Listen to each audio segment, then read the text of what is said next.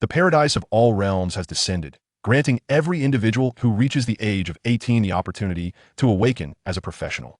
Xiao Chen has awakened the rare profession of reverse-scale battle soul. Yet due to unknown reasons, his attack is limited to a mere 1 point, with no means of enhancement available. However, the passive talents associated with the reverse-scale battle soul imbue this profession with the potential for a remarkable comeback.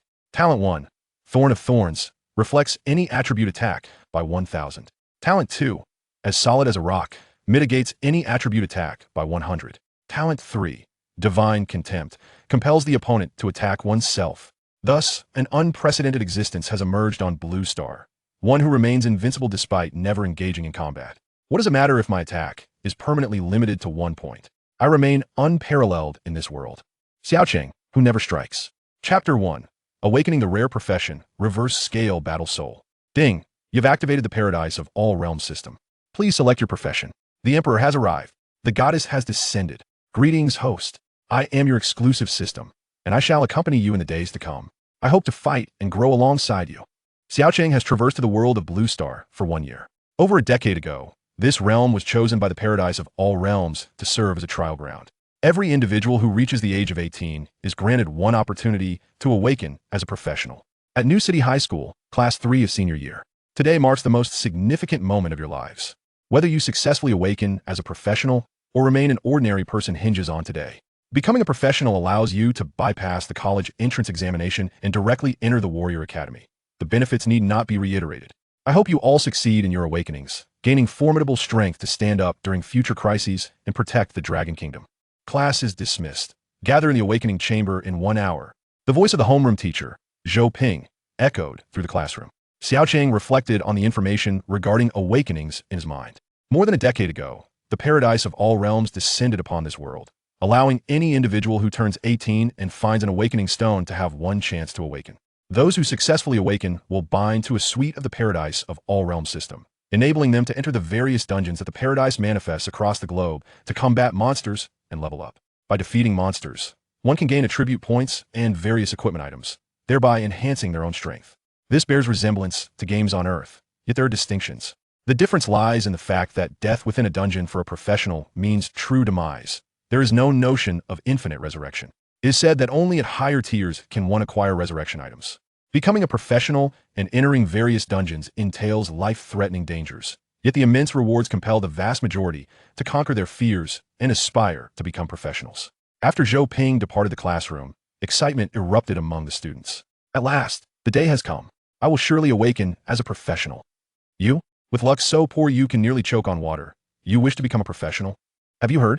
Class 1's awakening ceremony has concluded, and it is said that Zhou Jie from their class has awakened as a mage. A mage? That profession boasts top-tier attack power. How incredible. Does that mean he has soared to great heights? Indeed. However, in comparison to a mage, I would prefer to become a swordsman. I shall remain an ordinary person. Becoming a professional means battling those monsters, which is far too perilous. No pain, no gain. Do you wish to live your life as a mere cog in the machine? An hour later, all members of Class 3 arrived punctually at the awakening chamber. The individual presiding over the awakening ceremony was not their homeroom teacher, Zhou Ping, but a seasoned professional from the Warrior Academy named Zhao Long, who was said to have reached third-tier strength. As a professional, his demeanor starkly contrasted with that of the school teachers, and a single glance silenced the raucous crowd. Once the noise subsided, he spoke in a calm voice. The significance of the awakening ceremony requires no elaboration. We shall now proceed in order of student numbers into the awakening pod. 103, Chunjia, present. Enter the awakening pod. Yes. In under a minute, the pod door opened, and Chunjia emerged. Simultaneously, an audio announcement resonated. Student number 103, awakening failed. Upon hearing this announcement, disappointment washed over Chunjia's face. Next, a continuous stream of over 10 individuals faced failure in their awakenings, dampening the spirits of Class 3 students like a bucket of cold water. Until Chen Fan stepped out from the awakening pod. Student number 124 successfully awakened as a powerful class, heavy sword warrior. Wow! The room erupted into a cacophony of excitement. Not only had Chen Fan successfully awakened, but he had also attained the highly sought-after heavy sword warrior profession, which is on par with Zhou Jie's mage from Class 1. Even Zhao long displayed a hint of envy. The heavy sword warrior, capable of both offense and defense, epitomizes a balanced approach and belongs to the upper echelon of professions among professionals. As Chen Fan emerged from the awakening pod, His gaze swept across the crowd, ultimately resting on Xiao Chen, filled with provocation. Prior to Xiao Chen's traversal, the original owner of this body had been bullied by Chun Fan on numerous occasions. However, the Xiao Chen of the present is not so easily intimidated. He has shed his former demeanor, no longer fearing Chun Fan, and even once kicked him across the courtyard in front of the crowd. Since that incident, Chun Fan has refrained from troubling Xiao Chen. But now, having successfully awakened as a powerful class, he appears to feel emboldened. The entire class is aware of the animosity between the two, and seeing Chun Fan's challenging gaze, they cannot help but worry for Xiao Chen. Xiao Chen, unfazed by the provocation, quietly awaited his awakening.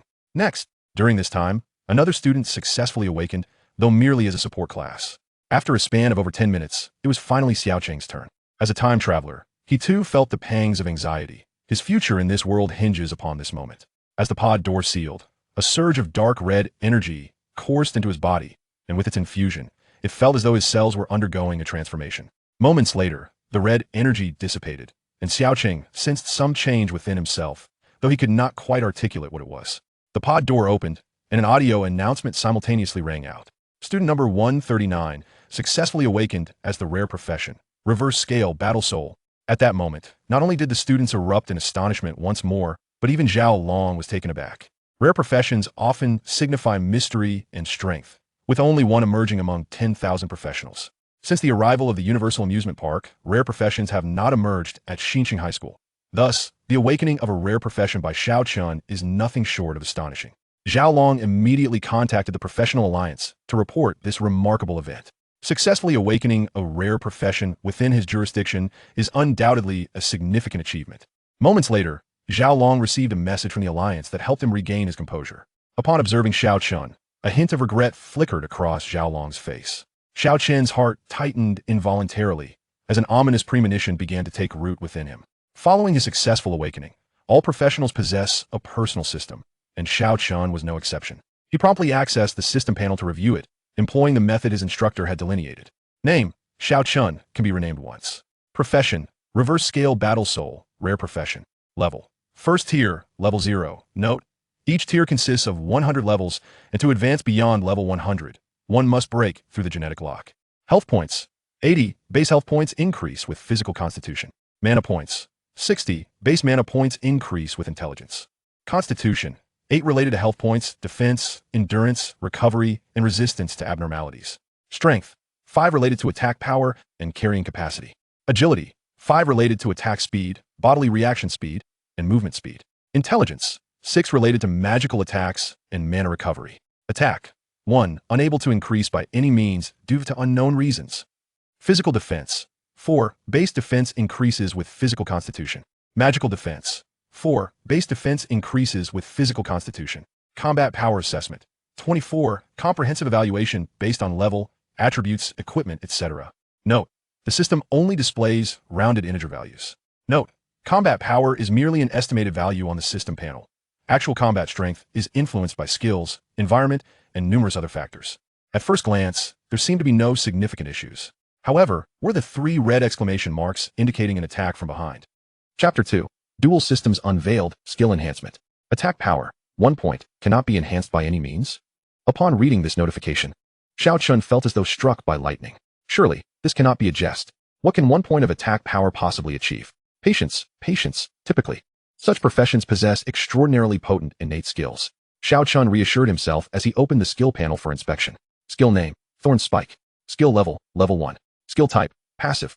Skill cost: None. Skill cooldown: None. Skill effect: Reflects any attribute attack by 10. Skill name: Rock Solid. Skill level: Level 1. Skill type: Passive. Skill cost: None. Skill cooldown: None. Skill effect: Reduces any attribute attack by 10. That was it. In that moment, Xiao Chen finally comprehended Zhao Long's regret. After the arduous journey to manifest a rare profession, it turned out to be utterly useless, with a permanent attack power of merely 1 point. Was he expected to rely solely on that pitiful 10-point reflection to deal damage? The awakening ceremony concluded, and Chun Fan remained while the others were dismissed. Many of the classmates found Zhao Long's arrangement rather peculiar. Ordinarily, one would expect him to pay utmost attention to Xiao Chen, who had awakened a rare profession. Yet, he seemed indifferent. Once Xiao Chen departed in a daze, the others began to chatter. I just checked online. Xiao Chen's rare profession is deemed useless. How could a rare profession possibly be worthless? Ah, But you may not be aware that over a decade ago, someone awakened this very profession. Do tell. Don't keep us in suspense. However, this profession possesses a mere 1 point of attack and cannot be enhanced by any means. Impossible. How could such an absurd setting exist? I cannot say for certain, but that is what the information online states. It must be true, otherwise. Why would instructor Xiao Long disregard him? You raise a valid point. Upon returning home, though it was more accurately described as a mere dwelling, Xiao Chen found himself in solitude, as this abode housed only him. Why so? It was simply the standard operating procedure for a transmigrator. On the day of Xiao Chen's transmigration, a car accident claimed the lives of his parents, while he miraculously survived. Now, he lay quietly on the sofa, grumbling to himself. Am I not a transmigrator? Surely I deserve some benefits? Just then, a system notification appeared. Detected that the host has activated the Universal Paradise portable system. System overlay in progress. Overlay complete. What on earth? Due to the existence of the Universal Paradise in this world, the infinite system could not contend with it until its energy was replenished. It could only remain concealed. So why is it available now? The host has activated the Universal Paradise portable system, allowing the infinite system to conceal itself within. Oh, I see. What capabilities do you possess? At this moment, Xiao Chen brimmed with anticipation. Countless transmigrators had turned their fortunes around with the aid of their systems. And now it was finally his turn. Regrettably, host, the Universal Paradise is exceedingly powerful, and my assistance is exceedingly limited. Hearing this, Xiao Chen felt his spirits dampen. What assistance can you provide me? The current energy reserves of the infinite system are too scant. After analysis, the system can offer you one of the following 2 options. Please select carefully. 1. Permanently enhance the effect of one skill. 2. Grant you a second awakening opportunity. Is that it? That is all. Indeed. The current energy of the infinite system permits only these 2 options.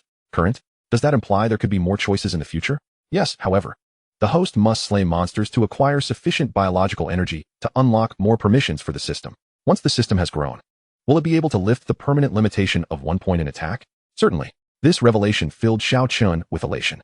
However, the system needed to be restored to its peak condition. How can it be restored to its pinnacle? By acquiring a substantial amount of biological energy. Approximately how much? Eliminating all monsters in this world should suffice to restore the system's total energy to 0.0001. It seemed this avenue was not viable. What does permanently enhancing a skill's effect entail? The infinite system can double the overall effectiveness of that skill, including its current effect. The enhanced effects gained from leveling up the skill and the skill's maximum limit. This led Xiao Chen to ponder. The first skill that came to mind was rock solid. If its limit was a reduction of 50 damage, then doubling it would yield 100 damage reduction. Wouldn't that render him invincible? At that point, even with a mere 20 points of true reflective damage, given sufficient time, he could potentially defeat any monster. The prospect of a second awakening opportunity appeared enticing. Yet Xiao Chen lacked confidence in securing a combat-oriented profession again. The odds seemed too slim. Should he fail the awakening, he would be relegated to an ordinary existence. After a moment of contemplation, Xiao Chen resolved. Enhance rock solid. Skill enhancement in progress. Warning. Warning. Enhancing this skill violates the foundational principles of the universal system's architecture. System energy insufficient. Enhancement interrupted. Notification. The current energy of the infinite system is inadequate to enhance this skill. Upon hearing the infinite system's warning, Xiao Chen felt a wave of disappointment wash over him. If that is the case, then I have but one choice left. Enhance Thorn Spike.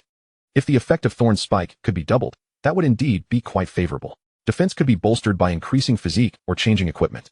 Yet his attack power could not be enhanced by any means. Without damage output, he could not defeat monsters, thus could not level up. Without leveling up, there would be no attribute enhancement points, leading to a vicious cycle. If he could resolve this predicament, perhaps this profession would not be entirely unacceptable. After much deliberation, Xiao Chen reluctantly stated, in that case, please enhance the Thorn Spike skill. Very well. Immediately, a torrent of immense energy surged into Xiao Chen's body, transforming him. Moments later, the system's voice echoed once more. Enhancement complete. The energy of the infinite system has been exhausted. I shall enter a state of dormancy. Subsequently, no matter how Xiao Chen called out, the infinite system remained unresponsive. He reopened the skill panel to inspect.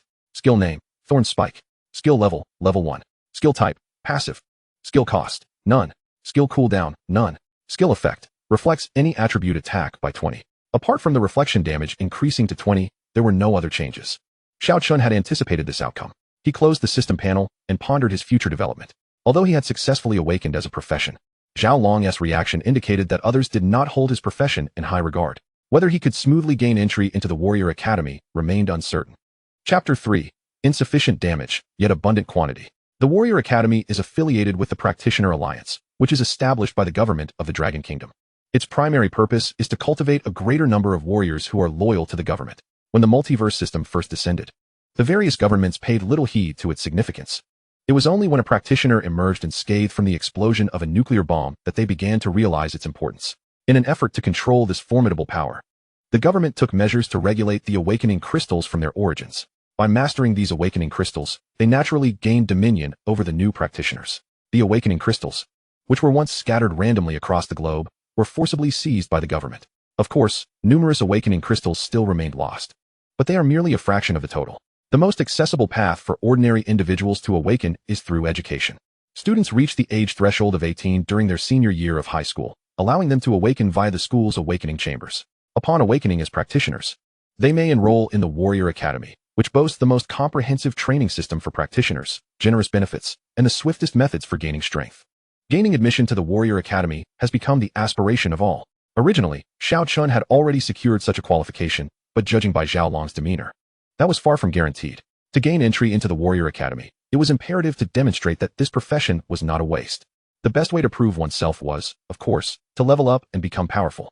After more than a decade of combat, aside from high-risk zones, it became exceedingly rare to encounter monsters near urban areas. Thus, rapid leveling could only be achieved by entering dungeons. Within dungeons, monsters could continuously respawn, and their levels remained constant, making them the ideal training grounds for newcomers. Xiao Chen planned to venture into one the following day. As for forming a party, he had no intention of doing so. With a permanent attack power of merely 1 point and lacking any taunt skills, he could not hold aggro, let alone serve as a meat shield. He would have to go it alone. Before that, he needed to change his name. Altering 1's practitioner name not only effectively concealed 1's true identity, but also enhanced 1's prestige. This opportunity was singular and required careful consideration. When he arrived in this world, it coincided with the moment Xiao Chen was involved in a car accident. His consciousness was trapped within Xiao Chen's body for an entire month, enveloped in darkness. It was only as the body gradually healed that he could barely open his eyes to behold the light, an experience he would never forget. Thus, he resolved to rename himself Knight. Notification: name change successful. That night, Xiao Chen found it difficult to sleep, filled with anticipation for his upcoming dungeon expedition. He had long yearned for the thrilling experiences recounted in numerous forum posts about dungeons. The next day, Xiao Chen arrived at the new City Novice Dungeon Plaza. The plaza was already bustling with practitioners, most of whom had awakened just the day before. Each one brimmed with enthusiasm, eager to enter the dungeon and wreak havoc.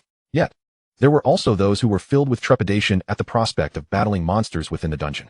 However, due to the substantial rewards it offered, they could only steel themselves and press on. Isn't that the only practitioner with a rare class from the 2024 cohort, Xiao Chen? As a woman's voice rang out, all eyes turned toward Xiao Chen. This woman was Ning Wan, who had once been the object of Xiao Chen's secret affections. Of course, not the current Xiao Chen. The present him held no interest in such trivialities. Is he truly the Xiao Chen with a permanent attack power of just 1 point? What a rarity indeed. They laughed mockingly. With an attack power of 1 point, he probably can't even kill a level 1 monster. What is he doing here? Seeking death? It seemed he was still reluctant to give up, hoping to give it a try. In the face of their derision, Xiao Chen chose not to stoop to their level. He approached the entrance of the novice dungeon and stepped inside. Notification: you have entered the novice dungeon, Forest of Beginners. The monsters in this dungeon are at level 110. Notification: backpack function has been permanently activated. Notification: auto loot function has been activated, as well as monster information display and equipment where is temporarily disabled. Note: this function is a novice experience feature and will automatically deactivate upon reaching the 2nd tier. Notification: first time entry into the dungeon detected. Special reward of 1 novice equipment granted. Notification: you have received a wooden shield.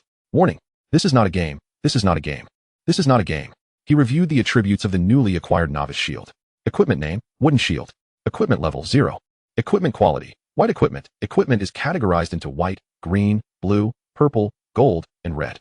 Wearing requirement: 3 points of strength required for use. Physical defense: 1. Magical defense: 1. Truly befitting novice equipment, these attributes were quite unimpressive. However, at least the lone attribute was defense, precisely what Xiao Chen required. Once equipped with the wooden shield, his total defenses rose to 5 points. Upon entering the forest, a red-eyed rabbit suddenly darted out from the underbrush, charging toward him. Xiao Chen remained unfazed, raising his shield to block the rabbit's biting assault. At that moment, the system provided information about the red-eyed rabbit. Monster name: red-eyed rabbit, normal. Level: 1, health points, 200. Physical attack: 4, physical defense, 3, magical defense, 2. While blocking the red-eyed rabbit's attack, it surprisingly sustained a point of damage. 1 naturally. This did not indicate a true rebound of 1 point of damage. It was merely the minimum value that the system could display. The red-eyed rabbit's 4 points of attack posed no threat to Xiao Chen's 5 points of defense, since the red-eyed rabbit could inflict no harm upon him. A bold idea began to take shape in Xiao Chen's mind. Minutes later, he found himself being pursued by over a dozen red-eyed rabbits. After a brief exploration, he realized that continuing to flee would result in losing aggro. Given the density of monsters in this area, gathering over a dozen red-eyed rabbits was the limit. He halted, and the swarm of red-eyed rabbits surged forward, attacking him frantically. Yet, none could breach his defenses. Meanwhile, the attacking rabbits endured the thorn's counter damage.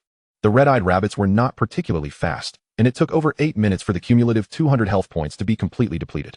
You have slain a red-eyed rabbit, gaining 1 experience point and 3 copper coins. You have slain a red-eyed rabbit, gaining 1 experience point. You have slain a red-eyed rabbit, gaining 1 experience point and 5 copper coins. As a flurry of system notifications appeared, a smile crept onto Xiao Chen's lips. His speed of monster slaying was not significantly slower than that of others. Onward. Chapter 4, Frenzied Monster Slaying, Rapid Leveling. An hour later. Notification, your experience points have reached 100, and your level has increased to the first tier, level 1, granting you 5 free attribute points and 1 skill point. How to allocate the skill points? There was no need for deliberation. He immediately invested them into Thorn Spike. Due to the infinite systems enhancements to the Thorn Spike skill, each point invested would double the effectiveness of his upgrades. Adding Thorn Spike is undoubtedly the optimal choice. Notification, skill upgrade successful. View skill details. Skill name, Thorn Spike. Skill level, level 2. Skill type, passive skill. Skill effect, reflects 22 damage from any attribute attack. The rebound damage has increased by 2. Without system modifications, it would have only increased by 1. Upon opening the attributes panel, a plus sign appears behind each of the 4 primary attributes. How to allocate points? There is no need for contemplation. Strength, agility, and intelligence all pertain to output, providing him with negligible enhancements. Naturally, all points are allocated to Constitution. Notification, points allocated successfully. View attributes. Name, Knight. Occupation, Reverse Scale Warrior Soul, Rare Occupation.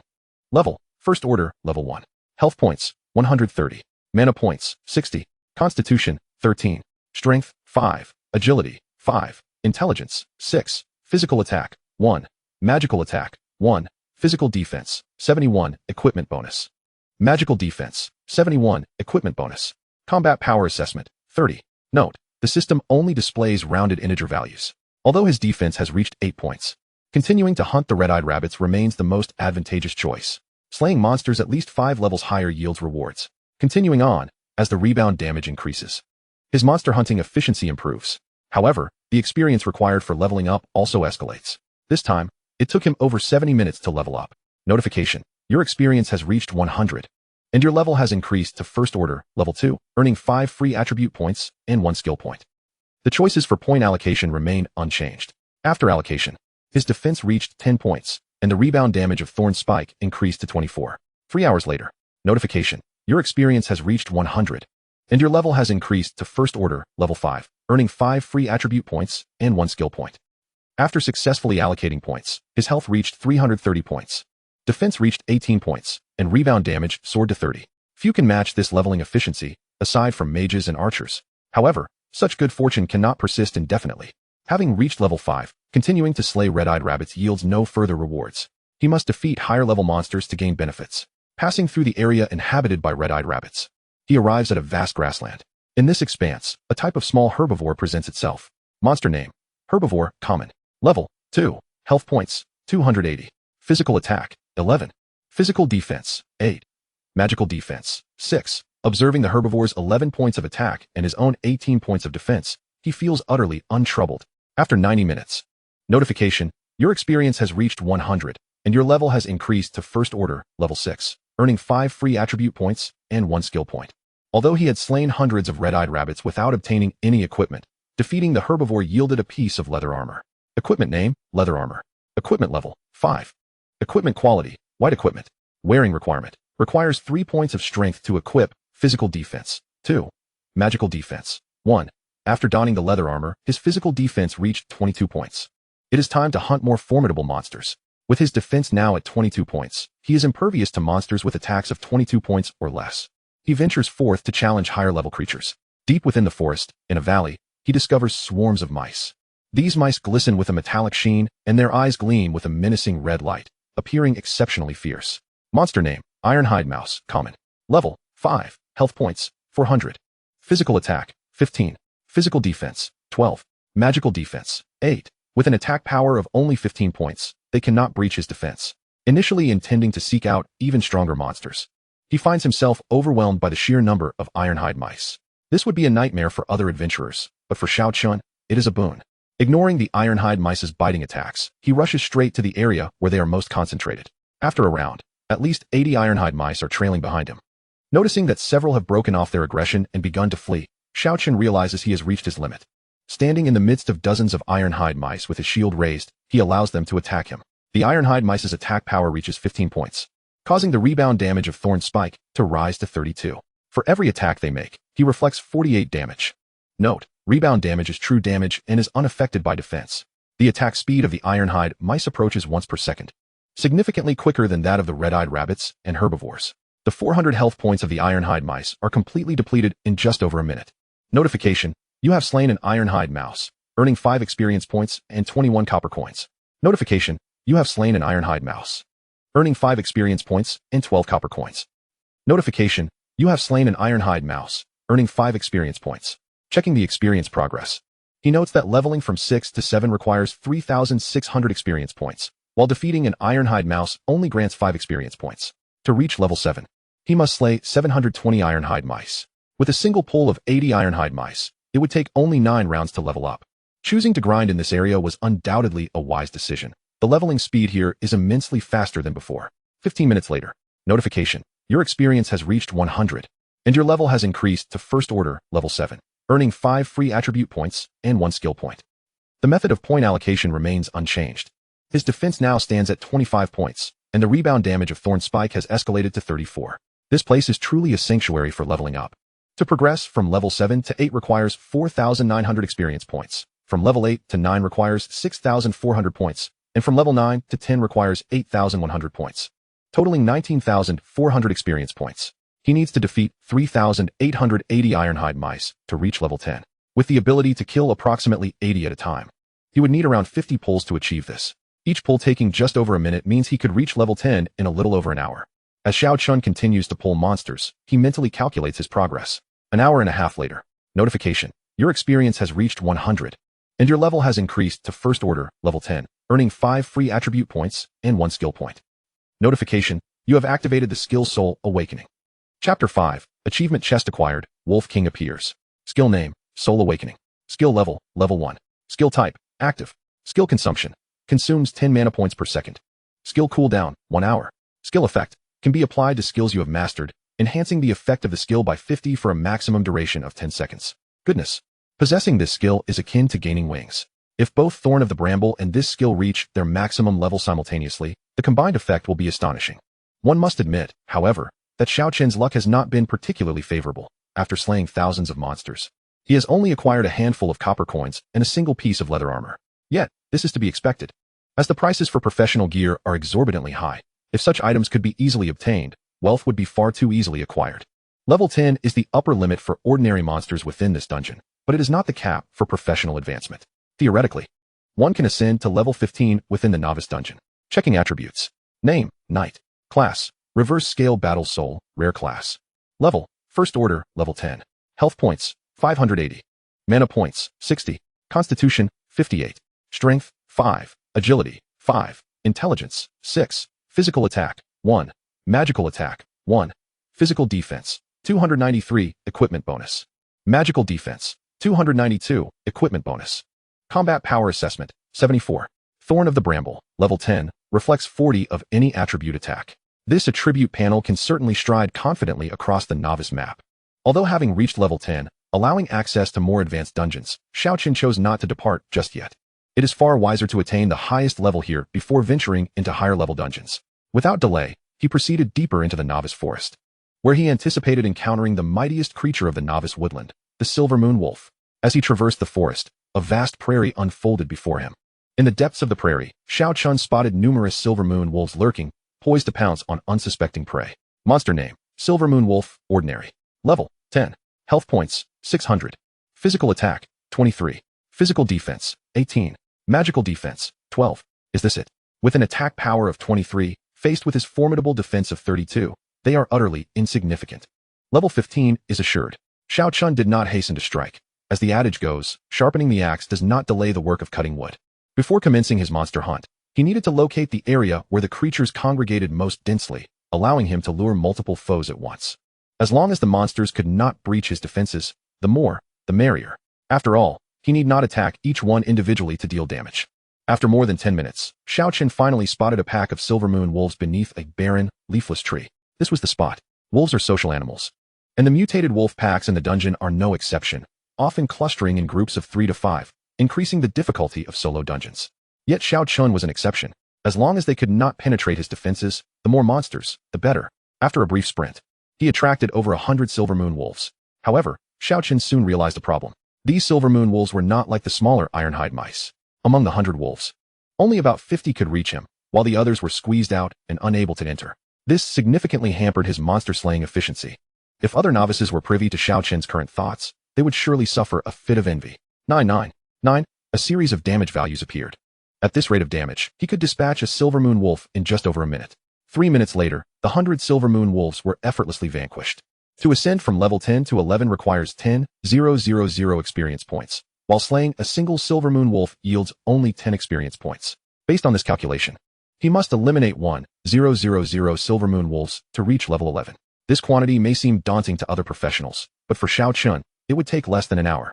In 1 hour, Xiao Chen ascended 2 levels. His health, vitality, defense, and rebounding damage steadily increased. After a relentless battle, he finally looted his second piece of equipment. Equipment name, Iron Shield. Equipment level, 10. Equipment quality, green equipment. Requirements to equip, 5 strength required. Physical defense, 5. Magical defense, 2. His fortune was not without merit. While the attributes were modest, it was precisely what Xiao Chen needed. Discarding the novice wooden shield, he equipped the newly acquired iron shield, further boosting his defense to 41 points.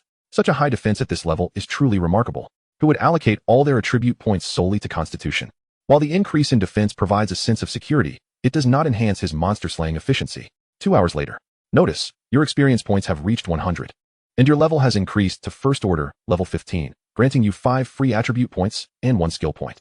Notice, you have reached level 15 within 10 hours. Achieving the title of Leveling Expert. You have received an achievement reward, 1 white achievement chest. White achievement chest. Upon opening, you may randomly obtain an item of purple quality or higher. Xiao Chen did not anticipate that leveling up quickly would yield such an advantage.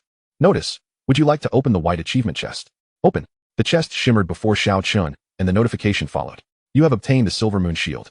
Equipment information. Equipment name, Silver Moon Shield, rare equipment. Equipment level, 10. Equipment quality, golden equipment. Requirements to equip, 10 strength required. Equipment slot, main weapon slot. Note, shields are considered secondary weapons. Those that can be equipped in the main weapon slot are exceedingly rare. Physical defense, 10. Magical defense, 8. Additional attributes. Base defense increased by 20. A shield over a meter tall, shimmering with a golden glow, appeared in Xiao Chen's hand, adorned with a wolf's head design. Unmistakably a remarkable piece of equipment. This item seems custom-tailored for Xiao Chen. However, the requirement of 10 strength to equip it poses a challenge, as his current strength is only 5. Fortunately, he had not yet allocated his attribute points upon leveling up. After raising his strength to 10, he allocated the remaining points to Constitution as per usual. Examining his attribute panel once more, it was resplendent beyond comparison. Name, Knight. Class, Reverse Scale Battle Soul, Rare Class. Level, First Order, Level 15. Health points, 780. Constitution, 78. Physical defense, 3925, equipment bonus. Magical defense, 3919, equipment bonus. Combat power assessment, 108. Thorn of the Bramble, level 15. Reflects 50 of attack damage. With an iron shield in his left hand and a silver moon shield in his right, he felt an overwhelming sense of security as he wielded both shields. From the moment he entered the dungeon, nearly 14 or 15 hours had elapsed. And now the sky had darkened, with a full moon rising on the horizon. A resounding wolf howl echoed, and at the edge of his vision, a colossal wolf, entirely cloaked in silvery fur, approached him slowly, framed by the moonlight. Its size rivaled that of a water buffalo, exuding an intense aura of intimidation.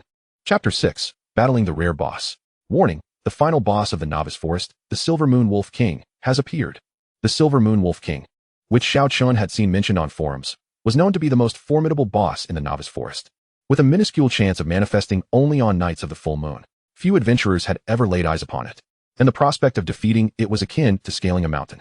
This was not due to its overwhelming strength. Any high-level adventurer could likely dispatch it, but rather because high-level players could not enter the novice forest, where the maximum level permitted was a mere 10.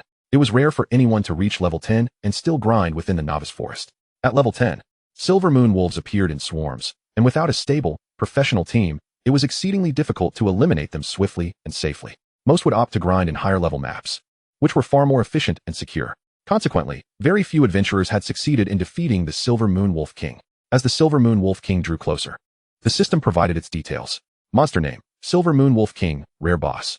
Note: bosses are classified into various categories including ordinary, elite, rare, hidden, mutated, final, overlord, and world level, each with differing levels of difficulty and loot rates. Level: 15. Health points: 3000. Physical attack: 60. Physical defense: 60. Magical defense: 40. Skill 1. Silver Moon Howl. Skill effect: the Silver Moon Wolf King howls skyward, unleashing a powerful sonic wave attack. This wave emanates from the Wolf King, expanding outward and dealing physical damage to any enemies it strikes, with a chance to inflict a fear effect, causing enemies to lose control of their movements and flee in panic. During the duration of this skill, the Wolf King's defense and attack power are significantly enhanced. Skill 2. Shadow Moon Assault. Skill effect: the Silver Moon Wolf King charges at its target enemy with incredible speed. During the assault, the Wolf King breaches the enemy's defenses, inflicting continuous physical damage along its path, culminating in a powerful strike at the target location.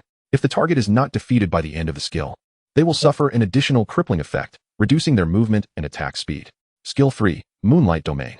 Skill effect: the Silver Moon Wolf King howls, summoning a field imbued with moonlight energy. Within this domain, the Wolf King's attributes are greatly enhanced, while enemies within the field suffer continuous magical damage and have a chance of being silenced, rendering them unable to cast spells. Furthermore, if there are numerous enemies within the domain, the Wolf King gains an additional layer of Moon Shield, which absorbs a certain amount of damage. This attribute set was indeed unimpressive, at least from Xiao Chen's perspective. An attack power of 60 could not breach his 64 points of defense, with 3000 health points. Defeating it was merely a matter of time. As for the skill effects, they seemed tailor-made for him. Would the fear, crippling, and silence effects impact Xiao Chen? Certainly not. He neither needed to dodge nor output damage. He merely had to stand there and endure its attacks. The only real threat to him was the Silver Moon Howl, which could temporarily boost the Wolf King's attack power. Once the Wolf King's attack surpassed 64 points, it would inflict damage on him. Of course, that depended on how much the howl would enhance its attack. If the increase were negligible, it would only tickle him. As Xiao Chen perused the data on the Silver Moon Wolf King, the beast had already closed the distance to within 10 meters. The battle was about to commence. Fangu, we're both level 9 now. We must be the fastest leveling newcomers in this batch. A melodious feminine voice rang out from the edge of the grassland. The woman was none other than Ning Wan, accompanied by Chun Fan, a warrior with a great sword. Chun Fan wrapped his arm around Ning Wan's slender waist, playfully squeezing it before boldly proclaiming, "Naturally, while mages may kill monsters faster, they require time to replenish their mana, whereas our duo can essentially grind indefinitely. Tomorrow, we can venture to higher level maps. Those mediocre players will likely remain in the novice forest for several more days. I intend to enter the warrior academy in the strongest manner possible. That way, I will surely attract the academy's favor. Fangu, you're the best. Let us keep going and reach level 10 so we can head back to sleep." Upon hearing the mention of sleep, a feigned coyness flickered across Ning Wan's face. A sudden, piercing wolf howl interrupted their flirtation. Ning Wan quickly hid behind Chun Fan, displaying a hint of fear. "Wanner, don't be afraid. With me here, no one can harm you." Fangu, look. Isn't that the legendary Silver Moon Wolf King? Chun Fan squinted, his face betraying surprise. "It truly is the Silver Moon Wolf King. We should run. They say it's incredibly powerful, and without a strong professional team, we stand no chance against it." A contemplative look crossed Chun Fan's face. "If I could level up to 15 here, having you by my side to assist might make a difference." Fangu, look. It seems someone is fighting it. What? The two focused their attention, having previously been obstructed from seeing by the massive form of the Silver Moon Wolf King. As the Wolf King shifted, they finally observed the battle unfolding nearby. There stood a lone figure, wielding a massive shield, standing firm against the Wolf King's ferocious assaults. One person, engaging the Silver Moon Wolf King alone. What a sight to behold. Wow, how impressive. Ning Wan gazed at the imposing silhouette, her eyes sparkling with admiration. Lost in her thoughts, yet Chun Fan's brow furrowed as he muttered to himself, how strong must one be to single-handedly contend with the Silver Moon Wolf King? Could that individual be one of the fabled rare professions? Rare profession? At that moment, he couldn't help but think of Xiao Chen. Impossible. It can't possibly be him. Fangu, what are you talking about? Do you know who that is? Nothing. Meanwhile, Xiao Chen was locked in an intense battle with the Silver Moon Wolf King, standing resolutely as it unleashed its relentless attacks. 30, 30, 30. The system continuously displayed damage notifications, not from the Wolf King inflicting harm upon Xiao Chen, but from the rebound damage caused by the Wolf King's strikes. Throughout the encounter, the Wolf King repeatedly employed Shadow Moon Assault to inflict crippling effects, significantly reducing Xiao Chen's movement and attack speed. Yet, it was of no consequence. He had no need to move or attack. As for the silence effect from Moonlight Domain, it bore no impact on someone who did not require offense. 5 minutes later, as the Silver Moon Wolf King's health dipped below 50, it let out an even more resonant howl. Skill 1. The Wolf King's Howl. A faint crimson glow envelopes his body. Here it comes. This is the skill that most concerns Xiao Chen, for it amplifies the Silver Moon Wolf King's offensive capabilities. Upon reviewing its attributes, monster name, Silver Moon Wolf King, rare boss. Level, 15. Health points, 14, 853,000.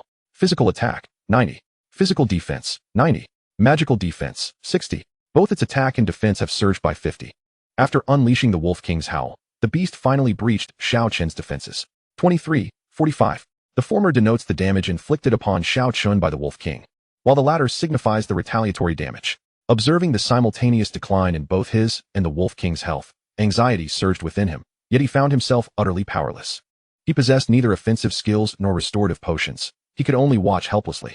In a bid to safeguard himself, Xiao Chen began to maneuver toward the edge of the battlefield while fending off the Wolf King's strikes. He resolved to lure the Wolf King into the aggro boundary, allowing for a swift escape should the situation turn dire. After all, this was no mere game. Should he fail and be slain by the Wolf King, it would be a true demise. Sacrificing his life for a single boss seemed an utterly unwise bargain. His path led directly to where Chun Fan and his companion were positioned. As he moved, both he and the wolf experienced a rapid decline in their health. Fangul, they seem to be heading our way. Should we flee? Retreat.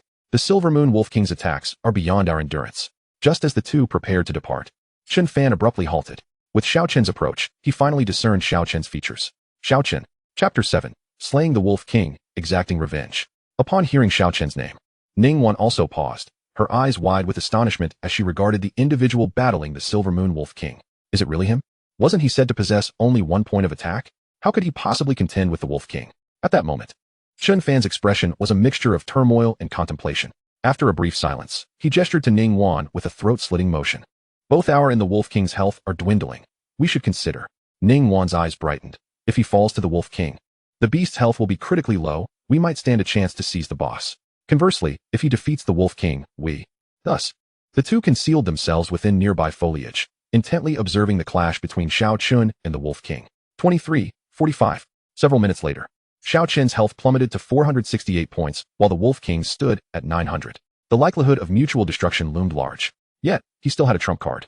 Battle Soul Awakening can be used on skills you have mastered. Upon activation, the skill's effect is enhanced by 50, lasting up to a maximum of 10 seconds. Without hesitation, he activated the Battle Soul Awakening on Thorn Spike. His mana was depleting rapidly. Simultaneously, the Silver Moon Wolf King's retaliatory damage reached 68. Though his mana would only sustain for 6 seconds, it was sufficient. Just as the Silver Moon Wolf King neared its demise, a furious roar erupted from behind him. Turning to look, a heavy sword swung toward him. Clang! A robust shield interposed itself before Xiao Chen, emitting a sharp metallic clash. 11. The damage registered as 11 points. How could this be? No, this was not damage inflicted upon him, but rather the damage rebounding back. Upon seeing the damage notification, Chun Fan's composure shattered. As a heavy sword warrior of the offensive class, he had failed to inflict any harm on Xiao Chen, indicating that he had not breached the latter's defenses at all. Just how high must Xiao Chen's defense be to achieve such an outcome? Announcement. The practitioner of the night successfully slays the rare boss, Silver Moon Wolf King. Concurrently, Xiao Chen received multiple system notifications. Notification. You have obtained 3 warrior medals. Notification. You have received a blue achievement chest. Warrior medal. Collect 10 warrior medals to exchange for an honor medal. Notification. You have slain the Silver Moon Wolf King, earning 300 experience points. Silver Moon Bracers, X1. Purple chest X1, 12 silver coins, and 35 copper coins. He did not rush to inspect the equipment or the treasure chest. Instead, he turned to Chun Fan, a flicker of animosity igniting in his eyes.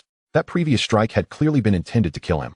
Had it not been for his formidable defense, he might well have perished beneath that heavy sword. He then calmed himself. His attack power was a mere 1 point, rendering him incapable of killing Chun Fan. To be precise, as long as Chun Fan did not initiate an attack, he posed no threat to him whatsoever. Provoking him into an attack? Xiao Chen dismissed this notion. Even if he succeeded in inciting Chun Fan's rage, the latter would soon realize the futility of his assaults. At that point, Revealing his entire arsenal would only place him at a disadvantage. As Xiao Chen observed the ordinary silver moon wolves wandering about, an idea sparked within him. He cast a scornful glance at Chun Fan, derisively stating, "Looking to get kicked again, are we?" This remark struck at the very core of Chun Fan's insecurities. Once a tyrant at school, he had become a laughingstock after Xiao Chen's decisive kick, though his peers refrained from mocking him openly due to fear. They whispered behind his back, branding him a coward who preyed on the weak. He had been devising ways to reclaim his lost honor. Yet the chilling memory of Xiao Chen's icy gaze lingered. That expression had instilled a profound fear within him, transforming into a nightmare that haunted him. Yesterday, upon awakening as a heavy sword warrior, he believed he had conquered his fear of Xiao Chen. However, the revelation that Xiao Chen had awakened a rare profession, which he initially believed to be worthless, now seemed ironic. Witnessing Xiao Chen single-handedly battle and ultimately slay the Silver Moon Wolf King reignited the fear that lay dormant within him.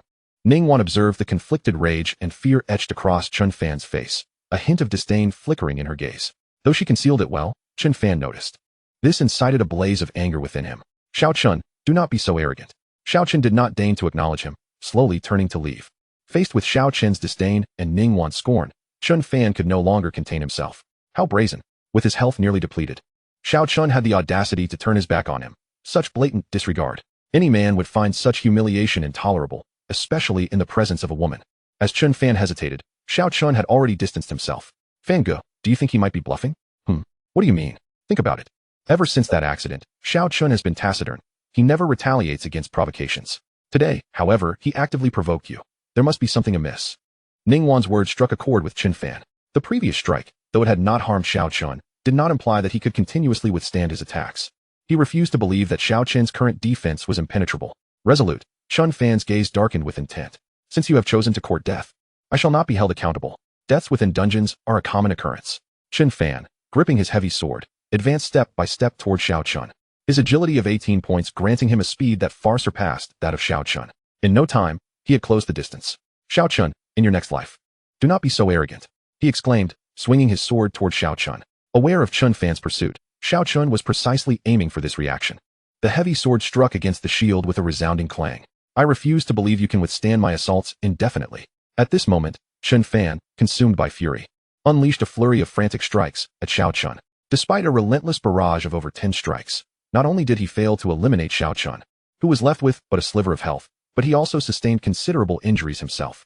Gradually, he began to regain his composure, reluctantly acknowledging that he seemed unable to breach Xiao Chen's defenses.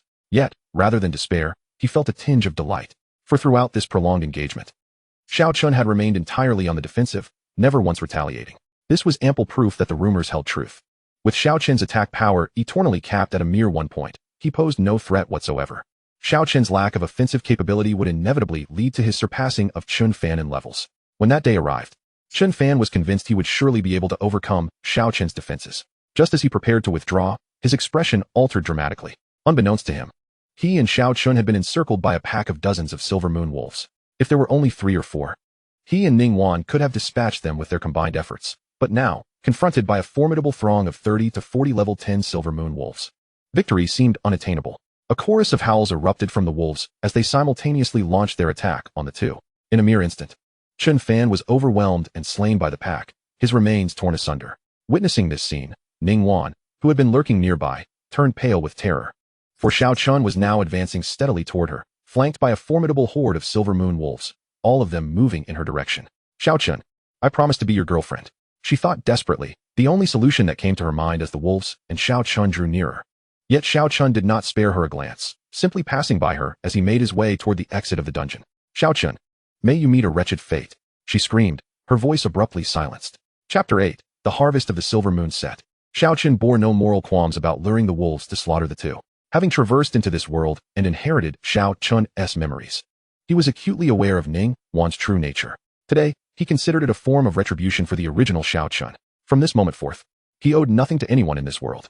He was simply himself. At this juncture, he had attained level 15, and remaining in the novice forest would yield no further benefits. After battling for over 10 hours, he was both physically and mentally exhausted. The combat rules of this world bore resemblance to those of Earth's games, yet were not entirely the same. As long as one did not experience complete death, they could fully recover through their own regenerative abilities or restorative items, including the regrowth of severed limbs. However, dying in battle meant true death. Resurrection was not an option. After all, One is not merely data. They experience fatigue and hunger as well.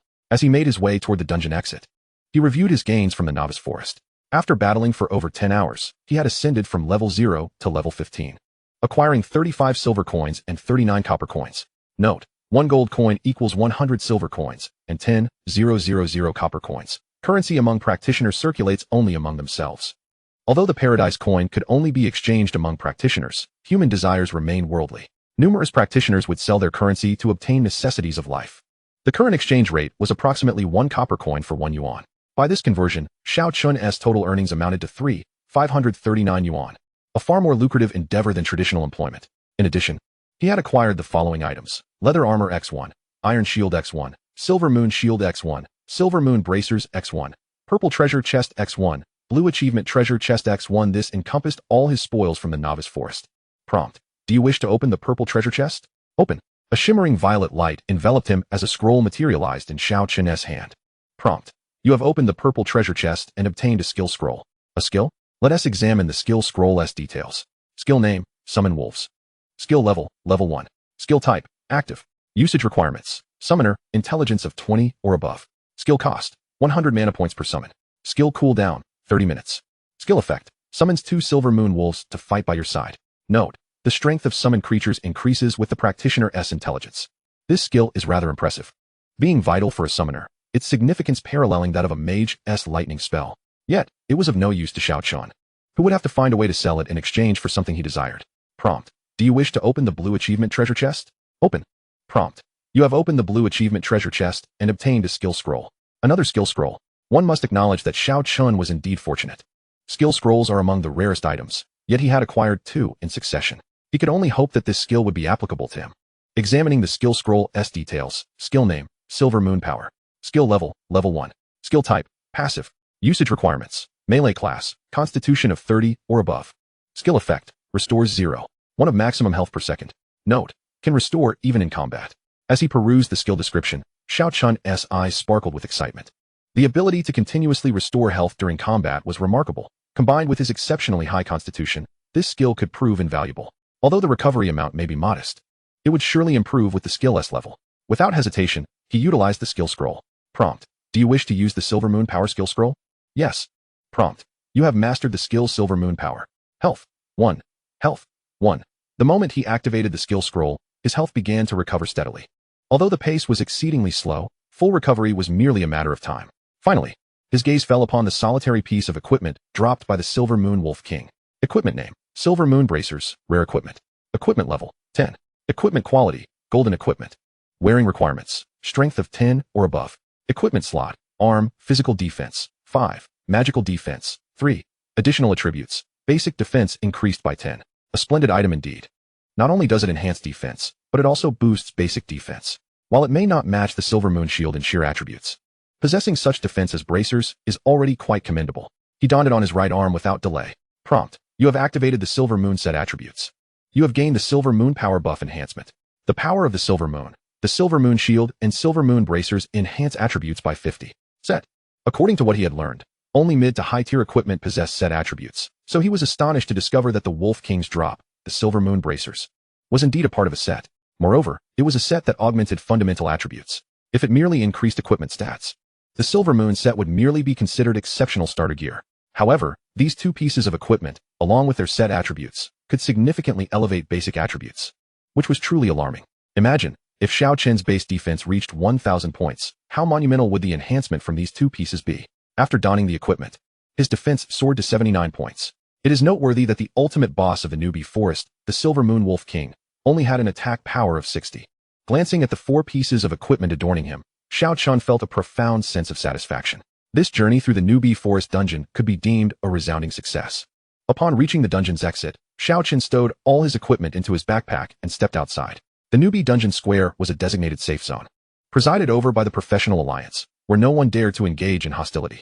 The Professional Alliance was established by the Dragon Kingdom government, primarily tasked with managing and nurturing professionals. At this moment, most newcomers had exited the newbie forest. They exhibited a spectrum of emotions, ranging from exhilaration to trepidation, each harboring a unique mindset concerning today's dungeon adventure. Brother Kwong, you're impressive. You've reached level 6 in just one day.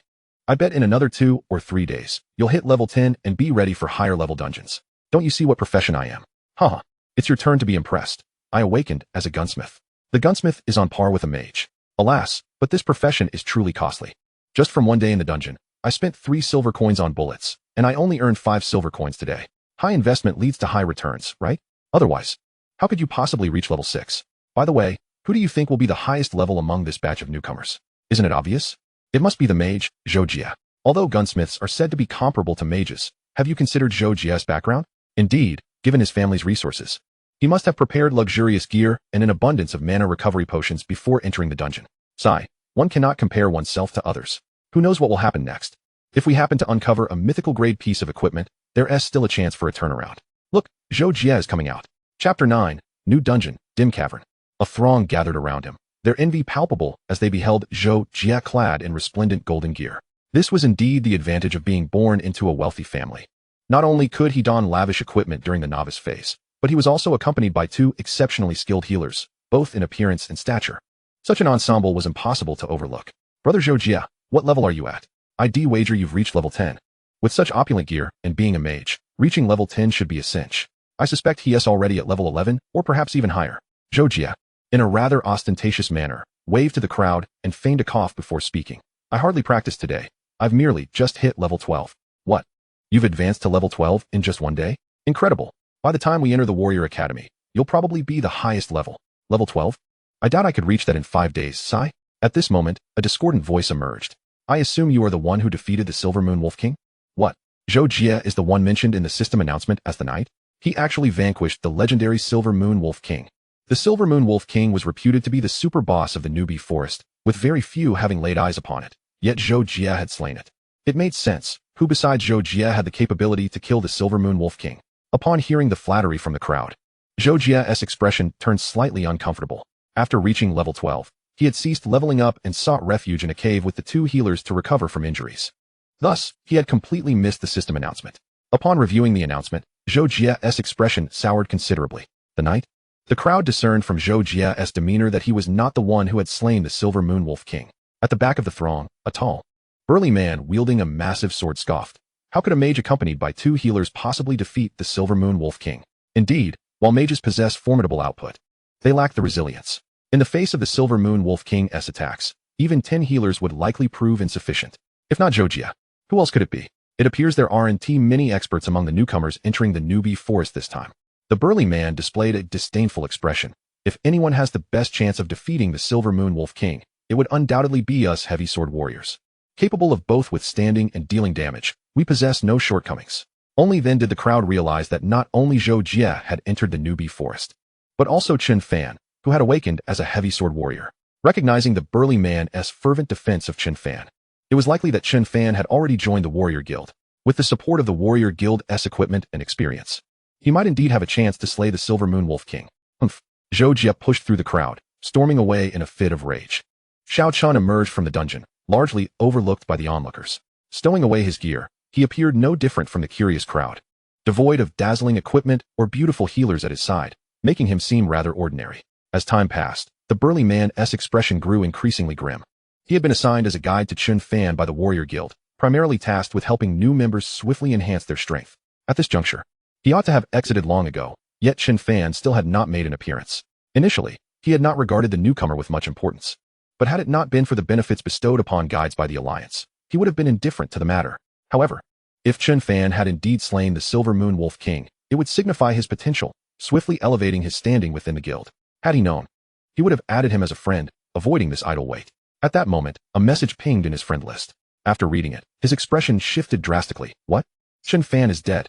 The news from a guild member left his face filled with disbelief. He had meticulously briefed Chen Fan on which areas within the newbie forest were suitable for leveling and which were perilous. Yet, unexpectedly, an incident had occurred. Could it be that after defeating the Silver Moon Wolf King, he was beset by other monsters while severely injured? The more he pondered, the more plausible it seemed.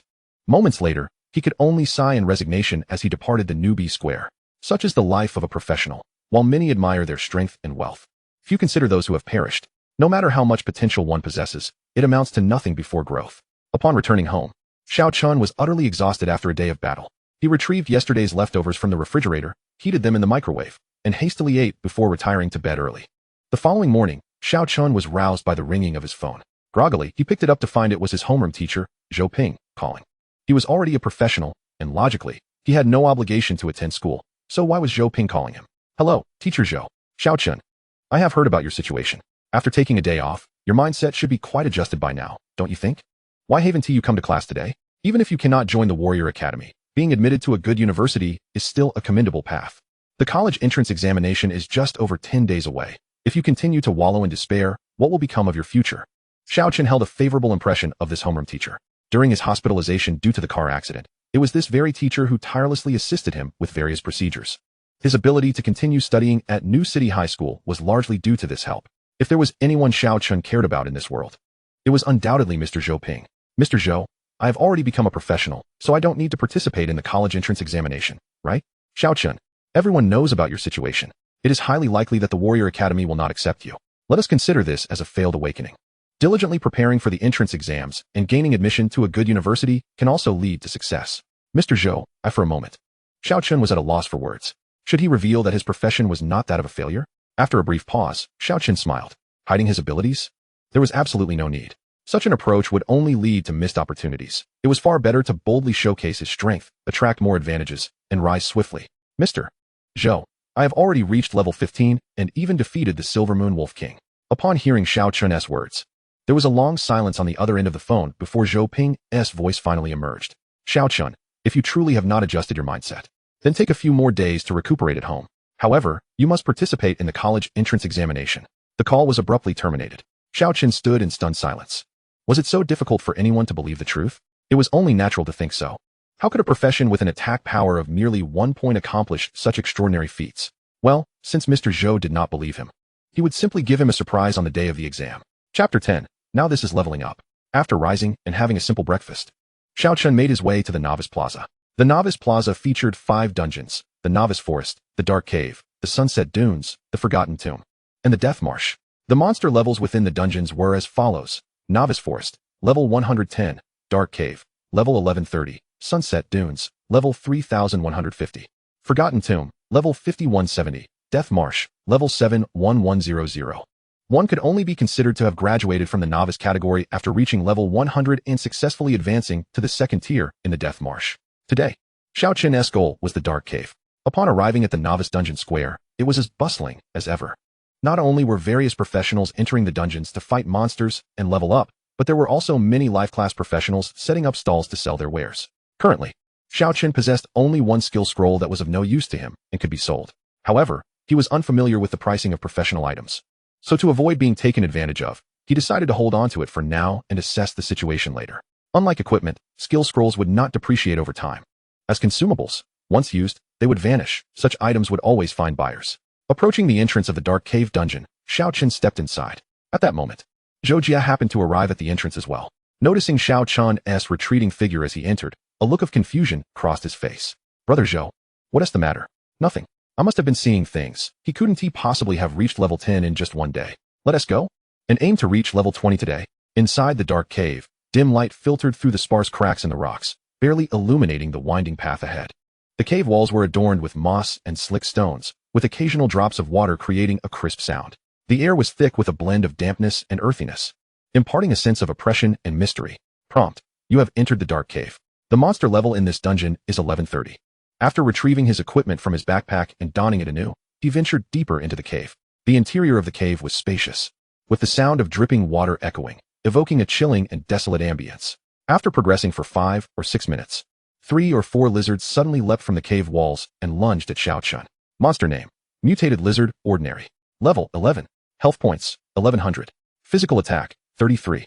Physical defense: 22. Magical defense: 16. The level 11 mutated lizards exhibited significantly enhanced attributes compared to the level 10 Silver Moon wolves. Yet, before Xiao Chen, they remained insufficiently formidable. His current defense had reached 79 points, rendering the combat against these monsters a mere waste of time. He continued forward. Levels 12, 13, 15, and 18. These monsters' attack power was insufficient to breach Xiao Chen's defenses. Ultimately, he halted at a spacious area within the cave. Skeleton Archer. Monster name: Skeleton Archer, Ordinary. Level 20. Health points: 2000. Physical attack: 72. Physical defense: 23. Magical defense. 18. The skeleton archer was classified as a high attack, low defense monster within the dark cave. Its attack power surpassed that of other monsters significantly, while its defense was considerably lower. Moreover, being a ranged attacker, it was undoubtedly a nightmare for most newcomers. A moment's inattention could lead to being shot down by the skeleton archer. However, Xiao Chen was not among them. His defense stood at a formidable 79 points. While the attacks of these monsters did not possess the capability to breach Xiao Chen's defenses, he still opted to level up here. This was solely because the skeleton archer was a ranged attacker, allowing more monsters to engage him and thereby enhancing leveling efficiency. The monsters here were densely packed. A mere jog around the area attracted the attacks of at least 50 to 60 skeleton archers. 36, 36, 36. All the skeleton archers attacking Xiao Chen suffered from the rebound damage of Thorny Spike. Within just a minute, all the skeleton archers that had attacked Xiao Chen were eliminated by the rebound effect. You have defeated a skeleton archer, earning 30 experience points and 15 copper coins. You have defeated a skeleton archer, earning 30 experience points. Defeating a single skeleton archer yielded 30 experience points. And there was no increase in experience for defeating monsters of a higher level. Does this imply that the Wanjia Paradise system does not encourage professionals to defeat monsters beyond their level? To advance from level 15 to 16 requires 250 experience points. Thus, he would need to defeat 875 skeleton archers. Given the density of monsters here, he could nearly achieve a kill rate of 50 per minute. In other words, he could reach level 16 in approximately 40 minutes. The leveling efficiency was quite satisfactory. He would remain here, as Xiao Chen continued to draw monsters. He calculated in his mind. You have defeated a skeleton archer, earning 30 experience points and 23 copper coins. You have defeated a skeleton archer, earning 30 experience points. You have defeated a skeleton archer, earning 30 experience points and 12 copper coins. After 40 minutes, Xiao Chen successfully leveled up to 16, having defeated nearly 4,000 skeleton archers. Yet he had not obtained a single piece of equipment. The drop rate was truly dismal. To advance from 16 to 17 required 6,200 experience points. Advancing from 17 to 18 required 850 experience points. To progress from level 18 to level 19, a total of 600 experience points are required. Advancing from level 19 to level 20 necessitates 650 experience points. Cumulatively, ascending from level 16 to level 20 demands an impressive total of 500 experience points. Given the current pace of monster farming, it would take nearly 3 hours to reach level 20. The act of monster hunting proves to be monotonous and tedious. This area still remains a forbidden zone for this batch of novices. No one dares to venture here, which means no one can witness the flamboyant display of Xiao Chen. After 3 hours, a prompt appears. Tip: your experience points have reached 100, and your level has ascended to Tier 1, level 20, granting you 5 free attribute points and 1 skill point. As per tradition, all attribute points are allocated to Vitality, and all skill points are invested into Thorn Spike. Consequently, his defense has risen to 97 points, and the rebound effect of Thorn Spike has reached 60. The level 20 monsters can no longer satisfy Xiao Chen's farming needs. It is time to delve deeper into the gloomy cave. As one ventures further into the gloomy cave, the light diminishes, and the oppressive, suffocating sensation intensifies. Navigating through the narrow caverns, he encounters numerous higher-level monsters, only to decisively retreat upon inspecting their attributes. It is not until Xiao Chen reaches the deepest part of the cave that the illumination contrasts starkly with the area where he had previously battled the skeleton archers. Here, it is brighter and more spacious. The light emanates from luminescent crystals clinging to the cave walls, casting a pale blue glow that enhances the cave's eerie ambience. Suddenly, the ground fractures, and a skeleton warhorse engulfed in pale blue flames emerges from the depths, bearing a skeletal soldier clad in tattered battle armor upon its back. It exudes a far more striking presence than the skeleton archers.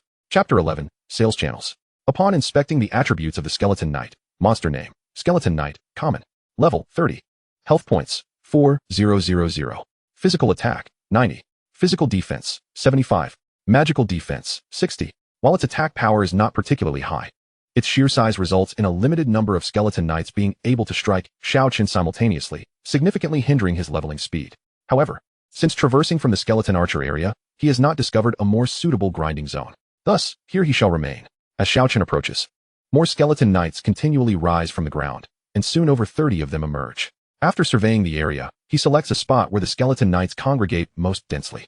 Although this choice does not enhance his farming efficiency, it does conserve a considerable amount of stamina by reducing the distance he must run. Surrounded by dozens of skeleton knights unleashing frenzied attacks, Xiao Chen stands motionless at the center with 2 shields in hand. Due to the substantial size of the skeleton knights, only about 20 can attack him at once. Their attack speed is rather sluggish, necessitating nearly 2 minutes for him to eliminate them through counterattacks.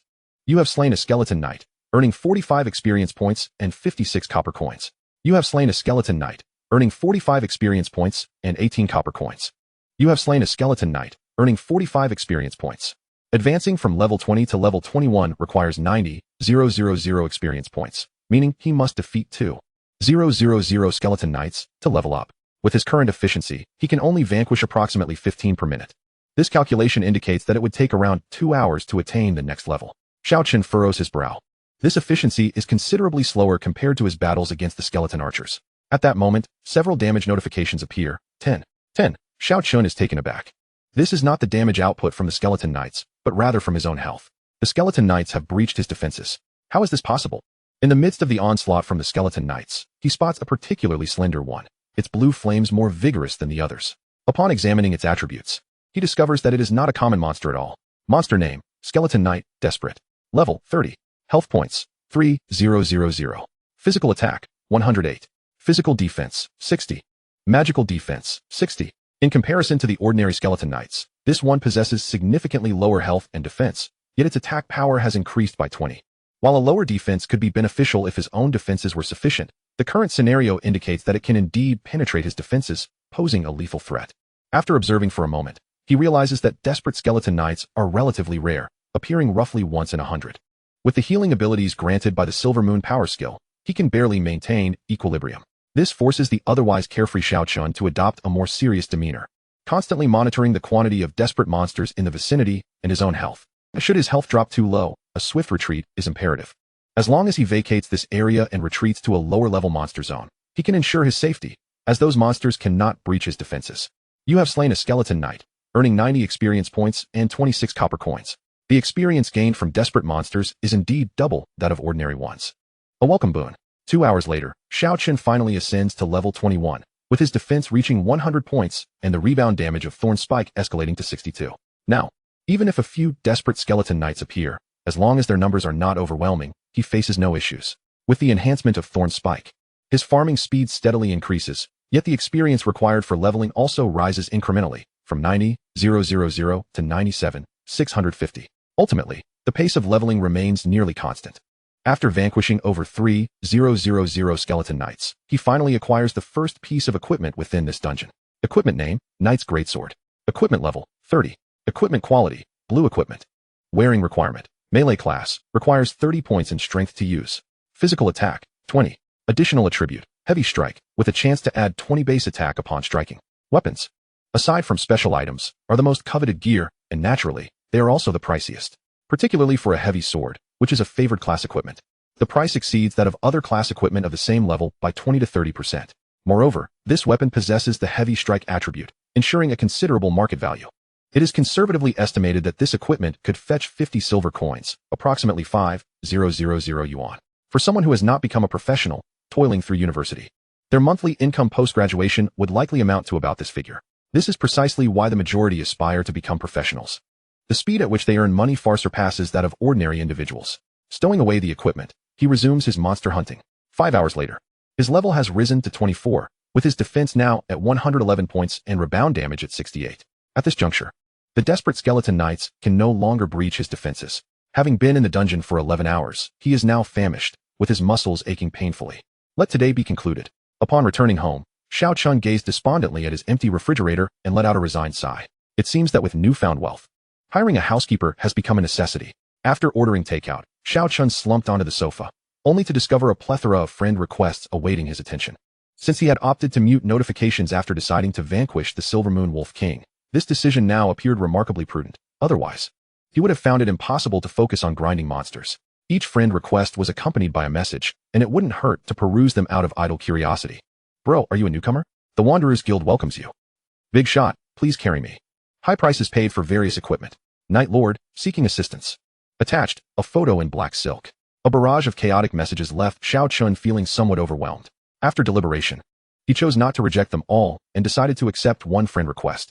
Notification, you have accepted Qian Duoduo's friend request. No sooner had he accepted than Qian Duoduo sent a message. Qian Duoduo, Night Brother, do you have anything for sale? Indeed.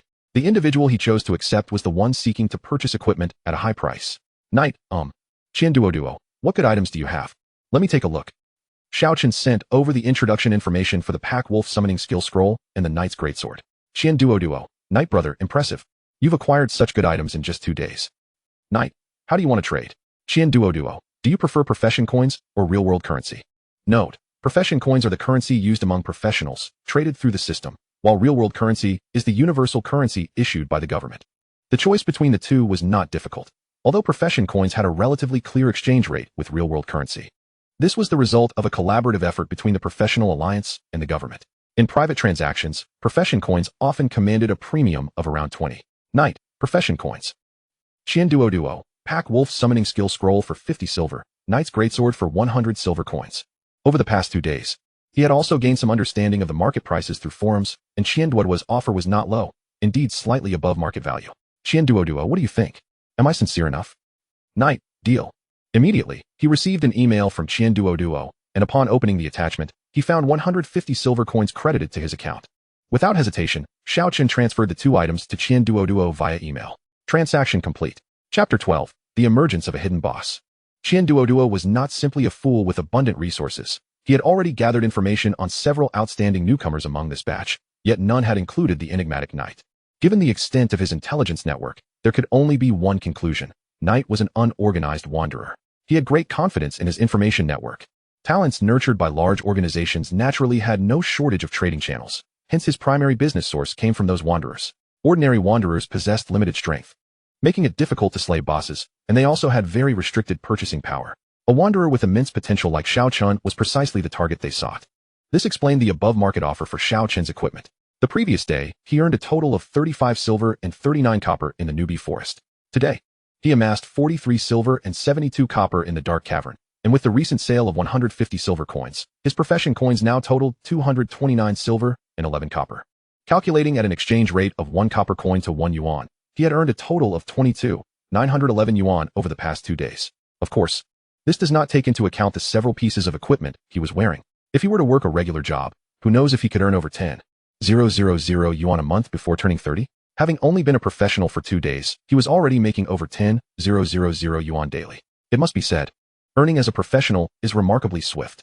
The next day, when Xiao Chen returned to the dark cavern, he found it bustling with more players. Many fast-leveling professionals had already reached level 10. Once players hit level 10, most would not choose to linger in the newbie forest, as the Silver Moon Wolf was not an ideal target for grinding. Passing by the area infested with level 11 mutated lizard monsters, he overheard a small team chatting. Come on, brothers, let us aim to reach level 15 today. Level 15? You're dreaming. Levels don't come so easily. Our cooperation is quite good, with a bit of effort. We might just pull it off. Let us strive to break past level 50 by the time we report to the Warrior Academy. Indeed, I've heard that if you don't reach level 50 by the time the Warrior Academy starts, your personal rating will suffer greatly, and the resources allocated to you will be significantly reduced. Sigh, I wonder how freaks like Zhou Jie level up. I heard he is already at level 18. With his gear and 2 dedicated healers who don't need experience, if I had that set up, I'd easily be at level 20. And you, a knight without a mount? Alright, enough banter. Does anyone know about that knight who killed the Silver Moon Wolf King the day before yesterday? He must have changed his name. It's hard to say who he really is. That's a true expert. He leveled to 15 in just 1 day, and even took down the Silver Moon Wolf King. Not necessarily. Perhaps he is not a newcomer awakened through official channels, but found the awakening stone himself, and had already awakened and leveled to 10 with excellent gear. Just waiting for the Silver Moon Wolf King to respawn before striking. Even if what you say is true, taking down the Silver Moon Wolf King alone is still an impressive feat. Are you stupid? If it was premeditated, how could he possibly have sent just one person in? The way you put it does make it seem plausible. Otherwise, how could an ordinary professional achieve such a thing? Xiao Chen pressed on without pausing, making his way deep into the dark cavern. As he passed the area populated by level 20 skeleton archers, he spotted 3 individuals engaged in combat. One of them was extraordinarily well equipped, his gear radiating a dazzling light even from a distance. Behind him, 2 strikingly attractive women were fervently casting various healing spells upon him. These 3 were Zhou Jie and the 2 caretakers his father had arranged for him. Crack, crack. The lightning spell struck the skeleton archers as if it were free, each hit dealing considerable damage. It was truly enviable. As Xiao Chen stealthily advanced deeper into the cavern, Zhou Jie caught sight of his retreating figure. Hey, are you trying to get yourself killed? That area is for high-level players. Xiao Chen, with his back to Zhou Jie, waved a hand dismissively without speaking, leaving only a stylish silhouette behind. This guy must be out of his mind. Does he really think he can venture into the depths of the dark cavern alone? Be careful, Jiegu. Minutes later, Xiao Chen arrived at the spot where he had trained the previous day. Let us begin. As his level increased, his monster-slaying speed accelerated. After 10 hours, he finally reached level 30. Notification: your experience points have reached 100, and your level has increased to first stage, level 30, granting you 5 free attribute points and 1 skill point. Notification: you have activated the skill Battle Soul Revival. Skill name: Battle Soul Revival. Skill level: level 1. Skill type: active. Skill cost: none. Skill cooldown: 30 minutes. Skill effect: upon employing this skill, an immediate restoration of 20 health points is granted. Upon reaching level 30, a new class skill has been activated.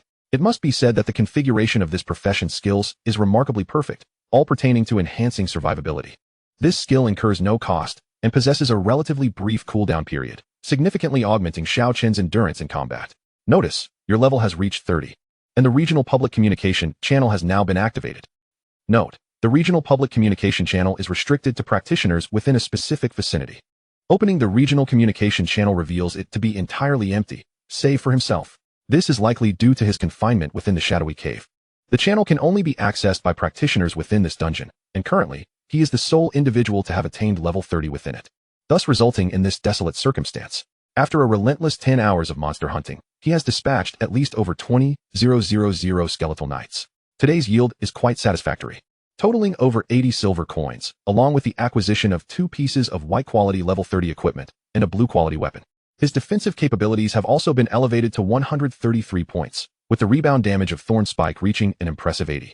Upon attaining level 30, he has no intention of continuing to grind levels in this location. The skeletal knights are too large, rendering it a less than ideal training ground. Just as he contemplates departing, the ground begins to tremble, and stones cascade from the cave's ceiling in response to the vibrations. However, these stones pose little threat to Xiao Chen. Could it be an earthquake? At that moment, the earth suddenly fissures, revealing a ghostly passage radiating a green light. A creature of considerable size, akin to an elephant, emerges from the passage. It is none other than a skeletal knight, even more formidable and resplendent in appearance than its predecessors. Chapter 13: Vanquishing the Undead Knight. This colossal skeletal knight is encased in shattered silver armor that glimmers with a chilling radiance. Within its hollow eye sockets, a ghostly blue flame flickers intermittently, and although its long sword is weathered, it remains exceptionally sharp. It rides upon a gaunt skeletal steed, with black tendrils entwined between its bones, adding an air of mystery and eeriness. The warhorse's hooves make no sound as it traverses the desolate terrain, leaving only faint imprints behind. Warning! Warning! An excessive number of skeletal knights have perished in this region within a short time, activating a hidden boss. Monster name: Undead Knight Hidden Boss. Level 35. Health points: 12,000. Physical attack: 120. Magical attack: 80. Physical defense: 150. Magical defense: 100. Skill 1: Undead Holy Sword. The Undead Knight's long sword ignites with infernal flames, inflicting both physical and magical damage upon attack. Calculated separately, not cumulative. Skill 2: Ethereal Charge. The Undead Knight charges forward with astonishing speed, dealing physical damage to enemies in his path, while applying a slowing effect. Upon completion of the charge, he creates a lingering ethereal domain that inflicts continuous magical damage on enemies within it and reduces their healing effectiveness. Skill 3: Death Gaze. The Undead Knight fixes his gaze upon an enemy, instilling a fear effect that immobilizes them for 3 seconds. Skill 4: Undead Summon. The Undead Knight summons a throng of skeletal warriors to fight on his behalf. These small skeletal warriors will attack nearby foes and explode upon defeat, dealing area damage to surrounding enemies. Skill 5: Shadow Shield. The Undead Knight casts a shadow shield upon himself. While the shield exists, he can absorb a certain amount of damage and convert it into his own health. Skill 6: Death Spin. The Undead Knight swings his longsword in a rapid spinning attack, inflicting continuous damage on surrounding enemies, and any foes within a 10-meter radius are forcibly drawn closer. During the spin, the Undead Knight is immune to all control effects. It is uncertain whether Xiao Chen is fortunate or unfortunate. Rare bosses and hidden bosses are exceedingly rare, yet he encounters one nonetheless. After meticulously reviewing the attributes of the Undead Knight, Xiao Chen inspects his own current statistics. Name: Knight. Class: Reverse Scale Soul, Rare Class. Level: First Stage, 30. Health points: 1530. Mana points: 60. Constitution: 153. Strength: 10. Physical defense: 133, including equipment bonuses. Magical defense: 125, including equipment bonuses. Combat Power Assessment: 210. Skill 1: Thorn Spike. Level 30, reflecting damage of 80. Skill 2: Rock Solid. Level 1, reducing damage taken by 10. Skill 3: Soul Awakening. Level 1. Applicable to skills you have mastered, enhancing the skill's effects by 50 for a maximum duration of 10 seconds. Skill 4, Soul Revival, Level 1. Immediately restores 20 health points upon use. Skill 5, Silver Moon's Power, Level 1. Restores 0.1 health points per second. Note: restoration can occur even during combat. After comparing their attributes, a glimmer of determination ignites in Xiao Chen's eyes. He can defeat it. The undead knight's steed raises its front legs high and charges toward Xiao Chen. He does not retreat. Instead, he brings his dual shields together in front of him. When the iron hooves strike against the shield, a deafening roar reverberates throughout the cave. Despite the immense force of the steed's onslaught, Xiao Chen stands firm. A red number appears above the undead knight's head, yet Xiao Chen remains unscathed. Boom. A ghostly blue flame engulfs the undead knight's longsword, casting a brighter glow within the dark cave. The flames are not scorching. Instead, they carry a chilling sensation. The blue flames signify that the undead knight has activated the skill Undead Holy Sword. This marks Xiao Chen's first encounter with an enemy capable of magical attacks. As the skeletal steed charges, the long sword alight with blue flames lunges toward Xiao Chen. With shields in hand, the world is his. Xiao Chen stands resolute. The silver moon shield positioned before him, colliding with the flaming longsword. The colossal sound of metal clashing resonates through the cave, echoing outward. Even a few kilometers away, Zhou Jie can faintly hear the sound of the impact. 60-40. Two damage numbers float above the undead knight's head. The undead knight shows no concern for whether his attacks are effective, relentlessly assaulting Xiao Chen. After a flurry of strikes, not only has Xiao Chen sustained minimal damage, but the undead knight's health has diminished by over 1,000 points. The undead knight halts its assault, the skeletal steed gradually retreating. The ghostly blue flames intensify as it charges toward Xiao Chen once more. Skill 2, Ethereal Charge. The speed of the charge is astonishing, rendering it impossible for Xiao Chen to evade, though he has no need to, for his defenses are impenetrable. The steed collides with the shield, the charge abruptly ceasing. The undead knight, momentarily stunned by the impact against the shield, stands frozen in place, as if dazed by the collision. Second skill, Death Gaze. Ineffective. Fourth skill, Shadow Shield. Ineffective. Fifth skill, Dance of Death. Still ineffective. After a dazzling display of various attacks, Xiao Chen not only suffered no damage, but also saw the life force of the Death Knight plunge to around 50. Just when Xiao Chen thought he had secured his position, a multitude of skeletal soldiers erupted from the depths as the Death Knight summoned them forth. Skeleton warriors, skeleton archers, skeleton knights, and a host of other skeletal minions emerged in a relentless tide, encircling Xiao Chen. Upon inspecting the attributes of these diminutive skeletons, Xiao Chen's anxiety dissipated. Their attack power was at most equivalent to that of the previously vanquished skeleton archers and skeleton knights, or even slightly inferior. Under his formidable defensive capabilities, they posed no threat whatsoever. Instead, Xiao Chen gained a considerable amount of experience points. 20 minutes later, the hidden boss, the Death Knight, finally succumbed. Its eerie blue eyes gradually extinguishing like dying embers, fixated on Xiao Chen as if expressing its bitter resentment. Announcement: the Practitioner Knight successfully defeated the hidden boss, the Death Knight. Simultaneously, Xiao Chen received several system notifications. Notification: you have obtained the Warrior's Medal X5. Notification: you have received a purple achievement chest. Notification: you have slain the Death Knight, earning 1,000 experience points. The Undead Shield, 1 purple chest, 32 silver coins, and 89 copper coins. With that, the day's endeavors concluded. After over 10 consecutive hours of combat, the spoils were quite bountiful. Weary yet content, he made his way out of the dungeon. Chapter 14. The Undead Shield, Legend of the Night. Xiao Chen did not regard the defeat of the boss with much significance, but the outside world erupted in excitement. Numerous practitioners in the Novice Square took notice of this system announcement and were fervently discussing it. Did you see the announcement? Someone has slain the hidden boss, the Death Knight. So what? Isn't it common for bosses to be defeated every day? Did you not see who killed it? The name Knight seems somewhat familiar. Knight. Isn't that the person who defeated the Silver Moon Wolf King the day before yesterday? Just one day later, he has slain a hidden boss. His luck is quite remarkable. Luck? Humph. Ignorance. Who are you calling ignorant? Do you even know what level the Death Knight is? Level 35. And so what? Any one of us could easily take it down. He defeated the Silver Moon Wolf King in the Novice Forest, meaning he couldn't have been above level 10 when he entered. To go from level 10 to defeating a level 35 boss in just one day, can you do that? Who exactly is this knight? To ascend from level 10 to over level 30 in just 2 days, such a leveling speed could only be rivaled by a superclass necromancer, perhaps. You're thinking too much. Necromancers aren't strong in the early game. Then how did he achieve this? Once he enters the Warrior Academy, he will undoubtedly be a core student. The legend of Knight began to spread among this batch of newcomers, with everyone speculating on what profession Knight might belong to and what organization he might be part of. Xiao Chen, aware that his home had no food left, casually found a restaurant on his way back to grab a few bites before returning home. After freshening up, he comfortably reclined on the sofa to review the day's gains. Including the loot from the Death Knight, he had amassed a total of 118 silver coins today, which, when combined with his previous earnings, amounted to 347 silver coins, equivalent to 34,700 yuan. Once copper coins reach 100, the system automatically converts them into silver coins. Converting silver coins into gold requires manual action from the practitioner. He had earned over 10,000 daily for 3 consecutive days. But this amount would only suffice for his basic living expenses. He was still far from elevating his quality of life. It appeared he needed to continue striving. In addition to silver coins, he had also acquired 2 pieces of level 30 white quality equipment and 1 level 30 blue quality weapon.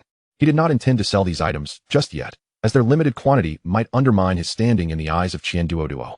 The piece de resistance was the undead shield that dropped after defeating the Death Knight. He examined the equipment S attributes. Equipment name, undead shield, rare equipment. Equipment level, 30. Equipment quality, golden equipment. Wearing requirement, level 30, strength 20 points to equip, equipment position, left hand. Physical defense, 30. Magical defense, 30. Additional skill, undead shield. Using this skill grants oneself a shield lasting 30 seconds, capable of absorbing a total damage value not exceeding 1,000 points, and converts 50 of the absorbed damage into health. What incredible fortune! The attributes of this equipment seem tailor-made for Xiao Chen. With its high dual defenses and the undead shield's extraordinary defensive skill, the only drawback was the requirement of 20 strength points. Currently, Xiao Chen only possessed 10 strength. Thus, he would need to level up by 2 levels to equip it. Just 2 levels, which posed no significant challenge for him, given his current leveling speed. He could achieve that in just a couple of hours. Upon checking his friend request list, he discovered that the number of requests to add him as a friend had surged, reaching into the hundreds. After briefly perusing, he noted that most were invitations to join guilds or requests for him to assist with leveling. One particular request caught Xiao Chen's attention. Big shot. Seeking high-priced assistance for leveling. Most of the other requests involved offers of free services such as watching for black silk or accompanying for drinks. But this one seemed relatively credible. He was also curious about the potential earnings from carrying others in leveling. Notification. You have accepted the friend request from Hao Mei. As soon as he accepted, Hao Mei sent him a message. Hao Mei. Knight, the big shot. You finally accepted my request. Knight. How much? Hao Mei. What do you mean, how much? Hao Mei. Oh, I almost forgot the content of my message. What level are you now? Knight, level 30. Hao Mei. Not bad. If you were over level 30, we couldn't enter the same dungeon. I'm only level 13. Hao Mei. Here's the deal. I'll stick with you until you reach level 35. Whatever level I can achieve is what I'll take. I'll give you a total of 500 silver coins, and of course, all the loot from defeating monsters will be yours. What do you think? 500 silver coins. That's equivalent to 50,000 yuan. Xiao Chen felt his heart race. Their homeroom teacher, Zhou Ping, as a well-known instructor in a prestigious high school, earned less than 20,000 monthly with various benefits. Merely taking a girl along for leveling, he could earn 50,000 in just a day or two. To say he was not tempted would be a lie. Knight. Alright, tomorrow morning at 8:30, let us meet at the entrance of the Dark Cave dungeon. Hao Mei. Okay, see you there. Closing the chat with Hao Mei, he noticed there were 99 unread messages in the regional chat channel. He opened it to take a look. Qianduoduo. High prices for various rare equipment.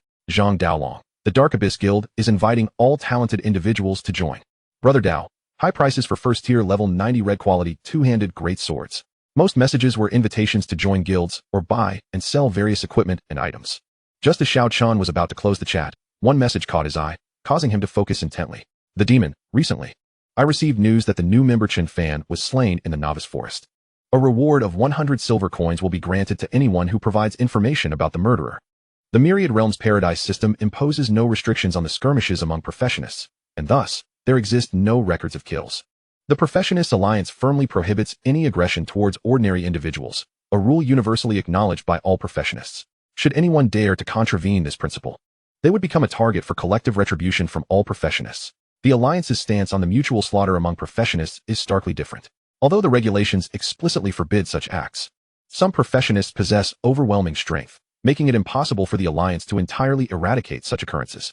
Eventually, they cease to intervene unless a particularly significant figure was slain. The demon is likely affiliated with the Swordsman S Alliance.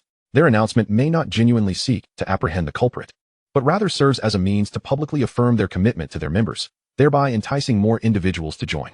Initially intended as a mere advertisement, it unexpectedly garnered belief from some, prompting replies in the public communication channel. Chapter 15, Leveling Up with the Wealthy Young Lady. Chu Shu, Demon. I know who killed Chen Fan.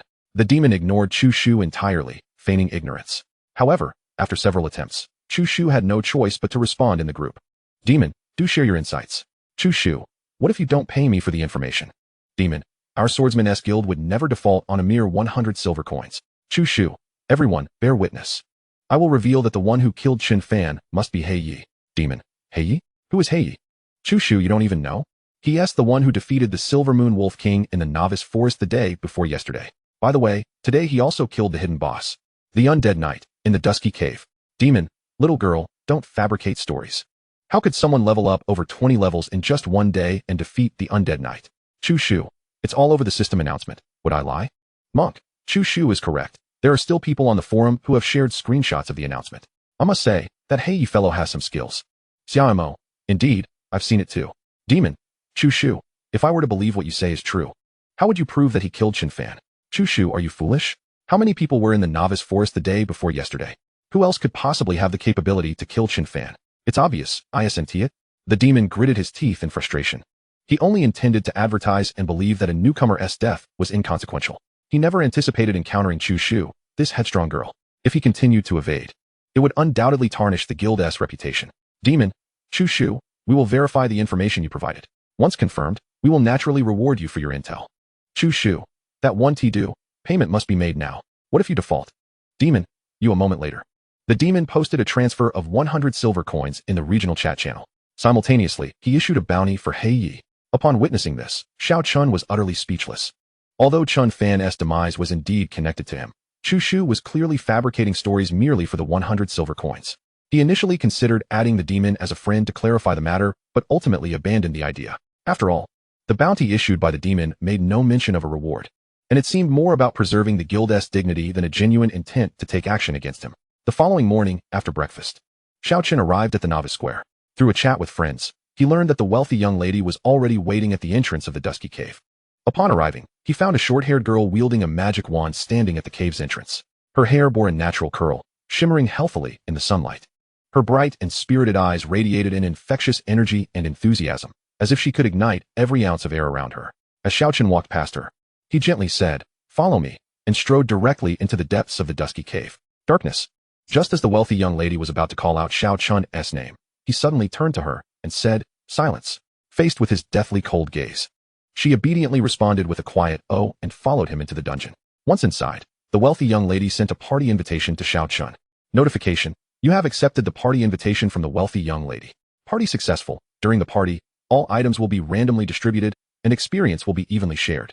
Notification: the maximum effective distance for the party is 500 meters. If any member strays beyond this distance, they will automatically leave the party. Notification: your teammate, the wealthy young lady, has voluntarily forfeited her rights to loot all items from this party. You will receive all monetary and item gains from this party. Notification: the wealthy young lady has granted you access to view her personal information. Note: viewing professionist information requires the other party to enable this function beforehand, excluding the use of skills or items. After forming the party, Xiao Chen turned to the wealthy young lady to check her information. Name: wealthy young lady. Profession: summoner. Level: first stage, level 13. Health points: 200. Mana points: 450. Physical attack: 5. Magical attack: 38. Physical defense: 22, including equipment bonuses. Magical defense: 18, including equipment bonuses. Combat power evaluation: 97. The wealthy young lady's attributes represented a standard novice configuration, and her equipment lacked the flamboyance of Zhou Jia's. This led him to momentarily question whether she could afford the hefty commission of 500 silver coins. Sensing Xiao Chen's uncertainty, she hastily explained, "I have the funds." But upon hearing "but," Xiao Chen's expression darkened. She quickly continued, "But it's all in real-world currency. I haven't had the chance to exchange it for professionist coins. If you don't mind, I can offer you 60,000 Dragon Country coins as payment. Would that work for you?" After a brief hesitation, Xiao Chen agreed to her proposal. After all, he was indeed short on funds. Upon crossing over, he faced the tragedy of his parents' car accident, with the perpetrator still at large. Without locating the culprit, there was no prospect of compensation. His parents were part of the working class, and after deducting medical expenses, only a little over 10,000 remained. Over the past year, various living expenses had depleted most of it. He had initially intended to drop out and leverage his knowledge from his previous life to turn his fortunes around. But upon truly understanding this world, he realized it was utterly unfeasible. The two worlds were far too similar, and his past experiences held no value here. It was only after the persistent urging of his homeroom teacher, Zhou Ping, that he continued attending school, not for the sake of acing the college entrance examination, but in hopes of awakening to become a professionist. This predicament left him financially constrained. Darkness, is it possible to transfer once we exit the dungeon? There's no network inside, the wealthy young lady cautiously inquired. Indeed, stay close to me. Xiao Chen turned and walked deeper into the cave. The wealthy young lady, obedient as a docile child, closely followed him, nearly pressing her body against his back. The two individuals tread cautiously through the desolate cave. And when they encounter a monstrous foe, they deftly circumvent it, avoiding any direct confrontation. This considerate maneuver deeply moves Hao Mei, who reflects on how thoughtful this formidable ally is, taking such care to protect her fragile self from harm, even while on the move. Little does she know that Xiao Chun's cautiousness stems from his utter lack of protective capabilities. Bereft of offensive or control abilities, he is, quite simply, defenseless. What should have been a half-hour journey stretched to nearly an hour. Upon arrival, Hao Mei gazes at the vast, empty expanse of the cave ahead. Her face a mask of confusion. Dark Knight boss, there's nothing here. Xiao Chen, recalling the experiences from their battle the previous day, identifies the safest spot and instructs Hao Mei to remain there without moving. He then retrieves two shields, each nearly half his height. One bears the emblem of a wolf's head, the Silver Moon Shield, while the other is a formidable iron shield. Had his strength been greater, his equipment would have been even more resplendent. What is happening? Hao Mei watches in astonishment, bewildered by the spectacle. She is familiar with shield warriors. Yet this is her first encounter with a dual shield warrior. Stay put here, or don't blame me if you perish. With that, Xiao Chen strides into the open area. As Hao Mei's gaze falls upon the terrifying skeletal knights erupting from the ground, her face pales in terror. Not only do these skeletal knights exude an aura of dread, but the deep crimson names hovering above them, signifying their extreme danger, are equally chilling. A creature of this caliber could obliterate her, a frail low-level summoner, in an instant. Be careful. Over a dozen skeletal knights surge forth, encircling Xiao Chen in mere breaths. It is too late to escape. Just when she feared Xiao Chen was about to suffer a grievous blow, she was left flabbergasted. Rubbing her eyes vigorously to ensure she wasn't dreaming, she realized it was true. Xiao Chen stood amidst the throng of monsters, wielding his shields and absorbing their relentless attacks, without so much as a hint of retaliation. In the span of just over a minute, those skeletal knights assaulting Xiao Chen began to fall in droves. A series of notifications flooded the screen. Your team has slain a skeletal knight. You gain 13 experience points. Your team has slain a skeletal knight. You gain 13 experience points. Your team has slain a skeletal knight. You gain 13 experience points. Note: team experience increased by 20 overall, distributed according to team members' levels. Hao Mei stood there, dumbfounded by the notifications. The efficiency of this monster-slaying method was unlike anything she had ever witnessed, let alone heard of. Xiao Chun's experience points dipped from 45 to 38. A decline she found acceptable. Grinding for levels is often tedious and monotonous, particularly in Xiao Chen's case. Beyond the initial novelty, there was little spectacle to behold, no dazzling moves, no heart-pounding battles, merely a stark simplicity that bordered on the soporific.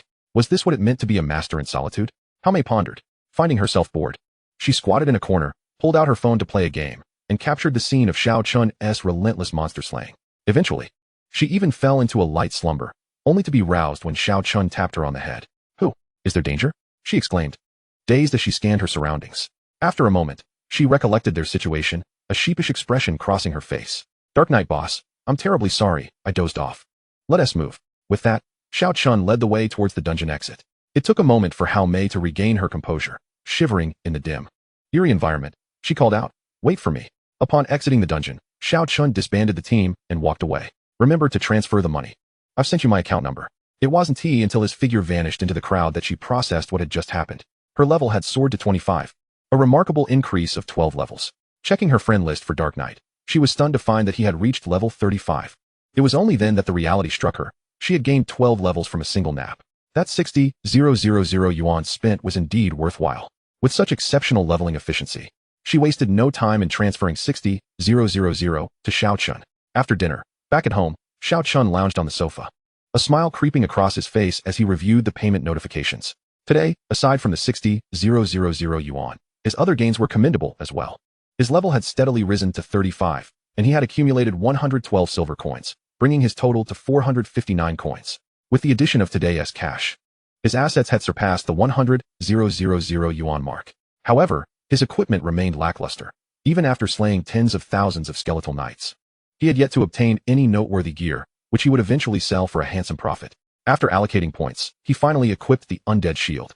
With the undead shield in place, Xiao Chen's physical defense soared to a staggering 169 points, while the thorn's rebounding damage reached 90.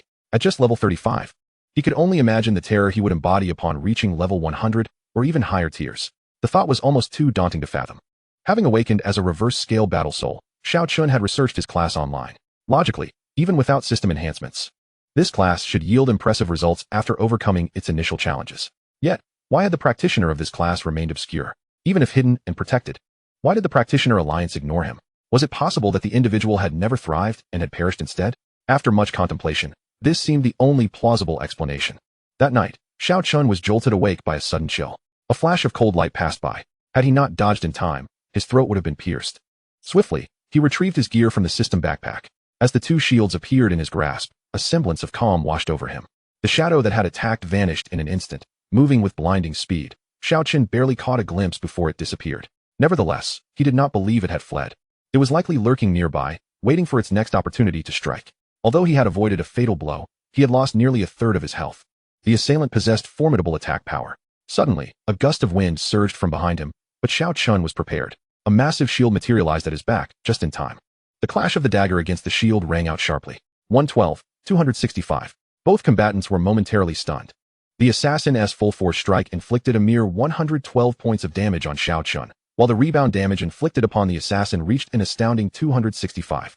Though the assassin had encountered rebound damage before, such an outrageous figure was unprecedented. As the cooldown for powerful skills lengthens, the assassin seized the moment, launching another attack with an even more potent offensive skill, Shadow Assault. The two towering shields nearly rendered Xiao Chen's defense impenetrable. Yet the assassin's strike was still thwarted by the shields. 272, 397. Remarkably, the attack was once again deflected. A diminutive figure in his 30s managing to withstand 3 of my strikes is quite commendable. However, your demise is imminent. The man's dragon tongue was somewhat awkward, not quite reminiscent of a native speaker, which only deepened Xiao Chen's intrigue. Once again, 3 consecutive strikes landed at various cunning angles. Unfortunately, the two shields were excessively large, nearly safeguarding all of Xiao Chen's vital points. 112, 265. 112, 265. As an assassin, his class inherently boasted high attack power, but low health. The continuous rebound damage had already reduced his life force to around 50. Xiao Chen was similarly affected, his health plummeting from 1680 to 960. The duel between the two appeared exceedingly peculiar. One relentlessly launched attacks while the other stood steadfast, akin to a punching bag, absorbing the assassin's onslaught. Paradoxically, the aggressor's health declined more significantly. After a series of relentless assaults, the assassin begrudgingly acknowledged the sustainability of Xiao Chen's rebound skill. If you can deflect physical damage, what of magical harm? As he pondered this, the assassin slashed his palm with a dagger, the crimson blood being absorbed by the blade, which then emanated a faint red glow. Blood Shadow Strike. A flash of red surged forth as the dagger collided with the shield, producing a cascade of sparks. 234, 358. The assassin was momentarily stunned, discovering that even magical damage could be repelled. Chapter 17. What? Killed by a rebound? It seems the intelligence was accurate. I cannot allow you to flourish. For the first time during the battle, Xiao Chen inquired, who exactly are you? The assassin remained reticent. Summoning 3 shadowy duplicates. Since you can deflect damage from my true form, what of my clones? The 3 phantoms charged towards Xiao Chen simultaneously. Clang, clang, clang. A flurry of attacks descended, all thwarted by the shield. 28, 28, 28, 180, 180, 180. The duplicates, albeit formidable, lacked the potency of the original. Possessing only half the true form's strength was already impressive. Confronted with Xiao Chen's exceptional rebound, the health of the assassin's 3 clones began to plummet rapidly. As the last of the phantoms succumbed to the thorns of retaliation, Xiao Chen's health dwindled to just over 320, a precarious state, particularly against an assassin capable of immense burst damage. Now is the moment. With his health at a mere 320, the assassin still boasted over 1,300 health points, placing Xiao Chen within the assassin's lethal threshold. Blood Shadow Triple Strike. 3 swift, blood-tinged slashes surged forth, but Xiao Chen was prepared. The Necromancer's shield suddenly glimmered with an ethereal blue light, forming a protective barrier reminiscent of a wizard's magical shield enveloping him. Necromancer's Shield. Upon activation, this skill grants a 30-second protective shield, capable of absorbing damage up to a total of 1,000 points. Furthermore, it converts 50 of the absorbed damage into health for the user. Simultaneously, Xiao Chen activated the Battle Spirit Awakening and Battle Spirit Revival skills. Battle Spirit Awakening enhances the effects of any mastered skills by 50 for a maximum duration of 10 seconds. Battle Spirit Revival immediately restores 20 health points upon activation. The outcome was predictable. After employing the Battle Spirit Revival skill, his health surged back to 742 points. The assassin, witnessing this turn of events, was taken aback. Yet the skill had already been unleashed, leaving no room for retraction. 540, 540, 540. Notification. You have slain the class holder, Xiao Chen. Xiao Chen's necromancer's shield had yet to be breached, and the assassin had met his end through his own rebound. Upon the assassin's demise, his equipment dissipated into motes of light, leaving only a corpse clad in simple garments and a chest radiating a crimson glow. The items dropped from monsters had already been reclaimed by the system. From his studies at school and online, he understood that items crafted by class holders and those dropped by monsters were subject to system arbitration. Upon the death of their owners, the system would automatically reclaim these items. Although the true intent behind this system remained a mystery, Xiao Chen regarded it as a positive measure. Otherwise, low-tier class holders would struggle to survive. Seizing treasures from fallen foes was significantly easier than battling monsters. Xiao Chen, coupled with his accent, the assassin's identity was not difficult to deduce. He likely hailed from the Cherry Blossom Nation of the East Sea. But why had he come to assassinate him? Was it for the bounty placed by the Swordsman Guild? This was the only explanation that Xiao Chen could conjure. Since arriving in this world, he had scarcely engaged in direct conflict with anyone aside from Qin Fan. With a swift gesture, Xiao Chen stowed the blood-red chest into his bag. Notification. You have acquired Blood Pact Chest X1. Blood Pact Chest. A chest that has a chance to drop upon slaying a class holder. Opening the chest guarantees one item previously owned by the chest's creator. He did not rush to open the Blood Pact chest, but instead contemplated the assassin's corpse on the ground. After a moment, he opened his friend request list, locating the individual who claimed to be an administrator of the class holder alliance, and approved the request. Notification. You have approved Lao Pao's friend request. Xiao Chen promptly sent a message. Black Knight, are you there? After a wait of 3 to 4 minutes, a response arrived. Lao Pao, who is this? Disturbing my sleep at such an hour? Xiao Chen suddenly remembered it was already past 3 in the morning.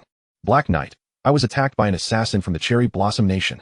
Lao Pao, you're the one who consecutively slain the Silver Moon Wolf King and the Undead Knight. Black Knight, indeed. Lao Pao, since you're able to message me now, it implies the assassination attempt was unsuccessful. Did the assassin flee? Glancing at the corpse on the floor, Xiao Chen replied. Black Knight, no. Lao Pao, where are you? We will send someone over immediately. Also, please make your way to the nearest class holder alliance office for your safety. Black Knight, no need. He is already dead. Please send someone to handle the body. Lao Pao, what? You killed him. Black Knight, he came to my home to assassinate me. This should qualify as self-defense, right? Lao Pao, send me your address. I will arrange for someone to handle it. Actually, I'll come personally. Black Knight, Sunshine Community, Lianhua District, New City. Half an hour later, a knock echoed at Xiao Chen's door. Upon opening it, he found 3 men clad in identical black overcoats, exuding an aura reminiscent of Zhao Long, who had presided over his awakening ceremony. Are you Mr. Black Knight? Xiao Chen nodded and welcomed them inside. Upon seeing the man nodded thoughtfully, scrutinizing Xiao Chen before he continued. You have slain a man named Shi Lang, an assassin from the Sakura Nation. Their primary objective in entering our Dragon Nation was to eliminate promising new professionals. With that, the old man succinctly elucidated the reason behind Xiao Chen's assassination attempt, prompting him to adopt a more cautious demeanor. How did he ascertain my address? Since I vanquished the Death Knight, I have never. At this juncture, his voice trailed off abruptly. Following the awakening ritual, the news of Xiao Chen's seemingly worthless profession had spread, and his subsequent defeat of the Silver Moon Wolf King and the Death Knight had been accomplished by the Knight, leaving him uninvolved. Prior to tonight, the only individual aware of his true identity was Hao Mei. Thus, the reasons for his assassination could only be twofold. First, the infiltrating organization from Sakura Nation recognized that the profession of reverse-scale battle soul would become exceptionally powerful in the later stages, and they had initiated plans to eliminate him upon learning of Yi Chen's awakening. Second, Hao Mei might have disclosed that she was indeed the Knight. In whatever profession she held, her ability to slay 2 bosses in such a brief period was sufficient to underscore her potential. The old man ignited a cigarette. Inhaling deeply before speaking again, Xiao Chen, from Class 3 of the senior year at New City High School, awakened a rare profession, reverse-scale battle soul, 4 days ago. The reverse-scale battle soul, due to unknown reasons, causes attacks to perpetually deal only a single point of damage, which cannot be enhanced by any means. As he said this, he furrowed his brow, glancing at the corpse of Shi Lang in the bedroom. Am I correct? Xiao Chen nodded silently. Then how did you manage to kill Shi Lang? He died from a rebound. Xiao Chen did not conceal the truth, stating it plainly. What? Died from a rebound?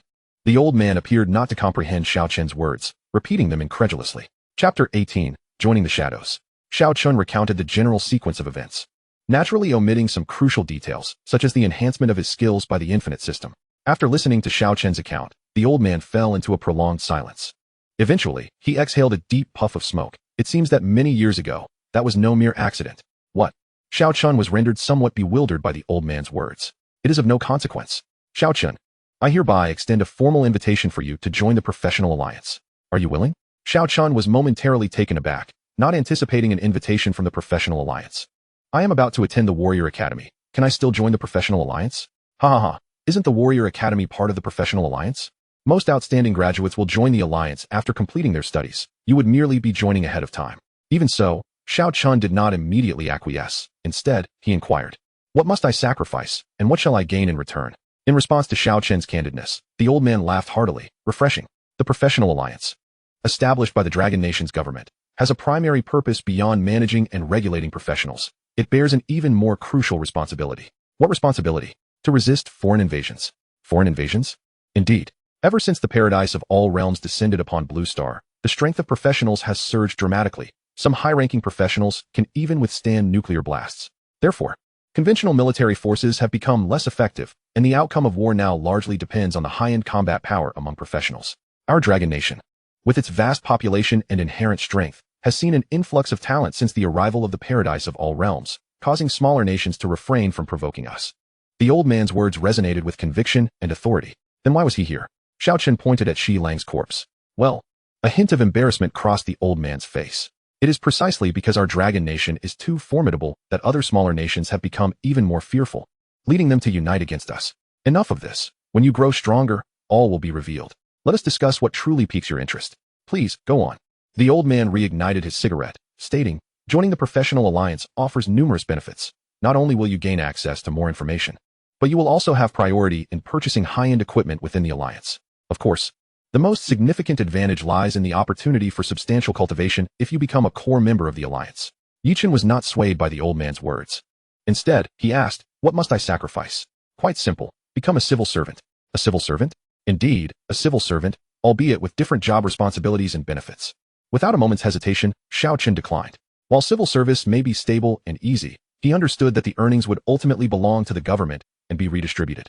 Xiao Chen had no desire to see the gold and equipment he had painstakingly earned taken away. The old man seemed to have anticipated Xiao Chen's decision. Of course, for exceptional talents, the alliance has an alternative management approach. What approach? To join a clandestine organization under the alliance known as the Shadows. The Shadows, as the name suggests, operate in secrecy. Their primary tasks involve undertaking actions that the alliance cannot publicly engage in. The alliance imposes virtually no restrictions on members of the Shadows and does not compel them to undertake any specific tasks. Naturally, one must remember that there is no such thing as a free lunch. To reap benefits, one must contribute accordingly. The alliance will assign tasks to members of the Shadows, which they may choose at their discretion. Upon completion of these tasks, they will earn corresponding shadow points, which can be redeemed for necessary items in the Shadow Treasury. So, how about it? Are you interested in joining the Shadows? After saying this, the old man regarded Xiao Chen with keen interest. Is there even a need for consideration? With no restrictions and the prospect of gaining access to official information channels as well as additional sources of equipment, I readily accept. Notification. The old man invites you to join the New City Shadows communication channel. Do you accept? Accepted. Notification. You have joined the New City Shadows communication channel. The other two staff members had also prepared Shi Lang's body for transport. The old man stood up, preparing to leave. Before departing, he turned to Xiao Chen, stating, I will classify your personal information as top secret. Henceforth, you need not worry about your information being leaked by government departments, though any disclosure on your part is beyond our control. Thank you. The old man glanced around Xiao Chen's meager abode, shaking his head. This place has been compromised. You should relocate promptly. Once the old man and his companions departed, Xiao Chen found himself unable to sleep. Many others shared his predicament, as evidenced by the new messages arriving in the Shadows group. Zhang Tianchiro, a newcomer has joined. Blood Monk. The name Knight sounds a bit familiar. Blood Monk. I remember now. It must be that little fellow who recently consecutively defeated several low-tier bosses. Zhang San. Welcome to the family, Knight brother. Chu Shu. Blood Monk. Zhang San. Why are you calling Chu Meizi? Chu Shu. Welcome, Knight brother, to our warm, united, and loving family. Zhang San. Chu Shu. Zhang San. Do you wish to die? Zhang San. Pondering for a moment, Xiao Chen decided to send a message. Knight, hello. Everyone. Chu Shu. Knight brother, you just turned 18, right? Would you mind sending a photo for your sister to admire? Zhang San. Chu Dama. Are you trying to seduce a young man again? Chu Shu, get lost. Knight. Next time you have a deal involving information about me, remember to share half the reward. Chu Shu. How naive. Zhang San. Aunt Chu. Is it evening already? Chu Shu. Angry expression. Am I not allowed to be in America? Chu Shu. Little brother Knight. You already know, huh? I was merely speaking casually. Never expected those brainless swordsmen to actually believe it. Sword 11. Questioning expression. Chu. I wasn't referring to you, although your intellect isn't exactly abundant. Sword Fighter 1. Provide the address. Chu. I'm not afraid of you. It's 4 East District, New City. Zhang San. Cursing expression. That's my address. Don't send it around carelessly, alright? Xiao Chen held a deep admiration for the vibrant energy of these night owls. However, he had to venture to a new instance the next day to level up and had no time for idle chatter with them. Just as he was about to recline on the sofa to catch some sleep, he received a new friend request. Who could possibly be awake at this hour? Upon opening the request list, he was astonished to find that the requester was Chu Shu, the one who had previously exploited her information for monetary gain. After some contemplation, he decided to accept Chu Shu's friend request, curious to discover what this ant intended to do. Notification: you have accepted Chu Shu's friend request. No sooner had he accepted than Chu Shu sent him a message. Chu Shu, little brother Knight, how about a handsome photo of you? Flirty expression. Xiao Chen was utterly speechless. Knight, is there something you need, Aunt Chu? Chu Shu, who are you calling at? Angry expression. Knight, isn't that what everyone calls you? Am I mistaken? Chu Shu, go die. Knight. Chu Shu, alright. I reached out to you for a serious matter. Chapter 19, Rapid Leveling Up. Knight, what is it? Chu Shu, your level should allow you to venture to the Sunset Dunes, right? Knight, yes. Chu Shu, I have a business proposition, are you interested? Knight, what is the proposition? Chu Shu, there's a hidden boss at Sunset Dunes, and defeating it has a chance to drop an item I need. If you can help me obtain that item, I will offer you an appropriate reward. Knight, what item? Chu Shu, a blueprint for a piece of equipment. You'll know it once you obtain it. Knight, how do I find the hidden boss? Chu Shu, it's located next to a dry well in the southwestern area of the level 50 zone. But it only has a chance to appear when it rains. Knight, understood. The hidden boss does not guarantee appearance simply by meeting conditions. Chu Shu merely hoped Xiao Chen would try his luck. Whether it would succeed depended on chance. The following morning, after having breakfast, Xiao Chen arrived at the Novice Square. Due to the events of the previous night, he arrived later than usual, and the Novice Square was now sparsely populated, with only a few vendors remaining. Most adventurers had already entered instances. After a brief pause, he proceeded towards the entrance of the Sunset Dunes instance. Upon seeing Xiao Chen head towards the Sunset Dunes instance, some individuals in the Novice Square displayed disdainful expressions. This rookie must be entering an instance for the first time, even walking the wrong way. What if he truly reached level 30? He appeared to be a student, and having awakened only 4 days ago. How could anyone possibly reach level 30 in such a short time? He actually made it inside. He really reached level 30. Who is this person? Do you think he might be that knight who has been continuously defeating bosses? The environment of the Sunset Dunes was not far from Xiao Chen's imagination. The vast expanse of desert was dotted with sparse desert vegetation, while the dunes flowed gracefully like the fingerprints of the earth, appearing even more grand in the glow of the setting sun. Notification: you have entered the Sunset Dunes, where the monsters are level 31 to 50. After equipping his gear from his backpack, he ventured deeper into the desert. Not long after, Xiao Chen halted in his tracks. Golden grains of sand stirred. And after a moment, several scorpion-like creatures emerged from the sand. They were not large, measuring only about half a meter in length, with sharp mandibles glinting like metal. Monster name: Fiery Sandworm, normal. Level 31. Health points: 3,100. Physical attack: 93. Magical attack: 22. Physical defense: 62. Magical defense: 28. Bite: launches a fierce attack on the target, inflicting bleeding damage equal to 20 of its attack power per second for 30 seconds. Before Xiao Chen could approach, several fiery sandworms launched their attacks. 84, 84, 84. This amount of damage was utterly insufficient to penetrate Xiao Chen's formidable physical defense of 169 points, with his thorny spike reflecting damage now reaching 90. The fiery sandworm's attacks rebounded 84 points of damage each time they struck Xiao Chen, significantly enhancing his monster-killing efficiency. Suddenly, one fiery sandworm leaped high into the air, its mandibles expanding more than twice their size, lunging at Xiao Chen. This was the fiery sandworm executing its bite skill. 17, 84, 17, 84. Observing the red numbers floating above the fiery sandworm's head, Xiao Chen couldn't help but marvel at how powerful the thorny spike skill was. Even the ongoing bleeding damage could be reflected. This skill not only rebounded the initial attack, but also reversed the continuous damage inflicted by the opponent's skills, which was truly terrifying. Imagine if the opponent inflicted similar continuous damage while on the brink of death. The thought alone was daunting. The fiery sandworm, with 3,100 health points, perished within just half a minute under the substantial rebound from thorny spike. You have killed the fiery sandworm, gaining 31 experience points and 53 copper coins. You have killed the fiery sandworm, gaining 31 experience points. You have killed the fiery sandworm, gaining 31 experience points and 8 copper coins. The experience gained from defeating monsters in the novice instance was consistent with the level, presumably a result of the system's laziness. The monster-killing efficiency here was decent, but the sandworms were too scattered, making it less than ideal for leveling up. He continued deeper into the desert. Level 32 monster, Sunfire Spider. Possesses control abilities, too troublesome to engage, pass. Level 33 monster, Gravel Troll, is too massive, pass. Level 34 monster, Storm Sand Eagle, levitates periodically, wasting time, pass.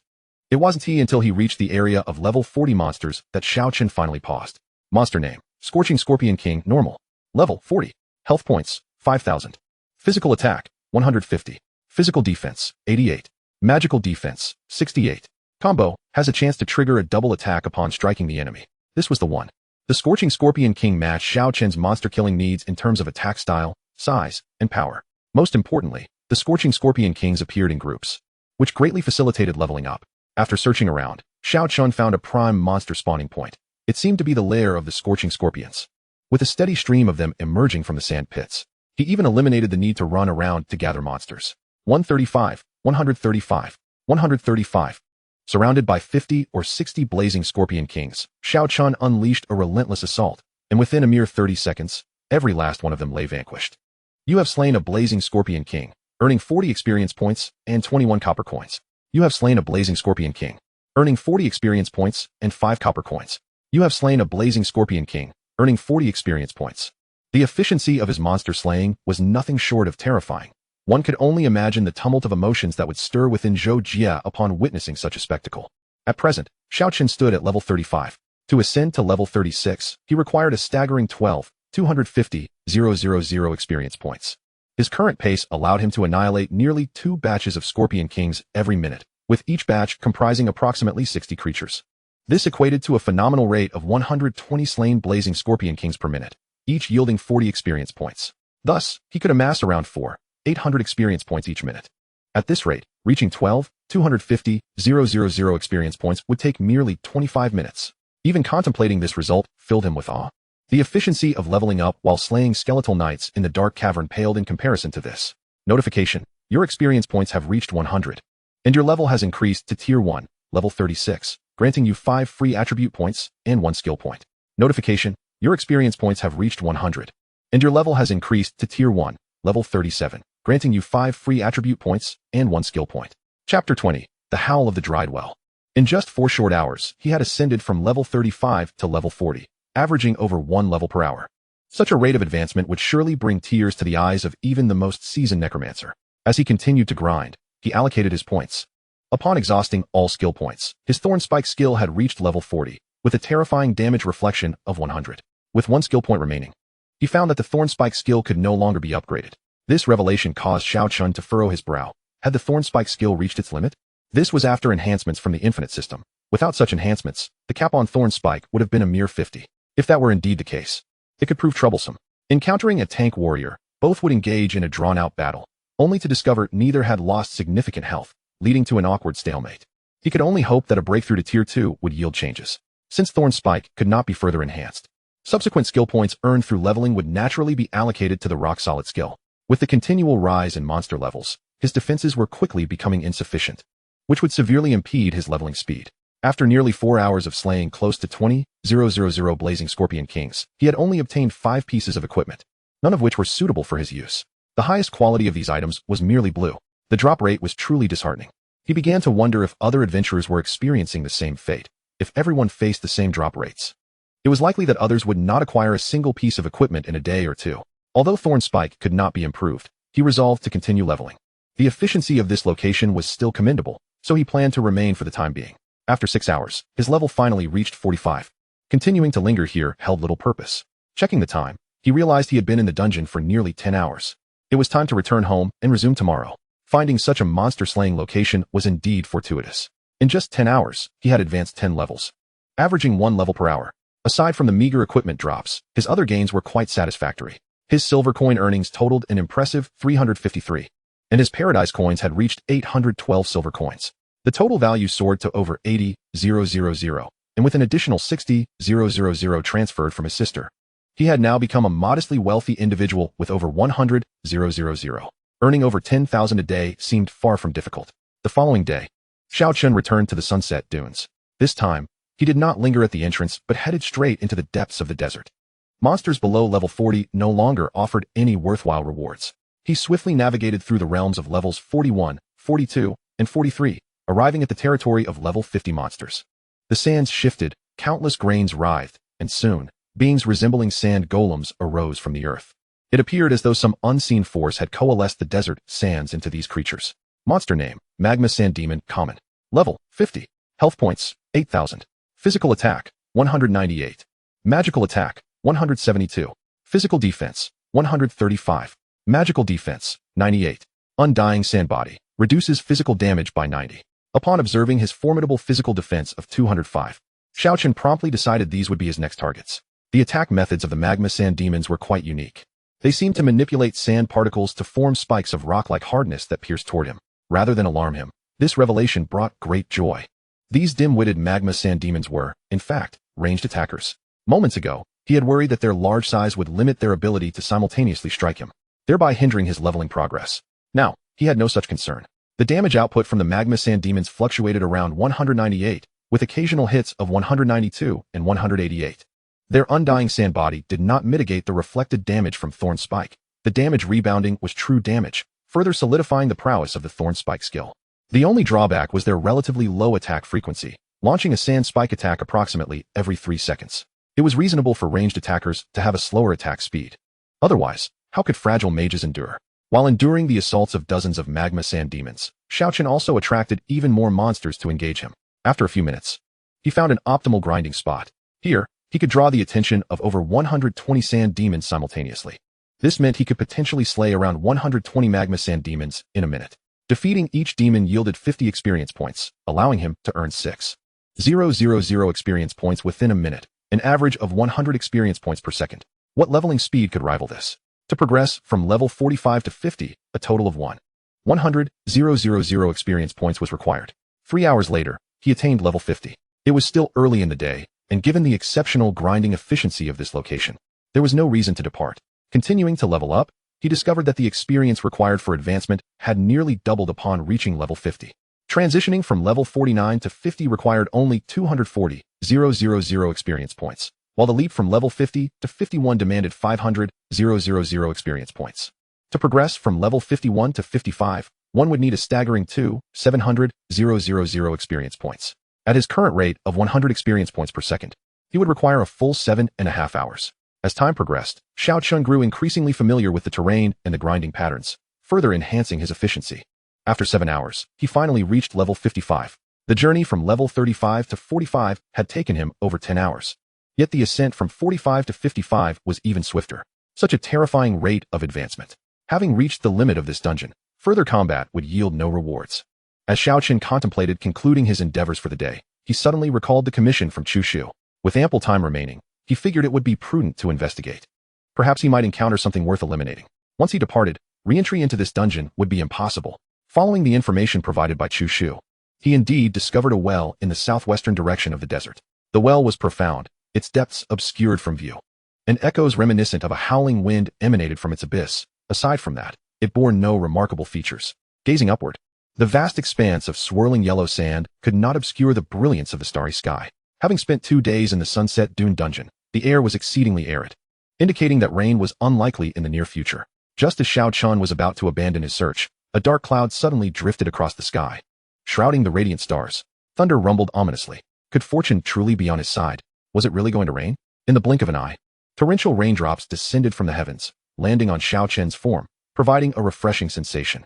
At that moment, a voice akin to a dragon's roar resonated from the dry well.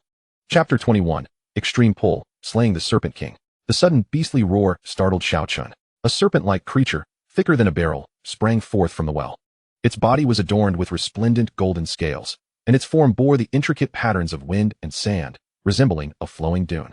The tail bifurcated into blade-like appendages, serving both as weapons and tools for burrowing. Its head sported sharp golden horns, and against the backdrop of the stormy weather, it bore a striking resemblance to the legendary dragon. Warning: the sudden thunder has awakened the Sand Sovereign Serpent lurking deep within the dry well, the hidden boss. Sand Sovereign Serpent has emerged. Warning: the Sand Sovereign Serpent is exceedingly powerful. You are no match for it. Flee quickly. Simultaneously, the system provided information regarding the Sand Sovereign Serpent. Monster name: Sand Sovereign Serpent Hidden Boss. Level 55. Health points 50,000. Physical attack 285. Magical attack 285.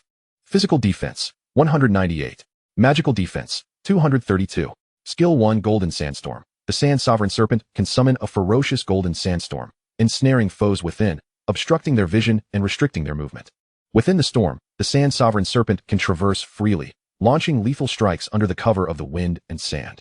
Skill 2 Sands of Binding. The Sand Sovereign Serpent can summon invisible hands from the desert, tightly binding its enemies, rendering them immobile. Bound foes will be thoroughly suppressed.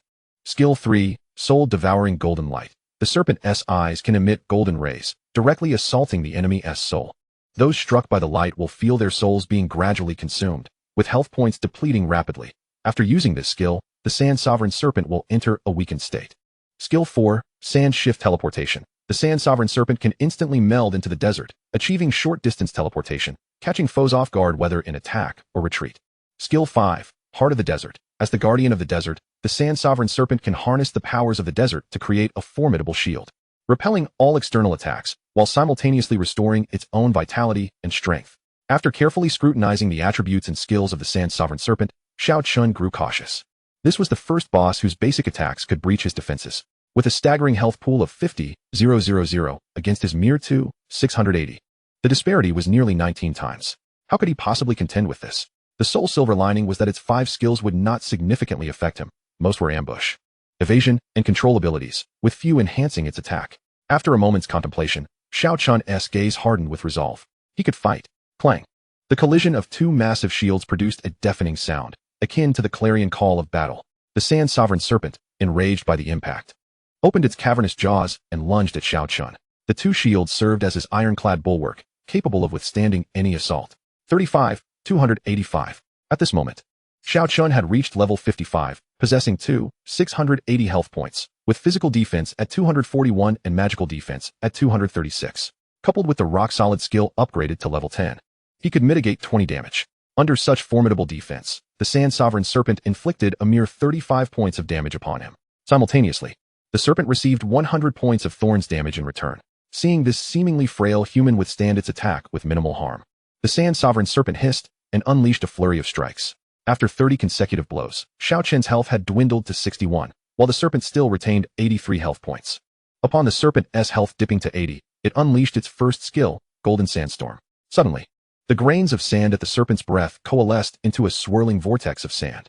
Caught at the eye of the storm, Xiao Chen's vision was obscured, rendering him unable to discern his surroundings. Abruptly, a massive moss surged from the vortex, lunging at Xiao Chen. 500. This strike dealt 207 points of damage, reducing his health to 45, while the Sand Sovereign Serpent still boasted 78 health points. The boss's attack pattern was straightforward, predominantly relying on regular assaults, only utilizing its skills when its health fell below certain thresholds. As Xiao Chen's health plummeted to 5, the serpent's health finally reached 60. Upon reaching this threshold, it indeed activated its attack once more, Sands of Binding. Suddenly, Xiao Chen's legs were ensnared by 2 great hands formed of sand, rendering him immobile. Concurrently, the Sand Sovereign Serpent unleashed its third skill, Soul Devouring Golden Light. A colossal beam of radiant light shot forth from the serpent's eyes, aimed directly at Xiao Chen. Now was the moment. Undead Shield. The Undead Shield flared with a ghostly blue glow, forming a magical barrier akin to that of a sorcerer, enveloping Xiao Chen. Undead Shield. This skill grants a 30-second protective shield, capable of absorbing a total of up to 1,000 points of damage, while converting 50 of the absorbed damage into health. Simultaneously, Xiao Chen activated another skill, Spirit Awakening. Spirit Awakening. This can be applied to skills you have mastered, enhancing their effects by 50 for a maximum duration of 10 seconds. Where to apply Spirit Awakening? Without hesitation, it was undoubtedly on the Undead Shield. 600. The Undead Shield not only absorbed the Sand Sovereign Serpent's most lethal strike, but also restored 600 health points to Xiao Chen. The Sand Sovereign Serpent could summon a fierce golden sandstorm, ensnaring foes within, obstructing their vision and restricting their movement.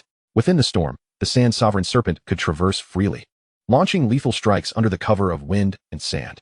Seeing that its attack had failed to eliminate Xiao Chen, the Sand Sovereign Serpent grew even more furious, unleashing a barrage of devastating strikes. At this point, both the Undead Shield and Spirit Awakening skills had yet to dissipate. 285, 142. 285, 143. 285, 142. After 3 consecutive attacks, The duration of the soul awakening skill came to an end, and the undead sacred shield had been shattered. At this moment, Xiao Chen's health had recovered to over 1100, while the life force of the Sand Emperor Serpent still stood at an impressive 28,000 points. Continuing in this manner, his demise was inevitable. Just as Xiao Chen prepared to flee, he noticed a significant reduction in the Sand Emperor Serpent's attacks, which surprisingly could not breach his defenses.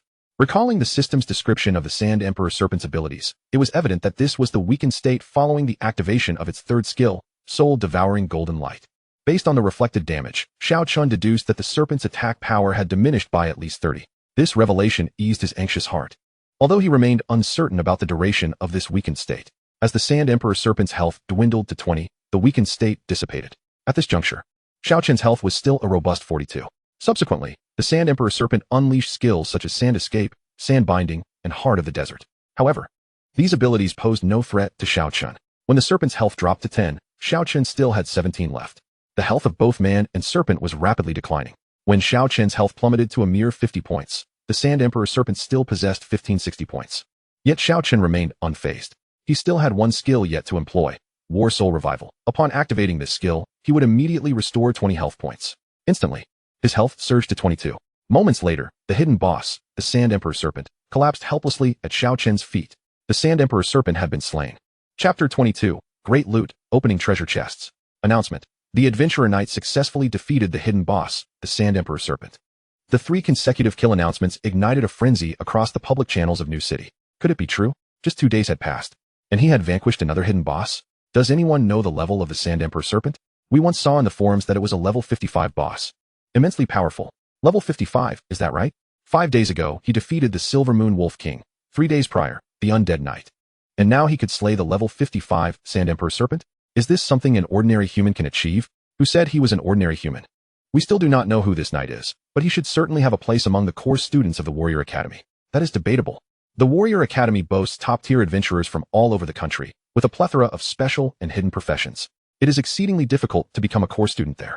Of course, Xiao Chen was blissfully unaware of these discussions. After successfully defeating the Sand Emperor Serpent, he received a series of system notifications.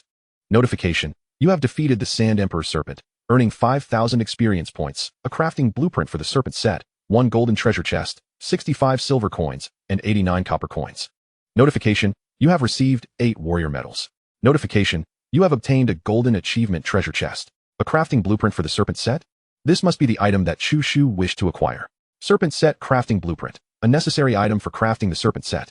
Serpent set. Collecting this set grants access to one of the 5 skills: Golden Sandstorm, Sand Binding, Soul Devouring Golden Light, Sand Escape, and Heart of the Desert. Any one of these 5 skills would bestow immensely powerful abilities upon an adventurer. Particularly, the 4th skill, Sand Escape, resembles the flash ability from the game League of Legends, making it a godly skill for both pursuit and retreat. No wonder Chu Shu, as a high-level adventurer, commissioned him to defeat the Sand Emperor Serpent. It turns out it could yield such extraordinary rewards. However, assembling the complete serpent set would be exceedingly challenging. This was merely one of the 4 required crafting blueprints. To complete the set, he would need 4 such blueprints, alongside other crafting materials, and would have to locate a master craftsman of exceptional skill for successful assembly. Given Xiao Chen's current strength and economic status, acquiring the serpent set seemed nearly impossible. Today, after defeating the Sand Emperor Serpent, he had amassed a total of 453 silver coins. His silver coin count had now reached 1265, making him quite the small fortune holder. Additionally, he acquired 2 golden treasure chests, 1 ordinary golden chest, and 1 achievement golden chest, along with the blood pack chest from defeating the 11 Wolf King and the purple achievement chest obtained from slaying the Undead Knight. He now possessed a total of 4 treasure chests. Observing his surroundings, he found no other adventurers or monsters capable of inflicting harm upon him. He had no intention of leaving until his health was fully restored. After all, outside of the Novice Plaza, only the Adventurers Alliance offered relative safety. While other areas were fraught with peril, he had gained some notoriety, and exercising caution seemed prudent. Notification: would you like to open the blood pack chest? Open. You have opened the blood pack chest, and you have received a Frostlight Dagger.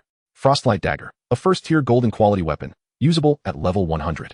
The attributes of this weapon are quite commendable, but for Xiao Chen, it holds no value beyond being sold for coin. Notification: would you like to open the purple achievement chest? Open. You have opened the purple achievement chest, and you have received a Flame Staff. Flame Staff, a first-tier purple quality weapon, requires 50 intelligence to wield. Another weapon. Judging by its attributes, this staff should fetch a handsome price on the market. With 2 chests remaining, he pressed on.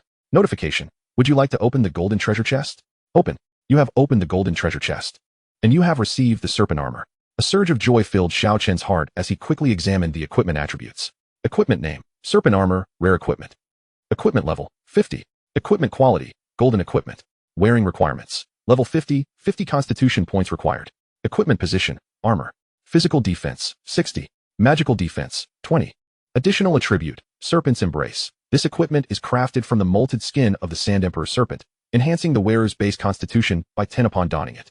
The attributes of this armor were nothing short of remarkable, making it the most suitable garment for Xiao Chen at this stage.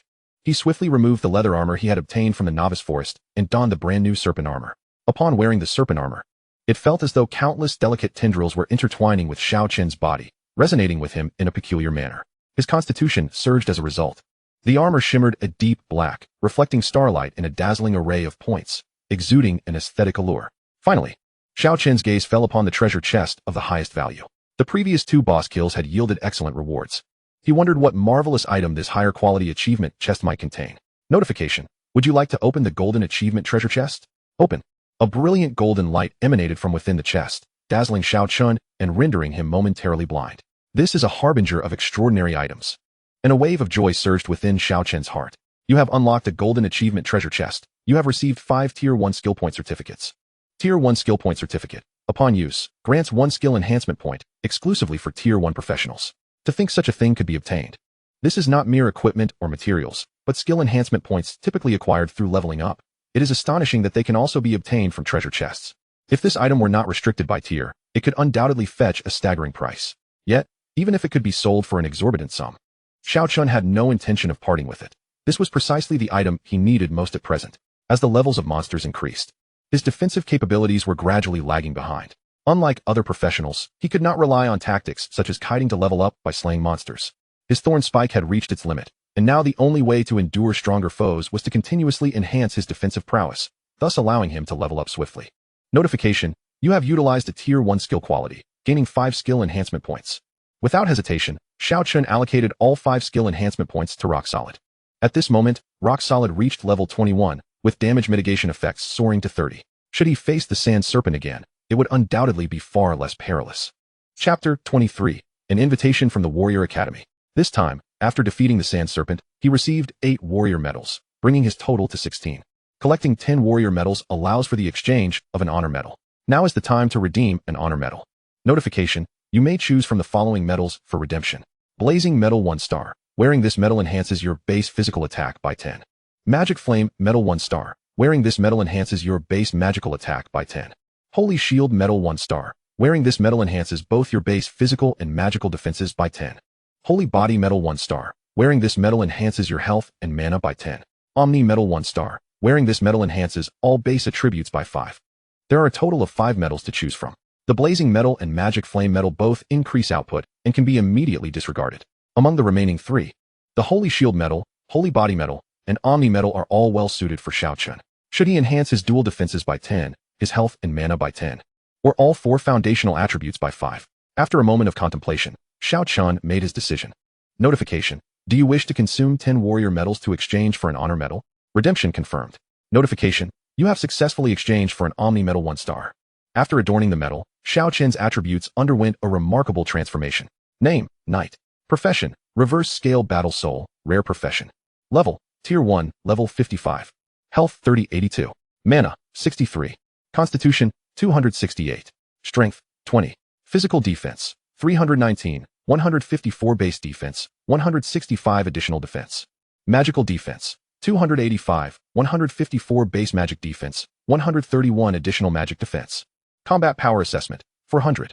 Skill 1, Thorn Spike, level 41, reflects 100 damage. Skill 2, Rock Solid, level 21, mitigates damage by 30. Skill 3, Battle Soul Awakening, level 1. Can be used on mastered skills, enhancing their effects by 50 for a maximum duration of 10 seconds. Skill 4, Battle Soul Revival, level 1. Restores 20 health immediately upon use. Skill 5, Silver Moon's Power, level 1. Restores health at a rate of 0.1 per second. Note. This can also restore health in combat. Equipped skill, Undead Shield, cannot be upgraded. Using this skill grants a 30-second shield that absorbs a total of up to 1,000 points of damage, converting 50 of the absorbed damage into health. Having awakened as a professional merely 6 days prior, Xiao Chen now possessed such an illustrious attribute panel that it would undoubtedly leave many in awe if shared. After leaving the dungeon and enjoying dinner at home, Xiao Chen reclined on the sofa to check his messages. Since successfully slaying the sand serpent today, he had received an influx of friend requests. His gaze paused on a particular friend request message. Hello, I am the admissions director of the Warrior Academy. Here it comes. Xiao Chen's eyes brightened. Although he had joined the Shadow Organization, an affiliate of the Professionals Alliance, this clandestine group offered limited aid. Joining the Warrior Academy remained his optimal choice. Notification: you have accepted Long Ge's friend request. Unlike others, Long Ge was not idle. He sent a message shortly after they became friends. Long Ge, hello. I am the admissions director of the Warrior Academy. You may call me Director Long. Knight. Hello, Director Long. How may I assist you? Long Ge. Xiao Chen from Class 3, Senior Year at New City High School. I am here to formally invite you to join the Warrior Academy. Do you accept? Xiao Chen was not surprised that he could access his information, given that his identity was already known to the veterans of the Professionals Alliance. It was only natural that the Warrior Academy, being part of the same system, would also be aware. Knight, I accept. Long Ge. Ha ha, splendid. I will send the official admission letter to your email shortly. Long Ge. By the way, report to the Warrior Academy in 3 days. Knight, is it not customary to report a week after the college entrance examination? Long Ge. That applies to ordinary students. You understand the protocols for core members. Knight, understood. Ending the call, the weight in Xiao Chen's heart finally lifted. He had been concerned about how to enter the Warrior Academy. But now it was clear that not only had he successfully gained admission, but he had also been elevated to the status of a core member. After closing the call interface, he noticed that Chu Shu had sent him multiple messages. Chu Shu. Hey Xiaohei, are you there? Chu Shu. Xiaohei. Do you understand the crafting blueprint? Chu Shu. Xiaohei, please respond. I'm getting anxious. It seemed that Chu Shu was genuinely worried, prompting Xiao Chen to ponder.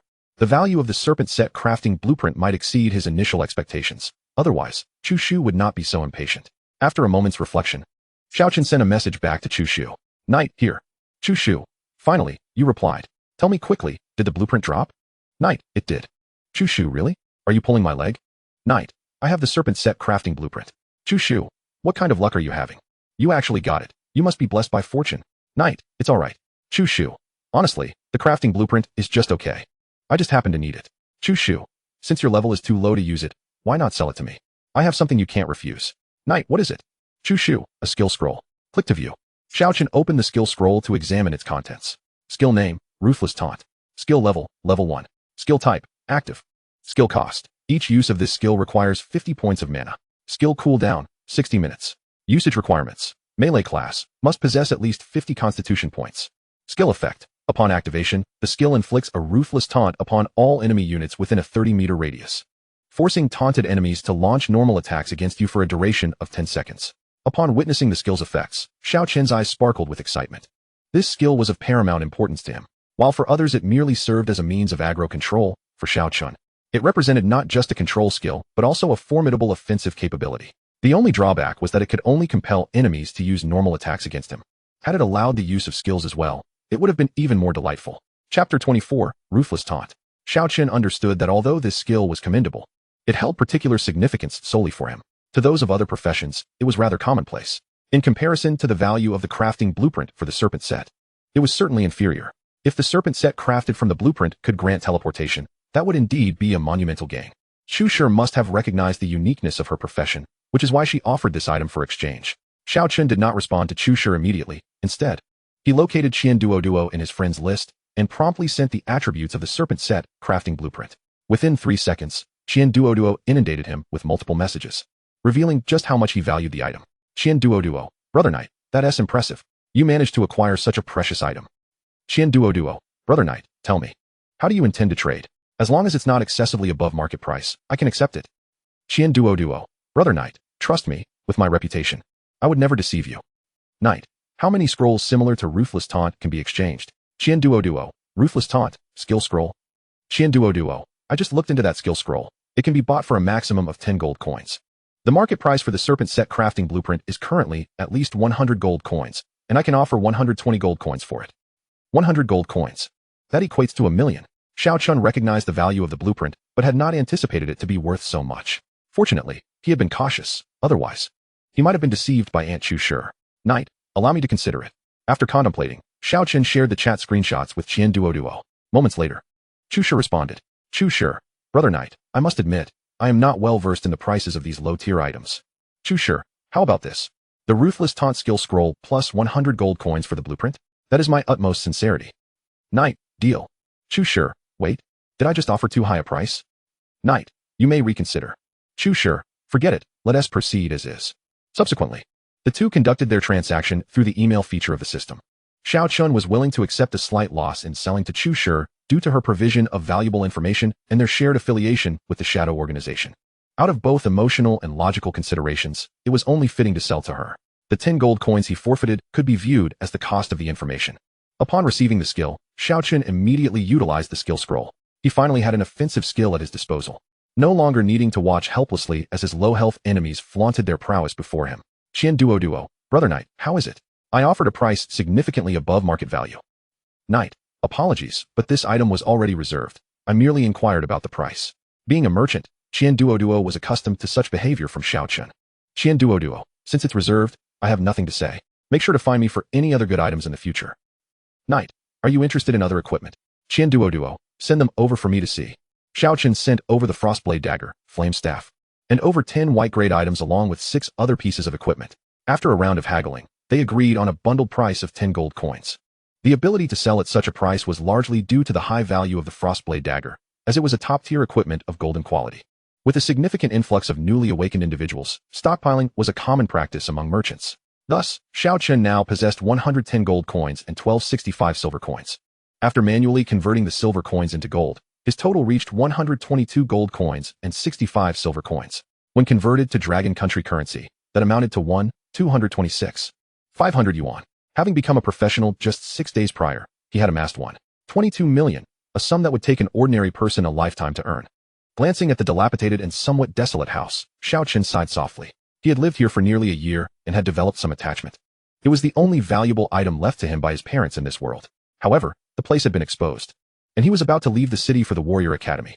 Despite his reluctance, he had no choice but to let go. Tomorrow, he would find an agent to sell the house. Becoming a professional made earning money easy, but spending it was even easier. Keeping ample funds on hand was a prudent measure. Just as Xiao Chen was about to retire for the night, his phone rang. At such a late hour, the only person who would call him would either be a telemarketer or Teacher Zhou. Hello, Teacher Zhou. Xiao Chen, it has been 5 or 6 days. You should be attending school by now.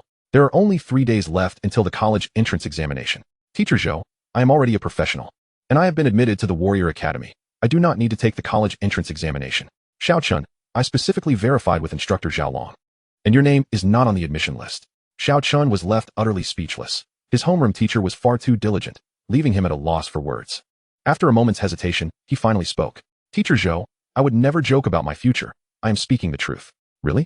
But instructor Zhao Long does not have your name. I was directly recruited by the admissions office of the Warrior Academy. I am to report to the academy in 3 days. Direct recruitment? Teacher Zhou, rest assured, I speak only the truth. Very well then. After hanging up, Xiao Chen felt somewhat exasperated. Encountering an overly responsible teacher was not entirely beneficial. With only 3 days left before heading to the Warrior Academy, he reflected on the fact that the term Warrior Academy was merely a common label among ordinary people. It was not a singular institution, but rather a network spread across the nation. The government intentionally obscured the details to maintain the aura of mystery and strength surrounding the Warrior Academy, leaving common folk unaware of its true nature. Prior to this, Xiao Chen, like many others, had only learned the Academy's true character through an email sent by Brother Long.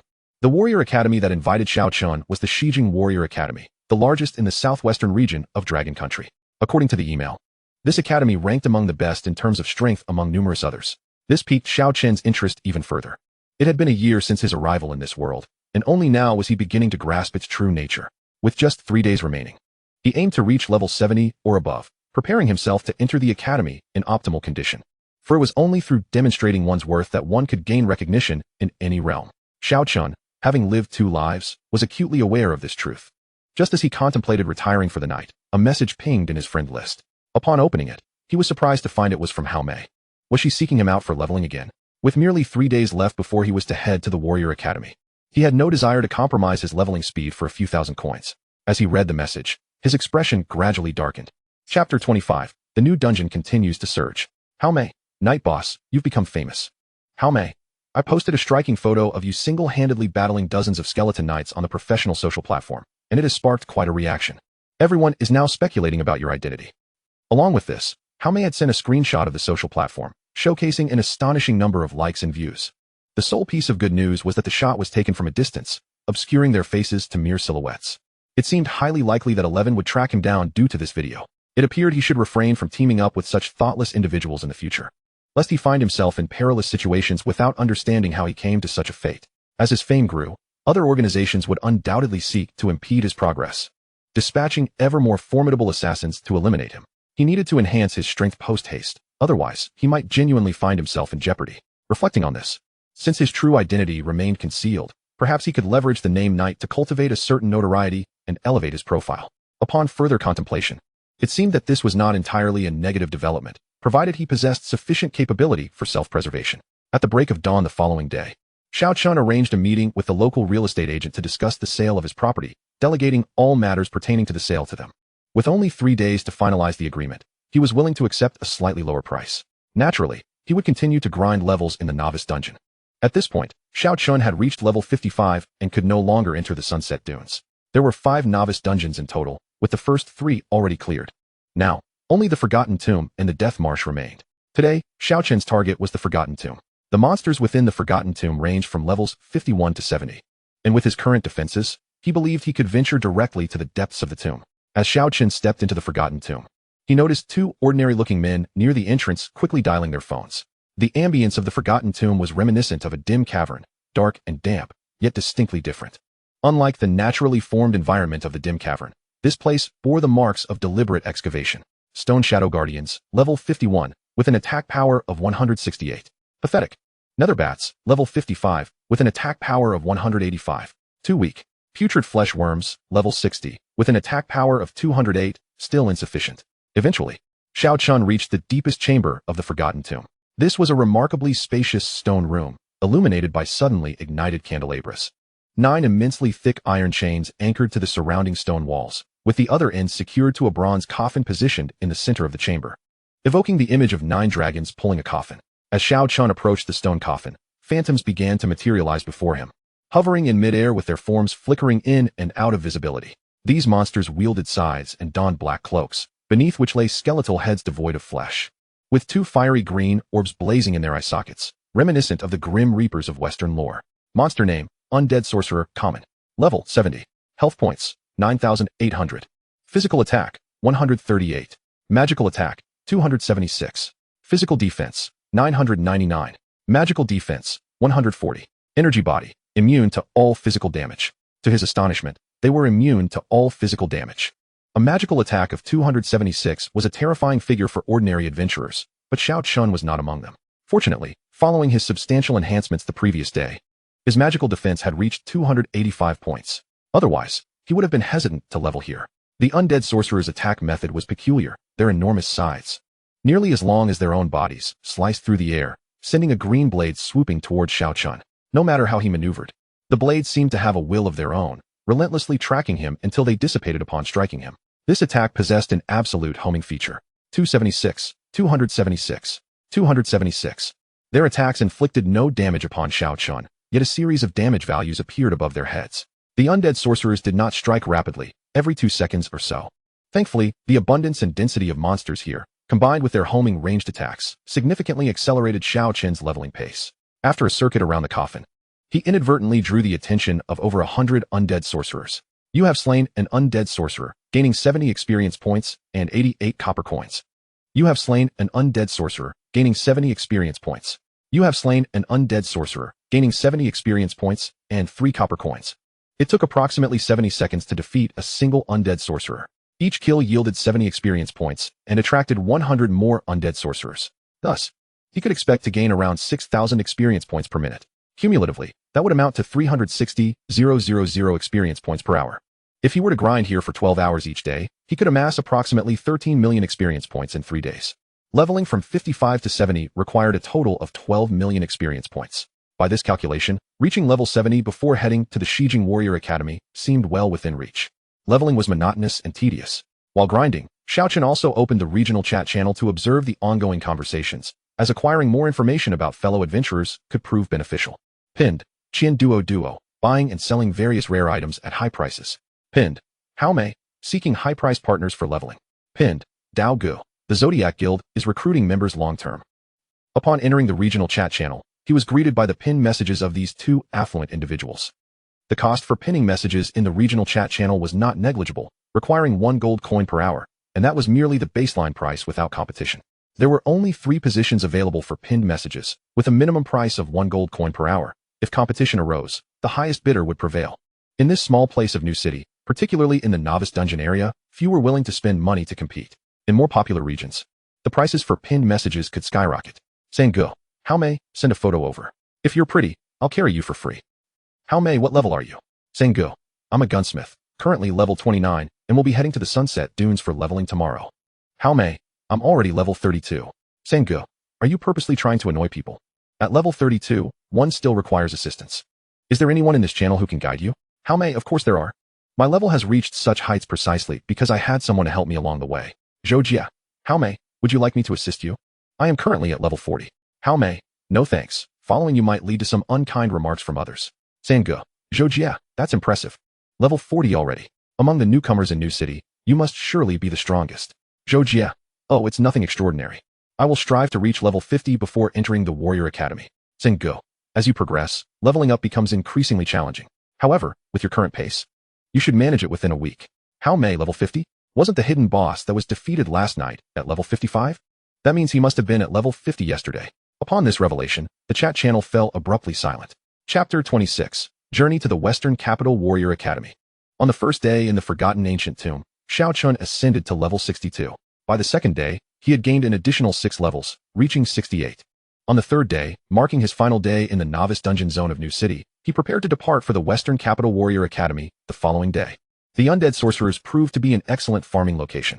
As he grew increasingly familiar with the terrain, the act of farming became more effortless. Within just 5 hours, his level soared to 71. Reflecting on his imminent departure, Xiao Chen decided against further farming and resolved to explore the final dungeon in the novice area. 20 minutes later, he stood alone before the Death Marsh dungeon.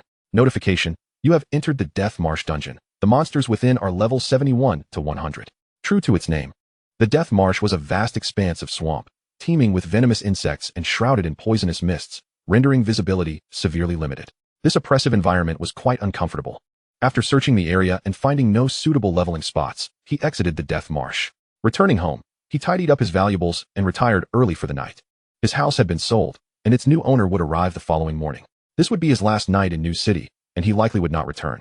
Under the night sky, the admissions office of the Western Capital Warrior Academy was ablaze with lights. A dozen faculty members engaged in fervent discussions. Among them, a gaunt elder wore a proud smile. Ha ha ha, our magic department has recruited a genius mage, reportedly already at level 60. Such leveling speed is unattainable for other professions. A similarly aged woman with a hoarse voice interjected. Isn't it expected for novice dungeons to provide fast leveling? If they can maintain such speed past level 1, then that would be truly impressive. Wang Pe, has your undead department recruited anyone this year? The old woman sighed. The undead profession is largely rare. Although few in number, we do have some. Indeed, each of your undead practitioners is formidable. If there were more, other professions would hardly stand a chance. At this moment, a middle-aged man with sharp features spoke up. The swordsmen haven't fared any better this year. We've only seen ordinary professions, with not a single swordmaster among us. Jin Wu, don't complain. At least your department manages to fill its ranks each year. Unlike our undead department, which only sees 3 to 5 recruits. Jian Wu shot a glance at a burly man nearby. We may have numbers, but we hardly match your tanking warriors in strength. This robust middle-aged man was none other than Long Ge, who had extended an invitation to Xiao Chen. Long Ge glared at Jian Wu, retorting, having numbers doesn't equate to weakness. There are powerful beings among our tank warriors, mind you. Huh. How strong can a tank be? They can merely absorb damage, and without other professions to team up with, leveling becomes a challenge. Upon hearing Jian Wu's mockery, Long Ge, usually known for his fiery temper, replied with a grin. Jian Wu, while some special professions in your swordsman department may level quickly, we tank warriors also have our own. How about we have a little competition? Jian Wu's face bore a hint of derision. Compete in who is more resilient? Long Ge, unfazed, said, that would be unfair. Let us compete on something more substantial. Let us see which department as highest level recruit surpasses the other.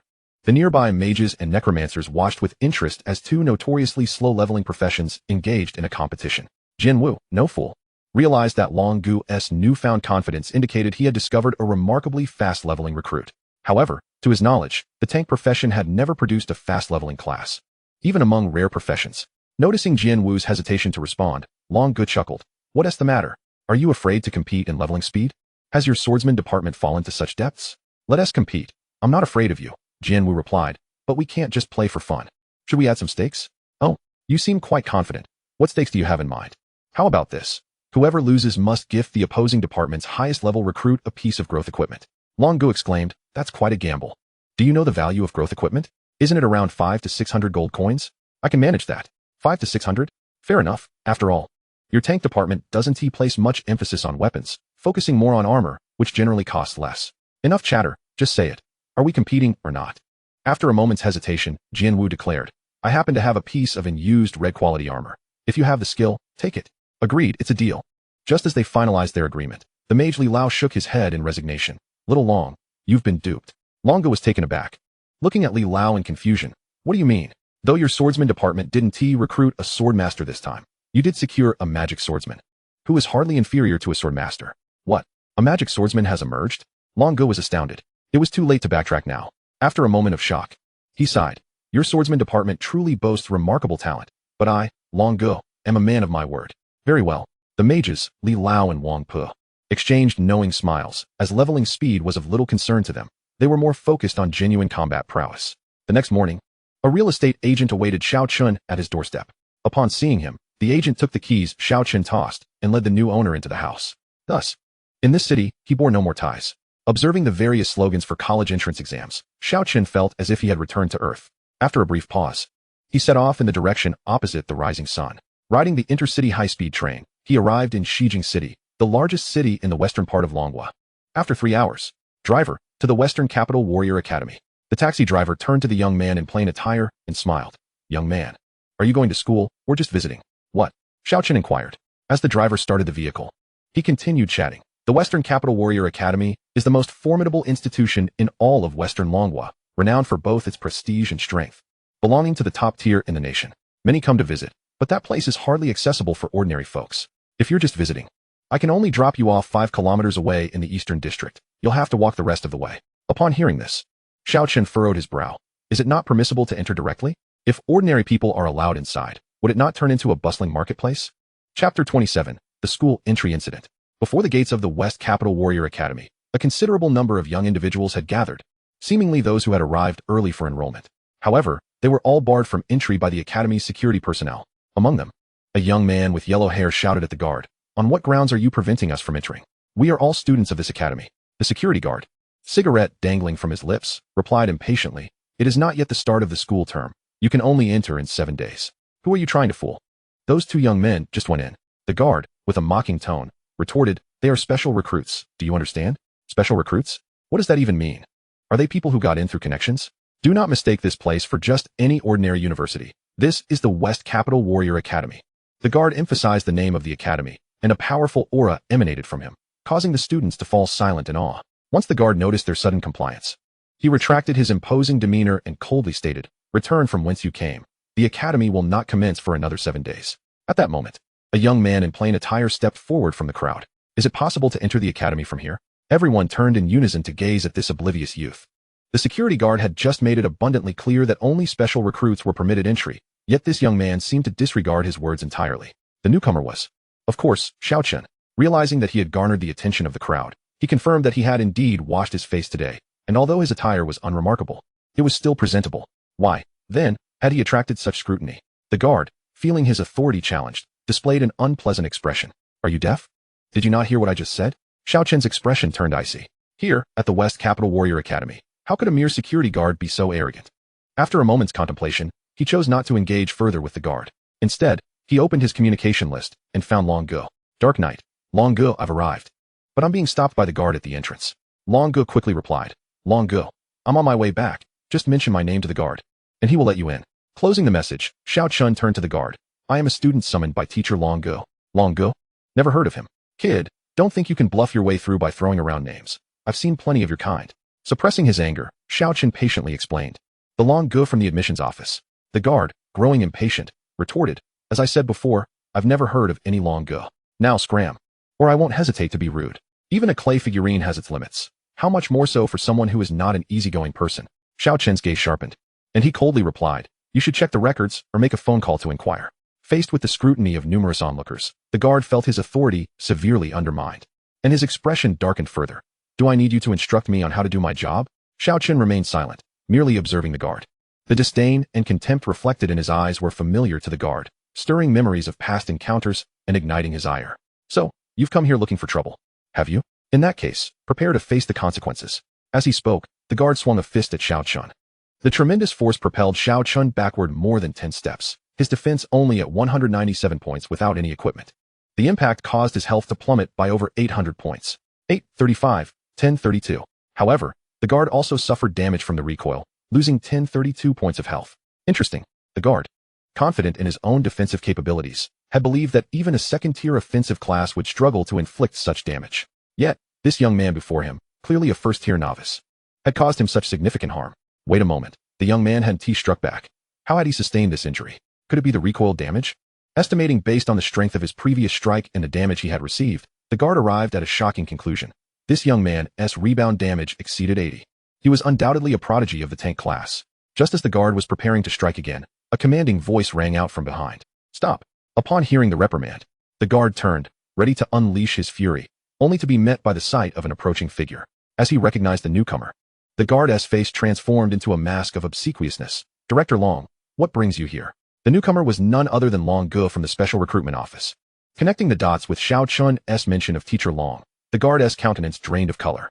He had assumed Xiao Chen was merely an ordinary student. After all, there were no teachers with the surname Long among the regular faculty. Who could have anticipated that the Long Gu spoken of by Xiao Chen was, in fact, the director of the tank class genius program? The guard had never even considered such a possibility. Coupled with being disturbed by other students earlier, his anger had boiled over, leading him to provoke someone of such stature. As the director of the genius class at the West Capital Warrior Academy, Long Ji's strength and authority were not something a mere security guard could afford to cross.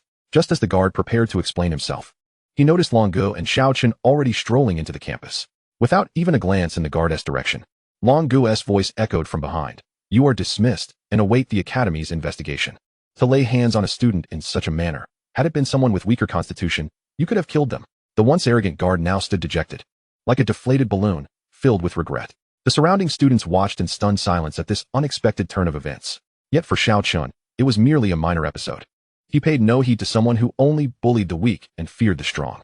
Scanning the crowd, his gaze finally rested on a figure. You must be the classmate known as Dark Knight, yes? I'm Long Gu. Xiao Chen, puzzled, noted that he had never met Long Gu in person. Their interactions had solely been through the system. How could he recognize him amidst the throng? Do not be surprised. I witnessed that punch from the guard, and few can withstand it. Besides, since I've invited you in, how could I be unaware of your information? Upon hearing Long Gu's explanation, Xiao Chen immediately grasped the reason behind it. Follow me. The West Capital Warrior Academy was vast, though referred to as an academy. It resembled a well-equipped city within a city. Towering buildings adorned with distinct emblems representing various professions filled the landscape. After walking for over 10 minutes, they finally arrived before a building topped with a shield emblem. Long Gu looked up at the shield insignia and said to Xiao Chen, do you see that? This is our tank class's teaching building. However, this is merely where ordinary students study. You will not be learning here. Come with me. As the term had not yet commenced, the teaching building appeared remarkably desolate. Under the guidance of Long Gu, the two traversed the grand hall without pausing, continuing deeper into the backyard. After walking for more than 10 minutes, they finally arrived at a modest building that resembled a warehouse. Upon reaching the entrance, Long Gu stood before the door, which emitted two beams of light that scanned him twice before it swung open. As the door opened, Xiao Chen was taken aback by the environment within. Was this truly a classroom? Chapter 28, The Talents of the Shield Bearer Class. This was hardly a teaching building. It could easily be mistaken for a comprehensive establishment that combined fitness, entertainment, and dining. Inside, there was not only a well-equipped fitness area, but also a gourmet section staffed with professional chefs, a gaming zone, and even a foot massage and relaxation area. Xiao Chen turned to Long Gu. Astonished, is this a classroom? Long Gu looked at Xiao Chen, his face breaking into a radiant smile. Of course it is. However, this is an area reserved for elite students of the Shield Bearer class. The building we just passed is where the ordinary students stay. Observing Xiao Chun's bewildered expression, Long Gu chuckled and inquired, what did you expect a warrior academy to look like? Xiao Chen found himself momentarily at a loss for words. Indeed, what should a warrior academy resemble? Prior to the awakening ceremony, the students had debated this topic, with some believing it should resemble an ordinary university, while others thought it should be akin to a military camp, yet none had envisioned it to be like this. In the dining area, a few robust young men, likely in their youth, noticed Long Gu and Xiao Chun's arrival, clutching a roasted leg of lamb, which was as thick as their arms. One of them turned and called out loudly, Teacher Long, come here. The lamb is freshly roasted and absolutely delicious. Long Gu quickly led Xiao Chen to the dining area, pulling out a chair and diving into the roasted leg of lamb. It truly is delightful. After a few hearty bites, he remembered Xiao Chen. Coughing lightly before speaking, allow me to introduce, this is our new classmate, Hei Yi. He then gestured towards the other three. These three are triplets. Named the muscular man gnawing on the lamb interrupted Long Gu enthusiastically. No need for formalities. Just call me De Chue, and this is Air Chue. And that is Xiao Chue. Following De Chue's gesture, the other two were seen vigorously tearing into even larger legs of lamb. Their physiques were equally imposing. Particularly Xiao Chue, whose arm muscles were thicker than Xiao Chen's thighs. Noticing Xiao Chen's gaze, Xiao Chue blushed slightly. Managing to stammer out, "We are the Iron Hammer brothers." At that moment, De Chue pulled out a chair, warmly inviting Xiao Chen to sit beside him. "Hey Yi, my two brothers aren't very talkative, but their strength is commendable." Long Gu chuckled, addressing De Chue. "Wang De Chue, what levels are you at?" De Chue proudly thumped his chest. "We three brothers reached level 52 just yesterday. As shield bearers, I doubt anyone can match our leveling speed." This level was indeed formidable in any context, not to mention among the elite students of the Warrior Academy. Furthermore, being shield bearers made their level particularly noteworthy. "By the way, Hei Yi, what level are you?" "Level 71. Level 71? That is quite impressive," De Chue exclaimed, astonished, while even Long Gu appeared taken aback. 4 days prior, Long Gu had received news of Xiao Chen defeating a level 55 hidden boss, and now, merely 3 days later, he had reached level 71. Such a leveling speed was likely unmatched even by mages or necromancers. Incredible. A shield bearer can level up this swiftly. Long Gu continued. "By the way, Hei Yi, what is your profession?" Xiao Chen glanced at Long Gu, displaying a look of inquiry. "It's all right, speak freely, with your prowess. You will undoubtedly become a prominent figure in the academy." Xiao Chen nodded and replied, "Reverse scale battle soul." "Reverse scale battle soul? What profession is that?" "I've never heard of it." Long Gu crossed his legs, smiling. The reverse scale battle soul is an exceptionally rare profession. A rare profession. The three brothers simultaneously set down their legs of lamb, gazing at Xiao Chen in astonishment, their eyes brimming with envy. "All right, do not envy others. You three brothers are impressive in your own right, especially your combination skills, which are somewhat overpowering." "Combination skills?" Xiao Chen inquired, intrigued. Long Gu nodded, a satisfied expression gracing his face as he looked at the three hulking figures. Indeed, they are triplets. Though they awakened as ordinary shield bearers, they possess a unique talent. "What talent?" The trio leaned in curiously. As long as all three are in the same team, they can activate a buff called cooperative unity, which allows their skill effects to stack. Stacking effects might sound unremarkable at first, but when applied to certain unique skills, the results can be extraordinarily terrifying. For example, a skill that reduces cooldown by 35. If all three stack it, they could achieve a release without cooldown. Or a skill with a 35 chance to stun. When stacked among the three, they could induce infinite stuns. If utilized properly, this skill is practically a game-breaking existence. It was evident that those specially recruited were anything but ordinary. Just as they were conversing, a tattooed youth emerged from the bathing area, wrapped in a towel. Well, Lao Long, another newcomer has arrived." Upon seeing the tattooed man, Long Gu's expression soured. "Zhang Hu, although this is not an ordinary academy, please maintain some decorum." Zhang Hu shrugged dismissively. "It's just us big guys here. There's no need to be so formal. If you could bring in a pretty classmate. I assure you I'd dress more formally than anyone here." Long Gu sighed in resignation. "For the next few days, do as you please, but once classes officially commence, this behavior will not be tolerated." "Don't worry, Lao Long, I know my boundaries." "By the way, who asked this?" Zhang Hu casually picked up a roasted leg of lamb while munching on it, asking indifferently, "Hey Yi." "Oh." Zhang Hu replied nonchalantly, then continued savoring his lamb leg. Xiao Chen paid little mind to this, understanding that to earn respect, one must possess formidable strength. Everything else was mere chatter. Moreover, the attitudes of others held no significance for him, as long as they did not interfere with his own pursuits. Zhang Hu, like you, has also awakened a rare profession, though his is somewhat unique. Long Gu began to explain, organizing his thoughts in his mind. His profession is called Titan Bulwark, which boasts an almost unparalleled defensive capability. To put it bluntly, among practitioners of the same level, few can breach his defenses. A proud expression adorned Zhang Hu's face. And he indeed had the merit to be proud. Long Gu continued, "Although this profession is strong, it suffers from a common ailment of shield bearers, slow leveling speed. I've arranged for several mages and healers to assist him in leveling, yet he is only at level 43 now." Zhang Hu scoffed at this. "Lao Long, you need to think long term. If I can level up, I'll have a chance to take down those top-tier bosses." Chapter 29, Academy Points. Long Gu found himself at a loss regarding Zhang Hu. Despite his rather unappealing personality, he was regarded as the hope of the shield bearer class. Not only he but the entire academy paid close attention to Zhang Hu. As Zhang Hu aptly noted, The Titan Guardian profession is widely acknowledged as one of the most formidable roles, often proving essential in overcoming particularly challenging bosses. This is precisely why Long Gu indulges him so generously. Dismissing Zhang Hu's remarks, Long Gu spoke with a grave demeanor. All right, let us now address some serious matters. Though the group typically engaged in lighthearted banter with Long Gu, they adopted a more earnest tone when it came to serious discussions. Even the sound of gnawing on roasted lamb shanks diminished significantly. Observing this shift, Long Ji's expression softened slightly. This cohort of specially admitted shield warriors is still missing a few members. Some are likely to arrive only when the formal school term commences. So we shall not wait for them. Your early arrival at the academy was not merely to familiarize yourselves with the environment. There is a more pressing matter at hand. While awakened professions and talents are undeniably crucial, without development, even the most promising potential remains merely that, potential. His gaze turned pointedly toward Zhang Hu as he continued. Thus, the Warrior Academy conducts 2 assessments at the beginning of each term, which will determine your future standing within the school. The benefits I speak of extend beyond standard welfare. They encompass rare items and skills as rewards, with some outstanding individuals even qualifying for rewards that would make me envious. In summary, the outcomes of these 2 assessments are of paramount importance for your future development. The first assessment pertains to your level ranking at the commencement of the term. I need not elaborate on the significance of level. Higher is undoubtedly better. In past cohorts, some students have even reached level 100 by the start of the term. However, such extraordinary cases are exceedingly rare and should not serve as a benchmark. Nonetheless, reaching level 70 is not uncommon, and it represents the basic standard for exemplary students. Those starting the term below level 70, barring exceptionally promising special professions, will be relegated to the status of ordinary students. With merely 7 days remaining until the term begins, achieving level 70 should not pose a challenge for you. The second assessment is rather unique. It entails challenging the First Order Trial Tower. Only practitioners of the First Order may enter this tower, and conquering it not only grants rewards from the tower itself, but also additional accolades from the Academy for the most distinguished participants. The number of First Order Trial Towers is exceedingly limited, and fortunate for us, there is one located in Shijing City. Such a privilege is not available elsewhere. The difficulty of the First Order Trial Tower is considerable, with its inhabitants boasting levels of 100. Therefore, it is advisable that you reach level 100 prior to undertaking this challenge. However, do not fret. The results from your attempts at the trial tower within the first month of the term will still be valid.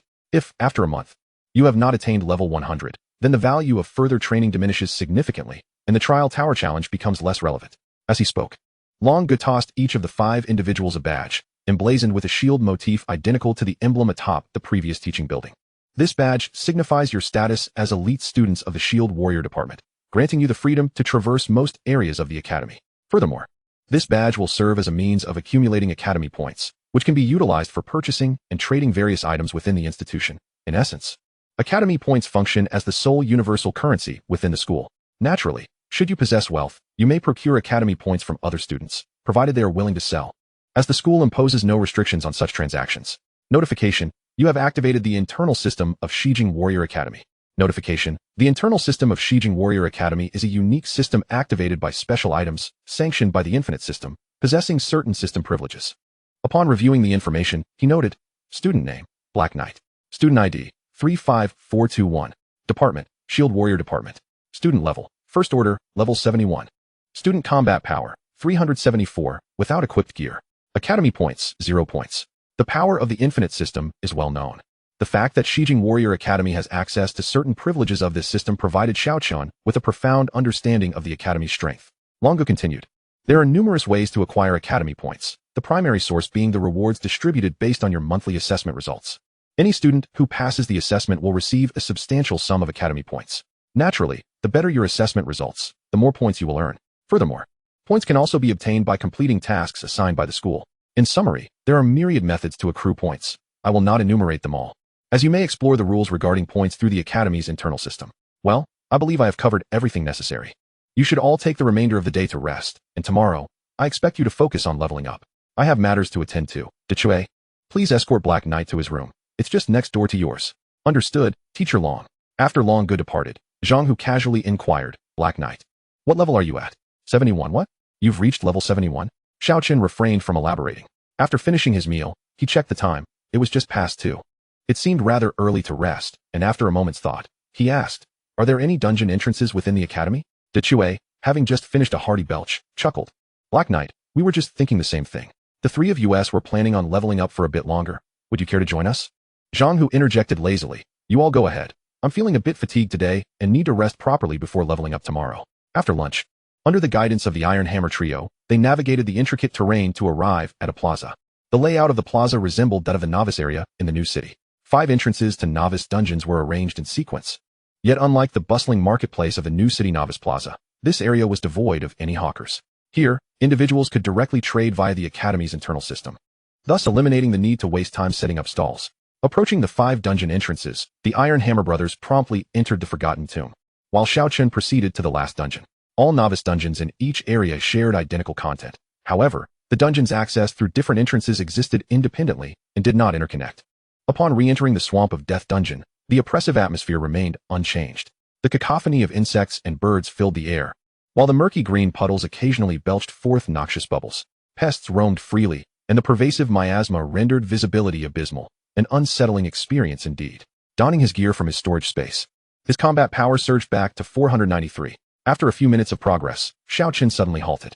Not far ahead, he caught sight of a living person. Chapter 30 Miss. Do you require assistance? Xiao Chen paused as he observed a strikingly attractive young woman on a patch of grass, engaged in battle with a horde of poisonous frogs. To describe it as a battle would be somewhat misleading. It was more akin to a massacre.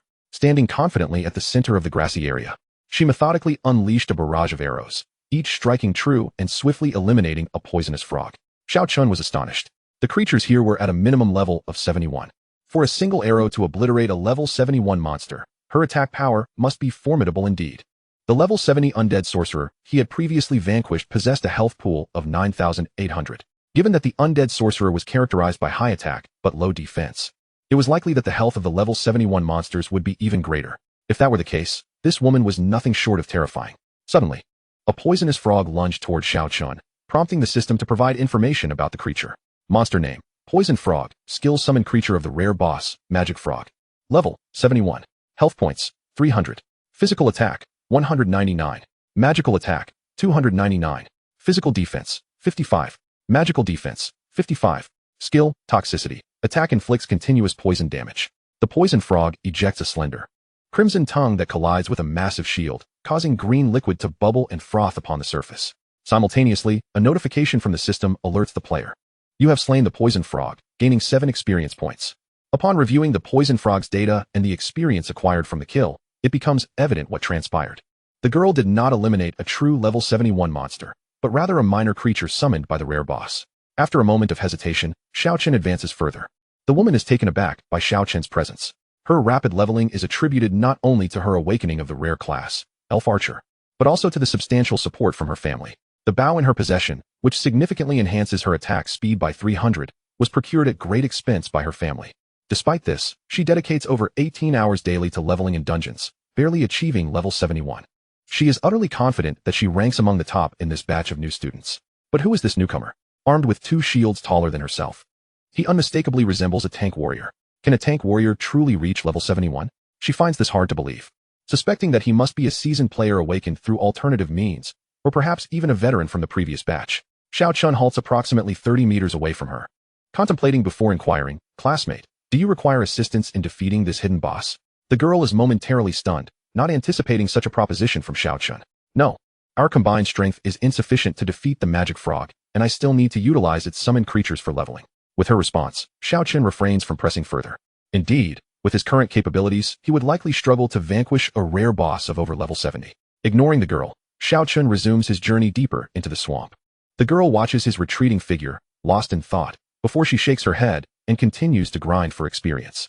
The earlier location had indeed proven to be an excellent leveling spot for the swift girl.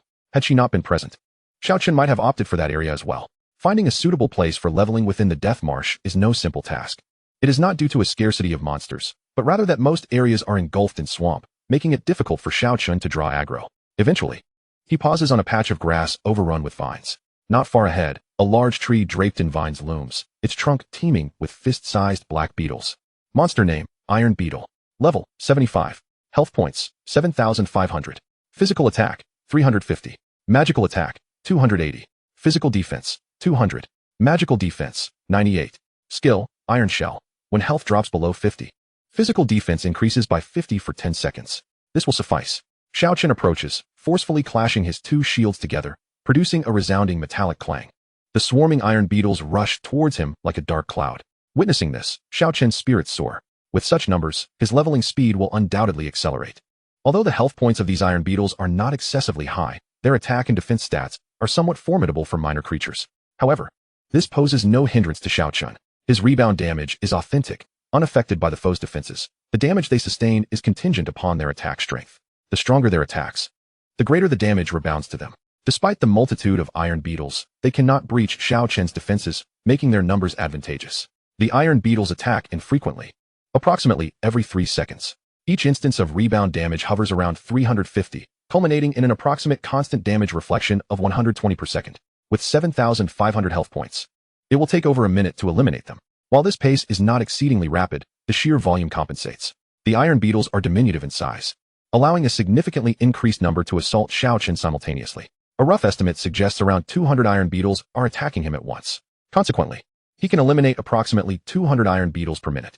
Each iron beetle yields 75 experience points, translating to 15,000 experience in a minute, an astounding 900,000 experience over the course of an hour.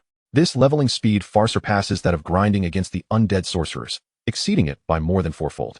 Upon reaching level 71, the experience required for subsequent levels has escalated considerably. Transitioning from level 71 to 72 demands 500,000 experience, while advancing from level 72 to 75 requires 3 million. The leap from level 75 to 80 necessitates a staggering 3 million experience. Thus, to reach level 80, Xiao Chen must accumulate approximately 3 million experience points. At the current grinding rate, he would achieve level 80 in merely 6 hours. Upon calculating this outcome, even he is taken aback by the revelation. It is unfathomable to think how others would react should they learn of his extraordinary leveling speed. You have slain an iron beetle, gaining 75 experience points and 12 copper coins. You have slain an iron beetle, gaining 75 experience points. You have slain an iron beetle, gaining 75 experience points and 67 copper coins. Notification: your experience has reached 100, and your level has ascended to the first tier, level 72, granting you 5 free attribute points and 1 skill point. Notification: your experience has reached 100, and your level has ascended to the first tier, level 73, granting you 5 free attribute points and 1 skill point. Chapter 31, The Beautiful Warrior. 6 hours swiftly pass. Notification: your experience has reached 100, and your level has ascended to the first tier, level 80, granting you 5 free attribute points and 1 skill point. Xiao Chen successfully attains level 80. After reaching level 80, defeating iron beetles yields no further rewards. Noticing the time, he realizes it is past 8 p.m. Xiao Chen decides to conclude his day's endeavors, planning to continue tomorrow. Originally, his goal was to reach level 75, but he has far exceeded this target. The Hammer brothers have also sent a message urging him to return for dinner, as the chef would soon be leaving for the night. Passing through the area of the magic frog, he observes the girl still engaged in leveling. Xiao Chen pays her no mind and strides directly towards the exit of the dungeon. Upon returning to the dining hall, the Hammer brothers are already feasting heartily. Dark Knight brother, come over here. The food tonight is exceptional: braised pork knuckle.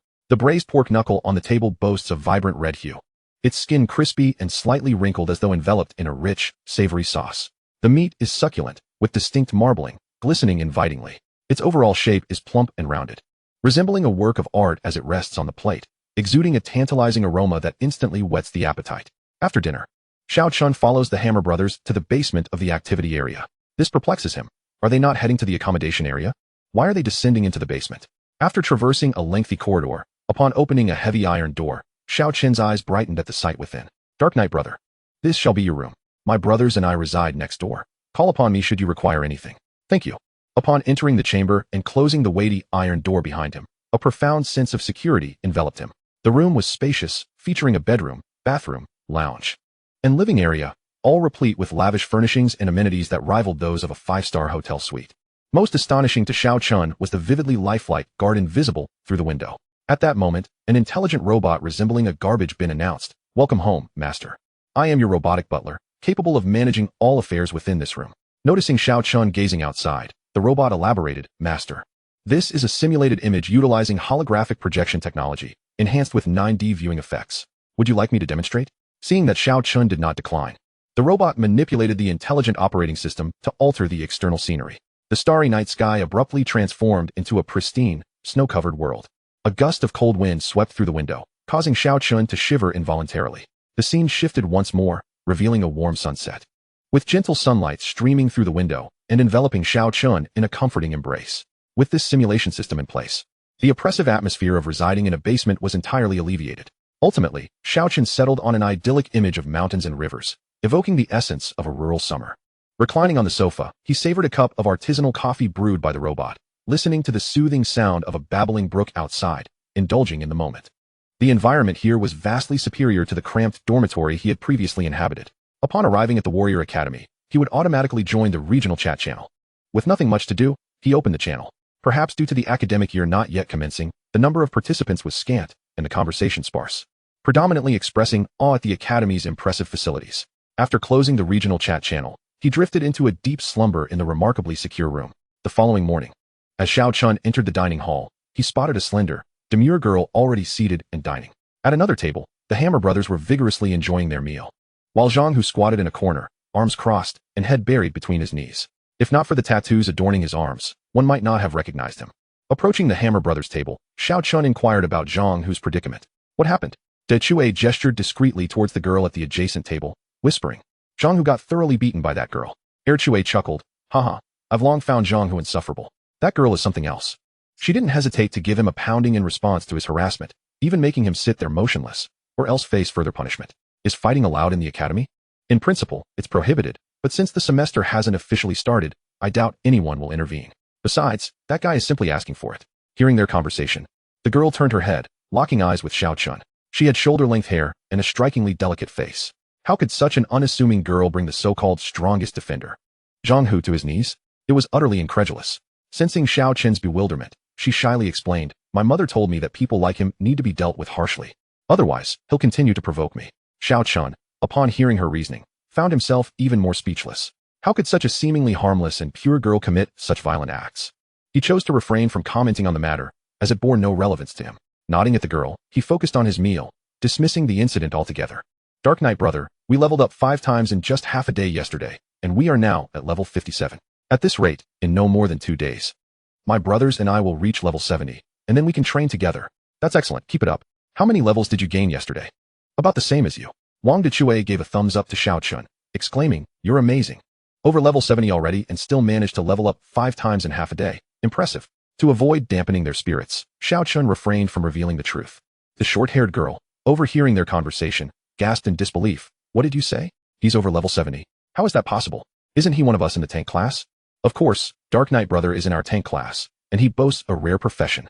The girl appeared skeptical. Isn't everyone here basically from rare professions? Not entirely. My brothers and I are just ordinary professions. She waved her hand dismissively. That doesn't matter. What is crucial is why he is leveling up so rapidly if he is indeed one of us in the tank class. Did he awaken early? I'm not sure about that. Unable to extract an answer from Wang Dechue, the girl redirected her gaze towards Xiao Chen, her large, bright eyes filled with curiosity. Just as Xiao Chen was about to respond, Zhang Hu in the corner let out a yelp and fell to the ground.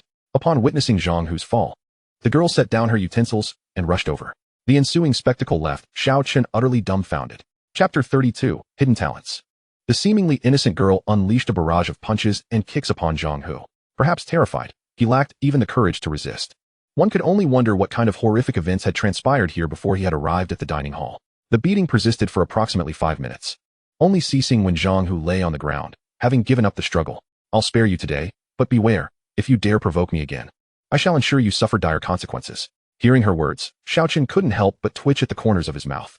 Zhang Hu, far from being angered, appeared as if he had received a reprieve, scrambling to his feet. Aside from some swelling on his face, he seemed relatively unscathed, indicating that although the girl had appeared fierce, she had exercised restraint. After the confrontation, the girl returned to her table, resuming her meal as if nothing had transpired. The others stared in disbelief at the serene girl, recalling the earlier scene of her mercilessly attacking Zhang Hu, creating a jarring sense of cognitive dissonance. As Zhang Hu arranged his disheveled hair, he muttered, who would have thought such a demure girl could be so violent? She must have wandered into the wrong place. There is no way someone in our tank class could possess such brutality. At that moment, Longo entered the room.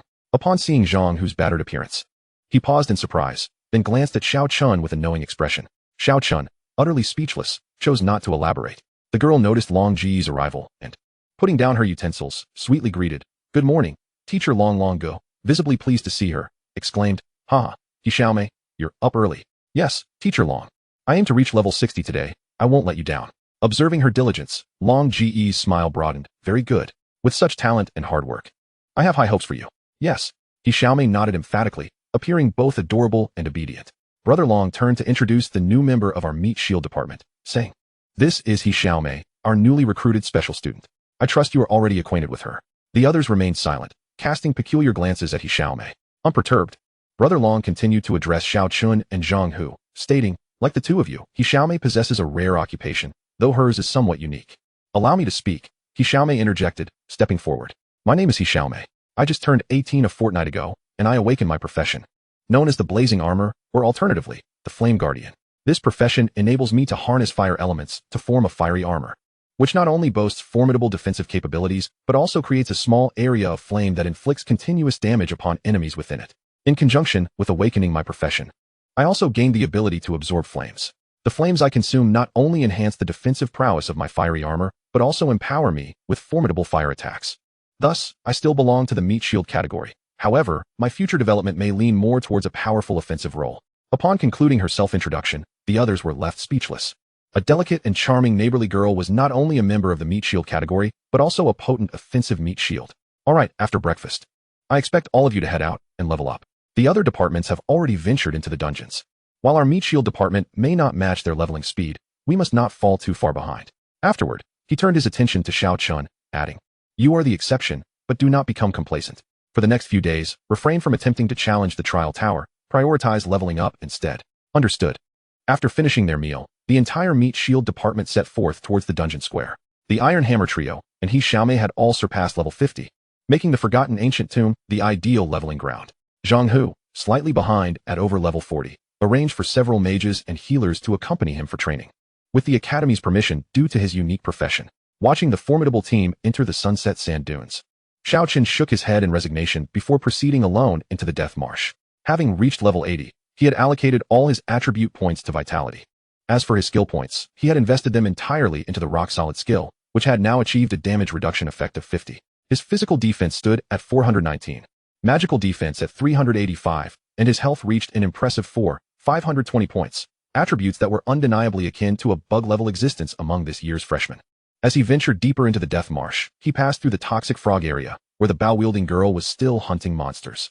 This indicated that her level had yet to exceed 76, as otherwise, grinding here would yield no rewards. Continuing onward, he entered the region populated by level 72 monsters and encountered several new faces, all of whom were mages, with adequate equipment and sufficient magical recovery potions. Mages could level up at an astonishing pace. Observing the faint golden glow emanating from their gear suggested that their equipment was undoubtedly of considerable value. Upon reaching the area with level 74 monsters, he saw an individual commanding dozens of skeletal knights and skeletal archers to battle against the monsters. This was the legendary rare profession of necromancer. Witnessing the relentless assault of the undead army, Xiao Chen felt a sense of pressure as he observed the monsters falling in droves. When Xiao Chen arrived at the previous day's Iron Beetle leveling zone, he was surprised to find someone still there. This person was carrying a transparent container, nearly as large as his own body, from which green gas continuously emitted. The iron beetles pursuing him succumbed to the corrosive green gas, dying silently as they chased. This leveling speed was astonishingly faster than that of the necromancer. Pressing deeper into the dungeon, he found yet another group of players in the area designated for level 78 monsters. A young man sat atop a large stone, surrounded by countless flying insects that charged towards him. Unfazed, the young man remained seated, and just as the insects were about to reach him, 5 flying swords, each over 10 centimeters long, shot out from behind him, swiftly piercing through the attacking insects. Each sword glimmered with a faint golden light, indicating that they were at least of golden quality. The flying swords danced through the air, and within mere moments, all the attacking insects lay dead. This was not a sword master, as Xiao Chen had seen on the forums that sword masters could only manipulate a single sword. The young man before him, however, commanded 5 swords simultaneously. Sword masters were recognized as one of the fastest leveling professions among sword fighters, yet this young man was on a completely different level. The special recruits from the Shijing Warrior Academy were truly a hidden treasure. Throughout this journey, he had encountered a plethora of rare professions, which made his own reverse-scale battle soul seem rather unremarkable in comparison. Chapter 33, A Horde of Monsters. The swordmaster noticed Xiao Chen advancing into the depths of the Death Marsh, wielding 2 large shields, and a hint of derision crossed his face. What a show-off. Continuing forward, Xiao Chen struggled to find an appropriate grinding spot until he halted before a muddy marsh. In the mire, he spotted a creature resembling a leech, albeit significantly larger, akin to a water snake. At that moment, the system provided detailed information on the monster. Monster name, Venomous Leech. Level, 86. Health points, 14, 500. Physical attack, 399. Magical attack, 354. Physical defense, 235. Magical defense, 258. Skill, Bone Cling. The venomous leech attaches itself to the enemy, inflicting continuous damage. Skill, Venom. The venomous leech's attack is laced with poison, causing the enemy to suffer ongoing damage and reducing their attack power by 30. Just as Xiao Chen was examining the details of the venomous leech, several nearby leeches sprang from the marsh, latching onto him. 399, 88. 123, 88. In an instant, he had reflected multiple instances of damage, yet he remained unharmed. This revelation sparked a glimmer of excitement in Xiao Chen as he took a few more steps forward. With each step he took, he drew nearer to more venomous leeches. Within a certain range, they would leap towards him and attach themselves. At that moment, Xiao Chen resembled a colossal magnet, with the leeches akin to iron filings continuously drawn towards him. Before long, he found himself completely enveloped by the dark brown venomous leeches. However, in less than a minute, these leeches would automatically die and fall away, only for new ones to come rushing in. This cycle continued unabated. To conserve his stamina, Xiao Chen leaped onto a stone in the center of the marsh, adopting a meditative posture, much like the earlier swordmaster. Compared to the swordmaster, Xiao Chen found leveling up to be considerably easier. If not for the abysmal environment, he could have even relaxed and leveled up while lying down. Notification: you have slain a venomous leech. You gain 86 experience points and 121 copper coins. Notification: you have slain a venomous leech. You gain 86 experience points and 46 copper coins. Notification: you have slain a venomous leech. You gain 86 experience points. Observing the flood of kill notifications, Xiao Chen couldn't help but marvel that this might be the most effortless leveling method ever. The attack frequency of the leech is notably slower than that of yesterday's armored beetle. However, the continuous damage skills of both creatures render their health depletion rate comparably swift. Furthermore, the leech's ability to exploit openings is considerably superior to that of the armored beetle. At this moment, Xiao Chen resembled a figure clad in a camouflage suit woven from countless vine strips, with scarcely any part of his body exposed. A rough estimate indicated that he was simultaneously besieged by no fewer than 300 venomous leeches. Had he belonged to another class, he likely would have been annihilated in an instant. While this method of monster farming was somewhat repulsive, its efficiency was undeniably commendable. Xiao Chen had no choice but to endure the discomfort and persist. After reaching level 80, the experience required for leveling up escalated significantly. For level 79-80, a staggering 640,000 experience points were necessary, while for level 80-81, the requirement doubled to 1.31 million. Level 80-85 demanded an astounding 6.9 million experience points, and level 80-90 required a total of 14.63 million. Such demands for experience were truly astonishing. With each venomous leech slain, he earned merely 86 experience points, managing to kill approximately 300 leeches per minute. This calculation yielded about 260,000 experience points per minute, translating to 1.56 million per hour. Consequently, it appeared that he could accumulate 14.63 million experience points in under 10 hours. Thus, while the experience needed for leveling up seemed excessive, it was still somewhat acceptable. Xiao Chen harbored a lingering doubt regarding whether he had been cursed. After slaying over 70,000 armored beetles yesterday, he had only garnered a handful of silver and copper coins, along with a few low-level white-quality equipment, the best of which was merely of blue quality. In contrast, the Hammer brothers, who had not slain nearly as many foes, reaped bountiful rewards. Could it be that the drop rate from monsters killed through reflection was significantly diminished? However, the drop rate was beyond his control. He could only endeavor to slay as many monsters as possible to expedite his leveling. Early-stage equipment was primarily transitional, and only upon reaching higher levels could one confront more formidable monsters, yielding more valuable loot. In a moment of idleness, he opened the regional public channel. Unlike the previous day, the channel was bustling with activity. Ouyang Feng, leveling up is so boring. Is anyone up for a chat? Ouyang Feng, speak up, will you? Is there anyone alive? Ouyang Feng, sigh. Qinzai, are you that idle? Everyone is diligently leveling up. Who has time for idle chatter? Jian Sanchison, there are only 6 days left until school starts. Hurry and level up. I've heard the rewards for high-ranking new students this semester are exceptionally generous. Ouyang Feng, what kind of rewards? Jian Sanchison, I'm not sure of the specifics, but you won't be disappointed. Ouyang Feng, that's like saying nothing at all. Qinzai, what level is everyone at? Ouyang Feng, sigh, I'm leveling up too slowly. I'm only at level 74. Lanyan, you're quite impressive already. I'm at level 73 myself. Qinzai, as a necromancer, I'm only at level 75, which feels a bit embarrassing. Jian Sanchison, I'm at level 77. Ouyang Feng, what kind of monsters are you? Your levels are so high. Lanyan, I saw a peculiar individual yesterday. Ouyang Feng, what was strange about them? Lanyan, how should I put it? That person wielded 2 large shields. They seemed to be a tank class, yet they appeared in this dungeon. Ouyang Feng, I just saw them too. That can't be their real equipment. They must have donned it to conceal their true class. Tianzai, it didn't seem like an act. They passed right by me. And I noticed that the level 75 monsters attacked them, but they didn't even need to dodge, and it appeared they took no damage. They must be a tank class. Jin Sanchisen, I just saw that they headed towards the level 80 area. Tianzai, level 80 area? Do they dare to solo there? Ouyang Feng, what class are they? So formidable. If I went there, I would undoubtedly meet my demise. It seems this special recruit is no ordinary individual. Closing the regional chat channel, Xiao Chen felt a slight pressure, albeit merely a sliver. Jin Sanchisen was likely that formidable figure who controlled 5 flying swords to slay monsters, having reached level 77. Chapter 34, Altering the Bet. Time flowed swiftly. At 8 p.m., the Hammer brothers promptly messaged Xiao Chen, reiterating their request for him to return for dinner. By this time, Xiao Chen had attained level 91. Without needing the Hammer brothers to remind him, he intended to depart, for the truth was that killing monsters here had yielded no further benefits. Today, his luck had improved compared to yesterday, totaling approximately 700 silver when converted from his earnings, as opposed to the 260 silver from the previous day. Over these 2 days, his coin income had approached 1,000 silver. Additionally, he had acquired over a dozen pieces of ordinary equipment, none of which were usable, relegating them to mere monetary value. Upon arriving at the dining hall, not only were the others already present, but even Long Gu had taken the time to join them. Upon seeing Xiao Chen, Long Gu greeted him warmly. How was your leveling today? Not bad, Xiao Chen replied. Not bad. How many levels did you gain? Xiao Chen did not conceal his progress and replied directly, 11 levels. What? Not only was Long Gu astonished, but even the others at the table were taken aback. Wang Dachui, deflated like a punctured balloon, exclaimed, Brother Black Knight, you're truly a monster.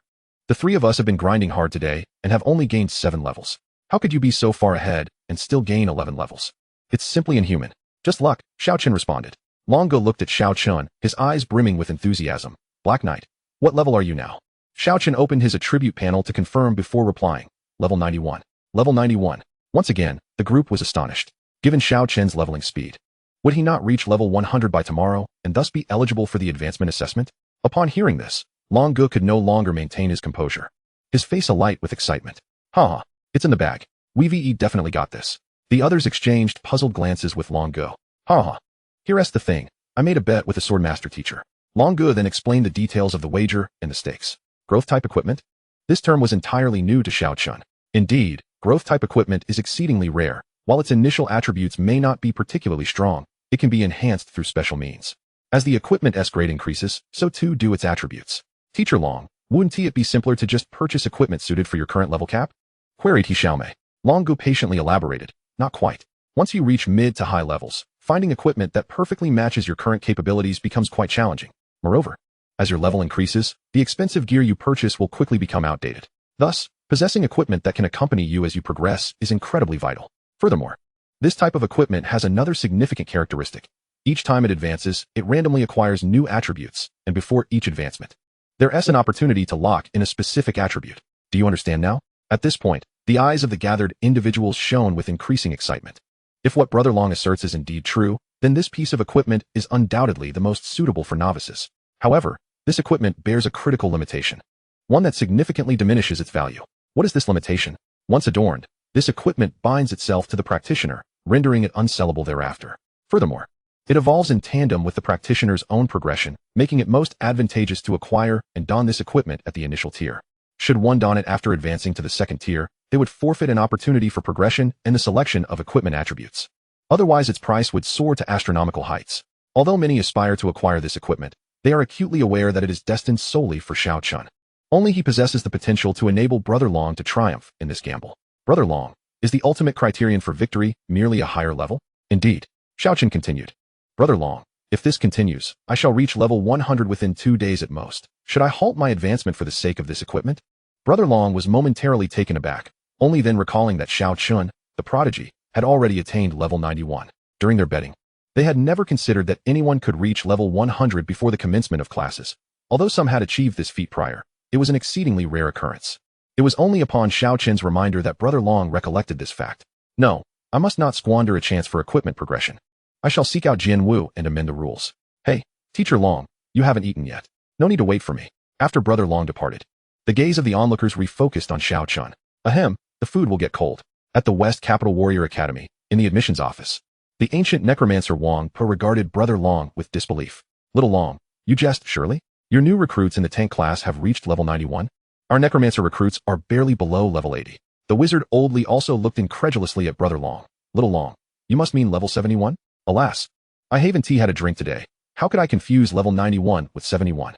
That student is indeed at level 91 and is undeniably a tank warrior. What is his profession, if you don't mind sharing? There's nothing to conceal. It's the reverse scale battle soul. Have you heard of it? Reverse scale battle soul? That rings a bell. Let me think. Oh, could it be that worthless class whose attack power is perpetually capped at one point? I recall that over a decade ago, a reverse scale battle soul awakened at the Tokyo Warrior Academy, but then an unfortunate incident occurred. What do you mean their attack power is eternally 1 point? Oldly shook his head, sigh. It is said that the reverse scale battle soul class cannot enhance its attack power by any means. Little Long, are you truly not mistaken? How could someone with a constant attack power of 1 reach level 91 in such a brief span? I assure you, everyone, I speak nothing but the truth. Brother Long replied, his face filled with exasperation. He then turned to Jian Wu and stated, let us do this. If I am lying, then I shall concede. However, the competition's rules must indeed be revised, for winning would hold little significance otherwise. Jian Wu hesitated for a moment, but ultimately nodded. Regardless of the veracity of Brother Long's claim, even if true, losing merely a piece of equipment was a price he could bear. Moreover, the emergence of such talent would greatly benefit the West Capital Warrior Academy. Although they belonged to different departments, they were all faculty members of the academy, and nurturing genuine powerhouses was their ultimate goal. Then it is settled, the first to reach level 100 wins. Jian Wu cast a cold glance at Brother Long. Rest assured, I, Jian Wu, am not one to fear loss. Ha ha ha, splendid. Prepare the items. I shall return to collect them within 2 days at most. Chapter 35, Max Level. Brother Long promptly relayed the news to Xiao Chen, further fueling his motivation to level up. Upon returning to his subterranean chamber, Xiao Chen reclined on the sofa to examine his attributes. At this moment, his health had surpassed 5,000, reaching 152 points. His physical defense stood at 463 points, and his magical defense at 429 points. The skill Rock Solid had already attained level 50, enhancing its damage reduction effect to 50.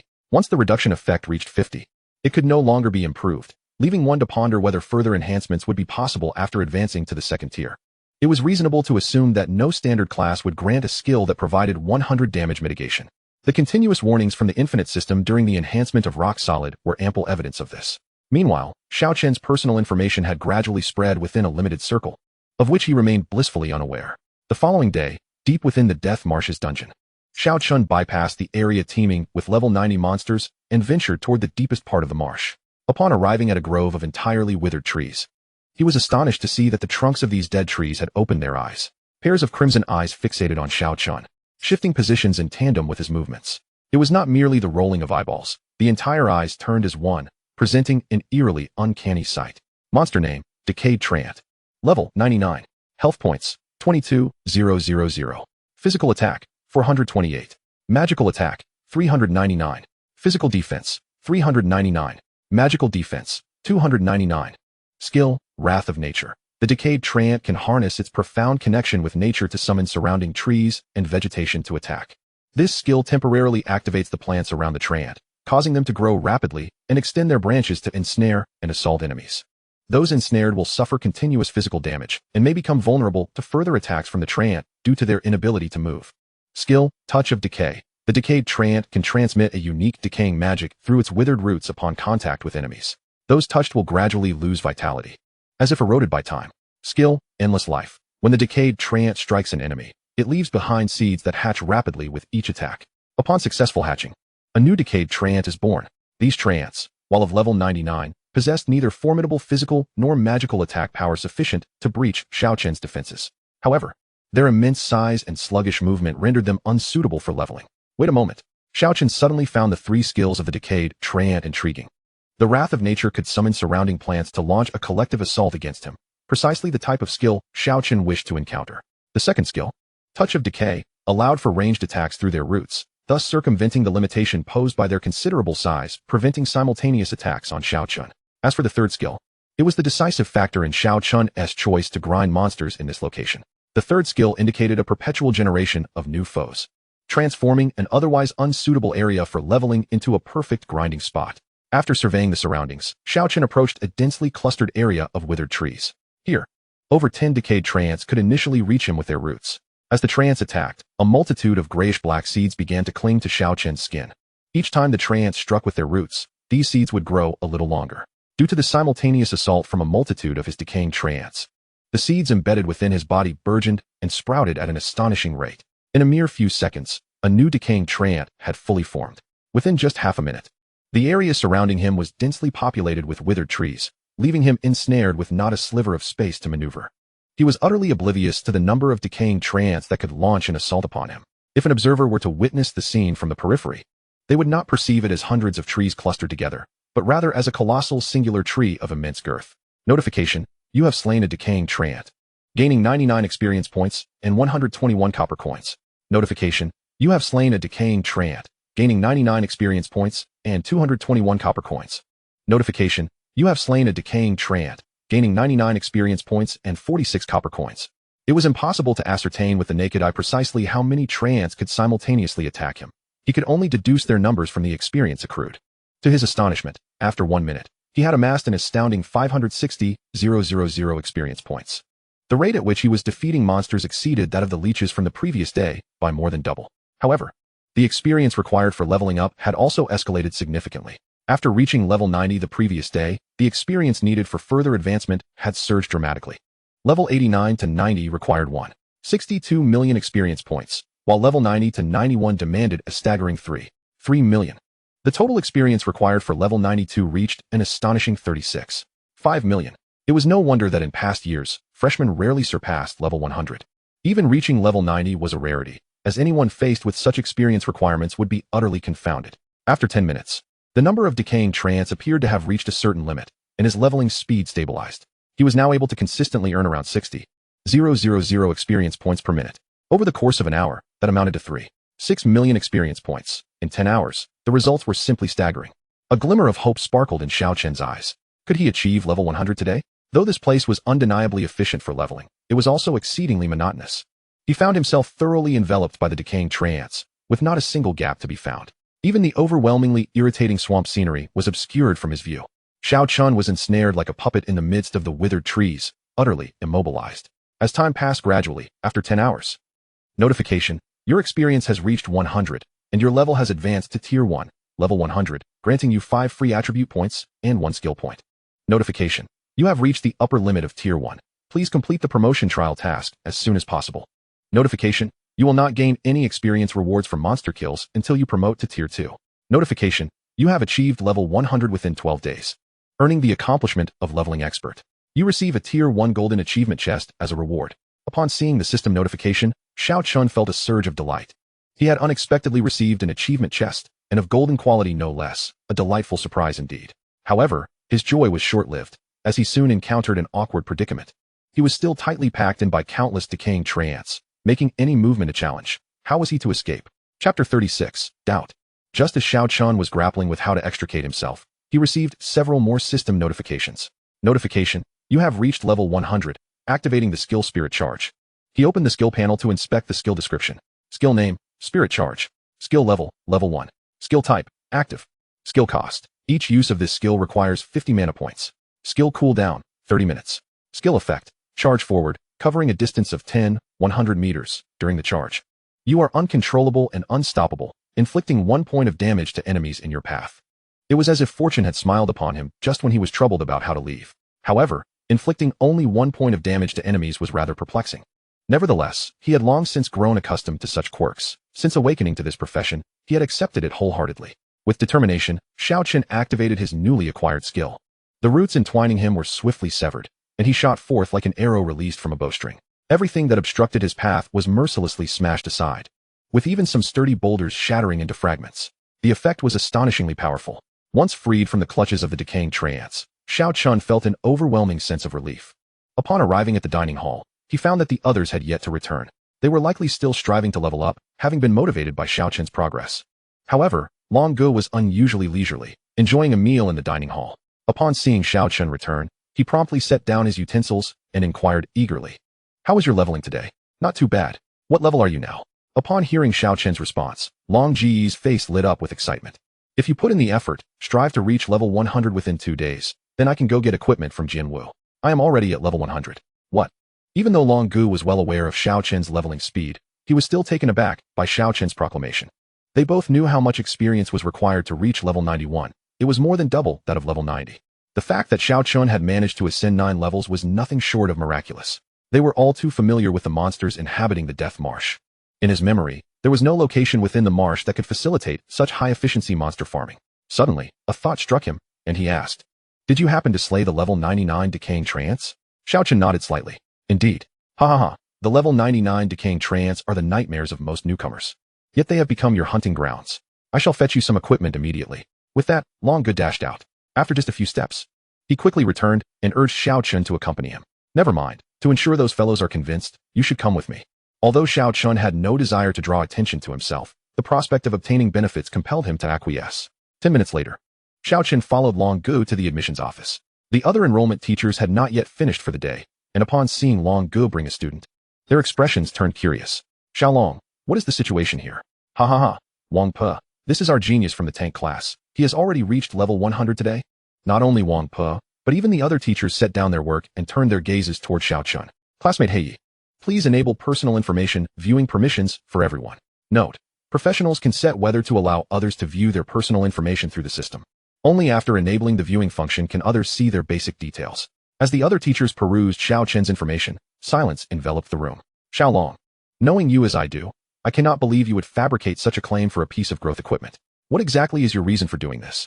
Upon hearing Wang Pe's words, Long Gu was momentarily stunned, then erupted in indignation. "Wang Pe, I respect you as a senior, but while a meal can be eaten haphazardly, words must be spoken with integrity. Who in the Shijing Warrior Academy does not know my character? Not to mention a piece of growth equipment.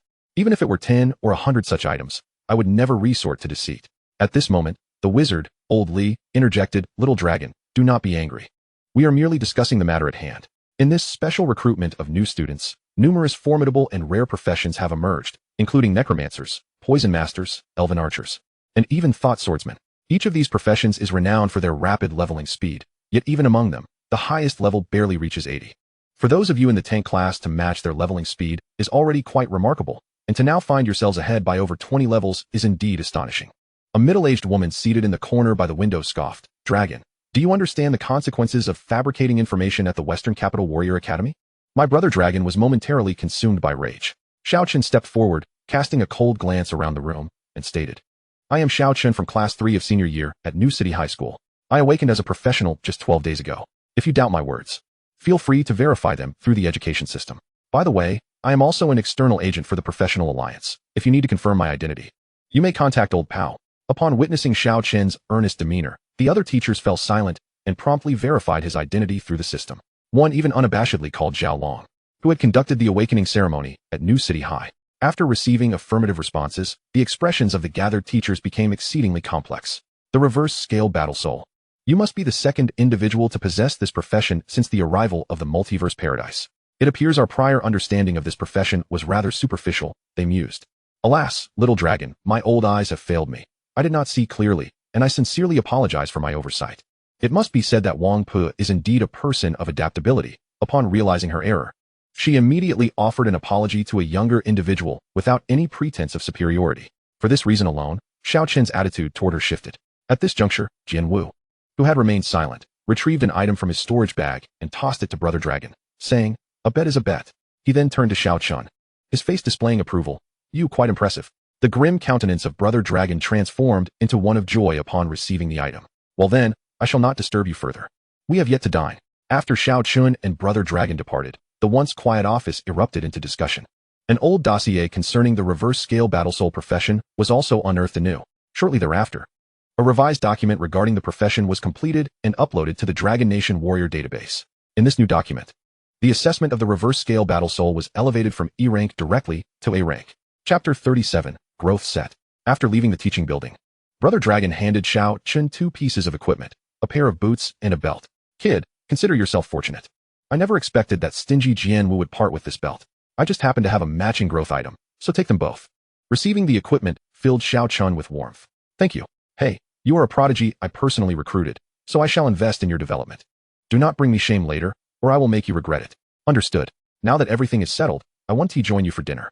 2 more tank class geniuses have emerged from the southwest, and I must secure them for our academy. Watching Brother Dragon's graceful departure, Xiao Chen remained silent. However, he kept in his heart those who had treated him well. At this moment, expressing gratitude felt futile. He believed that providing tangible benefits and assistance in the future would be the true way to navigate interpersonal relations.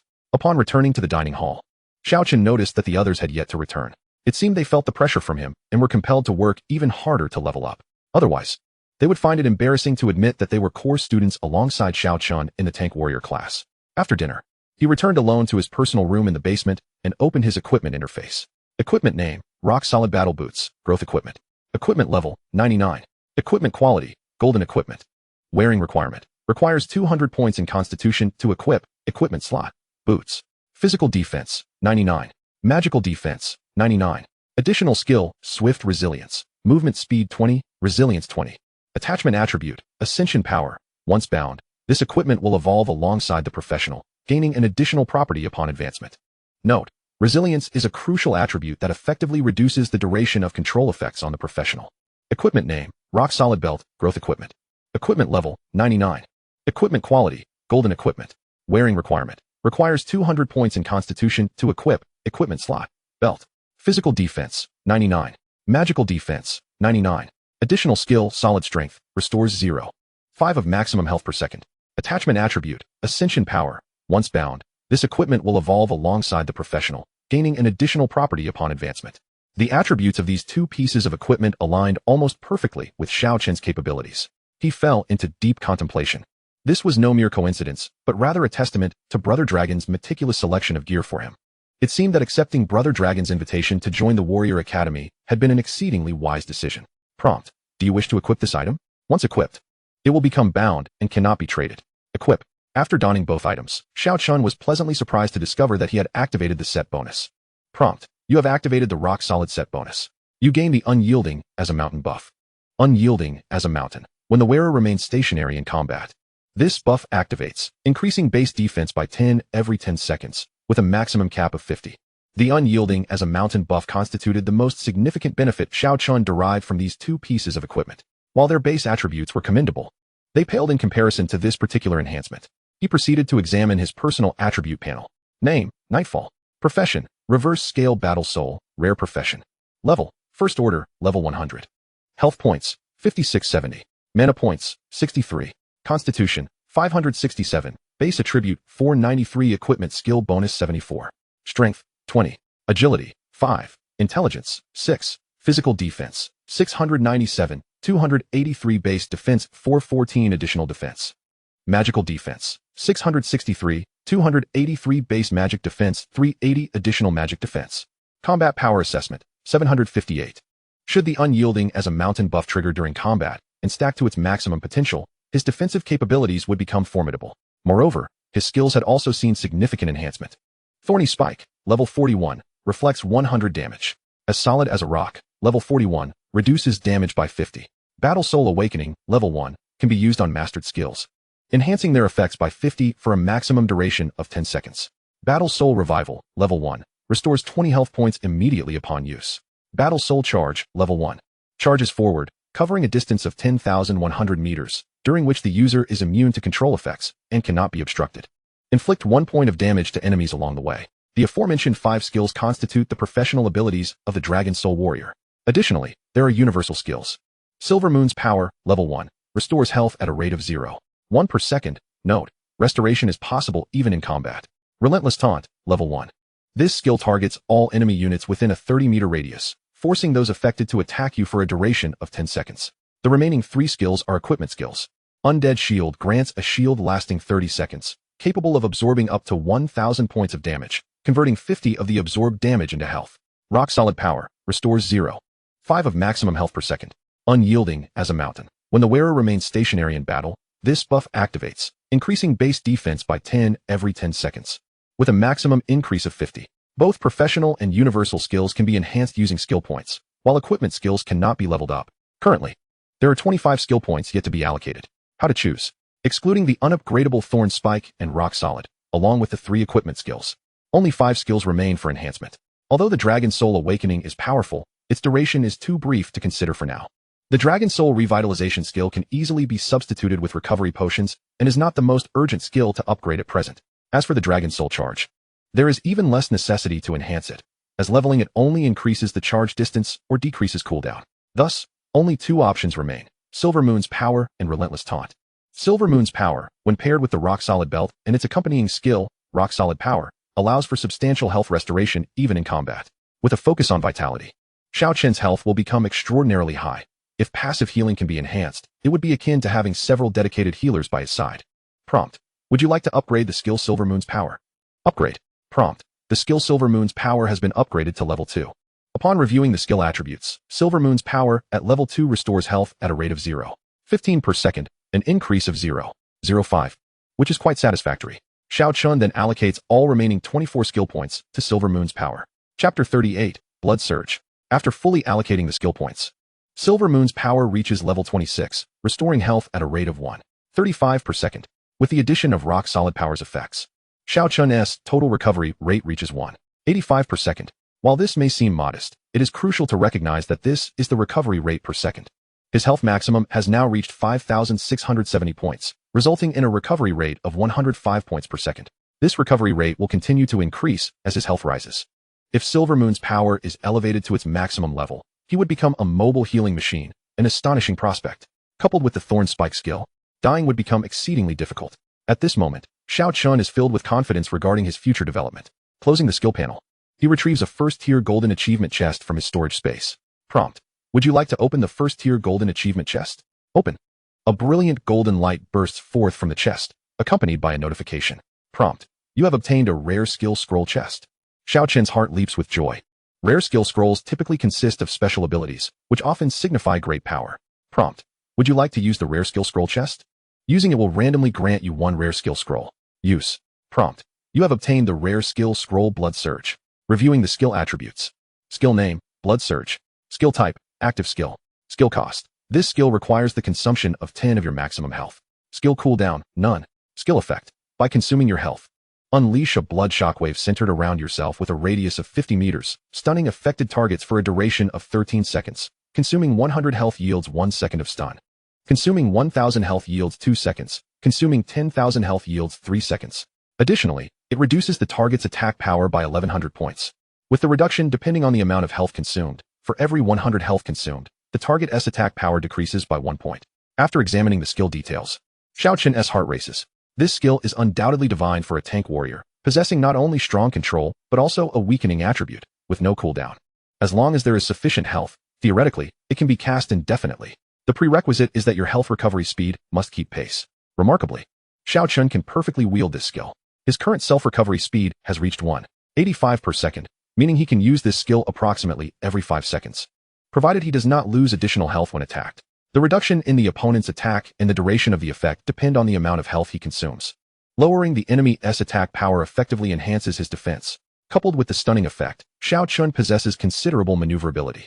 The only drawback is that achieving the 3-second control duration requires consuming 10,000 health points, which means his health must reach 10,000 to achieve a 3-second stun. At his current health, he can only manage a 1-second stun. This skill will only grow stronger as time progresses. Closing the skill list, Xiao Chen gazes out at the sunset, sipping his steaming coffee, pondering his next steps. He has now reached level 100, and there is no experience gained from monster kills before advancing to the second tier. He must swiftly break through to the second tier. However, before that, he needs to challenge the trial tower. Once he advances to the second tier, he will lose the qualification to challenge the first tier trial tower. It is said that conquering the trial tower not only grants generous rewards from the system, but also offers rewards from fellow challengers if one performs well. This opportunity must not be missed. When the 10,000 Realms Paradise descended upon Blue Star, it simultaneously brought with it 72 trial towers. However, most of these towers landed in desolate areas, with some even submerged in the depths of the ocean and others perched atop the clouds. The trial towers accessible to ordinary challengers are often guarded by formidable creatures, meaning that less than a third are truly reachable by the average person. The Dragon Kingdom boasts 5 trial towers, one of which is located in Xijing. It is this very tower that has established the Xijing Warrior Academy in the area. Consequently, this once third-tier city has transformed into one of the foremost first-tier cities in the Dragon Kingdom within a mere decade. The rankings within the Trial Tower are not limited to any specific region, but are a collective ranking of all professionals.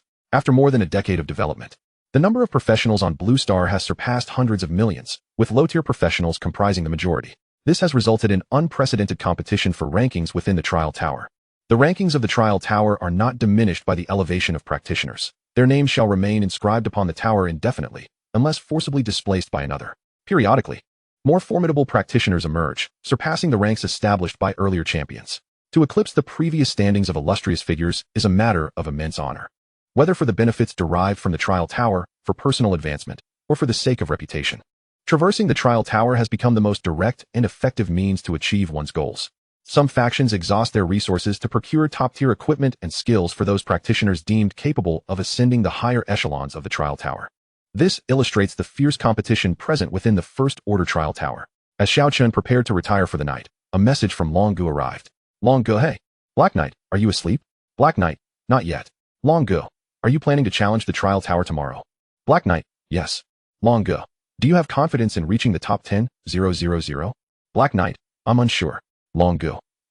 Black Knight, I'm not well acquainted with the trial tower. Long Gu, almost forgot. You haven't officially started classes yet. And no teacher has briefed you on the trial tower's intricacies. It's perfectly normal to be uninformed. Long Gu, the knowledge pertaining to the challenges of the trial tower has been systematized over a decade. Explaining it is rather time-consuming. I'm often away from frontline teaching and not entirely updated on the latest materials, so you should try your hand at it first. Once classes commence, a teacher will surely provide you with a comprehensive explanation. Black Knight, alright. Long Gu, by the way, you mustn't advance to the Second Order in the next few days. Doing so will forfeit your eligibility to challenge the First Order trial tower. Xiao Chen furrowed his brow slightly. There were still 3 days until the commencement of classes. It was uncertain how long it would take to cover the material regarding the trial tower. Calculating this, he wondered when he might eventually rank up to the Second Order. However, challenging the trial tower would undoubtedly consume considerable time, leading him to conclude it might balance out. Thus, he acquiesced. Chapter 39. Challenging the trial tower. In Shijing, the Practitioner Square. As the largest square in Shijing City, it is perpetually teeming with throngs of people. Here, not only a multitude of practitioners congregate, but also numerous ordinary citizens, many of whom are drawn to witness the 3 enigmatic trial towers of the Dragon Nation, while others seek commercial opportunities. At the center of the square stands a colossal metallic column, resembling a metal cylinder, with a diameter exceeding 50 meters, its summit obscured by clouds, leaving its exact height unknown. Its surface is remarkably smooth. Countless individuals have attempted various methods to leave even the slightest mark upon it, yet none have succeeded, attesting to its formidable hardness. This is the trial tower. Ordinary citizens can only observe from a distance. Anyone who ventures within 100 meters is forcibly repelled. Xiao Chen maneuvered through the crowd, and as he neared the 100-meter radius of the trial tower, the throngs began to thin. While he was observing the tower, he overheard a conversation from nearby individuals. Did you see that person who just entered? I heard he has reached the 6th Order. He is probably here to challenge the 6th Order trial tower. The power of 6th Order practitioners is far beyond our reach. Let us focus on the 1st Order trial tower. What is there to focus on with the 1st Order trial tower? They haven't even exited the novice village. Watching them attempt challenges is no different than watching chickens peck at each other. You ignorant bumpkin, you know nothing. The 1st Order trial tower is where the competition is fiercest. Many practitioners without substantial backing must forge their reputations by conquering the trial tower. Once recognized by those powerful factions, they can ascend rapidly. Furthermore, if they reach exceedingly high levels, they may even earn national rewards. Though such rewards are typically unattainable for ordinary practitioners. Zhanggu, you must have challenged the trial tower during your 1st Order, right? How far did you get? That is best left unmentioned. Ha ha ha. If I recall correctly, he didn't even reach 10 levels. 10 levels? That is quite low. Low. Do you comprehend the difficulty of the trial tower? Every 10 levels constitute a checkpoint, each guarded by a boss. It's no simple feat for an individual to defeat a boss. That is true. Last time we took down a boss, we had over 10 people and barely managed it. In that case, passing 10 levels is indeed no easy task. Not just difficult. At least 9 practitioners' journeys in the trial tower end at the 10th level. Then how do you explain those who have reached several hundred levels? If I knew, I wouldn't still be stuck at the 10th level. As Xiao Chen approached the trial tower, he received a system notification. Notification: do you wish to enter the trial tower? Enter. Immediately, a gentle energy enveloped Xiao Chen, and he felt as if he were weightless. When he regained his bearings, he found himself inside the trial tower. This was not the first level of the trial tower, but rather a preparatory area. Welcome to the trial tower of the Myriad Realms. The system has detected that the challenger is a 1st Order, level 100. It has automatically selected the 1st Order trial tower for you. Notification: challengers may attempt the trial tower multiple times without limit. Notification: a challenger is deemed to have failed if they die or exit the system. Upon failure, your score will drop by 1 level, requiring a rechallenge. Notification: You have been granted 3 resurrection opportunities, effective only during your challenge of the First Order Trial Tower. Notification: upon clearing each level, your health, mana, and other physical attributes will be fully restored. Additionally, all skills will refresh. Notification: the use of any items is prohibited during the challenge of the First Order Trial Tower, except for the equipment you are wearing. After carefully reviewing all notifications, the 3 resurrection opportunities undoubtedly represented good news. As long as he had remaining chances, he need not fear death and could challenge higher difficulties without hesitation. Furthermore, with each challenge concluding with a full restoration of his state and skills, this would save considerable time for those attempting the trial tower. The final notification also effectively eliminated any possibility of individuals attempting to circumvent the challenge through powerful disposable items. Once prepared, Xiao Chen strode directly toward the central teleportation portal. Notification: you have entered the First Order Trial Arena, Level 1. Notification: defeating all monsters within the map within 30 minutes will be considered a successful clearance. Before him lay an expansive grassland, with sporadic low trees standing in the distance. At the edge of the grassland, a gigantic wolf, as imposing as a water buffalo, approached with deliberate steps, exuding a palpable sense of pressure. Monster name: Grassland Giant Wolf, Trial Monster. Level 100. Health points: 2,000,000. Mana points: 2,000. Physical attack: 499. Magical attack: 399. Physical defense: 299. Magical defense: 299. The Grassland Giant Wolf possessed commendable basic attributes, surpassing those of the level 99 Decayed Treant, yet it bore no skills. Realizing this was merely the first level of the trial tower, he felt a sense of relief. A howl resonated through the air.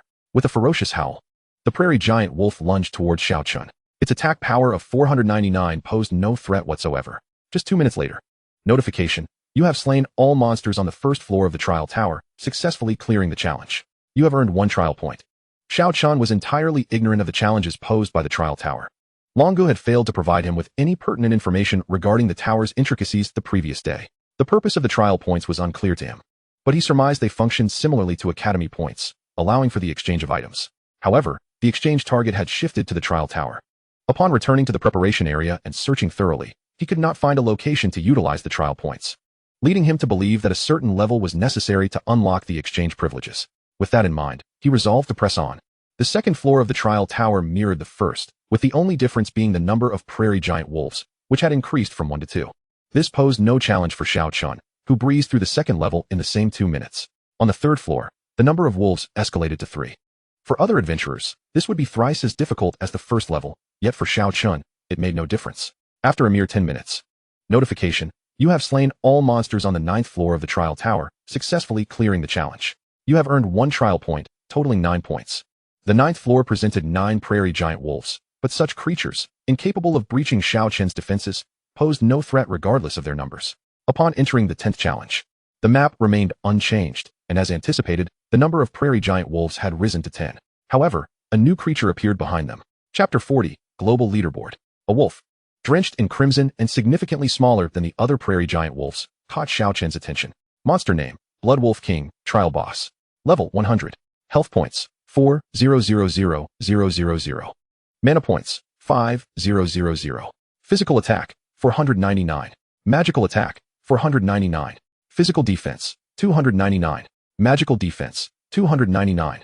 Skill: Stealth Approach. The Blood Wolf King, utilizing its exceptional camouflage and acute environmental awareness, can stealthily approach prey or evade threats. Its stealth capabilities are significantly enhanced during the night or in complex terrains. Skill: Coordinated Assault. The Blood Wolf exhibits a remarkable capacity for collaboration, executing complex tactical maneuvers such as distracting enemies, encircling, and ambushing prey. During team engagements, each Blood Wolf King can adapt its strategy based on the actions of its companions. Skill: Rapid Strike. In a brief span, the Blood Wolf King can unleash astonishing speed and power for a lightning-fast assault, swiftly capturing prey or fleeing from danger. This skill often determines life and death during critical moments. After perusing the attributes and skills of the Blood Wolf King, Xiao Chen could only describe it as subpar. Within 5 minutes, the formidable Blood Wolf King and its 10 prairie giant wolves fell victim to their own reflected attacks. Notification: you have slain all monsters on the 10th floor of the trial tower, successfully clearing the challenge. You have earned 10 trial points, bringing your total to 19. Clearing the 10th floor yielded an impressive 10 points, surpassing the cumulative total from the first 9 levels. The only regret was that defeating the monsters within the trial tower did not yield any coins or equipment. On the 110th floor, Xiao Chen didn't employ any skills. Simply standing still, and allowing the creatures to attack him as he effortlessly cleared the level. The Blood Wolf King, which ordinary adventurers struggled against, fell as easily as lesser foes. After a brief respite, he continued his challenges. Notification: you have entered the 11th level of the first tier trial arena. Notification: defeating all monsters within the map in 30 minutes will be considered a successful clearance. The 11th level's map mirrored the previous 10. Still an endless expanse of grassland. However, the monsters emerging were entirely different. From all directions, numerous wasps, each the size of a crow, appeared. The buzzing of their wings was irksome. After inspecting the attributes of the wasps, Xiao Chen simply sat down on the ground. Half an hour passed, and he directly advanced past the 20th level of the trial tower. From the 11th level onward, each cleared level granted 2 points. Upon clearing the 20th level, he earned a total of 20 points, bringing his current total to 57 trial points. Subsequently, Xiao Chen continued his relentless ascent. 5 hours later, he arrived at the 100th level of the trial tower. If the 10th level represented the first watershed moment, eliminating over 90% of adventurers, then the 100th level served as the second, poised to discard another 90%. Among all first-tier trialists, only a rare few would conquer the 100th level. Only those who succeeded at this level would appear on the global leaderboard. For the strong, passing the 100th level marked the true commencement of their challenges. Notification: you have entered the 100th level of the first-tier trial arena. Notification: defeating all monsters within the map in 60 minutes will be considered a successful clearance. Upon entering the 100th level's map, the endless grassland remained unchanged. Surrounding him were all the monsters from the 199th level, including 9 boss creatures. Faced with such an overwhelming tide of foes, an ordinary adventurer would likely have submitted an exit application at that moment. Yet, a grin played upon Xiao Chen's lips. How could such creatures, incapable of breaching his defenses, pose any challenge, even if there were 10 or 100 more? In a mere 10 minutes, all monsters, including the bosses, lay defeated. Regional announcement: Adventurer Black Knight has successfully cleared the first-tier trial tower's 100th level. Notification: you have slain all monsters on the 100th floor of the trial tower, successfully clearing the challenge. You have earned 100 trial points, bringing your total to 1,055. Notification: you have entered the first-tier trial tower leaderboard, currently ranked 16, 321. Notification: you have unlocked the trial tower points mall, where you may exchange for corresponding items in the preparation room of the trial tower. All adventurers within a 100-kilometer radius of the Shijing trial tower received this system announcement. Some high-tier contractors dismissed it with disdain, believing that no matter how high the level, it was merely the first tier. In their eyes, first-tier adventurers were akin to ants, akin to children playing house, unworthy of attention. Only those who managed to break into the top 100 of the first-tier trial tower would pique their interest. Conversely, this news stirred considerable excitement among smaller factions and lower-tier adventurers, particularly among those familiar with the name Black Knight. Shock reverberated through them. Merely 13 days prior, Xiao Chen had awakened to become an adventurer, yet here he was, ascending the global leaderboard, albeit at a modest rank. All who had traversed the first-tier trial tower understood the challenges involved. At that moment, the most elated were Long Go, along with the wealthy and corpulent Qian Duo. Once inside the trial tower, Xiao Chen activated Do Not Disturb mode. Although his circle of friends was small, he deemed it necessary to avoid interruptions. Upon returning to the preparation room of the trial tower, he did not rush to continue his challenges. Instead, he approached a newly appeared large screen near the wall. This expansive screen served as the exchange platform for the trial tower's points marketplace. Within the trial points marketplace, only resources available for personal redemption were displayed. Xiao Chen had barely reached the initial stage necessary to activate the marketplace, thus possessing the fewest points. The items available for redemption were exceedingly limited, yet each held significant value. The currently redeemable items were as follows: free attribute points, redemption price, 200 points, limit of 100 points per person. Skill enhancement points, redemption price, 1,000 points, limit of 10 points per person. Instant health restoration potion, redemption price, 500 points. Limit of 10 potions per person, restores 50 health immediately upon use. Instant mana restoration potion, redemption price, 200 points. Limit of 10 potions per person, restores 50 mana immediately upon use. At present, these 4 types of items were the sole offerings in the trial points marketplace. It was evident that practitioners had alternative means of acquiring attribute points beyond mere level advancement. The widening gap between the strong and ordinary practitioners in the later stages was a direct result of this cumulative advantage. Chapter 41. Charging into the top 10,000. Xiao Chen earned 1055 trial points after conquering the 100th level. While over 1,000 points may seem substantial, it only allowed for the redemption of a single skill point. This underscored the difficulty of acquiring additional skill points beyond those obtained through leveling. It also highlighted the extraordinary fortune Xiao Chen had when he received a skill point certificate from the achievement chest previously. After a moment of contemplation, Xiao Chen chose to forego any immediate redemptions. Acquiring these items now would not significantly aid him in challenging the trial tower. It would be wiser to conserve his points until after the challenge was completed. Perhaps, as his points accumulated, the marketplace would unveil even more valuable offerings. Closing the points redemption interface, Xiao Chen resumed his challenge. Notification: you have entered the 101st level of the First Order Trial Arena. Notification: eliminate all monsters within the map within 60 minutes to clear the level. At last, the environment of the Trial Tower's 101st level had transformed.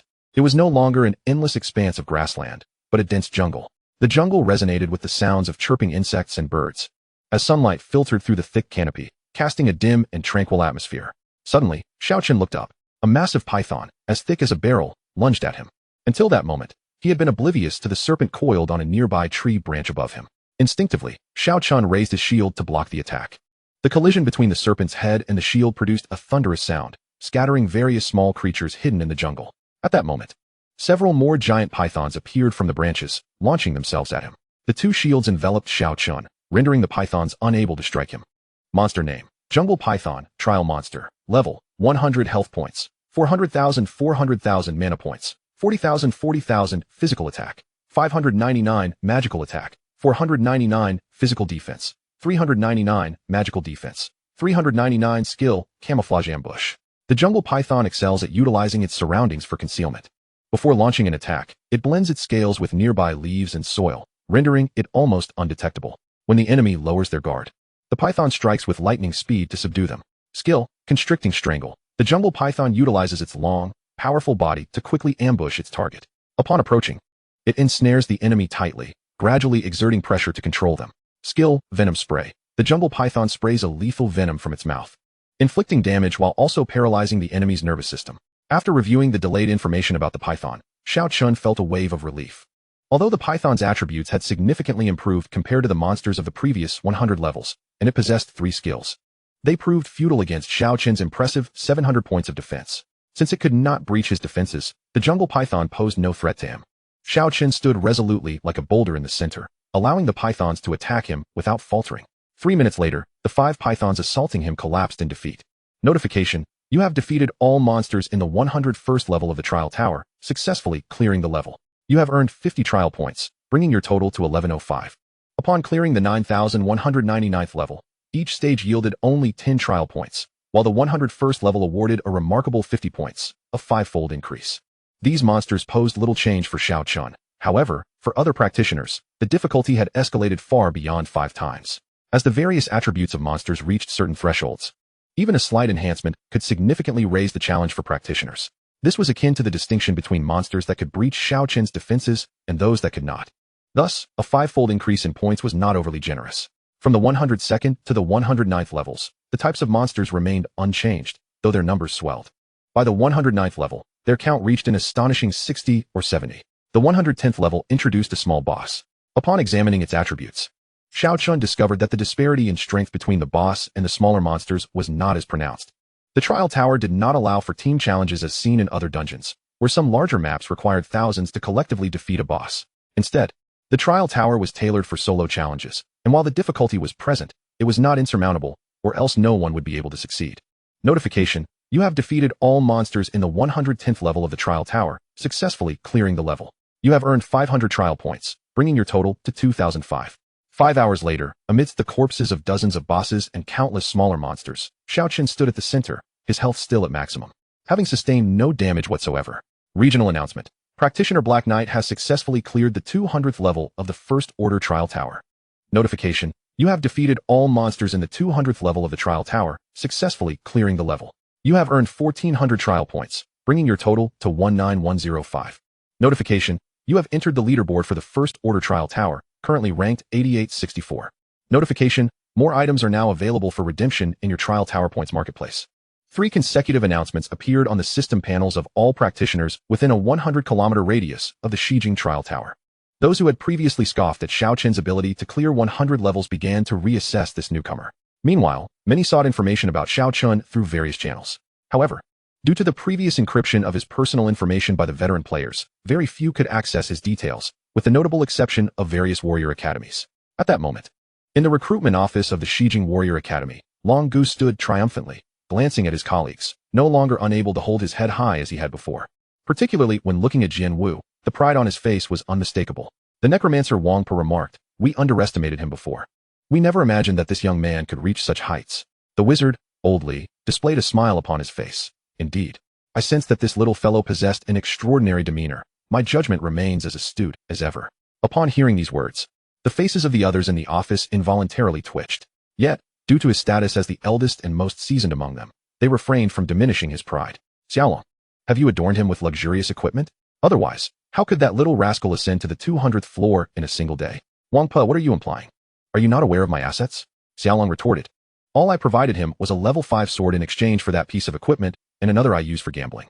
I have not gifted him anything else nor even discussed the circumstances within the trial tower." "What?" The assembly turned their gaze sharply towards Xiaolong. Chapter 42, The Teacher's Astonishment.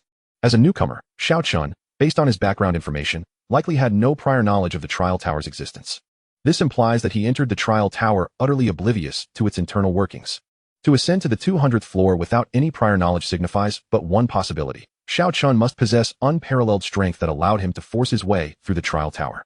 Ordinarily, most organized challengers undergo thorough training and briefings before embarking on their trials. They would be informed about the monsters lurking at each level, the challenges they might face, the strategies devised by predecessors, and how to optimally equip themselves. Only after meticulous preparation would they dare to commence their challenges.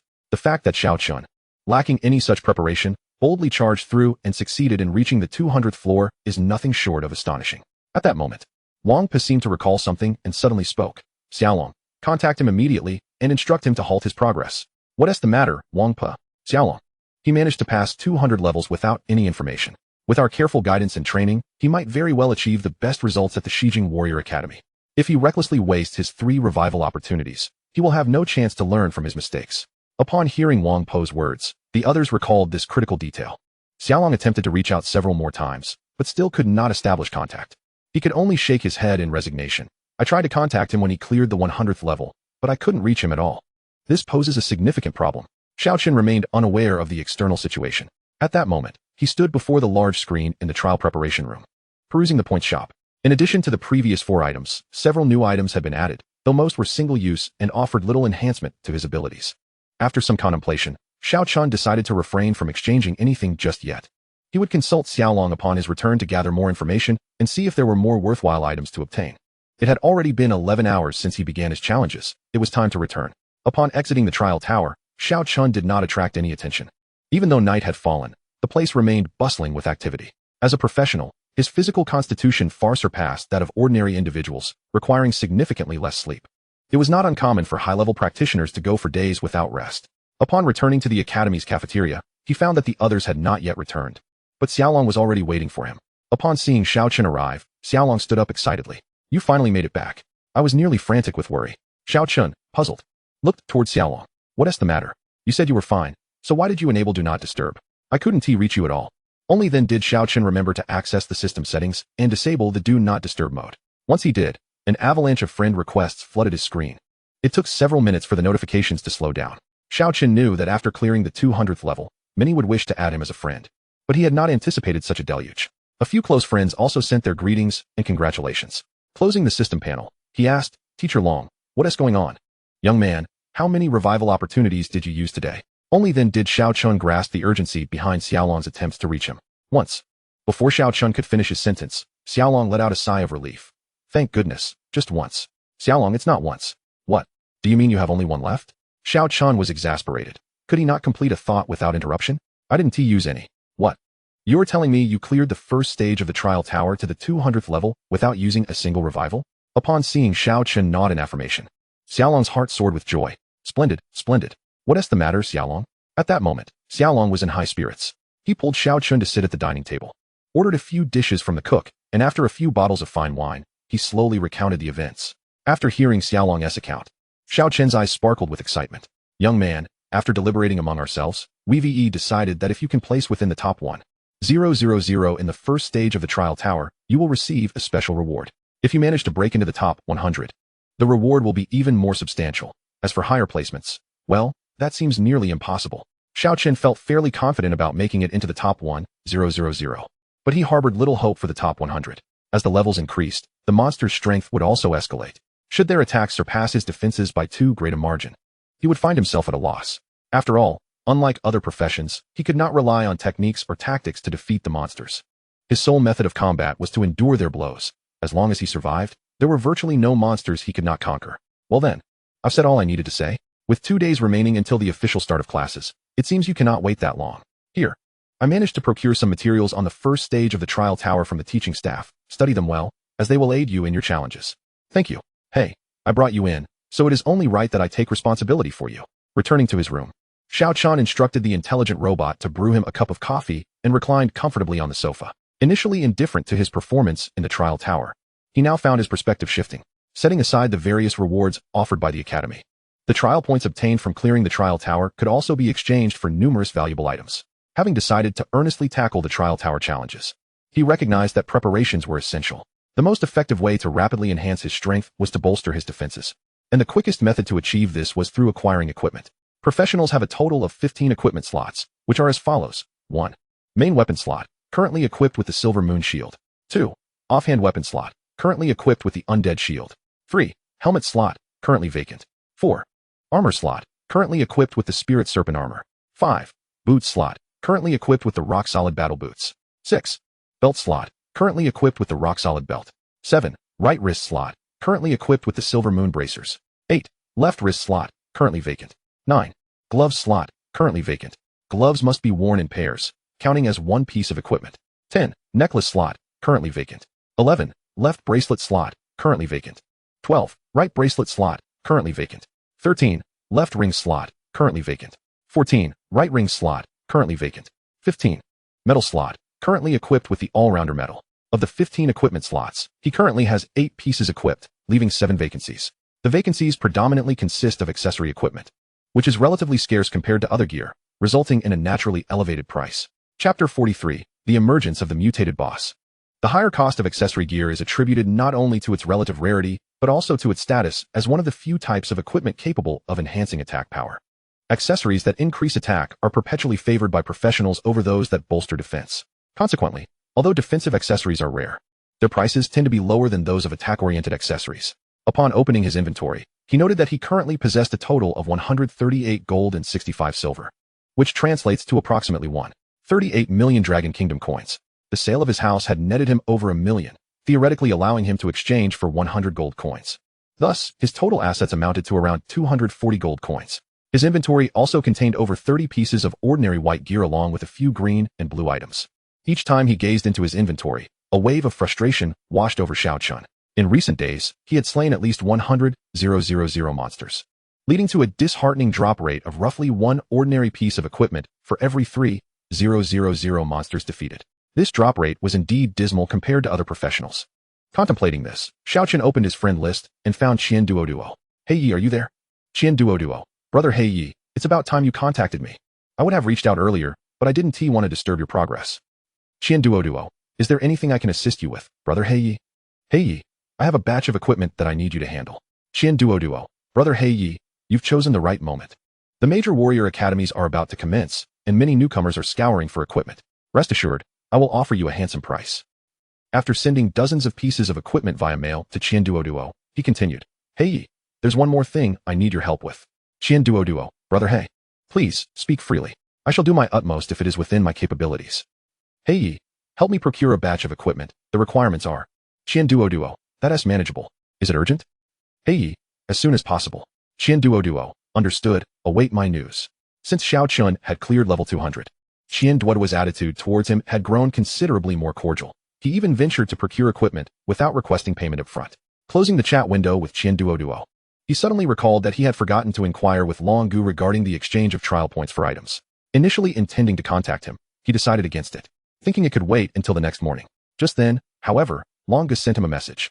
Long Gu, kid, are you asleep? Hey Yi, not yet. Long Gu, get to the activity room quickly, there's something important. What could be so urgent? Filled with curiosity, Xiao Chen hurried to the activity room. There, he found not only Long Gu, but also Wang Pu and Jian Wu. As soon as they saw Xiao Chen arrive, they swiftly gathered around him. Hey Yi, you must go to the Death Marsh dungeon immediately. What is going on? A mutated boss has appeared in the Death Marsh, and countless professionals are heading there now. A mutated boss? What is that? Long Gu patiently explained. There are many types of boss, commonly including ordinary boss, elite boss, and the final boss of a specific map. These three types are quite prevalent and generally respawn at regular intervals in most dungeons. Beyond these, there are also special boss types, such as hidden boss that you have previously defeated, as well as more formidable world-class and unique boss. The mutated boss is a new type that arises from the mutation of one of these boss due to an unknown reason, often proving to be significantly stronger than its pre-mutated form. However, defeating it is likely to yield top-tier equipment surpassing the gold standard of the current level, along with the possibility of acquiring exceedingly rare items. Wang Pai interjected, due to the emergence of the mutated boss, the system has opened connections to dozens of surrounding dungeons, meaning that professionals from other areas can enter the same dungeon through different entrances to compete for the mutated boss. I'm not particularly concerned about what items the mutated boss might drop, but if someone from outside our academy kills it, our academy's reputation would suffer immensely, which is simply unacceptable. Don't we have so many outstanding students in our academy? Upon hearing this, several instructors fell silent. Xiao Chen realized he had misspoken and added, since they are unable to defeat the boss, I likely won't be able to either. This boss is somewhat unique. It cannot simply be defeated by sheer numbers. You'll understand once you go. Then I will go. All right, but do exercise caution. If it proves too daunting, retreat. After all, you are still at the first tier and have no revival privileges in ordinary dungeons. Xiao Chen nodded in agreement and swiftly made his way toward the dungeon entrance. Upon re-entering the Death Marsh dungeon, he found the number of players had increased. However, most were not halting to level up, but were racing towards the depths of the dungeon. The smaller monsters along the way had been entirely cleared, allowing Xiao Chen to progress with greater speed. Upon reaching the location where he had previously defeated the decaying Trant, the entire map was teeming with players. 200 meters away, a diminutive sapling, no taller than a person, emanated a faint green glow, with a heart-like fruit pulsating rhythmically atop it, resembling a living heart. With each heartbeat, the fruit sent ripples radiating outward. Some nearby professionals, upon coming into contact with the energy ripples for merely a few seconds, saw their health plummet drastically. Had it not been for their teammates pulling them back with special equipment, they likely would have fallen. This was one of the reasons that no professionals dared approach the sapling. At that moment, a burly man wielding a massive shield scoffed, "Humph, you fragile ones, stay back. This boss is beyond your reach." These words instantly incited anger among most of the professionals. Although the burly man was arrogant, he was not foolish. He carefully stepped forward after receiving several buffs from his support teammates. The moment he made contact with the energy ripples, his expression changed dramatically. For the ripples not only inflicted continuous damage on those who entered, but also possessed a formidable pulling force. Once caught in the energy ripples, as the heart on the sapling throbbed, a rhythmic tugging sensation ensued, forcibly drawing the professionals toward the sapling. No matter how he struggled, the burly man could not break free from the binding. His teammates, witnessing this, dared not rush in to rescue him, and could only stand back and heal him from a distance. Chapter 44, The Bounty Task. Within 30 seconds, the burly man slowly succumbed to the ground. As he fell, numerous red plant roots erupted from the earth, piercing into his body. In mere moments, his form was reduced to a pile of bones, his flesh and blood consumed entirely by the roots. Look, that sapling seems to have grown a little taller. The crowd turned to see that the sapling indeed appeared to be taller. At the side, someone echoed, when we arrived, it stood at barely 20 centimeters tall. However, with the contributions of some reckless adventurers providing nourishment, it has now grown to this height. Based on my observations, I have discerned that as this peculiar tree matures, its offensive capabilities are also escalating, and the radius of its emanating energy ripples is expanding. It is imperative that we act. If more foolhardy individuals recklessly approach, this tree will only grow stronger, rendering it invincible. A wise counsel is wasted on those who seek their own demise. Among these fallen adventurers, who has not been warned? Just then, 5 arrows struck towards the heart of the diminutive tree. As the arrows entered the energy ripple zone, they encountered formidable resistance, falling short of 50 meters before plummeting to the ground. Not only the arrows, but even the spells of mages such as lightning and fireballs met the same fate. Their energies rapidly consumed within the ripples, dissipating into the air. The assembly had swelled to over 100 onlookers. Yet not a single attack had managed to reach the little tree thus far. A voice rang out from the crowd, "If flesh and blood, as well as energy weapons fail, can the undead creatures approach? Is there a necromancer among us?" Xiao Chen scanned the gathering, ultimately fixing his gaze upon the necromancer from the Warrior Academy. This necromancer, named Calamity, was a fellow distinguished student of the Western Capital Warrior Academy, like Xiao Chen. After awakening to his necromancer vocation, he received invitations from various organizations. Even the 4 major warrior academies sought him. Ultimately, it remains a mystery what conditions Wang Po employed to persuade him to join the Western Capital Warrior Academy. Upon noticing Xiao Chen's scrutiny, Calamity shook his head. Even the undead cannot approach. Xiao Chen did not hasten to act. With so many spectators, even if he possessed the strength to slay the tree demon, what would follow? If any valuable items were to emerge, he might attract a swarm of attackers. Moreover, he lacked absolute confidence in his ability to vanquish the tree demon. The most prudent course of action would be to wait until the gear Fatty Qian procured for him arrived, so he could confront it in peak condition. During this waiting period, numerous adventurers continued to arrive. Those who could not restrain themselves or doubted the warnings rushed into the energy ripple zone, all meeting their untimely demise. This, in turn, caused the tree demon to grow from half a person's height to around 2 meters. As the tree demon continued to mature, the energy ripple range expanded swiftly, exacerbating the already dire situation where no one could approach. The radius of the energy ripples now stretched to approximately 500 meters and was still burgeoning. At this moment, someone in the crowd loudly inquired, "What will happen if no one can slay this mutated tree demon? What else could happen? This instance will become a forbidden zone, and no one will dare to enter." Is it truly that grave? Observe closely. Even without anyone feeding it, it grows steadily. Given sufficient time, it is only a matter of time before the energy ripples permeate the entire instance. Does that mean the area connected to this instance will permanently lose access to the Death Marshes instance? How will we level up thereafter? What else can be done? Either venture to other regions' instances or grind in the wild. This reminded me of the Death Zone in the Land of the Stick. Years ago, a similarly evolving boss emerged, and due to a failure to eliminate it promptly, it grew to a size that deterred anyone from approaching within 100 kilometers. On the bright side, at least this tree demon is contained within the instance and poses no threat to ordinary humans. What if this tree demon existed outside? Surely, a mere second or third tier adventurer could dispatch it with ease. Time ticked away, the crowd of observers swelled, yet the number of those willing to act dwindled. Not only did more people recognize the tree's menace, but when someone attempted to enter the energy ripple zone, the surrounding adventurers no longer stood idly by. They actively prevented entry. This was a matter of their personal interests. If the energy ripples truly engulfed the entire instance, they would be compelled to venture farther afield to level up. While it was possible to rapidly reach other cities and enter new novice instances via intercity transport, this was still their home. Should this instance collapse, many would inevitably choose to leave the city. Western Capital City was relatively fortunate, possessing the Trial Tower, but the smaller towns surrounding it were not so lucky. Aside from the governments of those small towns, the most anxious were the officials of the Western Capital Warrior Academy. As a nationally renowned institution, what would happen if it could not provide a place for its students to level up? Undoubtedly, the Western Capital Warrior Academy would either relocate or be supplanted by other academies. Upon learning of this news, the academy's higher-ups could not remain calm. They not only issued a bounty to all faculty and students, but also reached out to alumni with a similar plea. Simultaneously, Xiao Chen received a bounty announcement from the academy's internal system. Bounty announcement: a mutated boss capable of infinite growth has emerged in the novice instance of Death Marshes near the Western Capital Warrior Academy.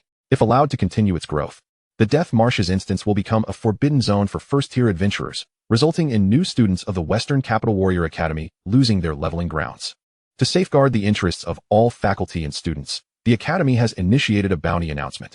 Successful elimination of the mutated tree demon will yield a reward of 1,000 gold coins and a top-tier red quality first-tier equipment piece.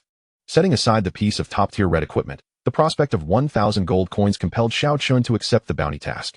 After all, 1,000 gold coins equated to a staggering 10 million Dragon Kingdom coins. Just over 10 days ago, he would never have imagined amassing such wealth. Not only the Western Capital Warrior Academy, but also several surrounding governments, established near novice instance entrances, had issued similar bounty tasks, though their rewards were certainly not comparable to those of the Western Capital Warrior Academy. However, Xiao Chen remained unaware of these bounties, or he would have been even more eager. Just as Xiao Chen was about to take action, a group of individuals pushed through the crowd to the forefront. Judging by their golden glimmering equipment, they were undoubtedly professionals dispatched by some organization to eliminate the tree demon. Chapter 45, Boss Hunting Team. Upon seeing their arrival, Xiao Chen withdrew his foot, allowing this group to test the waters. His equipment had yet to arrive, and waiting a bit longer would not hurt. Step back. This boss, which can enhance itself, is beyond your reach. If you get caught in the crossfire, do not blame us. The newcomers aggressively shoved aside several adventurers nearby, exuding an air of arrogance. The displaced individuals, upon seeing the newcomers' equipment and unmasked levels, could only suppress their displeasure and retreat. There were 4 individuals in total, all at level 100, and their equipment revealed their professions: a tank warrior, a melee mage, a healing priest, and a support healer. All 4 shared a common trait: exceptional health, ranking among the top tier for their level. Clearly, this group had come prepared. Otherwise, such an unusual composition would not have been assembled. One must admit, this lineup indeed holds the potential to defeat the tree demon. To vanquish the tree demon, one must draw near it. However, the formidable energy ripples pose a significant threat, causing practitioners with insufficient vitality to succumb before they even approach. Thus, a robust tank configuration emerges as the optimal choice. Observing this arrangement, the onlookers harbor a measure of confidence. The priest and healer bestow a plethora of buffs upon the 4 participants, while the tank warrior boldly steps into the perilous energy ripple zone. The moment he enters, a familiar tugging sensation reemerges. As a brownish hue illuminates the ground beneath the tank warrior's feet, his progress abruptly halts. Witnessing this, the spectators exhale collectively, relieved. Although the tank warrior's health is waning, the rate of decline is markedly slower than that of previous participants. Thanks to the healing efforts of the priest and healer, his vitality stabilizes, achieving a semblance of equilibrium. This scene ignites further excitement among the onlookers. If he can endure, there lies hope for a successful kill. Yet, the tank warrior's countenance betrays his distress. The four of them remain at the first tier, intentionally delaying their ascension to venture into areas accessible only to first-tier practitioners, where they can slay bosses and acquire rare materials and equipment, thereby amassing wealth. Only when their riches are sufficiently accumulated will they contemplate advancement. Upon reaching the second tier, their equipment and skills will ascend to the pinnacle, making subsequent upgrades considerably easier. Through prolonged collaboration, the group has grown intimately familiar with one another's abilities. The tank warrior senses that the priest and healer are unleashing their full healing potential. Even so, this merely sustains balance. If the tree demon had but a singular form of attack, it would be manageable, but how could a mutated boss capable of infinite growth possess only one offensive skill? After a moment's contemplation, he suddenly pivots and unleashes his skill, Barbaric Charge, in the opposite direction of the tree demon. Unlike Xiao Chen's Spirit Charge, the force of a barbaric charge can be obstructed, halting the charge prematurely. As he initiates the charge, the brownish glow beneath his feet vanishes, leaving his body in an exceedingly peculiar state. While it appears he is barreling towards the energy ripple, his form remains stationary, merely mimicking the motion of the charge. Not good. The tank priest bellows, hastily casting 3 or 4 spells to aid the tank warrior. Their accompanying mage employs Earth Wall to shield the tank warrior from being drawn towards the tree demon once the barbaric charge dissipates. Without the priest's support, the tank warrior's health declines rapidly. Some enthusiastic practitioners from the crowd also lend their healing prowess, barely allowing the tank warrior's vitality to hold steady. Just as the Earth Wall is on the verge of collapsing, a chain of decayed iron forged from energy ensnares the tank warrior, yanking him away. Once freed from the energy ripple, the tank warrior collapses onto the ground, gasping for breath. Thank you all for your assistance. Otherwise, I would have met my demise here today. Following this incident, the onlookers gain a more tangible understanding of the tree demon's might, growing increasingly hesitant to act. In a moment, the entire dungeon finds itself in a stalemate. Hundreds gather around a 2-meter-tall sapling, yet none dare approach. Xiao Chen's expression shifts as he finally receives a message from Qian Duoduo. Qian Duoduo, Brother Knight, I sold all your items, totaling 53 gold and 28 silver. Qian Duoduo, you've reached level 100. Soon you shall ascend to the second tier. The equipment I selected for you is of high value, considering you won't be using it for long. Qian Duoduo, the total cost for the equipment was only 18 gold, and the remainder has been sent to you via mail along with the items. Qian Duoduo, Brother Knight, I earned not a single coin from selling your items. Consider this a gesture of friendship. In the future, I may charge a small service fee, but rest assured, the items sold through me will invariably exceed market value, ensuring you do not suffer losses. Black Knight, thank you. Closing the chat interface, he opens his mail to find not only the returned gold, but also 7 pieces of equipment. All are level 100 green items, devoid of additional attributes. Yet they share a singular characteristic: enhanced defense. Indeed, even the bracelets and rings bolster defense. After donning all 7 pieces from his inbox, his equipment finally reaches completion. His physical defense now stands at 912 points, and his magical defense at 878 points. Such formidable dual defenses should suffice against the tree demon. The tree demon continues to grow, its energy ripples now extending beyond a radius of 600 meters. The practitioners retreat further, while those who lag behind have tragically transformed into mere heaps of bones. As the energy ripple's reach expands, more terrain falls under its shadow. Xiao Chen contemplates maintaining a low profile, wary that among the crowd may lurk assassins from the Cherry Blossom Kingdom. He steps into a marshy hollow, gradually wading into the water. The onlookers are fixated on the tree demon, oblivious to Xiao Chen's disappearance. The surface is adorned with floating plants, effectively obscuring his presence. Quietly, he approaches a prominent boulder, perfectly concealed from all eyes. This boulder resides at the very boundary of the energy ripple. With just a few more steps, he could breach the tree demon's energy zone. Just as he prepares to enter, he halts abruptly, turning his back to the demon and retreating. This decision stems from the foresight that if he finds himself unable to withstand the pressure, he can utilize Spirit Charge to retreat in time. He has no desire to sacrifice his life for the sake of slaying a single boss. Having traversed this world for a year without truly commencing his ascent, he cannot afford to fall now. That would be an egregious loss. Chapter 46, Stealthy Strikes, Endless Speculations. With all preparations in place, Xiao Chen takes a deep breath and begins to withdraw. The moment he makes contact with the energy ripple, a series of system notifications flood in. Notification: You have entered the domain of the mutated boss, the bloodthirsty tree demon. Notification: the bloodthirsty tree demon is a mutated boss. Its information is not included in the system's database, thus the system cannot provide any details regarding the bloodthirsty tree demon. Notification: you are receiving damage from the bloodthirsty tree demon's bloodthirsty domain. This skill is an attribute judgment skill, assessing magical defense. Note: judgment skills are rare abilities within the myriad realms. Casting a judgment skill entails conducting an attribute assessment on the target. If the assessment succeeds, the skill activates. If it fails, the skill is rendered ineffective, potentially resulting in backlash. Assessing magical defense. The bloodthirsty tree demon's magical defense is 892. Your magical defense is 878. Due to the proximity of both magical defenses, the bloodthirsty domain skill partially activates. As the system messages appear, the force pulling Xiao Chen dissipates entirely. While the pull vanishes, the damage from the energy ripple persists. Xiao Chen's health plummets rapidly: 312, 105, 315, 105. His vitality fluctuates in tandem with the pulsations of the bloodthirsty tree demon's heart fruit. 312 points of damage inflicted upon Xiao Chen by the bloodthirsty treant. Despite his formidable defenses nearing 900 and an additional 50 damage reduction from his rock-solid ability. This demonstrates the immense power of the treant's assault. Observing the previously mentioned meat shield warrior reveals its remarkable resilience, having endured for an extended period without succumbing. The 105 points represent the restorative effects of Silver Moon power and Stone power combined. With these factors at play, Xiao Chen suffers 207 points of damage per second, with a total health pool of 5,670 points. Absent any healing skills, he could only withstand for a maximum of 27 seconds. Such a brief span would certainly not suffice to vanquish the treant. A prudent approach would necessitate further enhancement of his equipment. If his defenses were to increase by an additional 300 points, he would be capable of withstanding the treant's onslaught. After 13 seconds, Xiao Chen's health plummeted to approximately 50. Just as he contemplated retreating, he noticed a reduction in the treant's damage output. Upon inspecting his attributes, he realized that the newly acquired set bonus was at play. Immovable as a mountain. When the wearer remains stationary during combat, this buff activates, enhancing base defense by 10 every 10 seconds, with a maximum increase of 50. This revelation sparked a glimmer of hope within Xiao Chen, suggesting that he might indeed endure. 10 seconds later, the immovable as a mountain buff reached 2 layers, further diminishing the treant's damage against him.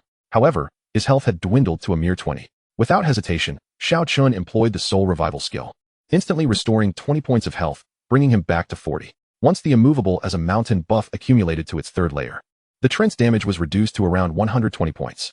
After factoring in the 105 points of health regeneration per second, he now only endured 27 points of damage every second.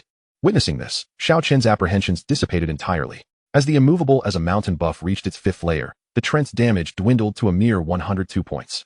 At this juncture, his health regeneration surpassed the damage inflicted upon him. Not only did his health cease to decline, but it began to recover steadily. Thus, Xiao Chen positioned himself at the edge of the bloodthirsty domain and launched an assault against the treant. His current predicament was somewhat precarious, although others could not see him. His own line of sight was obstructed, rendering him unable to ascertain the treant's current state. Unaware of the treant's health bar, he remained oblivious to whether the thorn spike skill had inflicted any rebound damage upon the creature. After all, this was his first encounter with such a large-scale area attack skill. As time progressed, just as Xiao Chen could no longer contain his curiosity and was about to rise to gauge the treant's condition, gasps of astonishment rippled through the crowd. Look, the treant's health seems to have diminished slightly. You must be imagining things. No one is attacking it. How could its health possibly decrease? Wait, look closely. The treant's health has genuinely dropped a bit, albeit not by much. Upon hearing this exchange, others turned their attention to the treant and confirmed the earlier claims.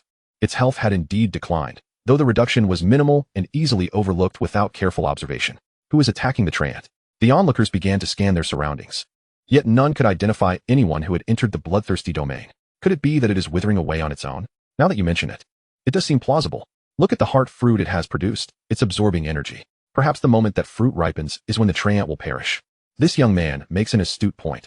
Many plants channel their energy into their fruits during maturation, leading to the depletion of the plant's own vitality and eventually its demise. This appears to be the case now. A lively commotion ensued among the crowd. If that's the case, won't this crisis resolve itself soon enough? Hey, if it dies on its own, will that fruit remain? At this question, the crowd fell silent. Anyone could recognize the extraordinary nature of that fruit. If the treant were to perish, the fruit would undoubtedly become a coveted prize. Many had begun to entertain thoughts of claiming it. Once the treant succumbed, chaos would undoubtedly ensue. Meanwhile, news of the treant's decline spread rapidly outside the instance. Had it not been for the lack of signal within the dungeon, One could surmise that a live broadcast of the events would be capturing a considerable audience, despite being merely a beginner's dungeon. The rarity of a mutated boss drew significant attention, as many had been professionals for years without encountering one. Consequently, both low-tier and high-tier practitioners were keenly interested in the unfolding events. Some high-tier practitioners, upon hearing of the mutated boss's self-wilting demise, expressed skepticism. They had never witnessed a creature perish without external intervention since their advent as professionals. It defied all logic. Unless it is undergoing a metamorphosis. Indeed, that is a distinct possibility, that heart fruit may not be a mere fruit, but a new, formidable life form. This hypothesis quickly spread among the practitioners, garnering widespread acceptance. If the treant was already this powerful, allowing a more potent new entity to emerge would transform the Death Marsh's dungeon into a veritable no-go zone. Chapter 47, A Gamble. Hearing the crowd's discourse, Xiao Chen confirmed that the thorn spike skill had indeed taken effect. Such tree-like monsters typically cannot move their bodies and can only strike from a distance, due to Xiao Chen's considerable distance from the bloodthirsty treant. Its other skills were incapable of reaching him, thus creating the current scenario. Xiao Chen remained hidden beneath a slab of stone, leisurely listening to the chatter while dealing with the boss.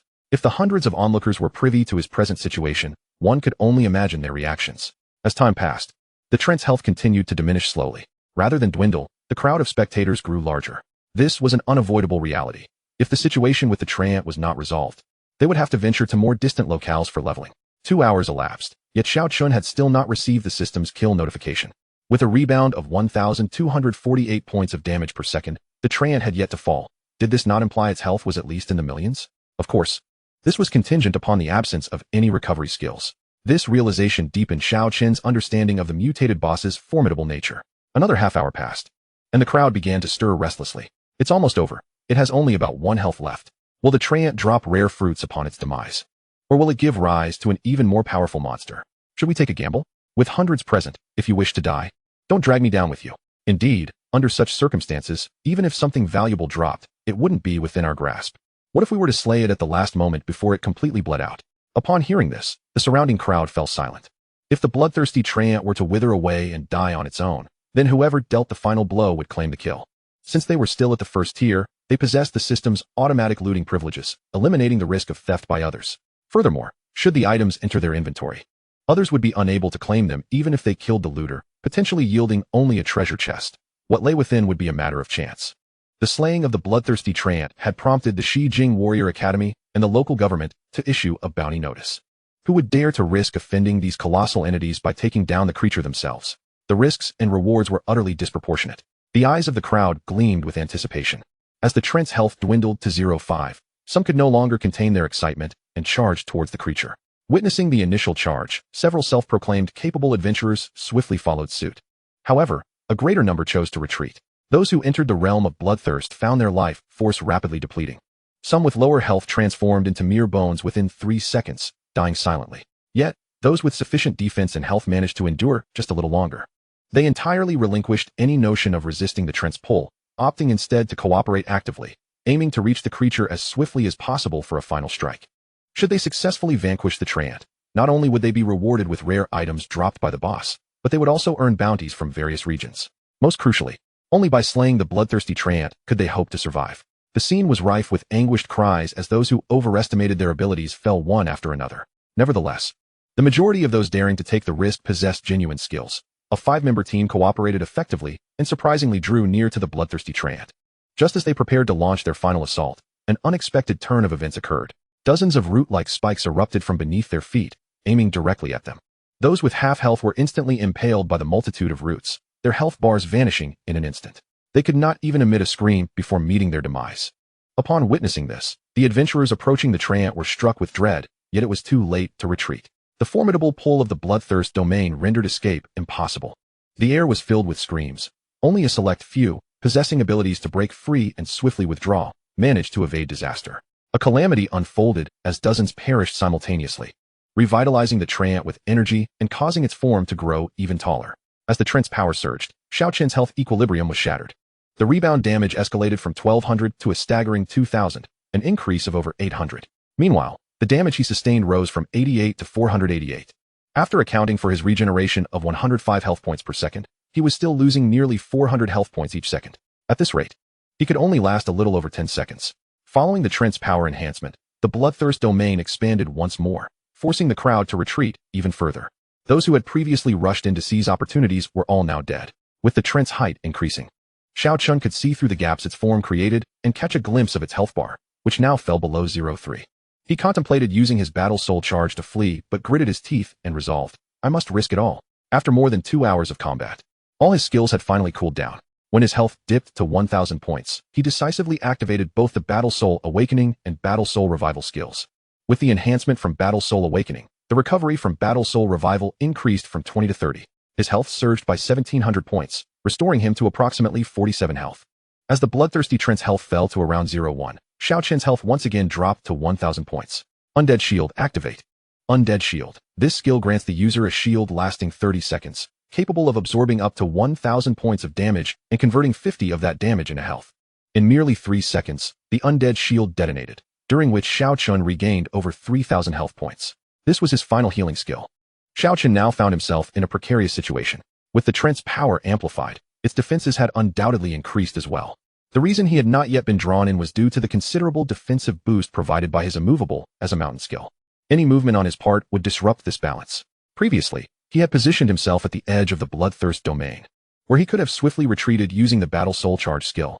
However, with the trent's enhanced power, the Bloodthirst domain's radius had expanded significantly. It now appeared to have increased by at least 200 meters, whereas the maximum distance for the Battle Soul Charge was merely 100 meters. This meant he could not escape using the Battle Soul Charge. Could he attempt to flee now while still possessing health?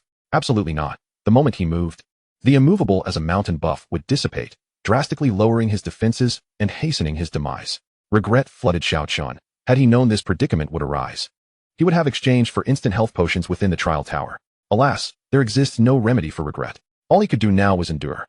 It was a matter of who would perish first, him or the treant. Chapter 48, Slaying the Mutated Boss.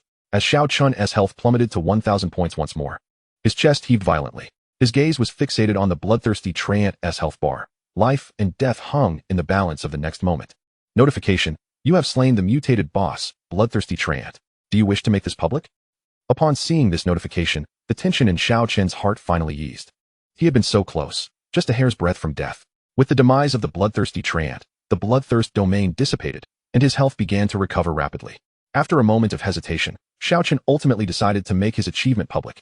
Otherwise, he would miss out on the Academy's bounty. Public announcement: Adventurer He Yi has successfully slain the mutated boss, bloodthirsty treant, in the Death Marsh. Announcement: Adventurer He Yi has successfully slain the mutated boss, bloodthirsty treant, in the Death Marsh. Announcement: Adventurer He Yi has successfully slain the mutated boss, bloodthirsty treant, in the Death Marsh. 3 consecutive announcements burst forth on the system panels of all adventurers linked to the entrance of this dungeon. The magnitude of this announcement's reach far surpassed that of previous rare boss slayings, expanding its coverage by several dozen times. Those who received this system notification were left bewildered. Who was He Yi? Wasn't it said that no one could defeat the treant? Could it be that he had managed to strike at the last moment when the bloodthirsty treant was barely hanging on? No. Everyone had clearly seen that there was not a single living soul within the energy ripple's vicinity. Perhaps he had employed some means to conceal himself nearby, waiting for the perfect moment to deliver the final blow. Speculation ran rampant among the crowd regarding how Xiao Chen had managed to slay the bloodthirsty treant. In the immediate aftermath of the bloodthirst domain's disappearance, many rushed toward the trent's location. Although the hope of claiming the rewards was slim, there was no harm in taking a look. However, Xiao Chen had no time to concern himself with the outside world, as he received several additional system notifications. Notification: you have slain the mutated boss, bloodthirsty treant. You have received 30 warrior medals. Notification: you have obtained a first-order red achievement treasure chest. Notification: you have slain the bloodthirsty treant, earning 1,000 experience, 2 life rings, 1 heart of life, 2 golden treasure chests, and 1,000 silver coins. As the slaying notifications appeared, these items automatically materialized in Xiao Chen's inventory. A faint crimson energy, imperceptible to the ordinary eye, silently infiltrated Xiao Chen's body. He felt nothing in response to this phenomenon. At that moment, it was not the appropriate time to examine the attributes of his items. A throng of individuals surged towards the site once occupied by the bloodthirsty tree demon, creating a cacophony of chaos. Seizing the opportunity, Xiao Chen plunged into the water. As he emerged from the puddle, he was met with the impassive gaze of the disaster incarnate. Startled, Xiao Chen gestured for silence and hastily made his way toward the exit of the instance. The undead mage, Disaster, was equally taken aback, not anticipating that Xiao Chen would disregard him entirely and walk away. This treatment was disconcerting for someone who was always the center of attention wherever he went. After casting a lingering glance at Xiao Chen's retreating figure, he too departed. It was deep into the night. Yet the activity room for the Meat Shield warriors was ablaze with light. Not only were the other trainees awake, but even Brother Long was present. The primary reason for this late-night gathering was undoubtedly the 3 system announcements. When Xiao Chen entered the activity room, the group that had been enjoying skewers rose in unison, including the typically unruly Zhang Hu. Brother Black, you're incredible. You took down a mutated boss that hundreds couldn't even touch. You're a paragon in my eyes. Zhang Hu had previously only regarded Xiao Chen's leveling speed as satisfactory, but after his successful defeat of the mutated boss, his attitude underwent a remarkable transformation. His gaze returned to normal and was now tinged with excitement and admiration. Brother Black, you're amazing. The Iron Hammer trio gave Xiao Chen a thumbs up. The sweet and adorable He Xiaomei handed him a chilled bottle of mineral water, displaying a level of thoughtfulness that starkly contrasted her prior demeanor towards Zhang Hu. Faced with the enthusiastic reception, Xiao Chen felt somewhat overwhelmed. Ha ha ha, you little rascal. You managed to capture a mutated boss that so many others failed to conquer. Come, tell us how you did it. I didn't capture it. Didn't he capture it? Then why does the system announcement state that you killed the mutated boss? The system wouldn't allow for duplicate names, would it? With a hint of exasperation, Xiao Chen explained. Because I was the sole one to slay the mutated boss from start to finish. There was no question of capturing it. What? Are you saying the mutated boss didn't die of its own accord, but rather my attacks caused its health to diminish? Xiao Chen nodded. To say I attacked isn't entirely accurate. You all know my attack power is only 1 point. I couldn't possibly damage it. Then how did you manage it? Brother Long paused. Recalling the encounter at the academy gate when he exchanged blows with Xiao Chen, could it be a reflection damage? Once again, Xiao Chen nodded. Brother Long's eyes widened in understanding. Ah, that makes sense. With no attack power, leveling up so quickly, it must be reflection damage that allowed for this. Quite impressive. The crowd gathered around Xiao Chen, urging him to recount the details of his battle against the mutated boss. To avoid being disturbed, I merely hid beneath a rock. And then the monster died. That's it. The process was that simple. What else did you expect? Upon hearing Xiao Chen's succinct account, the group felt a wave of disinterest wash over them. Zhang Hu waved his hand dismissively. It's too late. I'm off to bed. I need to level up tomorrow. Today has worn me out. You don't even contribute to the leveling, yet you're tired? Once the other trainees had departed, Xiao Chen turned to Brother Long and inquired, Brother Long, when will the reward for the Academy's bounty be distributed? Brother Long chuckled. Don't worry. The Shijing Warrior Academy won't renege on such a meager sum. Moreover, this bounty was issued not only by the Academy, but also by the Shijing municipal government and several nearby town governments. Make sure to claim it. Such good fortune. You've hit the jackpot. Just this bounty alone could equal several years of my salary. Xiao Chen then hesitated. Brother Long, I'll be pushing to tackle the trial tower over the next couple of days, so I want to have time to collect the rewards one by one. Could you assist me with that? Fine. Since you're the one I brought in, Brother Long relented. It's nearly 2 a.m. You should get some rest. After seeing Brother Long off, Xiao Chen returned to his personal room in the basement. After a brief wash, he was in no hurry to sleep. He first needed to check the rewards from slaying the mutated boss, otherwise, sleep would elude him. Chapter 49, The Life Set. The rewards from defeating the mutated boss were indeed substantial. Previously, when he defeated the Sand Spirit Serpent, he only received 8 warrior medals. But this time he acquired a remarkable 30. Clicking on the warrior medals yielded no changes. Opening the equipment panel to inspect the medal's attributes revealed a prompt. Notification: you may consume medals of the same attribute to fuse them for enhancement. Current upgrade requires the consumption of 1 all-purpose medal. Ah, now I understand. To exchange for 1 all-purpose medal, 10 warrior medals are required. Clicking to exchange, a prompt appeared. Notification: do you wish to consume 10 warrior medals to exchange for 1 all-purpose medal?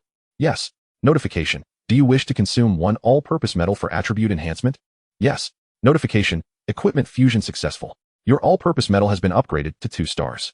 Checking the equipment attributes. All-purpose medal 2 stars. Wearing this medal increases all basic attributes by 10. You may consume medals of the same attribute to fuse and enhance. Current upgrade requires the consumption of 1 all-purpose medal. It turns out that enhancement can only be achieved by consuming medals of the same attribute, meaning I now need to consume a 2-star all-purpose medal to continue. He still had 26 warrior medals, which was just enough to synthesize another 2-star medal. Without hesitation, he proceeded to exchange and synthesize. Notification: equipment fusion successful. Your all-purpose medal has been upgraded to 3 stars. With the all-purpose medal elevated to 3 stars. The increase in basic attributes reached 15, a significant enhancement for Xiao Chen. In addition to the warrior medals, he also received a red achievement treasure chest from slaying the mutated boss. Previously, the highest quality achievement chest he had received was gold. This was his first encounter with a red quality treasure chest. Before opening the red achievement treasure chest, he decided to first open the 2 golden chests dropped by the boss. Notification: do you wish to open golden chest 2? Open. Golden light flashed twice. You have obtained a first-tier golden quality weapon, life staff, and a first-tier golden ring, golden ring. After examining the attributes of the two pieces of equipment, Xiao Chen felt greatly disappointed. While both items had commendable attributes, they were unsuitable for him. Selling them would surely yield a handsome profit. Stowing away the equipment, he turned his focus to the final red quality achievement treasure chest. Each time he opened an achievement chest, he had garnered significant rewards, and he hoped for the same this time. Taking a deep breath, Xiao Chen opened the red quality achievement treasure chest. Brilliant red light radiated from within the chest, bathing the entire room in crimson hues. Notification: you have obtained 50 attribute enhancement scrolls. Attribute enhancement scroll, upon use, grants 1 free enhancement point. The fact that an achievement treasure chest could also yield attribute enhancement points was something Xiao Chen had never anticipated. Attribute enhancement points are a form of hard currency. To become stronger than others, one must acquire more attribute enhancement points. The only reliable method to steadily acquire attribute enhancement points is through leveling up. However, every class can gain these points by advancing their levels, so to surpass others in strength, one must seek additional means to obtain these enhancement points. One such method is the Trial Tower Exchange, which is exclusively reserved for the formidable. Ordinary trialists lack the qualification to partake in such exchanges. Moreover, the attribute enhancement points acquired through the Trial Tower are automatically added to the exchanger's personal attribute panel and are non-transferable. In contrast, attribute enhancement scrolls obtained from treasure chests can be sold or traded. If these were to be sold, they would undoubtedly fetch a handsome price. Nevertheless, Xiao Chen has no intention of selling. He currently lacks for nothing, or rather, he is quite affluent. With the bounty reward arriving tomorrow, his gold will exceed 1,000, which translates to over 10 million in Manhwa currency. Among ordinary folk, he would be considered a modestly wealthy individual. Prompt: would you like to use the attribute enhancement scroll for 50 points? Yes, you have gained 50 free attribute enhancement points. Xiao Chen did not rush to allocate these points. Previously, his haste in doing so resulted in his inability to equip several superior items, and he expended significant effort to find a set of gear that he could don. Now that he has the means, he must devise a strategy to obtain a complete set of equipment before challenging the Trial Tower again. At that time, he would surely ascend to greater heights. Ultimately, Xiao Chen's gaze fell upon the 3 pieces of equipment acquired from defeating the mutated boss. After vanquishing the bloodthirsty treant, he had received 3 items, 2 life rings, and 1 heart of life. He proceeded to examine the equipment attributes. Equipment name: Heart of Life. Equipment level: 100. Equipment quality: golden equipment. Wearing requirement: 200 intelligence points required for use. Equipment slot: necklace. Magical attack: 99. Physical attack: 99. Additional skill: life blessing. Increases healing effects by 20 when using healing skills. This is a supportive piece of equipment and could be beneficial for Xiao Chen, considering he possesses healing abilities, such as soul resurrection. However, it requires 200 intelligence points to wear, which he promptly dismissed. He would not sacrifice 200 points in intelligence for a mere increase in healing effectiveness. Continuing his inspection of the equipment, he moved on to the next item. Equipment name: Life Ring. Equipment level: 100. Equipment quality: golden equipment. Wearing requirement: 200 constitution points required for use. Equipment slot: ring slot, can be worn on either hand. Physical defense: 99. Magical defense: 99. Additional skill: life tribute. Increases the effect of self-healing skills by 20. This is quite impressive and perfectly aligns with Xiao Chen's current needs. The perilous battle against the bloodthirsty treant yielded these 2 items, making it worthwhile. His current self-healing rate has reached 185, and wearing a single life ring would enhance his recovery by 20, while wearing both would amplify it by 40. Adding 40 to 185 results in a total recovery amount of 259, removing 2 ordinary rings. He donned the newly acquired life rings, and was pleasantly surprised to discover that he had activated a set effect. Prompt: you have activated the Life Set 25. You gain the set skill, Life Set Resonance. Life Set Resonance. All basic attributes of this set are increased by 30. As the set effect activated, the dual defenses of the life rings surged from 99 to 129 points. This enhancement is reasonable. However, he pondered what attributes would be gained from wearing a complete set of 5. Shaking his head, he realized that merely to wear the necklace would require an additional 200 points in intelligence. He did not possess such surplus attributes to allocate to inconsequential areas. The life set is better suited for a tank or a healing priest. For Xiao Chen, wearing just the 2 rings remains the optimal choice. Donning 5 would be less advantageous. Chapter 50, A New Challenge. A new day dawned. At Xiao Chen's behest, the intelligent robot did not rouse him until 10 a.m. Gazing out at the brilliant sunshine, Xiao Chen felt invigorated. Thud, thud, thud. A heavy knocking resounded from outside the door. Startled, Xiao Chen wondered who would dare to make such a ruckus at the Shijing Warrior Academy. The intelligent robot immediately accessed the external surveillance footage. Upon viewing the footage, Xiao Chen was rendered speechless. It was not an attack, it was merely Longa knocking at the door. His forceful blows made it sound as though someone was battering the door. Upon opening the door, Long Gu did not enter Xiao Chen's room, but urged him to head to the activity room, declaring there was good news. Xiao Chen immediately surmised what the good news was. The bounty rewards must have been issued. After a quick wash-up, he hurried to the activity room. The other students had already gone to level up, leaving only Xiao Chen and Long Gu in the activity room. The cafeteria staff served both of them steaming cups of coffee before discreetly returning to their duties. Observing Xiao Chen's calm demeanor, Long Gu chuckled. "Kid, you seem quite composed. Aren't you curious about your reward? Is there really anything new?" Xiao Chen replied with a grin. "Ha, you have a point. I won't keep you in suspense any longer." As they spoke, Long Gu sent Xiao Chen the entirety of the bounty rewards via email. Upon opening the email and viewing the attachments, Xiao Chen gasped in astonishment. "How can there be so many?" Long Gu smiled. "Do you have any idea how many disparate tasks contributed to this reward?" Seeing Xiao Chen shake his head, Long Gu continued. 13. Why so many? This is easy to understand. Without your triumph over the bloodthirsty Trant, the appeal of those small cities reliant on novice dungeon entry would have significantly diminished. Thus, they were eager to issue bounties. Well, the rewards are in your hands now. I have matters to attend to, so I'll take my leave. By the way, you can challenge the trial tower before school starts, but don't exhaust your resurrection chances. After the school year begins, the academy will invite a group of seniors who have successfully passed the trial tower to provide guidance. Their insights will be far more beneficial than the dry materials I've given you. Only then did Xiao Chen recall that he had yet to peruse the materials Long Gu had provided for his challenges. However, it was of little consequence, as the strategies of others held little relevance for him. In the email Long Gu sent, the total amount of gold reached a staggering 2,800 pieces. Aside from the 1,000 coins rewarded by the Shijing Warrior Academy, the rewards from other places were significantly less. After all, not every locale is as affluent as the Shijing Warrior Academy. Additionally, there was a piece of red quality equipment. He examined the attributes of the equipment. Equipment name, Blood Soul Guardian Helm. Equipment level, 100. Equipment quality, red equipment. Wearing requirement, level 100 required for use. Equipment slot, helmet. Magical attack, 150. Physical attack, 150. Health points, 1500. Additional skill, Blood Soul Guardian. Restores 1 point of the wearer's maximum health every second. Additional skill, Blood Soul Shield. When the bearer's health falls below 30, a Blood Soul Shield is automatically triggered, absorbing 50 of all damage received within the next 5 seconds. During the shield's duration, the bearer is immobilized but immune to control effects. Upon the shield's expiration, the bearer receives a brief enhancement to movement speed, lasting 3 seconds, aiding in their escape from peril with a cooldown of 10 minutes. Indeed, red equipment boasts significantly superior attributes compared to other gear. The helmet is the sole item across all equipment slots capable of augmenting health, a necessity for all classes. Moreover, donning this equipment merely requires a level, devoid of any other restrictions. Should this item be cast into the market for auction, its price would undoubtedly soar to exorbitant heights. Coincidentally, all the equipment Xiao Chen has recently acquired bears no additional attribute requirements, enabling him to allocate all 50 attribute points into Constitution. With his new gear equipped and all attributes focused on Constitution, Xiao Chen's power has surged once more. Checking his attributes. Name, Knight. Class, Reverse Scale Battle Soul, Rare Class. Level, First Order, Level 100. Health, 8288. Base health 6788. Equipment bonus 1500. Mana, 69. Constitution, 679. Base attribute, 543. Equipment skill bonus 136. Strength, 23. Agility, 6. Intelligence, 7. Physical defense, 1383.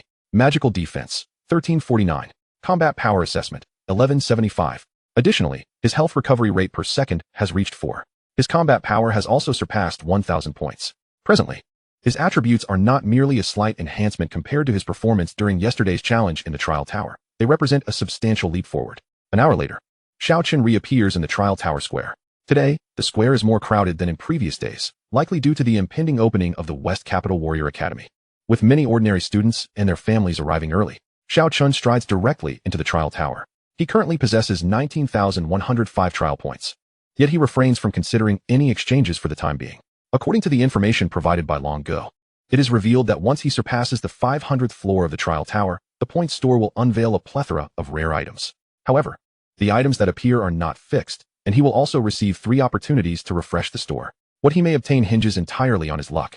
Since he declared himself a professional, aside from his unfortunate encounters with minor monsters, his luck has generally been quite favorable. Once he reaches the 500th floor, with his fortune, he might indeed procure some exceptional items. It would be a grave loss if he were unable to exchange due to insufficient trial points. Considering that trial points cannot be acquired through any other means, each expenditure diminishes his total. Notice, you have entered the 201st floor of the First Order Trial Grounds. Notice, defeating all monsters within the map within 60 minutes is considered a successful clearance. The equipment from yesterday easily allowed passage through the 200th level. And with today's significantly enhanced strength, clearing the levels proves to be even more effortless. The requirement to clear within 60 minutes is met in less than 5 minutes, as he vanquishes all monsters. The subsequent levels mirror the previous ones, merely increasing the number of monsters. 8 hours later, regional announcement. The professional known as Knight has successfully passed the 300th floor of the First Order Trial Tower. Notice, you have defeated all monsters on the 300th floor of the Trial Tower, successfully clearing it. You have earned 3,000 trial points, bringing your total to 58815. Notice, you have entered the leaderboard of the First Order Trial Tower, currently ranked 3521. The announcement sends ripples of astonishment among those who receive the news. Chapter 51, Breaking Through 500 Levels. A total of 1055 trial points were obtained by clearing the first 1,100 levels. From levels 101 to 200, he garnered 18,050 points. However, the points earned from clearing levels 201 to 300 amounted to only 39710. This stark contrast illustrates that the rewards for the first 100 levels are meager, while significant increases in points occur after surpassing the 100th level. This indicates that the purpose of the Trial Tower is to cultivate true champions, distinguishing between ordinary professionals and those with potential through this mechanism of rewards that empower the strong. The name Knight has become a sensation since its first appearance on the professional system panel surrounding West Capital City. In just 5 short days, how many times has the name Knight graced the announcements? Having consecutively surpassed the 100th and 200th levels, and even having slain a mutated boss that no one else could defeat, he then cleared the 300th level within merely a few hours. At this pace, even if others abstained from food, drink, and sleep, they would likely still fall behind. It is crucial to note that each level clearance requires considerable time, and the later levels demand even longer durations. To clear 100 levels daily, they would need ample time to slay the stationary monsters.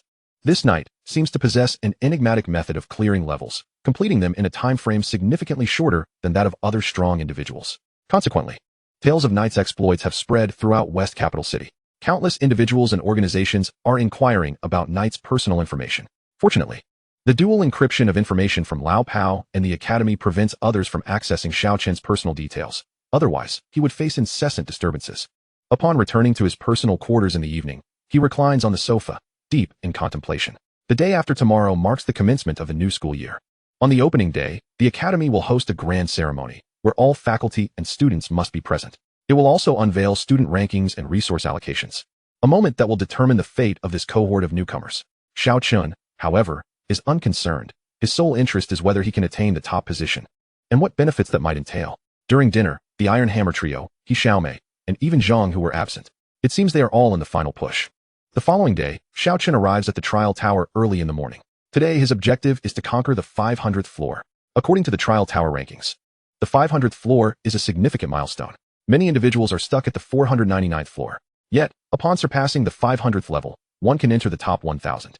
Those who reach the top 1,000 are undeniably the finest among First Order professionals.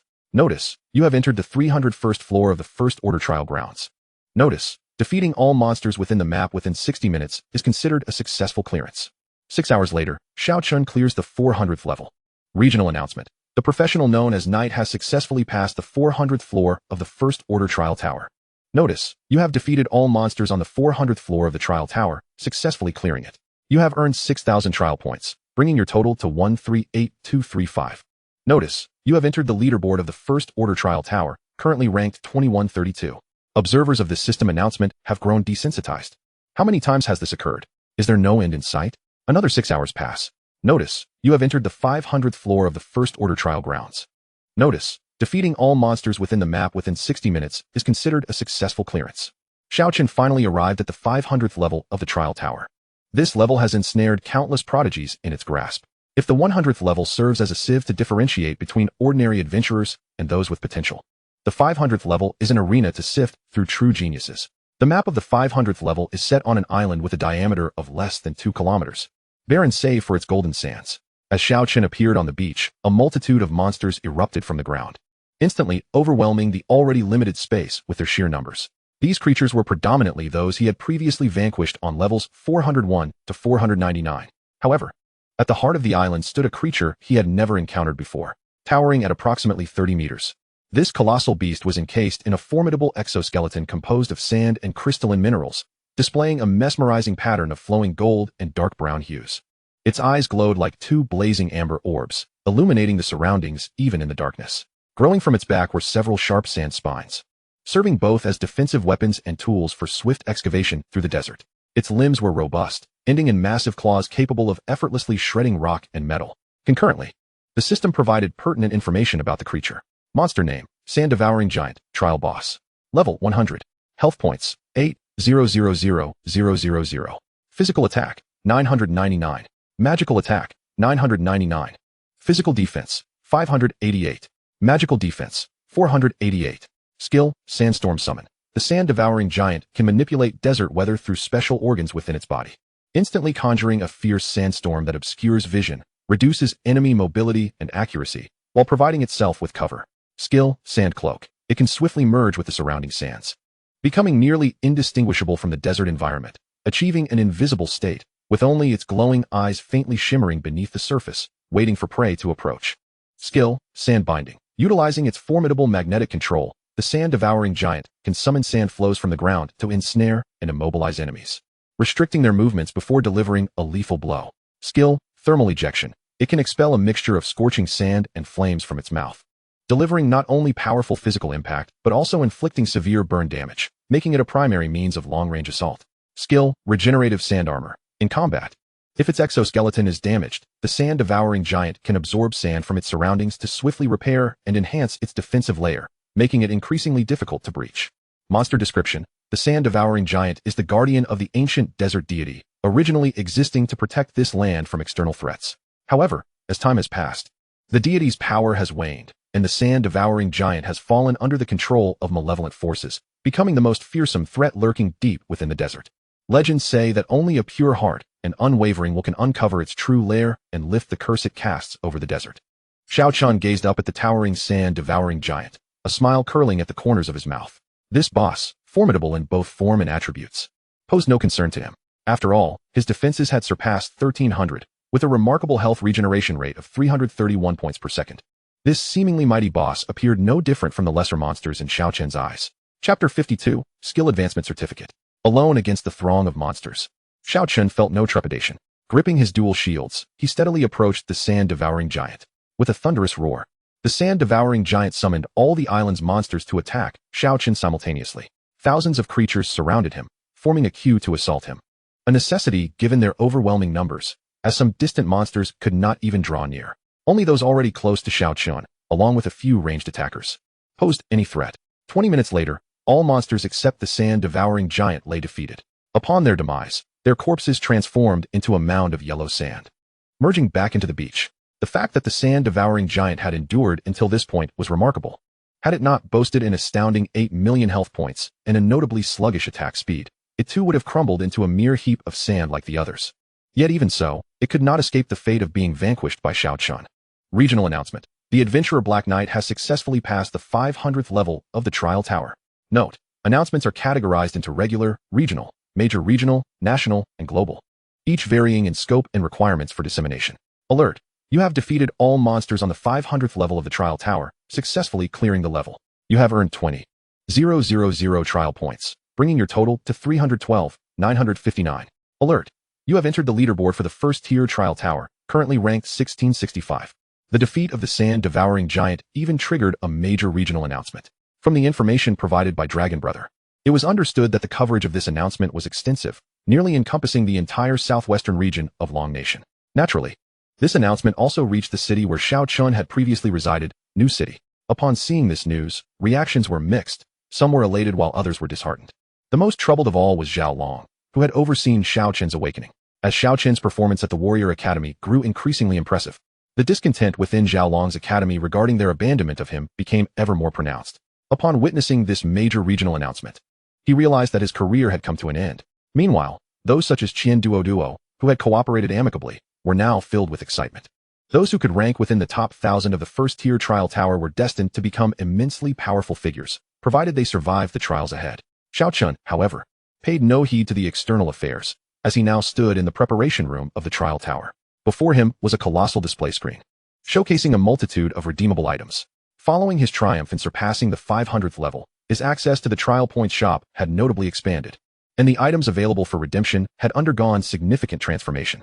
Free attribute points, redemption price, 200 points, limited to 200 points per individual. Skill enhancement points, redemption price, 1,000 points, limited to 20 points per individual. Instant health restoration potion, redemption price, 500 points per vial, limited to 20 vials per individual. Restores 50 health points instantly upon use. Instant mana restoration potion, redemption price, 200 points per vial, limited to 20 vials per individual. Restores 50 mana points instantly upon use. Xiao Chen noted that while the prices of some previous items had remained unchanged, the purchase limits had significantly increased. Observing his over 310,000 points, he hesitated not, recognizing the necessity of acquiring these items. Alert! Do you wish to spend 40,000 trial points to redeem 200 free attribute points? Redeem. Alert! Do you wish to spend 20,000 trial points to redeem 20 skill enhancement points? Redeem. Subsequently, Xiao Chen expended another 10,000 points to acquire 20 vials of the instant health restoration potion. After a moment's contemplation, he ultimately decided to forego the mana restoration potions. After all, his current mana value stands at a mere 69 points, rendering the consumption of such high-grade elixirs an extravagant waste. In exchanging for these 3 items, Xiao Chen expended a total of 70,000 trial points, leaving him with over 240,000 remaining. He continued to peruse the items available in the marketplace. Most of the other redeemable goods consisted of disposable consumables and equipment, which offered little assistance to Xiao Chen, given his unique profession. Thus, he naturally refrained from exchanging for them. Among the offerings, there were some special equipment pieces, boasting impressive attributes that generally surpassed those found in the outside world. However, these items came with 2 critical drawbacks. First, they were unusable within the trial tower, and second, upon redemption, they would become automatically bound, rendering them non-tradable. These restrictions significantly diminished their value. Individuals with the capability to redeem such items could easily break through to the second tier and rapidly advance in levels whenever they wished, making the expenditure of trial points for these items unnecessary. The mere presence of such equipment in the trial points marketplace seemed rather peculiar. Nevertheless, with school commencing tomorrow, he resolved to consult more experienced individuals then. At present, Xiao Chen's need for equipment was not pressing. The gear he currently donned was already quite satisfactory and sufficient for his needs. Ultimately, Xiao Chen's gaze was drawn to an item at the very bottom of the trial points marketplace, igniting a spark of excitement within him. Skill Advancement Certificate, redemption price, 500,000 points, limited to 1 per person. Skill Advancement Certificate. Upon using this item, the current skill can be advanced, enhancing that skill's growth cap. Note, certain special skills are ineligible for enhancement using this item. Wasn't the effect of this item akin to the enhancement provided by the infinite system for his Thorn of Thorns skill? If he could elevate the cap of his rock-solid skill to 100, would he not become invincible? Xiao Chen understood from the subsequent remarks that it was highly unlikely. Yet there was no harm in trying. Even if it could not elevate rock-solid, advancing Thorn of Thorns would still be beneficial, as it was his sole means of offense at present. Earlier, he had encountered monsters with high health but low output, which had proven quite vexing. He was in urgent need of an increase in attack power, and the Skill Advancement Certificate represented the optimal means for such enhancement, with 500,000 points needed. He was currently short by 260,000, but should he conquer level 600, it should suffice. Checking the time, he noted it was already 9 p.m. Determined to redeem the Skill Advancement Certificate as swiftly as possible, Xiao Chen resolved to forego sleep that night and continue his trials. Prompt. You have entered the first tier trial arena, level 501. Prompt. Defeating all monsters within the map in 60 minutes will be considered a successful clear. The landscape of level 501 shifted once more. Xiao Chen found himself standing upon a desolate expanse, with an unending legion of undead charging towards him from the distance. As he gazed upon the boundless horde of undead, his thoughts wandered. Chapter 53, The Opening Ceremony. Contemplating the relentless approach of the undead army, Xiao Chen wondered if any other professions, aside from his own, could navigate such trials. However, recalling the myriad of bizarre professions he had previously encountered, he quickly dismissed his concerns. Even the sword sage, a profession akin to a cultivator, existed, so it was not impossible for even more outrageous professions to arise. The trials beyond level 500 were starkly different from those preceding them. They no longer featured singular monsters, but rather entire systems of creatures. For instance, the undead army currently assaulting Xiao Chen comprised at least a dozen different types of monsters, including several elite foes and minor bosses. With his current defensive capabilities, he need not concern himself with the lesser creatures. His objective was to locate the boss hidden within the ranks of the army and assess its attributes. As long as its attacks could not breach his defenses, vanquishing them was merely a matter of time. The trials, akin to leveling, were monotonous and tedious. The following morning, a multitude of new students entered the Western Capital Warriors Academy, brimming with enthusiasm. Among them were several acquaintances of Xiao Chen, including the capable Hao Mei and Zhou Jia. The once quiet campus suddenly buzzed with excitement. The sheer scale of the institution, comparable to that of a small city, left them all astonished. The school's administrative efficiency was remarkable. The enrollment procedures for over 10,000 new students were completed in less than half a day. At 2 p.m., in the largest square of the Western Capital Warriors Academy, all new students stood in neat rows, resembling a grand military parade. In the center of the square, a massive screen rose, still visible even from hundreds of meters away. A middle-aged man clad in military attire appeared on the screen, his posture as upright as a pine tree, his uniform impeccably neat, with shoulder epaulets glistening in the sunlight, epitomizing the authority and honor of a soldier. Merely standing there silenced the raucous crowd. Once all was quiet, the man in uniform cleared his throat and spoke. Ahem. I am the principal of the Western Capital Warriors Academy, Shui Longyin, a 7th-tier profession. At this proclamation, the previously hushed crowd erupted into a flurry of excitement. 7th tier. What an astonishing concept. It was said that a 6th-tier powerhouse could single-handedly topple a small nation. How formidable, then, would a 7th-tier warrior be? With just a single statement, Shui Longyin conveyed the strength of the Western Capital Warriors Academy to the newcomers below. Silence. With a thunderous command, the crowd fell silent once more. This is the Western Capital Warriors Academy, not some fly-by-night institution. Here, you must adhere to the Academy's rules. The Warriors Academy differs from ordinary universities. There are no academic or artistic courses. Here, you will learn only how to slay monsters, defeat enemies, survive, and rapidly enhance your strength. You will receive the finest resources and the highest quality education related to your profession. Here, as long as you do not perish, you will swiftly grow powerful. Becoming formidable warriors like myself, or perhaps even surpassing me, is not out of reach. However, one thing you must remember. At this point, Shui Longyin paused, scanning the crowd before continuing. You are all citizens of the Dragon Kingdom. In your youth, the Dragon Kingdom protected you.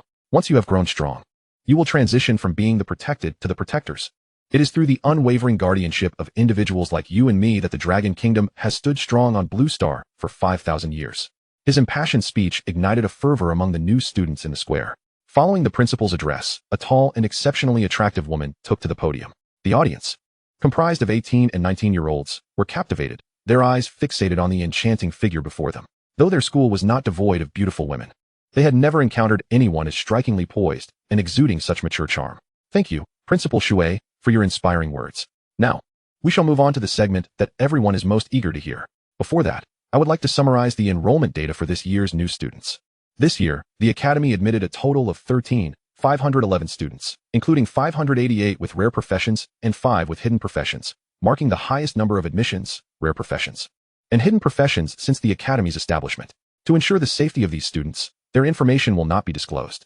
Now, let us address the core standards for core students, which you all are most concerned about. The Academy imposes a strict limit on the number of core members it enrolls each year. This year's intake of students has been particularly favorable, leading to heightened requirements for those aspiring to become core members compared to previous years. The minimum level requisite for entry into the core membership has been set at level 75. Upon hearing this announcement, many students lamented their fate, wishing they had exerted themselves a bit more in the past few days to level up just one more time to meet the criteria for core membership. However, a significant number of others expressed indifference, some even reveling in the misfortune of their peers, as they themselves lacked the qualifications for core status and naturally hoped that those around them would share their predicament. Of course, individuals with special professions or unique talents may have their requirements relaxed. For further details, please consult your advisor. Becoming a core member will grant an immediate reward of 100 Academy points, which can be exchanged for a variety of items in the Academy's marketplace. Additionally, points can be utilized to post tasks within the Academy's internal system and even to purchase a slot for internal membership. In essence, within the Academy, points serve as a currency for acquiring nearly everything one desires. There are numerous avenues to earn points, which I shall not elaborate on here. After the opening ceremony, you may inquire with your mentors. For those who do not achieve core member status, do not despair. Aside from purchasing eligibility with points, all of you still have one opportunity to become core members. That opportunity lies in conquering the first trial tower. If you can successfully navigate through all 100 levels of the trial tower, you will be promoted directly to core membership. However, be mindful that this is time sensitive.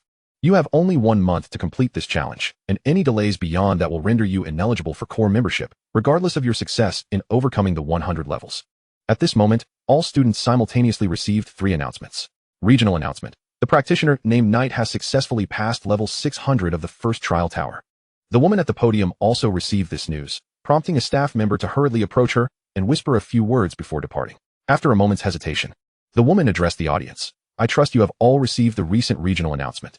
The practitioner known as Knight is also a student of our academy, and notably, a member of your own freshman cohort. Upon hearing this revelation, the students below erupted into a stir. While those who truly understood the challenges posed by the trial tower were left utterly speechless in shock. Chapter 54, An Encounter with Assassination. From levels 501 to 600. Xiao Chen expended nearly 15 hours. The reason for this protracted duration was the appearance of monsters he least wished to confront. These creatures shared a common trait. They possessed substantial health, low attack power, and a healing ability. Faced with such adversaries, Xiao Chen found himself at a complete loss.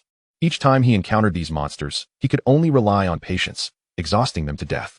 Fortunately, their attack power was significantly lower than their healing capabilities. Otherwise, victory would have been impossible through mere damage reflection. 15 hours of effort bore fruit, and he ultimately triumphed at level 600. Notification: you have defeated all monsters on level 600 of the trial tower. You have successfully cleared the level. You have gained 40,000 trial points, bringing your total to 592,407. Notification: you have entered the leaderboard for the first trial tower, currently ranked 1445. Once again, you return to the trial points marketplace. Notification: would you like to spend 500,000 trial points to exchange for a skill advancement certificate? Exchange. Exchange successful. You have obtained one skill advancement certificate. Notification: would you like to use the skill advancement certificate now? Use. Notification: please select the skill you wish to advance. Rock solid. Notification: this skill has reached its limit and cannot be further enhanced with this item. Please select another skill. Upon reading this notification, Xiao Chen felt a pang of disappointment. Indeed, it was not possible. Since the rock solid skill could not be enhanced, he resolved to continue advancing the thorn spike skill. Skill enhancement in progress. Warning: anomaly detected in the skill. System assessment underway. Anomalies detected in skill data, along with your attack attributes. System assessment underway. Assessment complete. Due to an unknown reason causing your attack attribute to be permanently fixed at 1, the system has evaluated that the enhancement of the thorn spike skill is permitted. Skill enhancement complete. Notification: the upper limit of the thorn spike skill has been increased by 100, with a new maximum of 200.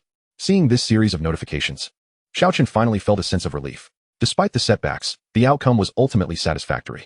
He pondered the consequences if the multiverse system discovered that he had altered his skill values using the infinite system. He opened the skill interface and noted that the rebound damage of the thorn spike skill remained at 100. Upon closer inspection of the system notifications, Xiao Chen realized that the skill advancement certificate merely raised the upgrade ceiling and did not enhance the skill's level itself. He needed to allocate skill points to elevate the thorn spike's level for the rebound damage to increase further. Fortunately, he had not yet utilized the attribute enhancement and skill enhancement points exchanged for trial points yesterday. After allocating all 20 skill points to the thorn spike, its level reached 61. The rebound damage increased from 100 to 140. Reflecting on his strategy, he distributed the 200 attribute points acquired through exchange entirely to his constitution. As was customary, following this enhancement, his health finally surpassed 10,000 points, reaching 10,788. His dual defenses exceeded 1,500 points. When comparing only health and defense, Xiao Chen could now surpass some seasoned second-tier powerhouses. After all, it would be foolish to allocate all attributes solely to constitution. Even a tank-type warrior requires offensive capabilities to gain experience. Without attack power, how can one level up? Not everyone possesses a skill like Thorn Spike. Even if some skills offer minor rebound damage, that paltry amount is insufficient for leveling up. Moreover, such skills generally have lengthy cooldown periods, making them impractical for consistent output. Xiao Chen had been engaged in combat for over 24 hours. Although enhancing his constitution had significantly boosted his physicality beyond that of the average person, he remained merely a robust individual without genetic breakthroughs, necessitating food and rest. Exiting the trial tower, it was already past 3 p.m.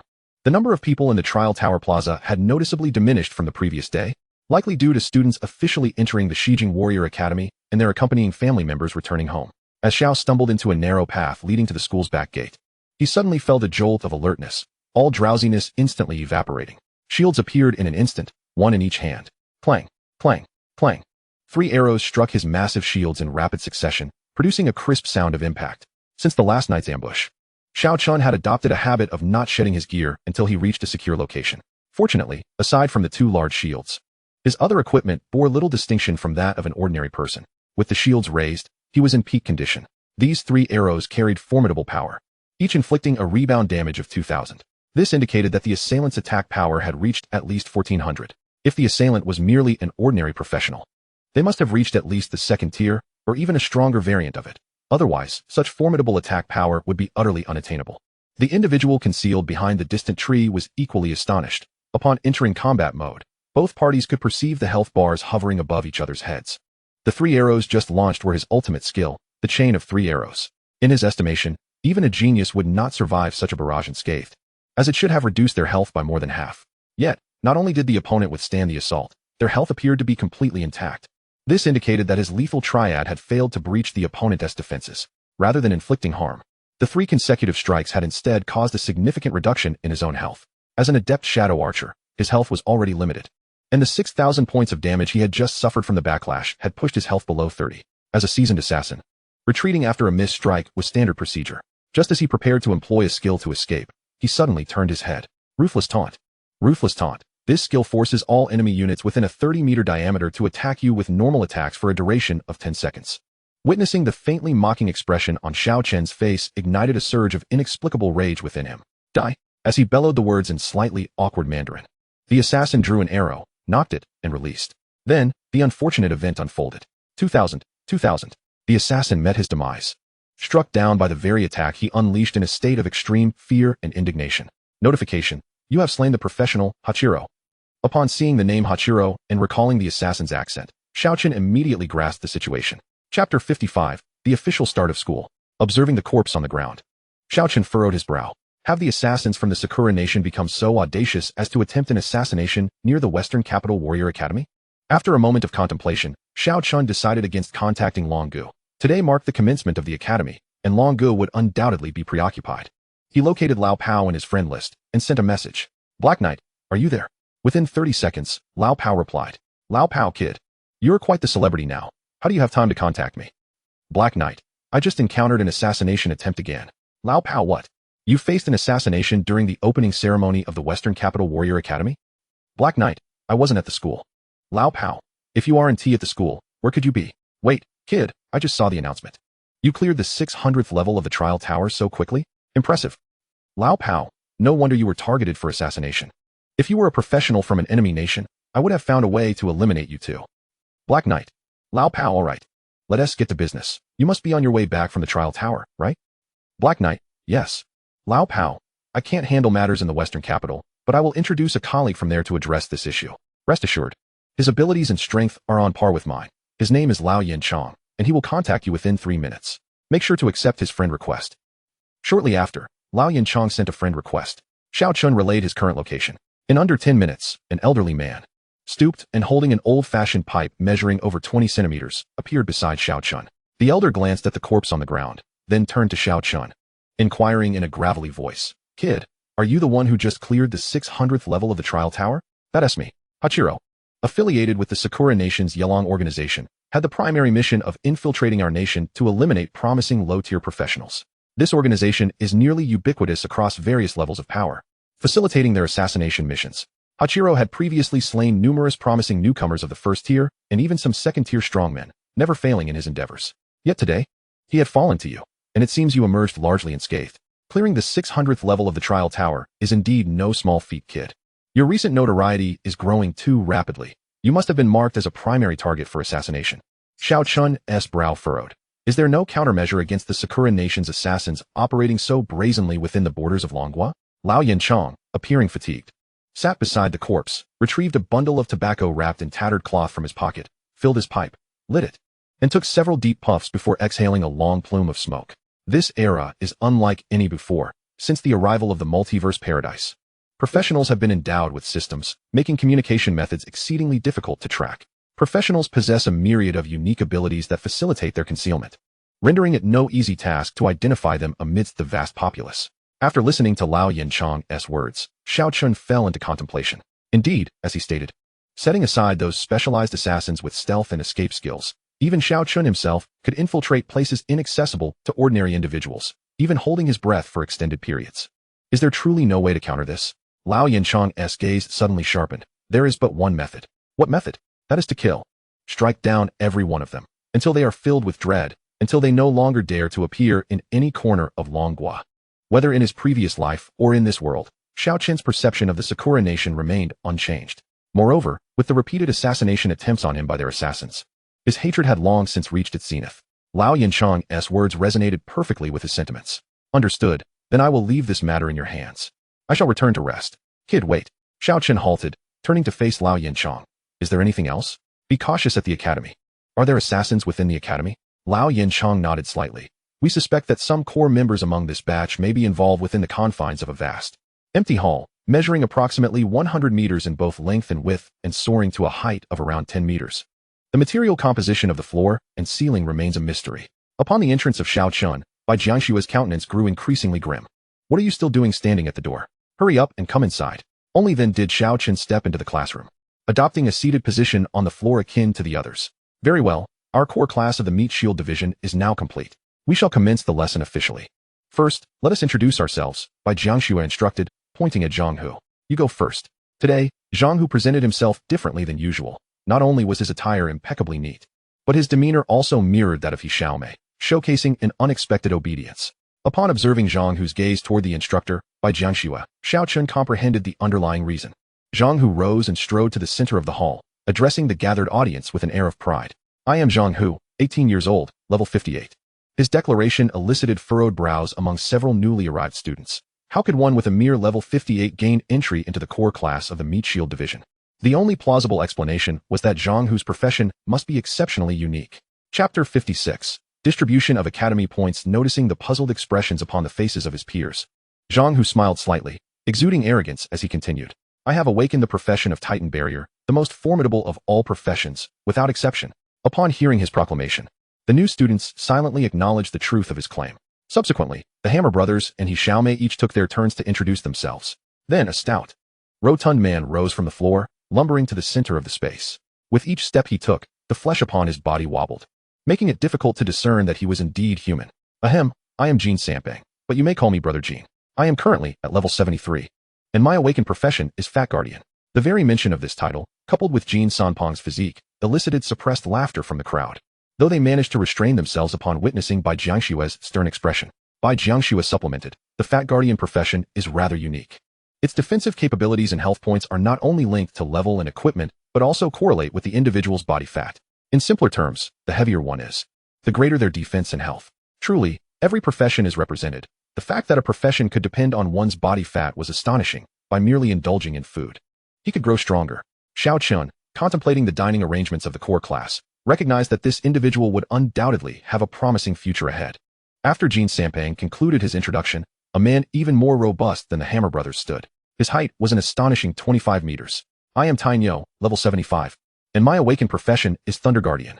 Bai Jiangshua elaborated on his profession. The Thunder Guardian can summon lightning to create an electromagnetic shield, proving highly effective against magical attacks, while also possessing notable offensive capabilities, somewhat akin to He Xiaomei's Flame Guardian.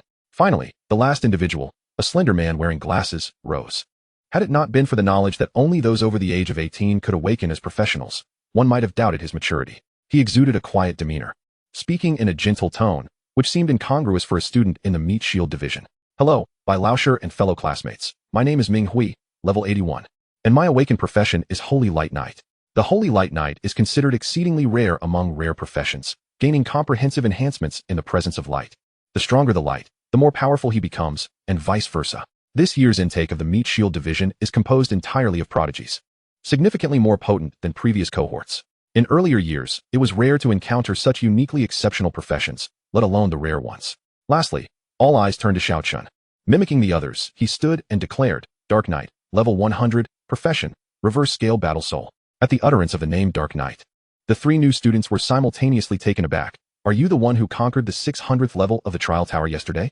Bai Jiangshua refrained from commenting on Xiao Chen's profession, as she was uncertain how to evaluate the reverse scale battle soul. Their recognition of Xiao Chen and his impressive leveling speed led them to reassess his profession. Nevertheless, they concluded that achieving such results in such a brief span of time was unfathomable, surpassing their comprehension. They ultimately arrived at the conclusion that Xiao Chen must possess some extraordinary fortuity. After all introductions were complete, Bai Jiangshua stepped to the center of the hall and announced, as our class serves as the core of the Meat Shield Division, I shall refrain from detailing the standard knowledge of the Wanja Paradise system.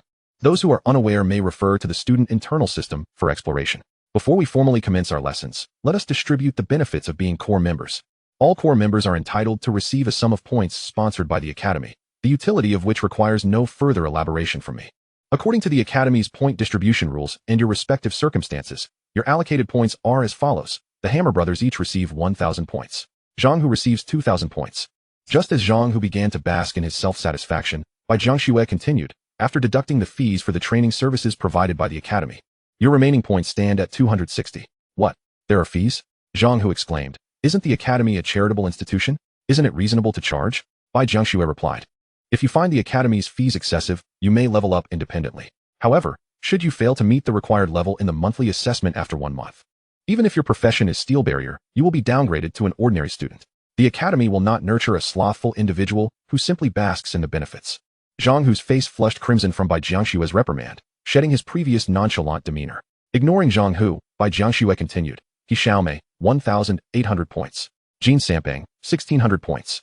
Tainyo, 1,400 points. Minghui, 2,500 points. Finally, she glanced at Xiao Chen, scrutinizing the numbers on the paper several times before confirming, Dark Knight, 175,000 points. Upon hearing this, Zhang Hu was immediately displeased. By Laosher, there must be a mistake. The highest among us has only 2,500 points. How could he possibly have 175,000 points? Xiao Chen was equally unaware of how the students' points were calculated, thus he refrained from interjecting. To quell the confusion among the others, Bai Jiangxue chose to elucidate. The method of acquiring points and the rules can be reviewed within the school's internal system. Since you have inquired, I shall explain. As of today, reaching level 70 grants 1,000 points, level 80 provides an additional 2,000 points, level 90 yields another 3,000 points. And attaining level 100 not only grants an extra 4,000 points, but also, as the first student to reach level 100, he receives a bonus of 10,000 points. That still doesn't add up, Zhang Hu contested. By that calculation, he would only have 20,000 points. How then does he possess over 100,000 points? In response to Zhang Hu's inquiry, Bai Jiangxue remained unfazed, adopting a serious tone. This is precisely what you must all undertake upon reaching level 100. Conquer the trial tower. Within the first month of school, achieving a certain level within the trial tower will yield rewards from the academy. The higher the levels you conquer, the more abundant the rewards you receive. The more than 100,000 points accumulated by Hai were all acquired through the trial tower. Within a month, students who conquer 100 levels can earn 5,000 points, with an additional 10,000 points for overcoming 200 levels and 20,000 points for surpassing 300 levels. Hai has already cleared the 600th level yesterday. Now it is clear why his points are so abundant, isn't it? As long as you can achieve the same, you too can amass such a wealth of points. Chapter 57. Instant Clearance of Redemption List. Teacher Bai, if one only clears the trial tower after a month, will there still be rewards? He Xiaomei raised her hand to inquire, appearing every bit the obedient girl. Bai Jiangxue regarded He Xiaomei's compliant demeanor with fondness. As core members of the academy, as long as you reach level 100 and are equipped with suitable gear, most of you should be able to conquer the first 100 levels. Just think. If every student who clears the 100th level receives such generous rewards, what value would the academy's points retain? Teacher Bai, does that mean there will be no benefits for those who clear the trial tower after a month? Of course not. Even after a month, you can still earn academy points by clearing the trial tower, although the quantity will be significantly reduced. You may check the specific rules through the internal system. However, this first month will be your golden opportunity to accrue academy points. After a month, obtaining points will become exponentially more challenging. Therefore, if you wish to gain more points and resources, you must showcase your full potential in this month.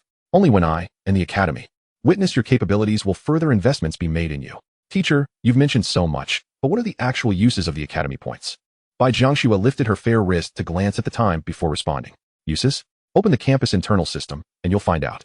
Upon hearing this, the students eagerly accessed the academy's internal system. Xiao Chen also opened the campus internal system. He had accessed it a few times before and discovered that certain options were not yet available, likely due to the semester not having started. The campus internal system encompasses 3 main options. 1. Daily application mall. In this mall, one can purchase nearly all desired ordinary items at exceedingly low prices. Comparing the points required for redemption with the prices of these items outside, he discovered that 1 point is equivalent to the purchasing power of 1,000 Longwa coins. In other words, every student who reaches level 70 at the start of school will receive a grant of 1 million coins from the academy. This is indeed a substantial subsidy. Suddenly, Xiao Chen was left astounded. With 1,550,000 points, and each point equating to 1,000 Longwa coins, he realized he possessed 155 billion coins. This was all a reward from the academy, and in just a few days, he had reached a small target as described by a certain influential figure from the world he traversed before. After the shock, he opened the second option. 2. Campus task system. Through this system, students can issue tasks to the entire student body, which may include requests for equipment, finding someone to assist in leveling up, or even seeking romantic partners, provided they do not violate the laws of Manhwa. However, issuing tasks requires a certain fee and an accompanying commission. Naturally, one can also accept tasks here. Newcomers with only first-level strength can only take on first-level tasks. Just as he was about to close the task system, a task title caught Xiao Chen's attention. Search task. Help me contact classmate Hai. Task commission, 100 points. Xiao Chen did not reach out for the 100 points. Since he cleared the 600th level of the trial tower, he had been inundated with people seeking him. Had it not been for the strict confidentiality surrounding his identity enforced by the school and government, coupled with the prohibition of entry into the core student area, he would have been overwhelmed by inquiries. Then he opened the final option. 3. Academy Points Mall. This is where the Academy points prove most valuable. Upon entering the Points Mall, most of the exchange items are primarily equipment. Among them are numerous exquisite golden quality items, and even several red quality items, albeit at exorbitant prices. More importantly, Xiao Chen was drawn to certain items that could permanently enhance his abilities, such as the free attribute point scroll and skill enhancement scroll. These two items are highly sought after and essential for everyone, with a very low yield, and are snatched up immediately upon appearance. Their presence here is likely intentional on the Academy's part, aimed at motivating students. Free attribute point scroll, redemption price, 500 points. Skill enhancement scroll, redemption price, 2,000 points. With 550,000 points at his disposal, Xiao Chen directly proceeded to redeem. When he set the quantity of free attribute point scrolls to 200, a system prompt appeared. Notice, current inventory limit reached. Only 200 points? After spending 100,000 points to redeem 200 free attribute points, he had 55,000 points remaining. The skill enhancement scroll also had a limit on quantity, with only 20 points available. Xiao Chen opted for a full redemption. The attribute points and skill points he had just used returned to him in an instant, elevating his spirits greatly. At that moment, the students and teachers from other classes were in an uproar. Upon opening them all, they discovered that the attribute enhancement points and skill enhancement scrolls, mentioned by the teacher, were nowhere to be found. Stunned by the commotion among the students, the teachers were equally perplexed. Just a few minutes prior, they had checked them all and confirmed the availability of those two items. How could they have vanished so quickly, barely 3 minutes after the mall opened? This mall is exclusively available to freshmen, while upperclassmen have a separate redemption mall with different prices. The only possibility for the items to have been redeemed so quickly would be by this year's freshmen. Among this group, only core members could accrue initial points, and most only had 1,000 points. Each individual could redeem a maximum of just 2 scrolls. Such precious points should not have been squandered on merely 2 attribute points. For them, the optimal choice would be to redeem equipment and recovery items to level up faster. Little did they know that these 2 items were so coveted that they vanished in the blink of an eye. Upon learning this outcome, the Academy's higher-ups were left speechless after checking the back end. Ultimately, they had no choice but to withdraw part of the inventory to reintegrate into the points redemption system. To prevent such occurrences from happening again, they imposed restrictions on the quantity each person could redeem. Thus, the storm finally subsided. Xiao Chen now had only 15,000 Academy points left. After contemplating, he decided against further redemption. Bai Jiangxue cast a meaningful glance at Xiao Chen before continuing. The significance of Academy points need not be reiterated. You have already witnessed their utility. Thus, your most critical task ahead is to level up. As the saying goes, sharpening the axe does not delay the work of chopping wood. I will first explain the leveling techniques suitable for levels 60 to 100, and the areas where you can effectively level up. Bai Jiangxue paused once more, casting a glance at Xiao Chen. After a brief moment, he shook his head with a sense of resignation and said, "Classmate Hai, today's lesson holds no value for you. Feel free to engage in leisure activities. Do remember to attend class punctually tomorrow." Chapter 58. The journey begins, venturing into the wilderness. Upon hearing these words, Xiao Chen rose to bid farewell and hastened down the stairs towards the dining hall. Since the morning of the day before yesterday, he had not consumed a morsel. And by now, he was ravenously hungry, feeling as though his stomach was pressed against his back.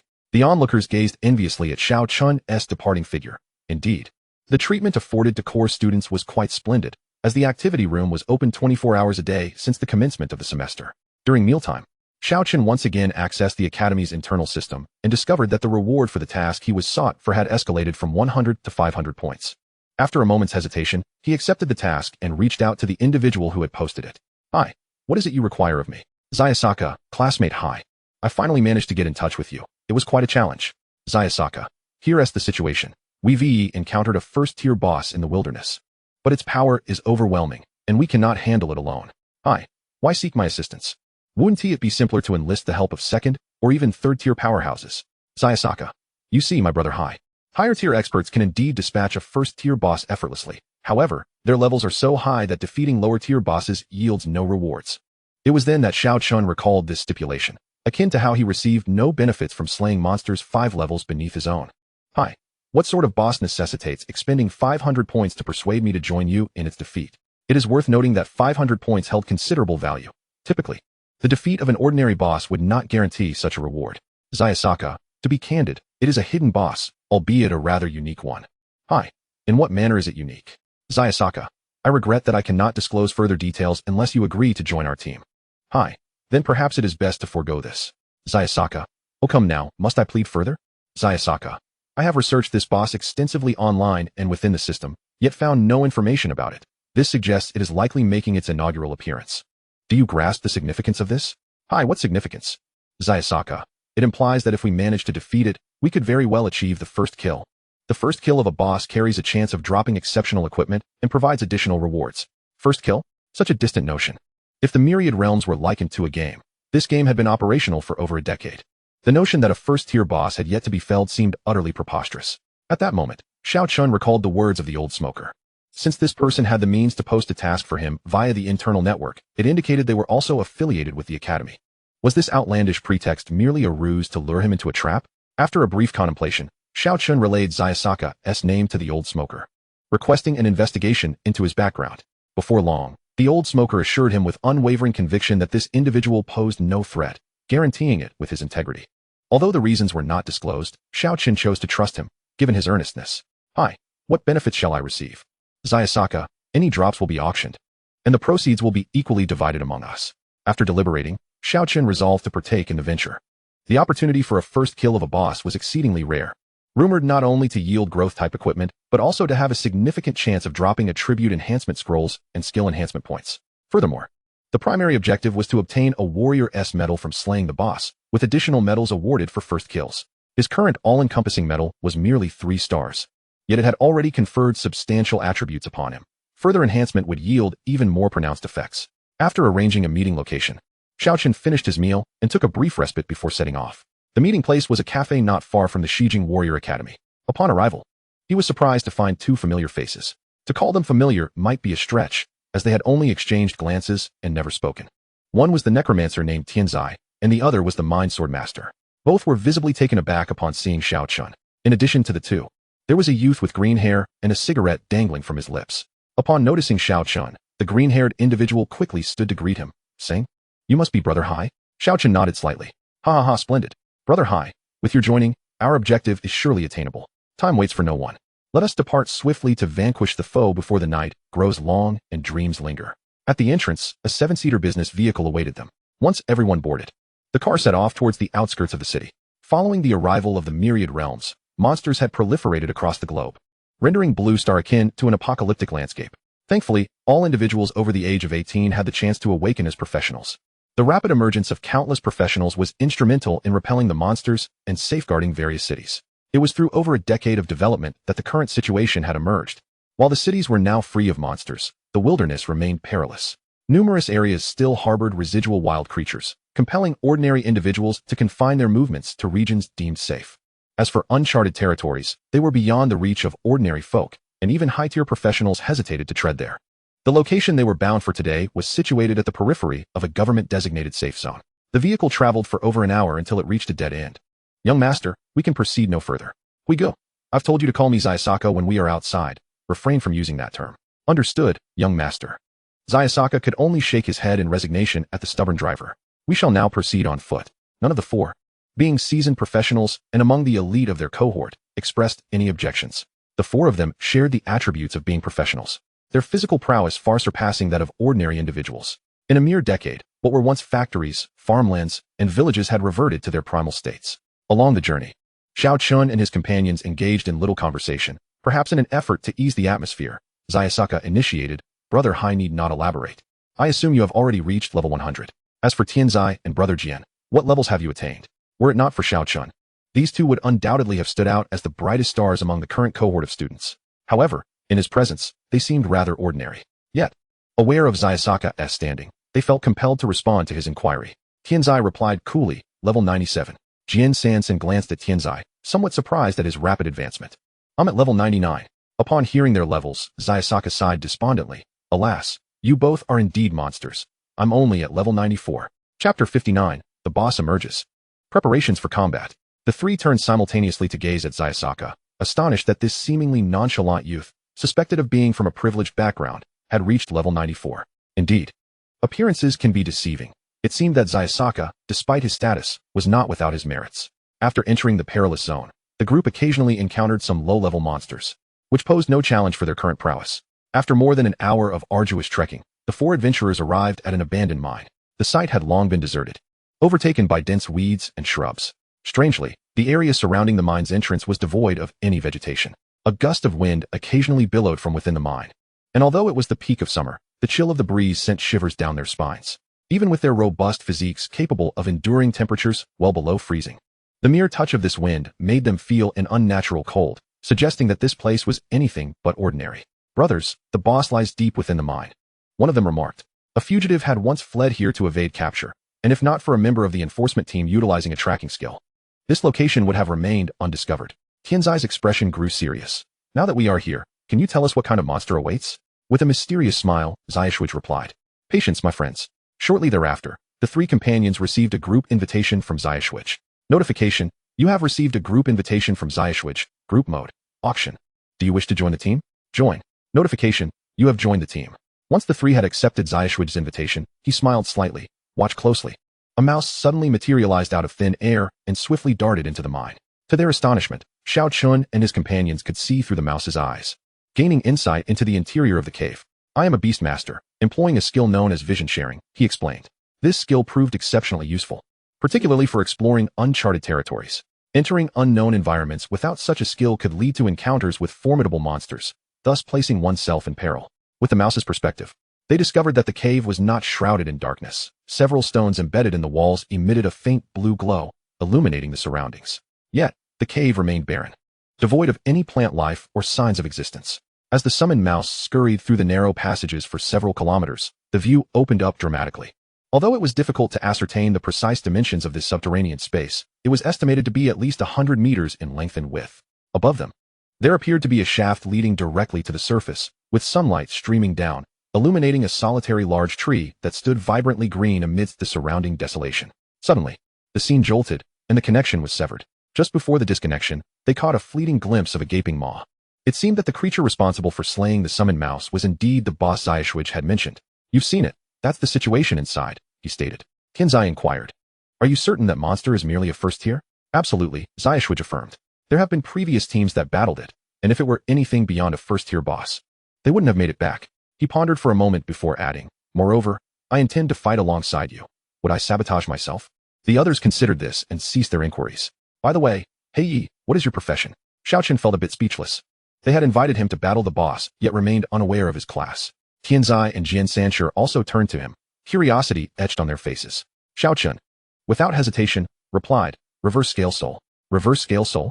I have not heard of such a profession. It must be an exceptionally powerful rare class, Jian Sanshur remarked, his expression one of astonishment. Impossible, he exclaimed, his sudden outburst catching Tianzai and Zayashwich off guard. The Reverse Scale Soul is said to be a worthless profession, with an attack power that is forever fixed at one point and cannot be enhanced by any means. If your class is indeed Reverse Scale Soul, how could you possibly have reached level 100 so quickly? Faced with their skepticism, Xiao Chen simply responded, you will understand soon enough. With that, he drew his equipment, wielding two massive shields, and strode purposefully toward the mine. Seeing Xiao Chen brandishing the two shields instilled a profound sense of security in his teammates. Individually, they possessed considerable strength among first-tier players, yet they lacked a balanced team composition. A standard party should include a tank, damage dealers, controllers, support, and healers. But their group consisted almost entirely of high-damage classes. Fortunately, their individual strengths were formidable, which gave Zayashwich the confidence to lead them into this boss encounter. Xiao Chen's emergence with the two massive shields was undoubtedly good news, given his impressive achievements in the trial tower. He should be more than capable of withstanding this boss's onslaught. With his power further enhanced, if this boss truly was a first tier, Xiao Chen had every reason to believe he could endure. After more than 10 minutes of cautious progress, the four arrived at the spot where the summoned mouse had met its demise. Be careful, Zayashwich called from behind. Suddenly, a gaping maw lunged toward them. Xiao Chen stood at the forefront, raising his shields to protect his companions. After the strike, he remained unperturbed, while the creature that attacked him was knocked back several meters by the force of the rebound. Looking up, they beheld a massive, pitch-black mutated worm clinging to the rock wall, its gaze fixated on them in a predatory stance, poised to strike. Upon inspecting its attributes, Xiao Chen noted that while this boss was significantly stronger than typical foes, it still fell short when compared to the bloodthirsty tree demon. That's it. Xiao warned gravely from the side. I've researched this boss extensively online and found no information. Defeating it will likely yield first kill rewards. Jian Sanxi's 5 flying swords had already taken flight, swirling around him like a celestial swordsman. Tianzai, undeterred, began summoning spectral beings. Within moments, dozens of undead creatures materialized, forming an imposing assault formation. Among them were undead knights, archers, and mages, creating a formidable presence that even overshadowed Jian Sanshi. Xiao summoned 3 enormous earth hounds. Indeed, each one was as large as a Siberian tiger. The 3 hounds glared at the worm boss, bearing their ivory fangs, exuding an aura of intimidation. Chapter 60. The emergence of the pseudo-overlord level boss. Everyone had assumed their attack stances, yet Xiao Chen remained motionless, still clutching his 2 massive shields at the forefront. All eyes turned to him. Come on, hey! Xiao urged from the side. Xiao Chen hesitated, uncertain of his companion's attack power. He feared that if their damage output was too high, the monster's enmity might shift away from him, leaving him to employ control skills to regain its attention. However, they possessed only a half-control skill, and once that ended, it was likely that the threat would no longer be directed at him. In such a scenario, his companions could be in grave danger. Given their formidable backgrounds, their demise here would certainly lead to significant trouble. After a moment's contemplation, Xiao Chen proposed, "How about you all take a breather, and let me handle it alone?" Upon hearing these words, the expressions of several individuals turned exceedingly grim, as they felt utterly disregarded. The necromancer, Plague, turned to glare at Xiao Chen, exclaiming, "Classmate Knight, do you not think your words reflect a certain disdain for us?" Xiao Chen realized that they had misconstrued his intentions, yet he found himself at a loss for an explanation.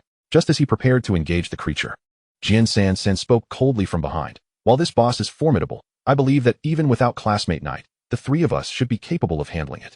Perhaps Classmate Knight could rest on the sidelines, and should we prove incapable, you may intervene?"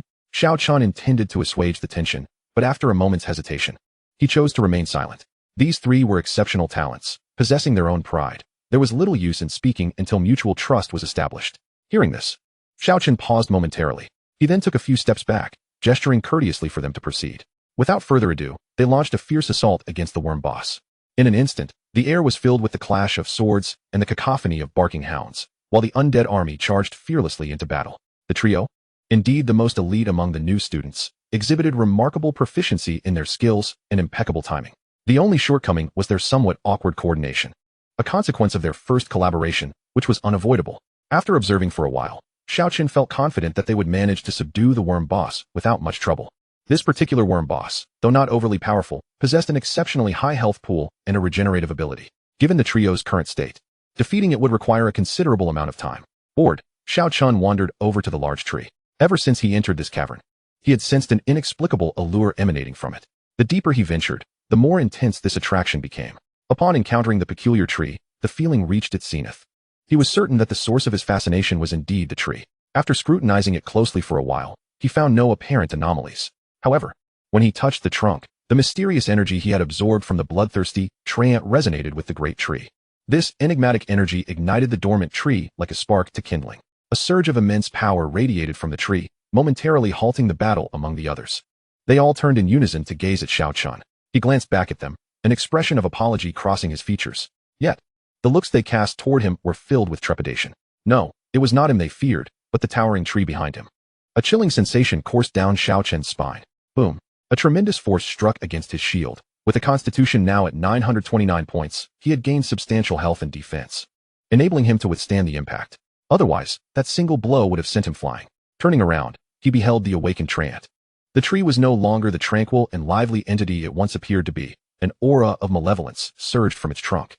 This feeling bore a striking resemblance to the bloodthirsty treant, though it was far more overwhelming yet lacked the same purity. At this moment, the system provided detailed information regarding the tree. Monster name: Spirit of the Ancient Wood, Ruler of the Forest, Pseudo-Dominant Boss.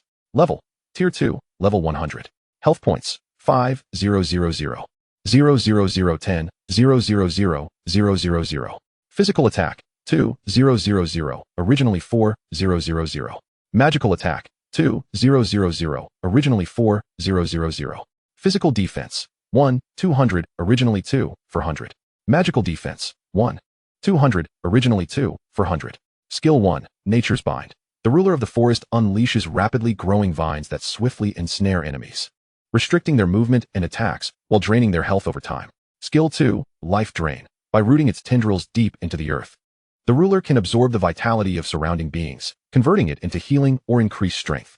This skill is particularly potent when the boss's health is low, allowing for rapid recovery. Skill 3, Wrath of the Forest. Summons a sudden tempest that includes fierce winds, torrential rain, and lightning, dealing massive AoE damage to all enemies within range, while reducing their defense and movement speed. Skill 4, Thorn Spike. Sharp thorns suddenly erupt from the ground, inflicting physical damage to any enemies standing upon them and possessing a chance to stun.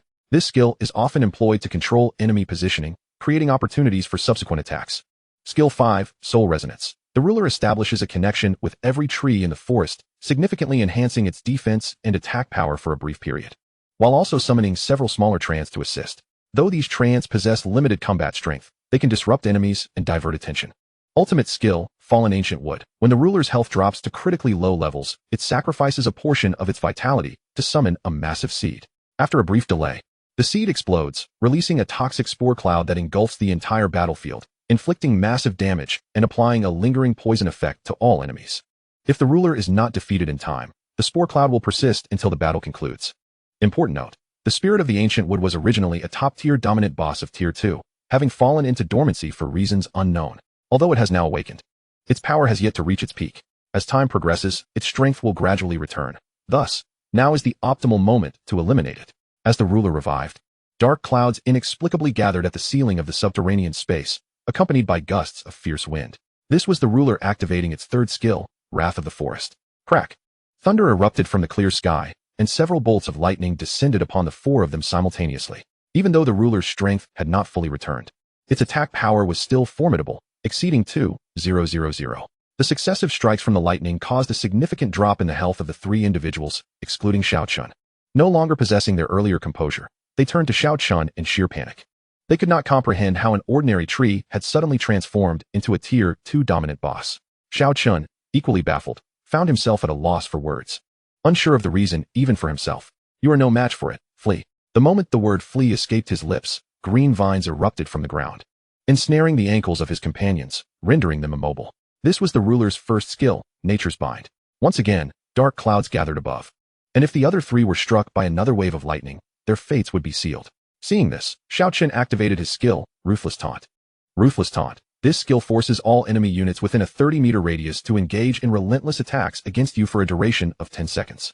Upon using Ruthless Taunt, the vines wrapping around his companion's legs fell away, only to swiftly turn toward Xiao Chen. I'll hold them off. You all hurry and escape. After a brief moment of hesitation, the three dashed toward the cave's exit with astonishing speed. Xiao Chen's friend, casually known as the Carefree Brother, called back as he ran. Night Brother, you must survive. Notification, you have exceeded the maximum distance from your team leader and have automatically left the team. After a few individuals departed, Xiao Chen stood vigilant. The attack power of the Forest Overlord was 1,800 points, while his current defense stood at just over 1,500. Each strike inflicted upon him, after a steadfast reduction of 50 points, resulted in approximately 150 points of damage. Upon entering combat mode, his recovery rate surged to over 300 points per second. Logically, the Forest Overlord posed no threat to him. However, moments later, Xiao Chen realized that the situation was far more complex than he had anticipated. Suddenly, sharp thorns erupted from the ground, each capable of inflicting damage equivalent to a standard strike. In the span of a mere second, he was assaulted 7 or 8 times consecutively. This was the Forest Overlord unleashing its fourth skill, Thorn Spike. Given his current recovery rate, he could withstand a maximum of 2 attacks per second. Exceeding that frequency would prevent his health from regenerating adequately. In response, Xiao Chen allocated all the attribute points acquired through Academy credits into his constitution. Initially, he had intended to save them for potential equipment changes, but now he could not afford such considerations. With the enhancement of his constitution, his defense saw a significant increase, now reaching approximately 1750 for both defensive stats. Following this boost, his pressure diminished considerably. Coupled with a substantial recovery rate, the Forest Overlord no longer posed any threat to him. The other skills of the Forest Overlord held no danger for Xiao Chen. As long as the damage inflicted did not exceed his recovery capacity, he was invincible. Although 5 million health points seemed substantial in Xiao Chen's eyes, it was hardly significant. After investing all 20 skill points into the Thorn Spike skill, it had reached level 81, with rebound damage soaring to a terrifying 180. When the Forest Overlord refrained from activating Thorn Spike, it attacked Xiao Chen approximately twice per second, resulting in around 7,200 rebound damage per second. Yet, once it initiated Thorn Spike, the rebound damage escalated 7 to 8-fold in an instant. The activation frequency of Thorn Spike was relatively low, occurring roughly every 60 seconds and lasting about 5 seconds each time. Consequently, the rebound damage Xiao Chen inflicted upon the Forest Overlord reached approximately 600,000 every minute. With 5 million health points, it would take less than 10 minutes to vanquish it. Remarkably, before Xiao Chen could slay the Forest Overlord, the worm boss was unexpectedly killed by his rebound damage. First kill announcement. The Practitioner Knight successfully defeated the rare boss Blood Shadow Magic Worm, achieving the first kill. Notification. You have slain the Blood Shadow Magic Worm and received Blood Shadow Sword X1, Gold Coins X12, Copper Coins X35. Notification. You have reached level 100 in the First Order. Experience points cannot be gained until you advance. Notification. You have obtained 14 Warrior Medals. Notification. You have received 1 First Kill Reward Chest. First Kill Reward Chest. Opening this chest grants 20 Attribute Enhancement Scrolls, 5 Skill Enhancement Scrolls, and a chance to obtain Growth-type equipment. The 3 individuals waiting outside the cave were rendered speechless upon seeing this announcement. They had been outside for 5 or 6 minutes, and Xiao Chen had yet to emerge. They presumed he had likely perished inside. After all, they had witnessed the terrifying attributes of the Forest Overlord when it attacked them. Though the Forest Overlord had not fully regained its peak strength, it was still a second-order Overlord-level boss, far beyond the capabilities of a mere first-order practitioner. Just as they were fretting over how to explain their return to the academy, they suddenly received Xiao Chen's first kill announcement. Not only had Xiao Chen survived, but he had also successfully defeated the Blood Shadow Magic Worm, which had eluded the 3 of them for so long. In contrast, the disparity in strength between the 3 of them and Xiao Chen was glaringly apparent. Their earlier arrogance dissipated significantly in that moment. As they began to accept the reality of Xiao Chen's formidable power, they received 3 additional announcements. With the appearance of these 3 public notifications, the last shred of their pride vanished entirely. Regional announcement. Congratulations to Practitioner Knight for successfully defeating the pseudo-overlord boss Ancient with Spirit Forest Overlord.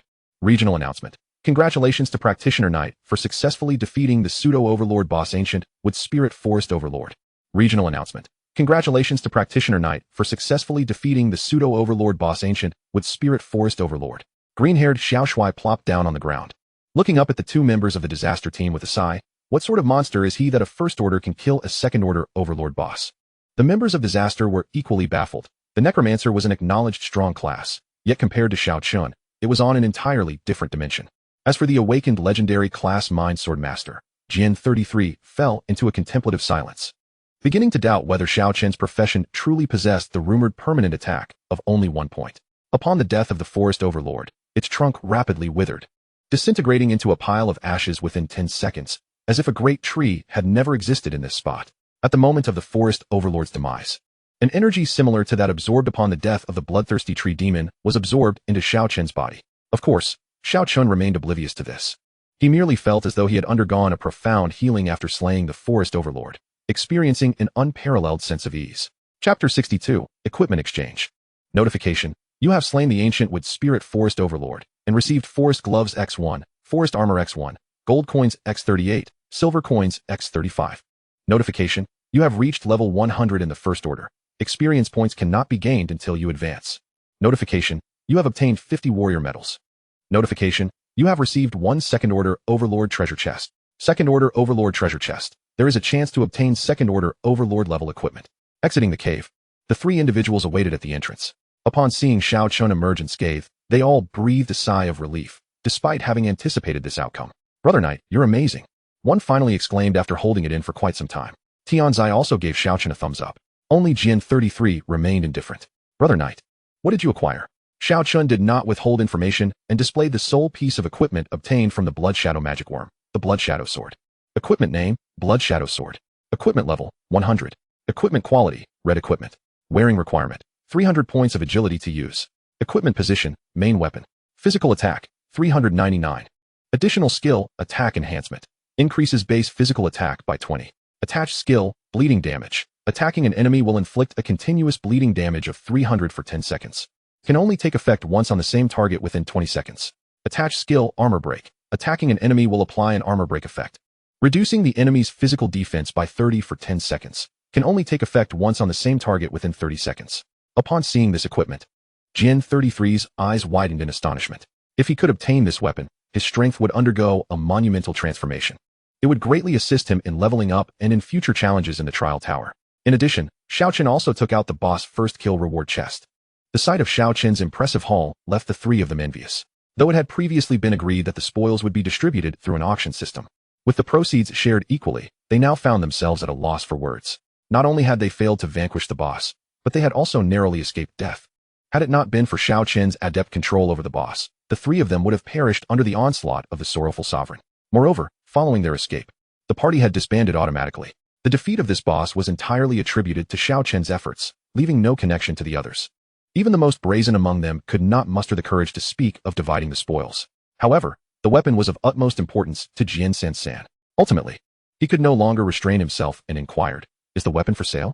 Xiao Chen pondered for a moment before tossing the weapon to the suave brother. The latter looked utterly bewildered, gazing at Xiao Chen. "Brother He Yi, what is the meaning of this?" As they had previously agreed, the proceeds would be auctioned off and shared equally, so Xiao Chen insisted, "You handle this piece of equipment." Suave brother intended to refuse, but upon seeing Jian San's hopeful expression, he ultimately relinquished the weapon to him. "This is for you. As for the price, negotiate with brother He Yi. I cannot shamelessly accept benefits without contributing." The disaster also indicated his lack of involvement and requested to be excluded from the matter. Jian San took the Bloodshadow sword, momentarily frozen in place. He was not adept at social interactions and found himself at a loss in this situation.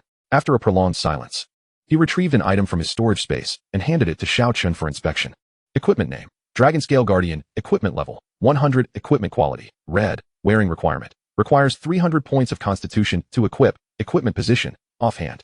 Physical defense: 299. Magical defense: 299. Attached skill: life resonance. Passive skill: when the holder's health drops below 30, the shield will automatically emit a faint healing glow, restoring 2 of the holder's maximum health per second for 10 seconds, with a cooldown of 1 hour. Attached skill: Heart of Valor. Passive skill: successfully blocking the same enemy's consecutive 10 attacks during combat activates this skill, increasing the holder's attack and defense by 20 for 30 seconds, with a cooldown of 1 hour. Equipment description: the Dragonscale Guardian Shield was once an artifact of ancient dragon knights, gifted by a wise and ancient dragon to its most trusted warrior. It embodies the formidable power of the dragon race and carries the spirit of courage, wisdom, and sacrifice. Only those with a just heart can unleash its true potential. This shield boasted exceptional attributes, rivaling even the Bloodshadow sword. In terms of stats and tier, it far surpassed the 2 shields currently wielded by Xiao Chen. Presently, he bore the Silver Moon Shield at the primary weapon position, a level 10 item that, despite its lower tier and attributes, was unique as a shield that could occupy the primary weapon slot. Typically, shields are donned in the offhand position, even for a tank warrior. The primary weapon is usually a one-handed weapon. After all, individuals like Xiao Chen, wielding 2 shields, are exceedingly rare. In the offhand position, he currently wielded the Undead Shield, a mere 30-level golden quality item sustained primarily due to its attached skill, the Undead Barrier. Undead Barrier. This skill grants the user a 30-second shield, capable of absorbing up to 1,000 points of total damage and converting 50 of the damage into health. The Undead Barrier had saved Xiao Chen's life on numerous occasions, proving to be a potent and practical skill. However, as Xiao Chen's strength grew and the monsters he faced became increasingly formidable, this item began to lag behind. Now, this new piece of equipment was perfectly poised to replace the Undead Shield. Xiao Chen accepted the weapon with a nod to Jian San, signifying his agreement to the transaction. After equipping the new shield, his defense soared once more, surpassing 2,000 points in both metrics. As for the treasure chest from the boss's first defeat, he chose not to present it for division, and the others lacked the audacity to request it. This dungeon excursion had been immensely fruitful for Xiao Chen. Noticing that it was already past 6 in the evening, they needed to return promptly. Even though their current location was deemed a low-risk area, spending the night outdoors posed significant dangers. Risks in the wild stemmed not only from formidable monsters, but also from other adventurers. The potential rewards from defeating fellow adventurers were largely dependent on luck. Yet the drop rates remained relatively favorable. Many adventurers enhanced their equipment and strength through the elimination of their peers. An hour later, the 4 arrived at their parked vehicle, only to be met with shock. Chapter 63. You are all surrounded by me alone. Suave Brothers' driver lay lifeless beside the business vehicle, the ground soaked in blood. The blood had congealed, indicating that death had occurred some time ago. Based on the timeline, it was evident that he had met his demise shortly after their departure. Suave Brother refrained from acting impulsively and summoned several mutated rats to scout the vicinity. Upon confirming that no ambush was present, he approached the driver's body to assess the situation. A single arrow had struck true, leaving no trace behind. It bore the hallmark of a professional killer. This area was devoid of monsters and rarely frequented by others. How could a professional adventurer be lurking here? Were they perhaps targeting one among them? All four were recognized talents of this generation, likely prioritized targets for external organizations. Furthermore, Suave Brother might be the son of a high-ranking figure, making him a probable victim of assassination. Each of them could be considered a target in this assassination plot, and given that the assailants had tracked them this far, it was unlikely they would abandon the pursuit. The assassin could very well be lying in wait nearby. It was imperative to vacate this area swiftly. Once they returned to the city, they would be safe. The city was home to law enforcement teams composed of high-tier professionals, making open assassinations there exponentially more challenging. Even if successful, the assailants would face certain death. Gazing at the damaged fuel tank, they realized the vehicle was no longer operational. It was now approximately 7:30 p.m. If they were to walk back to the city, it would take at least 4 to 5 hours, even in the absence of obstacles. Traveling back at night was far too perilous. The group fell into a contemplative silence. After a moment, Suave Brother broke the silence, stating, "I have studied this area closely on the WeChat map and am somewhat familiar with the surroundings. There is an abandoned military facility 5 kilometers to the west. Although it is no longer in use, the quality of construction typically meets military standards and should provide some degree of protection. We can take refuge there for the night and return at dawn." This seemed to be the best course of action, and the other 3 did not object. Half an hour later, the group arrived before the gates of the dilapidated military camp. The walls had crumbled significantly, overrun with creeping vines, and the interior was a wild tangle of weeds, desolate in appearance. With darkness descending, the 4, under Suave Brother's guidance, entered the abandoned camp and found a relatively sturdy and dry building to shelter in. Night fell. A campfire blazed, surrounded by an array of instant food and beverages, creating an ambience more akin to camping than seeking refuge from danger. As Tion's sipped a can of beer, he initiated a casual conversation. Why can monsters within dungeons respawn infinitely, while those in the wild cannot? This question had crossed Xiao Chen's mind as well. He had even sought answers online, only to be met with a plethora of diverse responses, none of which could convince everyone. Jian 33 cast a meaningful glance at Xiao Chen and remarked, "Have you ever pondered why the monsters within dungeons and ordinary bosses can resurrect after being slain, while mutated bosses, unique bosses, and overlord-level bosses do not?" His words plunged the others into deep contemplation. They had indeed never scrutinized this issue closely before. After a moment of silence, the Suave Brother spoke up. "I possess some knowledge regarding this matter." The trio turned their attention towards him. The reason monsters in dungeons can infinitely respawn is that a special energy exists within these realms. As long as this energy is present, the monsters can resurrect and refresh according to the rules set by the Myriad Realm system. Similarly, wild monsters can respawn infinitely when the Myriad Realm's paradise descends. However, it is said that this energy was somehow removed, leading to their inability to resurrect. At that moment, the Calamity seemed to have an epiphany and inquired. After reaching the second tier, one gains a single resurrection opportunity. Are those resurrection items also utilizing this energy? The Suave Brother nodded thoughtfully. That should be the case. Yet, the exact nature of this energy remains a mystery. Brother Knight, among our group, you are the only one who has defeated mutated and overlord bosses. Besides the usual items, did you acquire anything else? No. It appeared that slaying these creatures did not yield that energy. There must be further complexities involved. As the night deepened, the campfire dimmed, and the 4 had succumbed to a light slumber. Suddenly, the Suave Brother opened his eyes, and simultaneously, Xiao Chen and the others followed suit. Weapons materialized in their hands, and within moments, they were fully armed. 5 professionals are approaching us, murmured the Suave Brother. What is their strength? Unclear, but they likely exceed the first tier. This realization sent a wave of tension among the 4. Despite their prowess, they were still only first tier. Breaking through to the second tier would result in a qualitative leap in strength, with even the most ordinary second-tier beings rivaling top-tier first-tier experts. Moreover, those sent to assassinate them were certainly not ordinary second-tier warriors. Damn it, it seems we might end up in dire straits this time, the Suave Brother lamented. In his previous escapades, he was always guarded by skilled allies, but this time, in an attempt to prove his strength to his father, he had stealthily ventured out, only to encounter such a predicament. Calling for reinforcements was already too late. You all should flee. Their target is likely me. Just then, a man's voice, speaking clumsy Mandarin, echoed from outside. Flee? None of you 4 shall escape. A man shrouded in black mist advanced slowly. Every plant engulfed by his dark aura withered instantly. The system failed to provide any information about this adversary. As novices, their information-probing capabilities were limited, and it was evident that their foe surpassed the highest level of information they could access. With a mere flick of his hand, a cloud of black mist enveloped the 4. As the dark energy engulfed them, their health points plummeted rapidly. In just one strike, their health had diminished by a third. The attacks from the Black Mist Man rivaled those of the Overlord-level boss, Sun Luo. At that moment, the man wore a perplexed expression, for among the 4, one had suffered no harm from the Black Mist. Instead, He himself had endured a significant rebound damage. That person was none other than Xiao Chen. Although the system provided no information on the opponent, the rebound damage revealed the potency of the attack. The previous strike had caused the Black Mist Man to suffer a staggering 2,200 points of rebound damage, with a rebound ratio of 180 from the Thorn of Thorns. It indicated that the man's prior attack was approximately 1,200 points. Even if not executed with full force, such damage could hardly be trivial. At this revelation, Xiao Chen felt a sense of relief.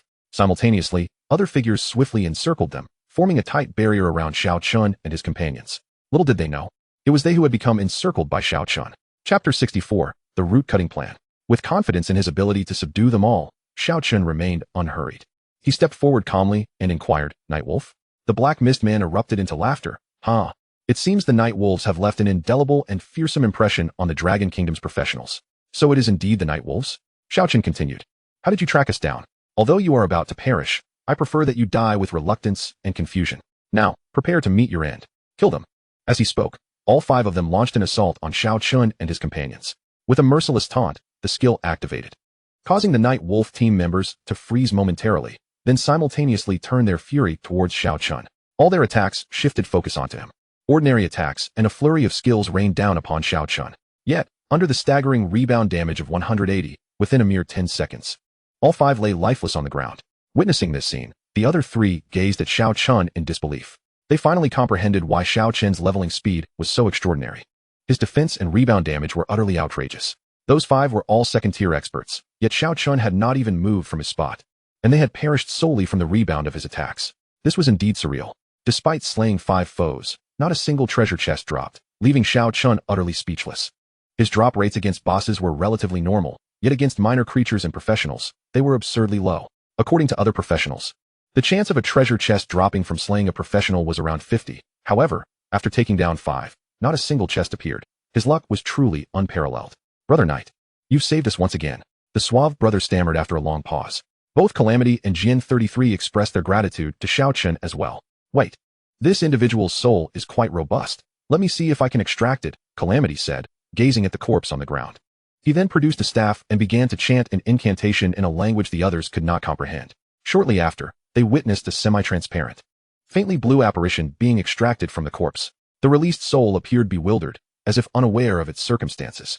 Moments later, its translucent face was filled with terror as it uttered words only Calamity could hear. The others observed as Calamity engaged in a silent exchange with the soul for 3 minutes.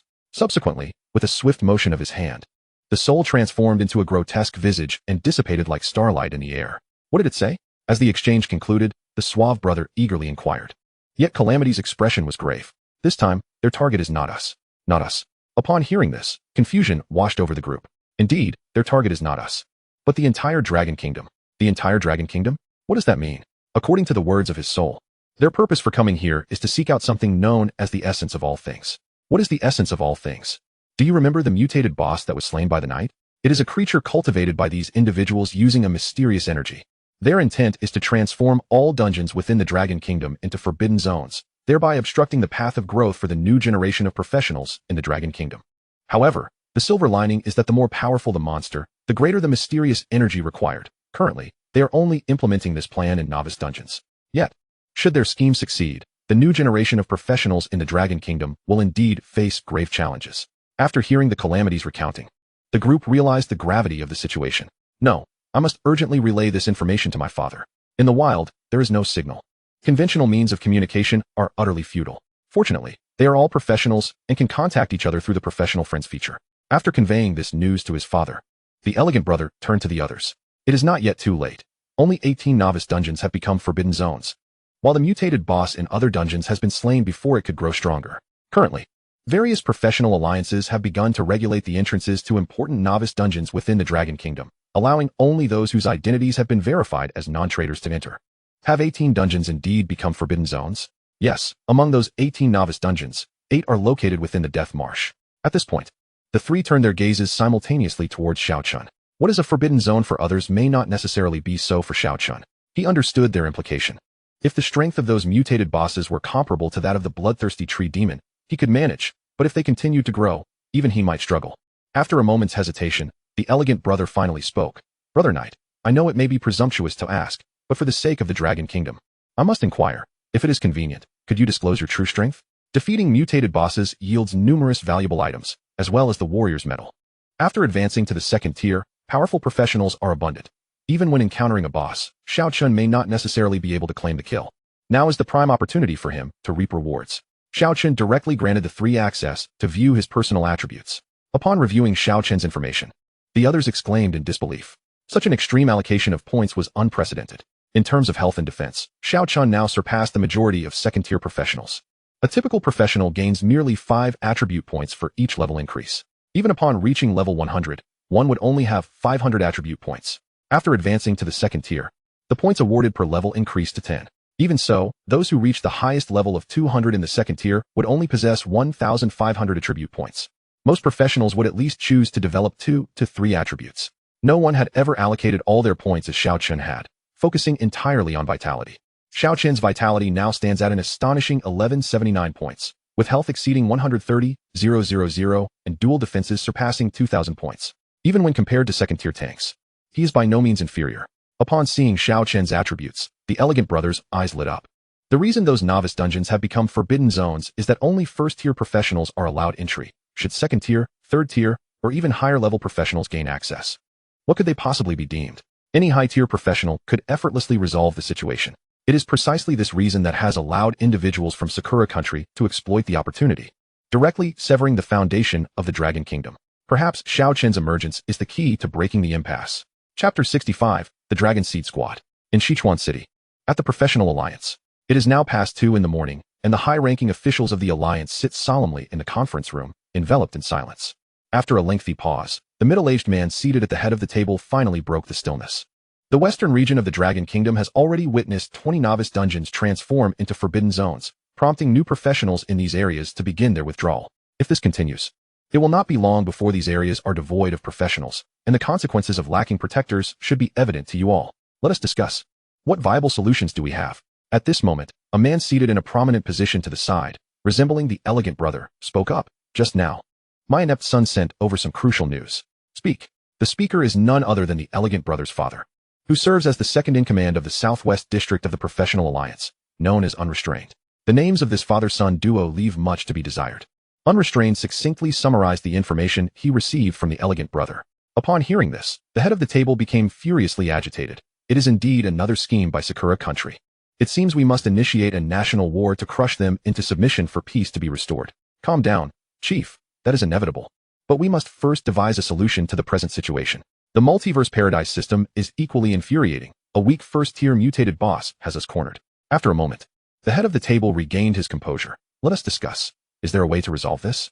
There is a method, though it hinges on luck. Speak. A woman of elder years seated to the right began to speak slowly. Among the new students of the Shijing Warrior Academy this year, there are several powerful professionals. If we can fully nurture one of them, perhaps we can resolve this matter. Another elder shook his head. If we had controlled these mutated bosses when they first appeared, it would have been feasible, but now they have matured, and many mutated bosses possess strength comparable to that of top-tier second-tier bosses. Cultivating a first-tier professional capable of defeating a top-tier second-tier boss is exceedingly difficult. I recall that just a few days ago, a young fellow named Knight successfully defeated the bloodthirsty tree demon. It was said that the bloodthirsty tree demon had withered away on its own, and that young man merely seized the opportunity to claim the kill at the last moment. Moreover, the bloodthirsty tree demon likely had not yet reached the level of top-tier second-tier strength. So that is the case. The group fell silent once more.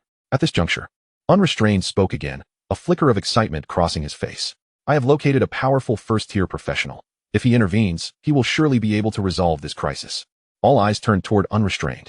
Without further ado, he projected the attribute panel image of his son onto the large screen. After reviewing Xiao Chen's attribute panel, the expressions of the gathered individuals turned grim.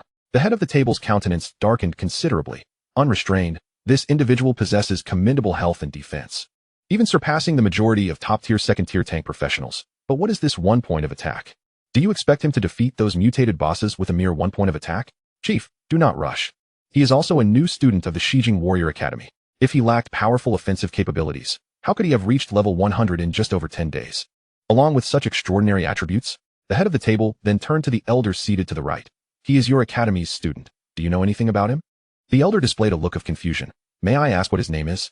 The elegant brother withheld Xiao Chen's name when providing his father's attribute panel to prevent any potential issues arising from the circulation of this image. I will inquire immediately. Moments later, he uttered 2 words, "Knight." What? It is actually him? It seems that slaying the bloodthirsty treant was not merely a stroke of luck.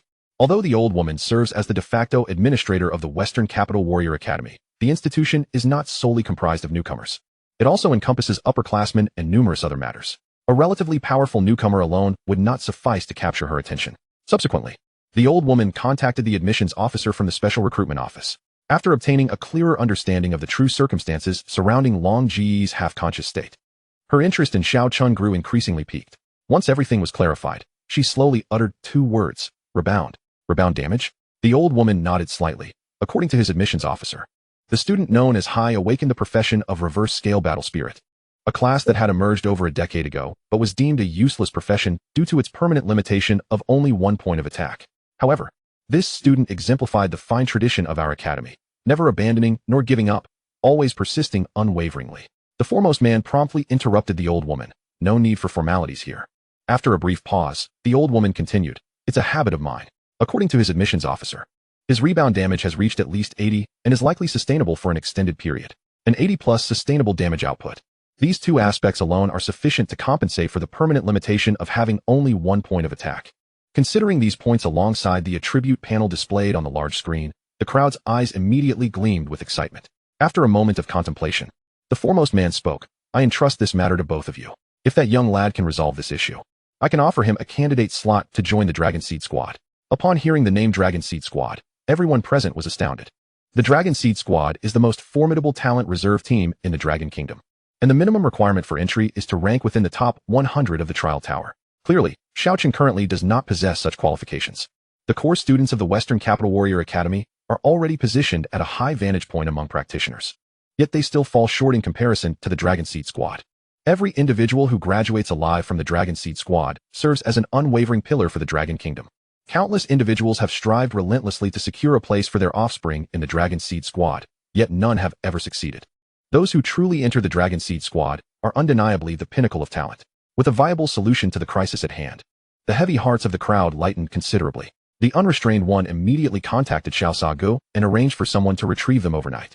Initially intending to give the young man a good thrashing upon his return, he now found that not only would he refrain from punishment, but he also owed him a commendation. After years of reckless behavior, this young man had finally made a commendable friend. Should the fellow named Hai successfully resolve the impending crisis, he would certainly be credited for it. As for the Dragon Seed Squad, was it feasible to pursue that avenue? Chapter 66, Potential Limitations. Within less than an hour, a helicopter landed in the clearing outside the abandoned military camp. The arrivals were naturally those sent by Xiao Saji's father to fetch them. Although the group was already aware that the green-haired individual possessed an extraordinary background, they were nonetheless astonished. In an era where technology had severely regressed following the arrival of the Universal Paradise, the ability to mobilize a helicopter for their sake indicated immense power, at least in the context of the Western capital. Noticing the group's gaze upon him, Xiao Sagu waved dismissively. "Don't look at me. I don't enjoy such privileges. We are merely riding on the coattails of Brother Hai." Xiao Chen cast a puzzled glance at the green-haired man. While he wasn't entirely clear on the specifics, it likely pertained to matters concerning the instance's restricted zones. The others soon grasped the situation. In less than half an hour, the helicopter touched down at a military airport near the Western Capital Warrior Academy. "Brother Tianzai, Brother Jian, thank you for your assistance on this trip. I assure you I will repay you in the future." The 2 men exchanged a profound glance with Xiao Chen before taking their leave. Meanwhile, Xiao Chen and the green-haired man joined their escort in a business vehicle for their next journey. 20 minutes later, they arrived at an unremarkable little courtyard. However, once inside, Xiao Chen was greeted by an environment that expanded his horizons. The interior decor appeared rather simple.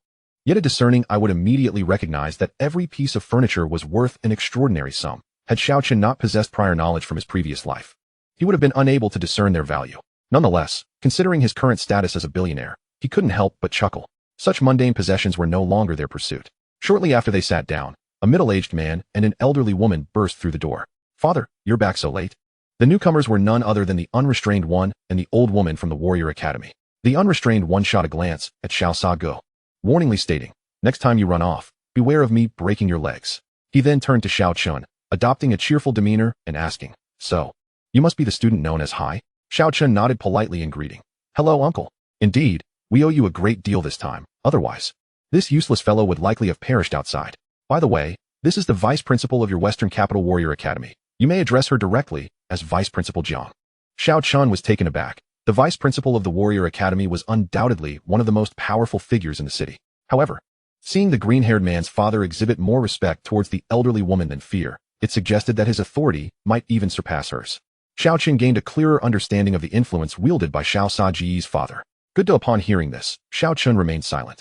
But the flamboyant brother could no longer sit still. Father, are you not aware of your son's capabilities? Even if you disapprove of me, you cannot send me to my demise. What nonsense. If this endeavor succeeds, you might even have the opportunity to join our esteemed classmate, Hei Yi, in the Dragon Seed Squad. Do you comprehend the significance of entering the Dragon Seed Squad? At this revelation, the green-haired man fell silent. Reflecting on his father's tone while conversing with Xiao Chen, he felt a pang of discomfort in his heart. His father was a figure of immense power in Shijing City, revered wherever he went, and to see him lower his stance for the sake of paving a path for him was profoundly moving. Uncle, I certainly have no objections, but I cannot guarantee his absolute safety. After all, I lack healing abilities. Ha ha ha, rest assured, as my son, he won't easily meet his end. In that case, I have no issues. All right, then I entrust my boy to you. After a moment of contemplation, the green-haired father retrieved a box from his backpack and handed it to Xiao Chen. This is a token of our meeting, a gift from your uncle, and it should prove useful to you. Xiao Chen accepted the box and opened it to inspect its contents. Inside lay an ancient-looking scroll. Hint, you have acquired a potential limit scroll X1. Potential limit scroll. Upon using this scroll, you can permanently enhance your potential limit. The description of the scroll left Xiao Chen perplexed. What exactly was a potential limit? Was it akin to the cultivation talents found in fantasy novels? However, in this world, strength was quantified through data, and one's prowess was gained through monster slaying and leveling up. What use was potential? Uncle, what exactly does this scroll do? The green-haired father appeared somewhat astonished. You don't know? Xiao Chen was at a loss for words. Was he supposed to know? Faced with Xiao Chen's confusion, the flamboyant brother also seemed puzzled. That shouldn't be the case. Judging by your attributes, you should have used such a scroll before. Otherwise, your stats couldn't have achieved their current strength. Chapter 67, The Powerful Secret. Xiao Chen's confusion deepened. Uncle, I have used quite a few attribute enhancement scrolls. The flamboyant brother waved his hand dismissively. I am aware of that, but there is a limit to the number of attribute enhancement scrolls each person can use. Otherwise, how could my boy still be so weak? At that moment, the enigma that had lingered in Xiao Chen's mind suddenly became clear. Indeed, if everyone could use attribute enhancement scrolls without restraint, those nurtured by prominent families would have already become invincible, leaving no room for him to shine. So, the issue lay here. The flamboyant brother looked at Xiao Chen with curiosity. From your demeanor, it seems you have never used a potential limit scroll before? Yes. Until just now, I was unaware of its existence. The flamboyant brother tapped his fingers lightly against the table while murmuring to himself. Could it be that the uniqueness of your profession has resulted in a significantly higher potential limit than others? That must be the reason. Hearing the flamboyant brother's words, Xiao Chen found himself in agreement. After all, with a permanent attack power of only 1 point, the flaws of this profession were glaring, making it entirely reasonable for there to be some compensatory advantages in other areas. Well then, it's getting late. In just a few hours, you'll be departing, so I won't disturb your rest. Young man, take classmate Hei Yi to get some rest. Father, you should also rest up quickly. Tomorrow, you can just watch me and brother Hei Yi put on a show. Under the guidance of the flamboyant brother, they arrived at an elegantly appointed guest room. Xiao Chen did not rush to rest. Although he was confident in his abilities, enhancing his strength further would provide greater assurance. The spoils from the previous day's defeat of 2 bosses needed to be converted into power without delay. This time, he had obtained a total of 64 warrior medals from slaying 2 bosses, which, when combined with the 6 remaining ones, amounted to a total of 70 medals. To synthesize a 1-star universal medal, 10 warrior medals were required. For 2 stars, 20 medals, and for 3 stars, 40 medals. The universal medal he currently possessed was a 3-star medal. Now, the number of warrior medals he had could only support upgrading his universal medal to 4 stars. Hint. Do you wish to consume 10 warrior medals to exchange for a universal medal? Exchange. Hint. Equipment fusion successful. Your universal medal has been upgraded to 4 stars. 4-star universal medal. Wearing this medal will enhance all basic attributes by 20. To elevate the universal medal to 5 stars, an additional 4-star universal medal is required. Synthesizing a 4-star medal necessitates 80 warrior medals. He currently had 30 left, meaning he would need to acquire 50 more warrior medals to upgrade his universal medal to 5 stars. Each star of enhancement would increase all basic attributes by 5, making this equipment a true artifact in the later stages. Additionally, he had received 2 treasure chests. One was the boss kill reward chest obtained from slaying the Bloodshadow magic worm, and the other was a second-tier overlord level chest acquired from defeating the Senro overlord. Both treasure chests held significant value. The boss kill reward chest would certainly yield 20 attribute enhancement scrolls, 5 skill enhancement scrolls, and a chance to obtain growth type equipment. Xiao Chen did not hesitate and chose to open the boss kill reward chest. Hint: do you wish to open the boss kill reward chest? Open. A flash of golden light illuminated the room, and seeing the shimmering glow, Xiao Chen felt a surge of joy. The loot had arrived. You have obtained 20 attribute enhancement scrolls, 5 skill enhancement scrolls, and 1 heart of spirit beast necklace. In addition to the guaranteed items, he had received a necklace.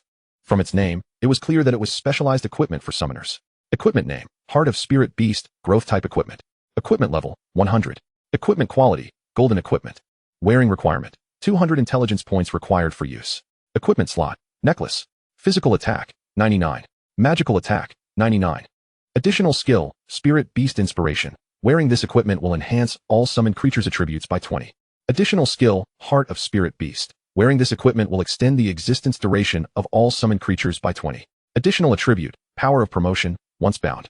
This equipment will evolve alongside the profession, granting an additional new attribute upon advancement. His speculation was spot on. This was indeed a growth type equipment exclusive to summoners. And the additional attributes were quite impressive. Stowing away the equipment, his gaze shifted to the second tier Overlord level chest. Overlord level chests had a chance of yielding Overlord level equipment.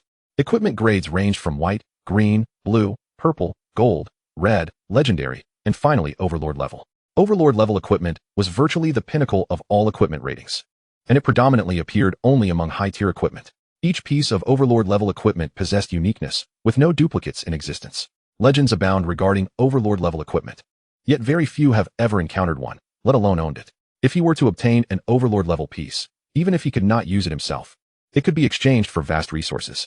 As Xiao Chen prepared to open the Overlord level chest, a prompt appeared. Hint: your level is insufficient to open this chest. This left Xiao Chen utterly speechless. To his dismay, the treasure chest was subject to a level restriction. With no other option, Xiao Chen chose to stow it away. Ultimately, his gaze fell upon the 2 pieces of equipment obtained from vanquishing the primordial overlord, the primordial gloves and the primordial armor. Upon inspecting the gear, he noted: equipment name: Primordial gloves. Equipment quality: red equipment. Wearing requirements: must reach level 2 and possess 500 points in constitution to equip. Equipment slot: gloves. Physical defense: 388. Magical defense: 388. Additional skill: equipment resonance. Wearing this equipment boosts the base attributes of the wielded weapon by 30.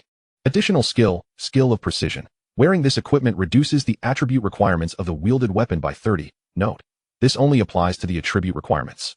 Level requirements cannot be reduced. Equipment name: Primordial armor. Equipment quality: red equipment. Wearing requirements: must reach level 2 and possess 800 points in constitution to equip. Equipment slot: armor. Physical defense: 588. Magical defense: 588. Health points: 4,000. Additional skill: wild growth. Wearing this equipment increases base health points by 20. Additional skill: breath convergence. Wearing this equipment makes it significantly harder for enemies to detect your presence, reducing their perception range by 50. Note: said attributes can only be viewed after wearing the entire set.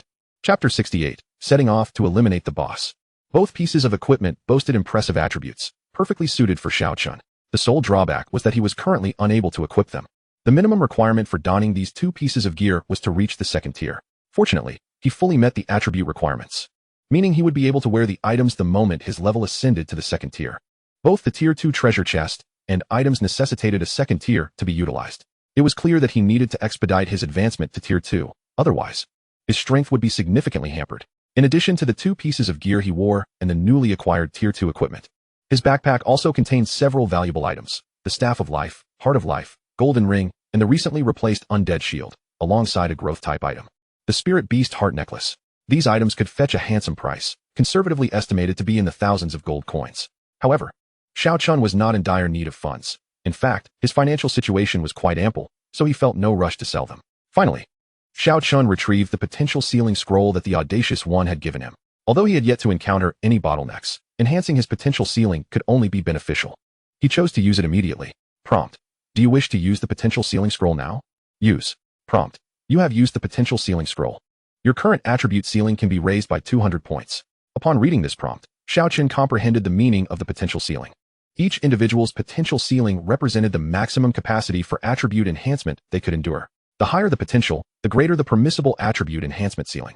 For an ordinary practitioner, the attribute threshold before breaking into tier 2 was 700 points. Upon reaching level 100, after utilizing the 500 points gained from leveling up, they could apply an additional 200 points for enhancement before being unable to progress further. By using the potential ceiling scroll, they could once again utilize 200 attribute enhancement scrolls to elevate their limits. Moreover, this ceiling was not confined to the first tier, the enhancement was permanent. If a Tier 2 ordinary practitioner had a ceiling of 2,000 points, after using the potential breakthrough scroll to increase it by 200 points, their ceiling upon reaching Tier 2 would become 2,200 points. While this may not hold much significance for ordinary practitioners, it was undoubtedly an effective means for the strong to widen the gap. Xiao Chen was uncertain of his precise potential ceiling, yet he had already utilized 450 points of additional attribute enhancement prior to using the potential ceiling scroll. This indicated that he could still enhance his attributes by at least 150 points. From the audacious one's words, it was evident that Xiao Chen's potential ceiling far surpassed that of most individuals. Could it truly be, as he suggested, that the peculiarities of his profession accounted for this disparity? Xiao Chen remained convinced that the situation was not so straightforward. He still had 20 unused attribute enhancement points.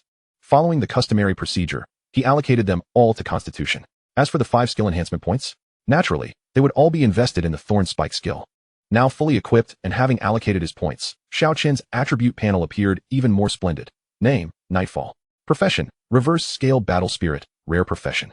Level, Tier 1, Level 100. Health points, 14019. Base health 12519. Equipment bonus 1500. Mana points, 72. Constitution, 1252. Base attribute 963. Equipment skill bonus, 289. Strength, 24. Agility, 6. Intelligence, 7. Physical defense, 1958. Magical defense, 1924. Combat power evaluation, 1901. Additionally, his Thorn Spike skill had reached level 86, with a rebound damage potential of 190. Who could gaze upon such a stat panel without feeling bewildered? His current health points and defenses were approximately double what they were when he defeated the bloodthirsty Treant. If he were to encounter the bloodthirsty Treant again, he could easily withstand its assaults. Observing his attributes, Xiao Chen felt a swell of confidence regarding the impending battle against the mutated boss in just a few hours. Hours later, the suave brother knocked upon Xiao Chen's door. "Brother Nightfall, it's time to set off." As he opened the door, Xiao Chen contemplated for a moment before tossing the spirit beast heart necklace to him. When the suave brother beheld the attributes of the equipment, his eyes widened in astonishment. "Brother Nightfall, what is this?" "It's a gift for you. You're giving me such a valuable item?" Xiao Chen smiled slightly. "It's something I would only sell anyway. You can make better use of it. If you come across any suitable gear for me, do let me know." "Ha ha ha, I want to be polite then. This is precisely the equipment I need." As the two stepped outside, 2 middle-aged men clad in professional attire awaited them. Xiao Chen and his companion followed them to a rugged vehicle, which then transported them to the military airport from the previous day. They then boarded a helicopter bound for a novice dungeon recently overrun by a mutated boss. 20 minutes later, the four arrived at a small city south novice square. This area had been fortified with layers of defenses by the Dragon Kingdom's military, barring entry to anyone without permission. After presenting their credentials, Xiao Chen and the suave brother were granted access, while the two leading Xiao Chen, having surpassed Tier 2 long ago, were not permitted to enter alongside them. The dungeon was still the Death Swamp. However, it appeared eerily desolate, devoid of the usual commotion. As they made their way through, they encountered not a single soul. Contemplating the situation, Xiao Chen initiated a party request to the suave brother. Prompt: the suave brother has accepted your party request. Party established. During the party, all items will be randomly distributed, and experience points will be evenly allocated. Note: the maximum effective distance for team formation is 2,000 meters. If a team member strays more than 2,000 meters from the captain, they will automatically leave the team. Note: as levels increase, the team distance will also enhance. The maximum team distance for first-tier professionals is 2 kilometers. Note: your companion, Brother Xiaosa, has voluntarily relinquished all rights to item acquisition from this team formation. You will receive all monetary and item rewards from this team. Xiao Chen cast a glance at Brother Xiaosa but remained silent. This was the allocation plan they had previously agreed upon. The duo pressed deeper into the fray, ultimately encountering a leech of colossal proportions, comparable to a giant python, in the area where Xiao Chen had been slaying leeches. Undoubtedly, this gargantuan leech was the mutated boss of this instance. Unlike the bloodthirsty tree demon, this leech did not possess domain-related abilities. However, as they approached within a kilometer of the giant leech, swarms of smaller leeches suddenly shot forth, causing Brother Xiaosa's complexion to change dramatically as he retreated rapidly. It wasn't until he distanced himself over a kilometer from the giant leech that the smaller leeches ceased their assault. Chapter 69. Someone is competing for the boss. 2 shields materialized in Xiao Chen's hands, yet he stood still, unperturbed. Based on the rebounding damage, it was evident that these ordinary leeches had undergone some form of mutation, their attack power significantly surpassing that of the previous common leeches. It appeared that this giant leech not only augmented its own strength, but also empowered the ordinary leeches in its vicinity. This must be one of the capabilities of a mutated boss. Note: the Abyssal Devourer is a mutated boss. Its information has not been incorporated into the system's database, and thus, no related data can be provided at this time. The giant leech, named Abyssal Devourer, like the bloodthirsty tree demon, had its attributes and skills undisclosed by the system. Although unaware of its attributes and abilities, Xiao Chen held confidence in his own strength. Even if he were to face defeat, he would not be annihilated instantly. As long as he avoided being killed outright, he could utilize his battle soul to charge swiftly away. The giant leech lacked any long-range attack capabilities and could only command the ordinary leeches to attack. This approach would not suffice. He needed to provoke the giant leech into targeting him for the rebounding damage to take effect. Xiao Chen advanced step by step. As he drew nearer, the quantity of ordinary leeches assailing him multiplied. With a remarkable rebound damage of 190, these leeches perished within 30 seconds, only to be swiftly replaced by fresh leeches. To an observer, Xiao Chen now resembled a figure clad in a writhing jelly-like suit, slowly progressing forward. From afar, Brother Xiaosao finally understood why Xiao Chen's leveling speed was so astonishing. This revelation granted him a newfound appreciation for the reverse-scale battle soul profession. It was only when Xiao Chen approached within 20 meters of the giant leech that it initiated its attack. A blood-red appendage shot forth from the giant leech's maw, lined with sharp teeth. The razor-sharp appendage was deflected by Xiao Chen's shield but did not withdraw. Instead, it adhered to the shield, inflicting continuous damage. 3,000, 3,000, 3,000. A series of damage indicators appeared above the giant leech's head. Upon seeing the 3,000 damage notification, Xiao Chen felt a wave of relief wash over him. This indicated that the giant leech's attack power was a mere 1,500, still significantly shy of breaching his formidable 2,000-point defense. With its inability to penetrate his defenses, Xiao Chen was free from any worry. At that moment, he was burdened with numerous ordinary leeches, which were quite hefty. Standing for too long would undoubtedly tire him. Thus, he casually found a spot and lay down. This scene left Brother Xiaosao utterly dumbfounded. While training might be one thing, now he was facing a mutated boss in a perilous zone where no one dared to tread. What was he doing? Lying down sleeping? This completely subverted Brother Xiaosao's over a decade-long understanding of boss encounters. In that instant, he found himself envying Xiao Chen, a seemingly useless profession with minimal attack power. Having barely slept the previous night, Xiao Chen indeed drifted into a light slumber on the ground, even emitting faint snoring sounds. Upon witnessing this, Brother Xiaosao was left speechless. After approximately an hour, Brother Xiaosao's voice pierced through Xiao Chen's reverie. "Hey, Brother Knight, wake up, the boss is down." Xiao Chen sluggishly rose from the ground. As the giant leech perished, the ordinary leeches lost their enhancement capabilities, reverting to their original size, and their attack range significantly diminished. Otherwise, it would have taken Brother Xiaosao considerable effort to reach Xiao Chen's side. Announcement: the Practitioner Knight and Brother Xiaosao have successfully defeated the mutated boss Abyssal Devourer in the Death Marshes. Announcement: the Practitioner Knight and Brother Xiaosao have successfully defeated the mutated boss Abyssal Devourer in the Death Marshes. Announcement: the Practitioner Knight and Brother Xiaosao have successfully defeated the mutated boss Abyssal Devourer in the Death Marshes. Upon reviewing the system announcements, Xiao Chen noted a distinction from previous notifications. Due to his team status with Brother Xiaosao, the latter's name also appeared on the announcement. This must be what the free-spirited sought. Continuing to scroll down, the kill notifications appeared in succession. Note: you have slain the mutated boss Abyssal Devourer. You have received 30 warrior medals. Note: you have obtained a first-tier red achievement treasure chest. Note: you have slain Abyssal Devourer, receiving 1 lunar ring, 1 stardust boots, 1 gold chest, and 1,000 silver coins. Note: you have reached first-tier level 100. You cannot gain experience until you advance. At the moment of the giant leech's demise, a mysterious energy was absorbed into Xiao Chen's body. However, he remained unaware. He merely felt that although his nap was brief, upon awakening, both his mental and physical states had greatly improved. Xiao Chen stood up, stretched his shins, and felt invigorated. Let us go to the next one. Far away in Shijing, the free-spirited individual, who was Brother Xiaosao's father, beamed with satisfaction upon seeing a screenshot of the announcement forwarded by others. At that moment, not only he but also other high-ranking members of the Shijing Practitioner Alliance felt a sense of relief upon receiving this news. According to the data, the timing of these mutated boss appearances coincided with the practitioners who had slain them. Hence, it was presumed their strengths would not differ greatly. Since Xiao Chen could defeat one, he could surely tackle the other mutated bosses. Within 2 hours, the system announcement resonated once more. Announcement: the Practitioner Knight and Brother Xiaosao have successfully defeated the mutated boss Soul Devourer Water Demon in the Death Marshes. Announcement: the Practitioner Knight and Brother Xiaosao have successfully defeated the mutated boss Soul Devourer Water Demon in the Death Marshes. Announcement: the Practitioner Knight and Brother Xiaosao have successfully defeated the mutated boss Soul Devourer Water Demon in the Death Marshes. With a helicopter facilitating their journey, alongside 2 formidable high-tier practitioners providing protection, Xiao Chen and his companion traversed their path without hindrance. Many government officials in various regions eagerly anticipated Xiao Chen's arrival to address their concerns.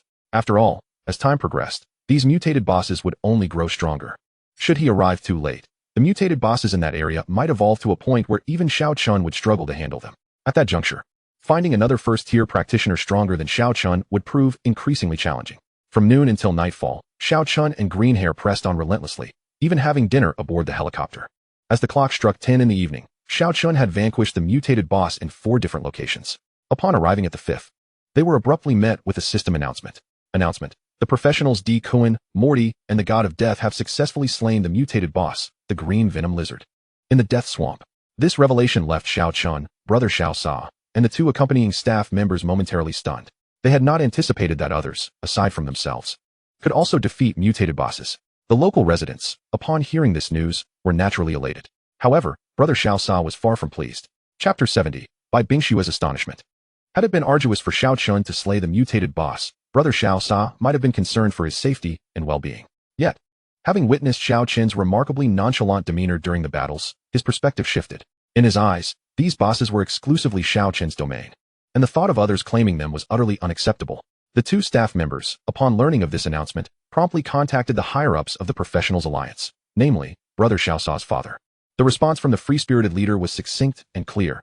Instruct Xiao Chen and his team to bypass this dungeon and continue their quest.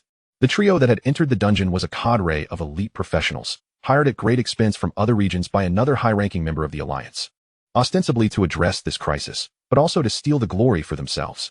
The timing of this trio's entry into the dungeon coincided almost perfectly with Xiao Chen's team's entrance into their first dungeon. While Xiao Chen's squad had already dispatched 4 mutated bosses, this new team had managed to defeat only 1. Excluding travel time, Xiao Chen's team's efficiency in eliminating the mutated bosses was at least 7 times greater. The comparison was stark. Upon learning this outcome, the free-spirited leader was not only unfazed but rather delighted.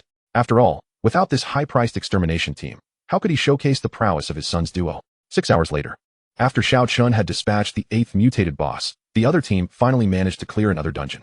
Thus, all the mutated bosses in the Death Swamp had been eradicated, leaving only the lesser bosses in the lower-tier dungeons, which posed significantly less challenge. Even the smallest mosquito is still meat, and if possible, Xiao Chen would not mind clearing these as well, especially since they could yield warrior medals. Yet, Xiao Chen and his companion had already surpassed the level cap of those lower-tier dungeons, and thus had no choice but to relinquish this endeavor. Having tackled 8 dungeons in succession, Xiao Chen's team had spent over 10 hours in the process. Although their physical constitution could withstand the strain, they found themselves unable to proceed further. It was time to leave the remainder to others. They had earned their respite. At that moment, brother Xiao Sa was in high spirits.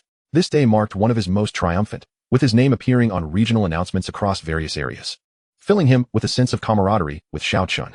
The 2 staff members reported Xiao Chen's intentions back to the higher-ups of the Professionals Alliance, who readily consented to their request to return. After over 10 hours of relentless combat with exceptionally formidable mutated bosses, excluding travel time, their actual combat duration had not exceeded 6 hours. This meant that, on average, they had dispatched a mutated boss in under an hour. Such a pace was enough to earn the recognition of the management of the Dragon Species team.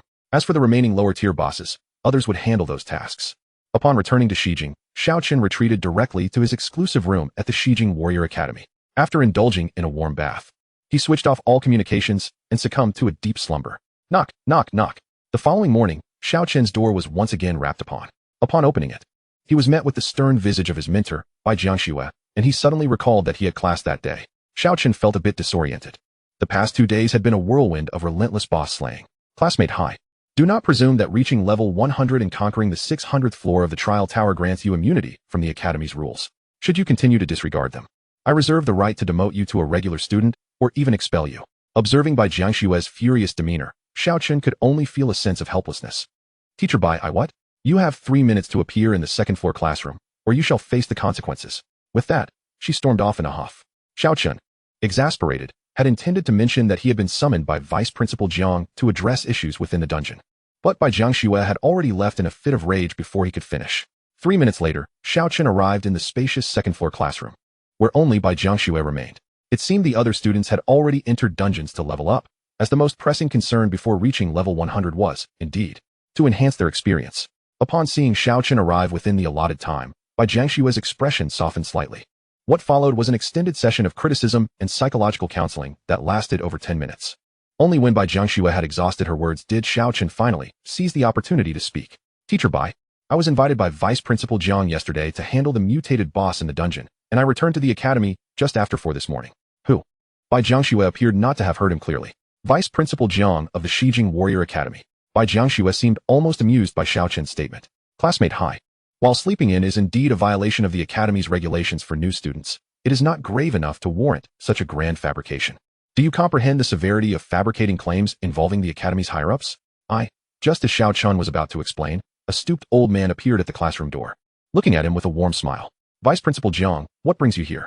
Xiao Chen stammered, taken by surprise.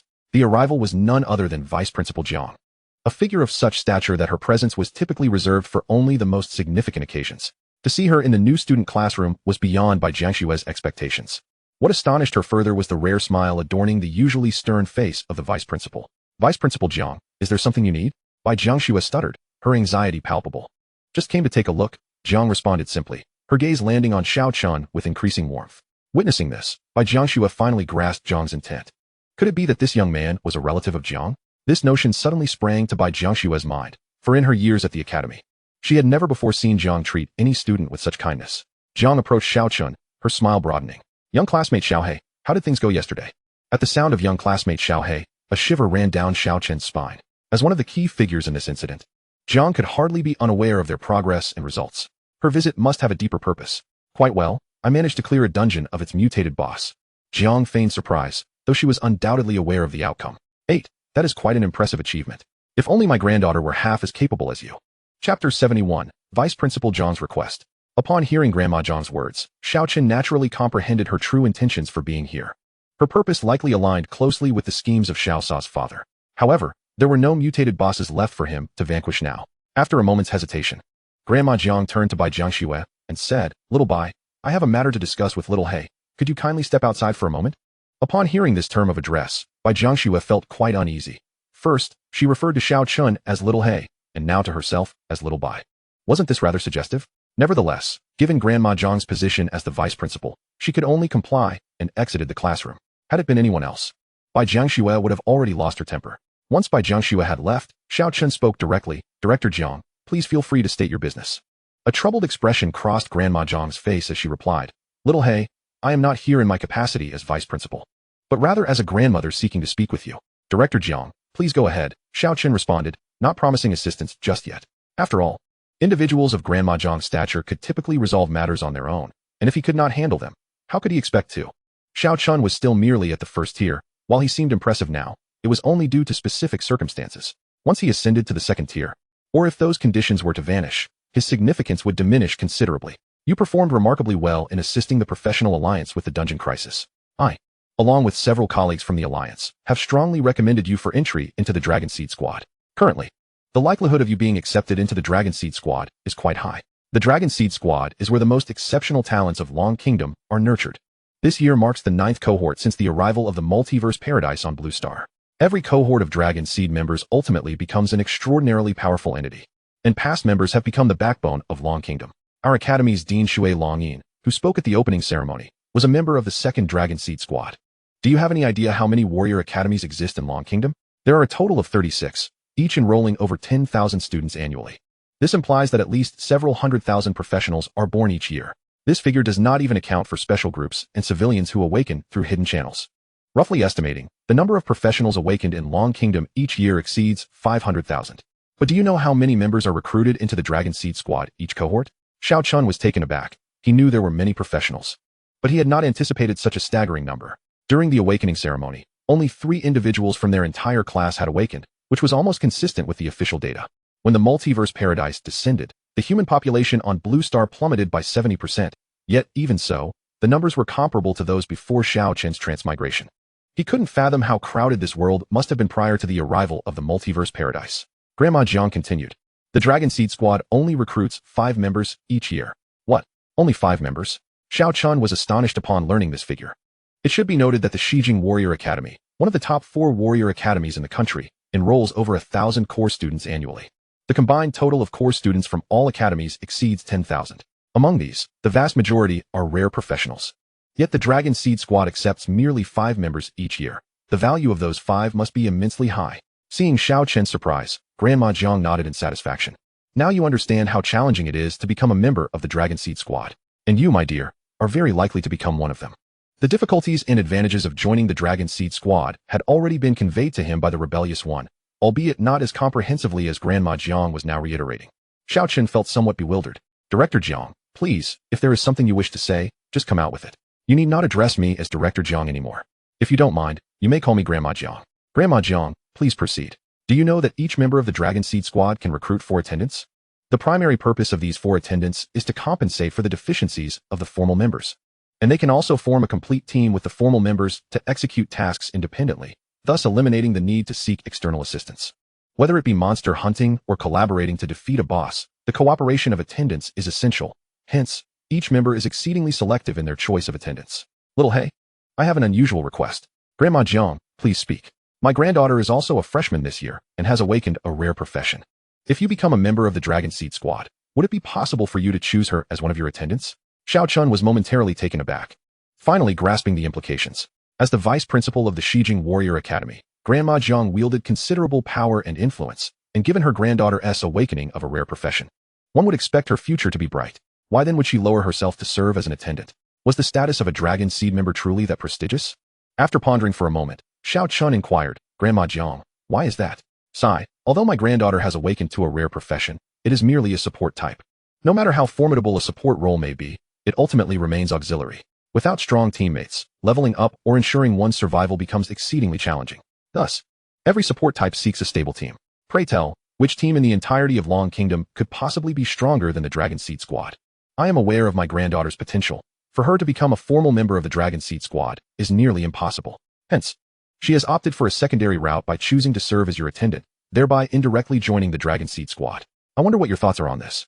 Little Hey, everything became clear. Grandma Jiang's unexpectedly amiable demeanor stemmed from this matter. However, Xiao Chen had yet to become a formal member of the Dragon Seed Squad, and discussing such matters felt premature. Moreover, even if he were to become a formal member, the selection of attendants likely wouldn't rest solely on his shoulders. Grandma Jiang, I am not yet a formal member. Isn't it a bit early to discuss this? I have faith in your abilities, Little Hey. You will undoubtedly become a formal member of the Dragon Seed Squad. This is a small token of my appreciation. A special reward from the vice principal of the Warrior Academy for an outstanding student, Grandma Jiang said as she presented Xiao Chen with a wooden box. The size and style of this box were identical to the one gifted by the green-haired old man. Could it possibly be another potential limit scroll? Chapter 72, The Secrets of Advancement. After bidding farewell to Grandma Jiang, Bai Jiangxue returned to the classroom. When she had been ushered out by Grandma Jiang, she had already sought information about Xiao Chen through various channels. Upon discovering that Xiao Chen had consecutively cleared 8 restricted zone dungeons from afternoon until evening yesterday, she was utterly astounded. She never anticipated that this student, whom she had just reprimanded, would accomplish such remarkable feats. Yet now, she found herself troubled. Xiao Chen, as a newcomer, was exceedingly exceptional. The teaching methods she had previously employed for core members seemed entirely unsuitable for Xiao Chen. However, it was impractical for her to devise a teaching approach tailored to Xiao Chen in such a short time. At that moment, she was at a loss for how to guide him. Seeing Bai Jiangxue in distress, Xiao Chen initiated the conversation. Teacher Bai, do you know if there are any high-value items worth redeeming in the first-tier Trial Towers point store? Xiao Chen's words alleviated Bai Jiangxue's embarrassment perfectly. The purpose of summoning you today is to elucidate the intricacies surrounding the First-Order Trial Tower. This tower not only serves as a measure of a practitioner's individual prowess, but also as a means to distinguish oneself from ordinary practitioners. The differentiation is primarily achieved through the rewards within the Trial Tower. The array of items available for exchange in the Trial Tower's points shop is vast. Do not be deceived by the myriad of diverse items on display. Most of these items are consumables or temporary enhancements that can bolster one's strength momentarily. Yet they cannot confer lasting power. Truly permanent enhancements are rare indeed. Among these are the attribute enhancement scrolls and skill enhancement scrolls. I presume you have already redeemed these items? Xiao Chen nodded, affirming that he had indeed exchanged for them.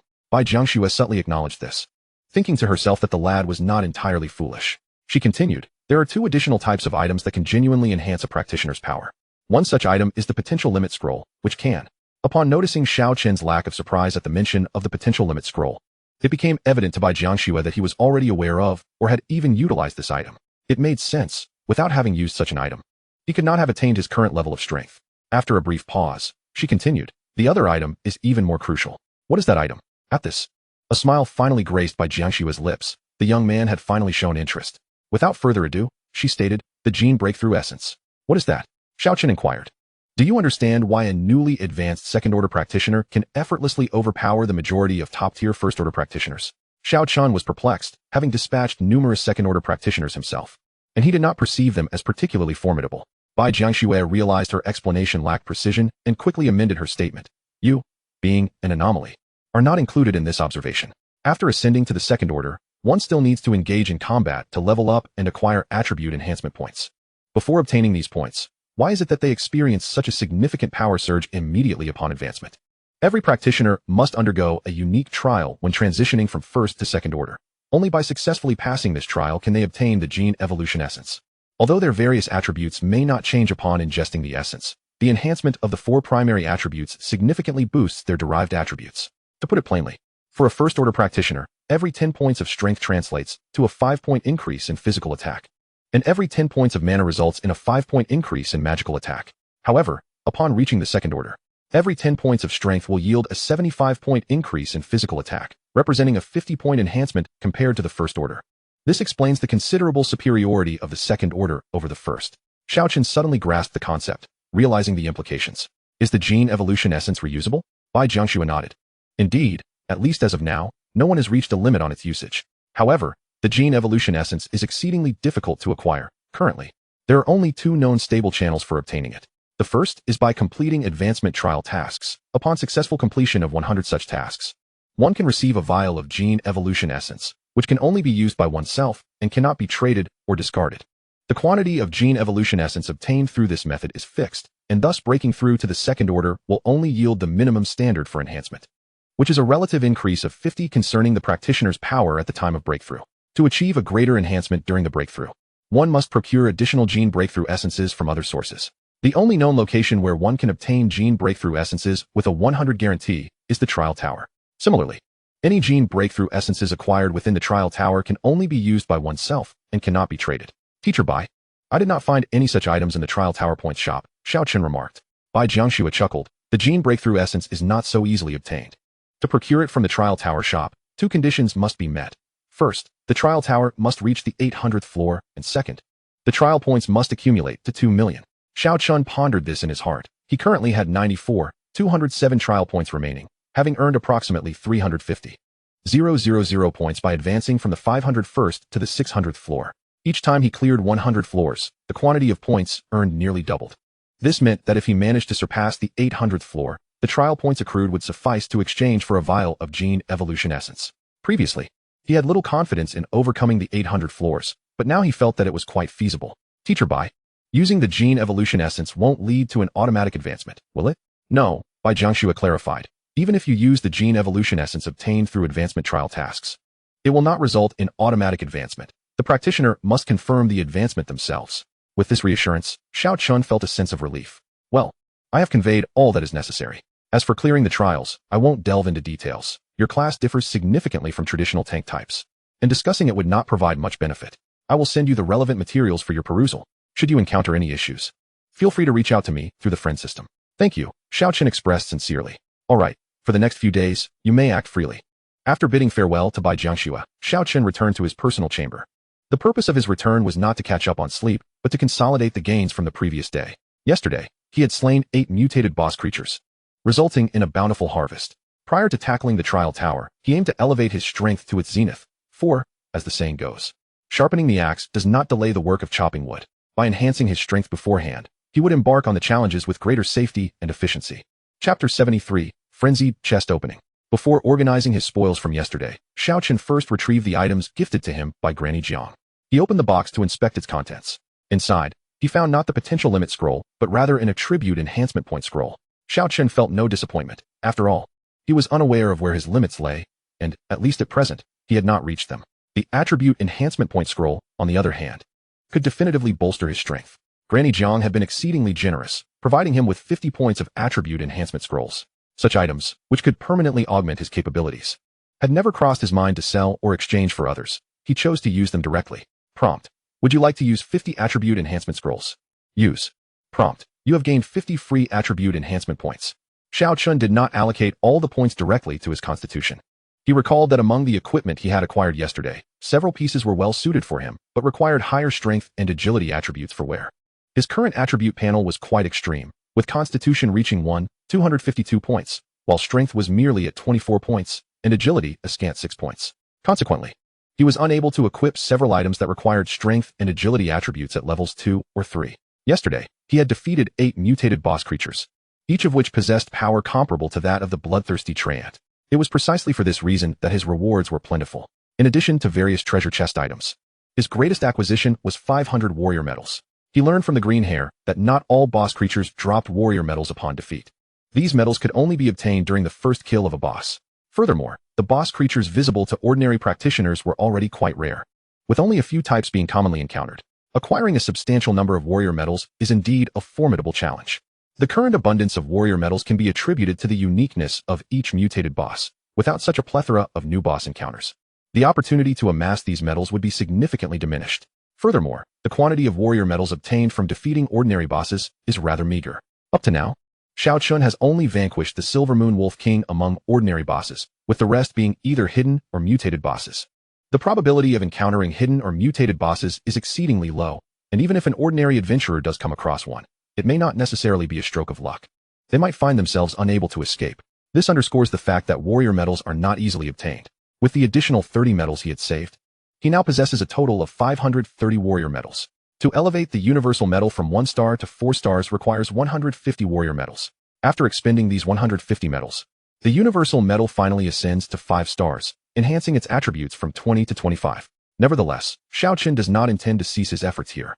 He still has 330 warrior medals remaining. To synthesize another new 5-star universal medal, only 310 warrior medals are required. 2 5-star medals can be combined to create a 6-star medal. Moments later, a brand new 6-star medal comes into existence. 6-star universal medal. Wearing this medal increases all basic attributes by 30.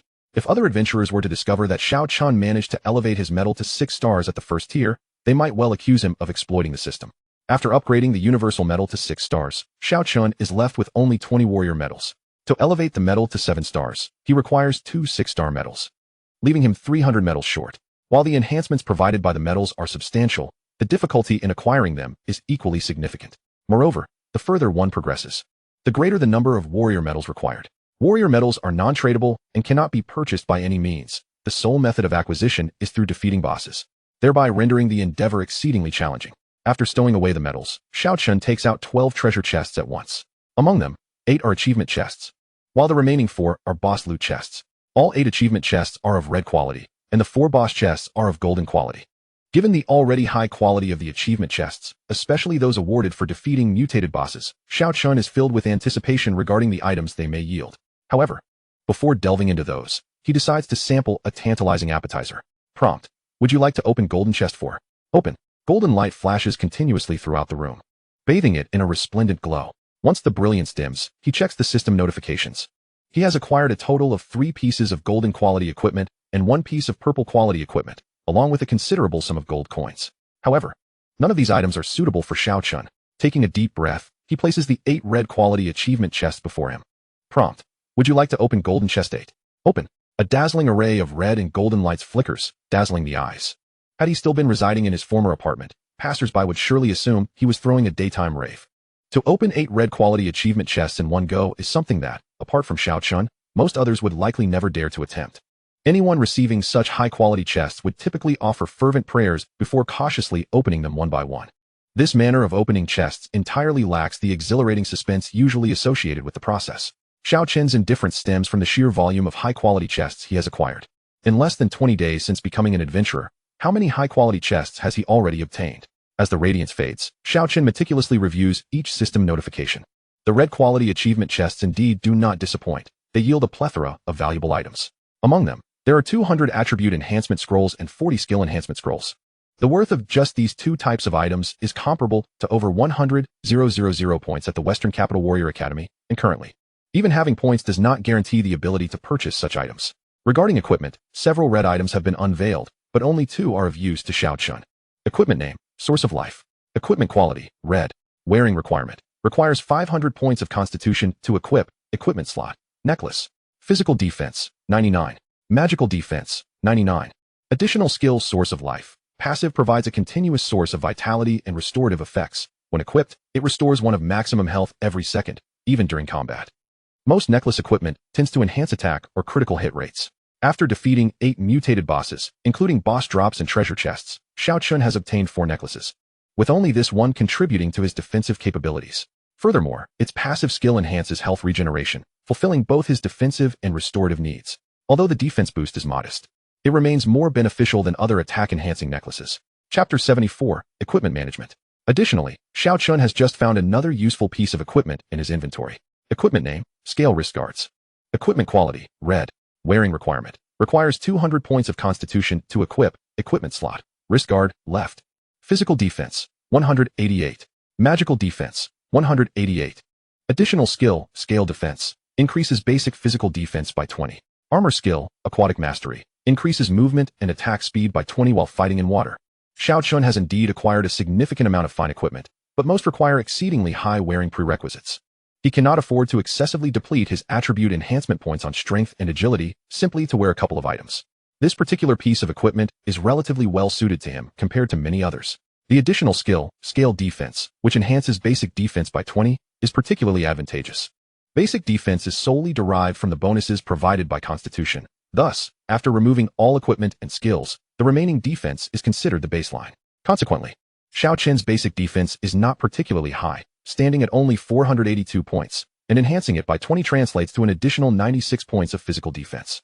Relative to equipment or skills that provide comprehensive defense boosts, this item's contribution to defense is indeed modest. Nonetheless, as a bracelet, its base defense of 188 is already classified among top-tier equipment. Overall, while this item may not be exceptionally outstanding, it is entirely adequate for transitional use. Gazing at the array of high-quality equipment, Xiao Chen falls into contemplation. These items no longer hold any utility for him. They are merely fodder for sale. In terms of gold coins, he currently possesses over 3,000, equivalent to more than 30 million Dragon Country currency. In just over 10 days, Xiao Chen has transformed from having nothing to amassing a fortune exceeding 10 million. He realizes that earning money as an adventurer seems remarkably effortless, to the point where he is unsure how to spend it all. Purchase equipment? He lacks for nothing in that regard. Acquire permanent enhancements to his strength? Those items appear to be unavailable for purchase, regardless of the wealth one possesses, at least not in any market he has yet encountered. Gazing at the multitude of equipment before him, Xiao Chen ultimately resolved to sell them all. These items could only fetch a good price when there was demand. With the academic year just beginning across various academies, it would not be long before a significant number of newcomers reached level 100. At that point, they would be eager to assault the trial tower, making it the perfect moment to acquire high-tier equipment. During this time, the batch of gear he possessed would undoubtedly command a handsome price. He opened his friends list and located Xian. This individual, known for both his reliability and competence, seemed a promising candidate for collaboration. With the binding contract of the system in place, he was not concerned about the possibility of being cheated. Hey Yi, are you there? Xian, brother Hey Yi. Your illustrious name has been gracing the announcements across various regions lately. I knew I had not misjudged you. Impressive, to say the least. Hey Yi, I have a batch of top-tier first-grade equipment that I need to sell. Do you have any connections? Xian, brother Hey Yi.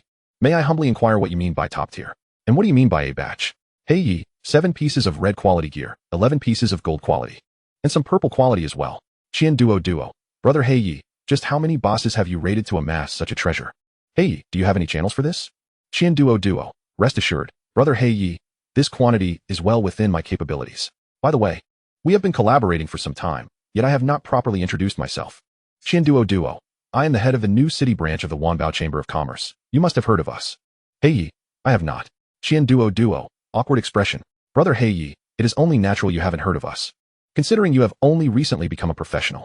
Xian, the Wanbao Chamber of Commerce is at least among the top 10 in Longhua, renowned for our credibility, resource strength, and trading channels. Hey Yi, very well, you can handle the sale of these items. Hey Yi, also, if you come across any items that can permanently enhance my strength, please keep an eye out. As for equipment, I would appreciate your attention to second-grade exceptional gear. Xian, brother Hey Yi, at your level of prowess, it will be quite challenging to procure the equipment you desire through ordinary channels. Coincidentally, there will be an online auction hosted by our Wanbao Chamber of Commerce the day after tomorrow, where your items will also be featured. If you are interested, you can log in at that time to participate. Hey Yi, sounds good. Looking at his now empty inventory, Xiao Chen felt a profound sense of relief. Having an excess of equipment could be overwhelming. It was best to sell them promptly. Converting them into strength was ideal. but even turning them into gold coins to store in his inventory would bring him comfort. Xiao Chen estimated that this batch could conservatively sell for around 5,000 gold coins, which was equivalent to 50 million. Of course, Xiao Chen had little interest in ordinary currency at this point. After a moment's contemplation, Xiao Chen decided to exhaust all his skill enhancement points and attribute points, preparing to confront the trial tower in peak condition. He currently possessed 40 skill attribute points, which he naturally allocated entirely to maxing out the Thorn Spike skill. Now at level 86, the skill reflected a rebound damage of 190, according to the upper limit. Raising it another 5 levels would achieve a cap of 200 for rebound damage.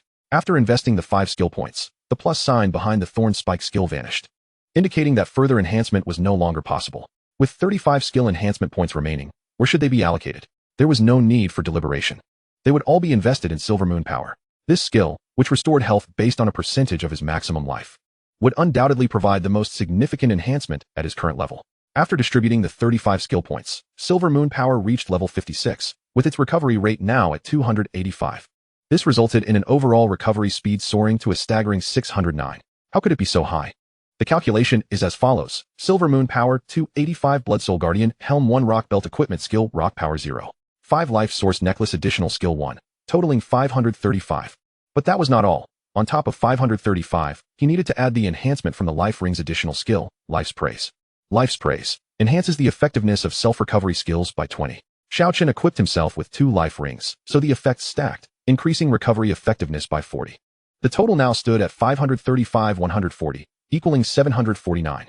Presently, Xiao Chen's health had reached an impressive 14,982 points. And this was without factoring in the additional 250 points from his constitution. Without hesitation, Xiao Chen allocated all 250 points into constitution. Chapter 75. Entering the global top 1000. After augmenting his attributes with the 250 points, Xiao Chen still found himself unfazed by the so-called bottleneck. It appeared his potential exceeded that of ordinary individuals by a considerable margin. Once he had changed his equipment and allocated his attribute points, Xiao Chen's attribute panel underwent a remarkable transformation. Name: Heiyi. Class: Reverse Scale War Soul, Rare Class. Level: First Tier, Level 100. Health: 18, 482. Mana: 78. Constitution: 1. 698. Strength: 26. Agility: 7. Intelligence: 8. Physical Defense: 2, 585. Magical Defense: 2, 429. Power Assessment: 2, 452. Thorn Spike now boasted a rebound damage of 200, and his health recovery soared to an astonishing 384 per second. With such vitality and recovery capabilities, it was not an exaggeration to describe him as a blood tank warrior with built-in healing abilities. Glancing at the time, it was only 11 a.m.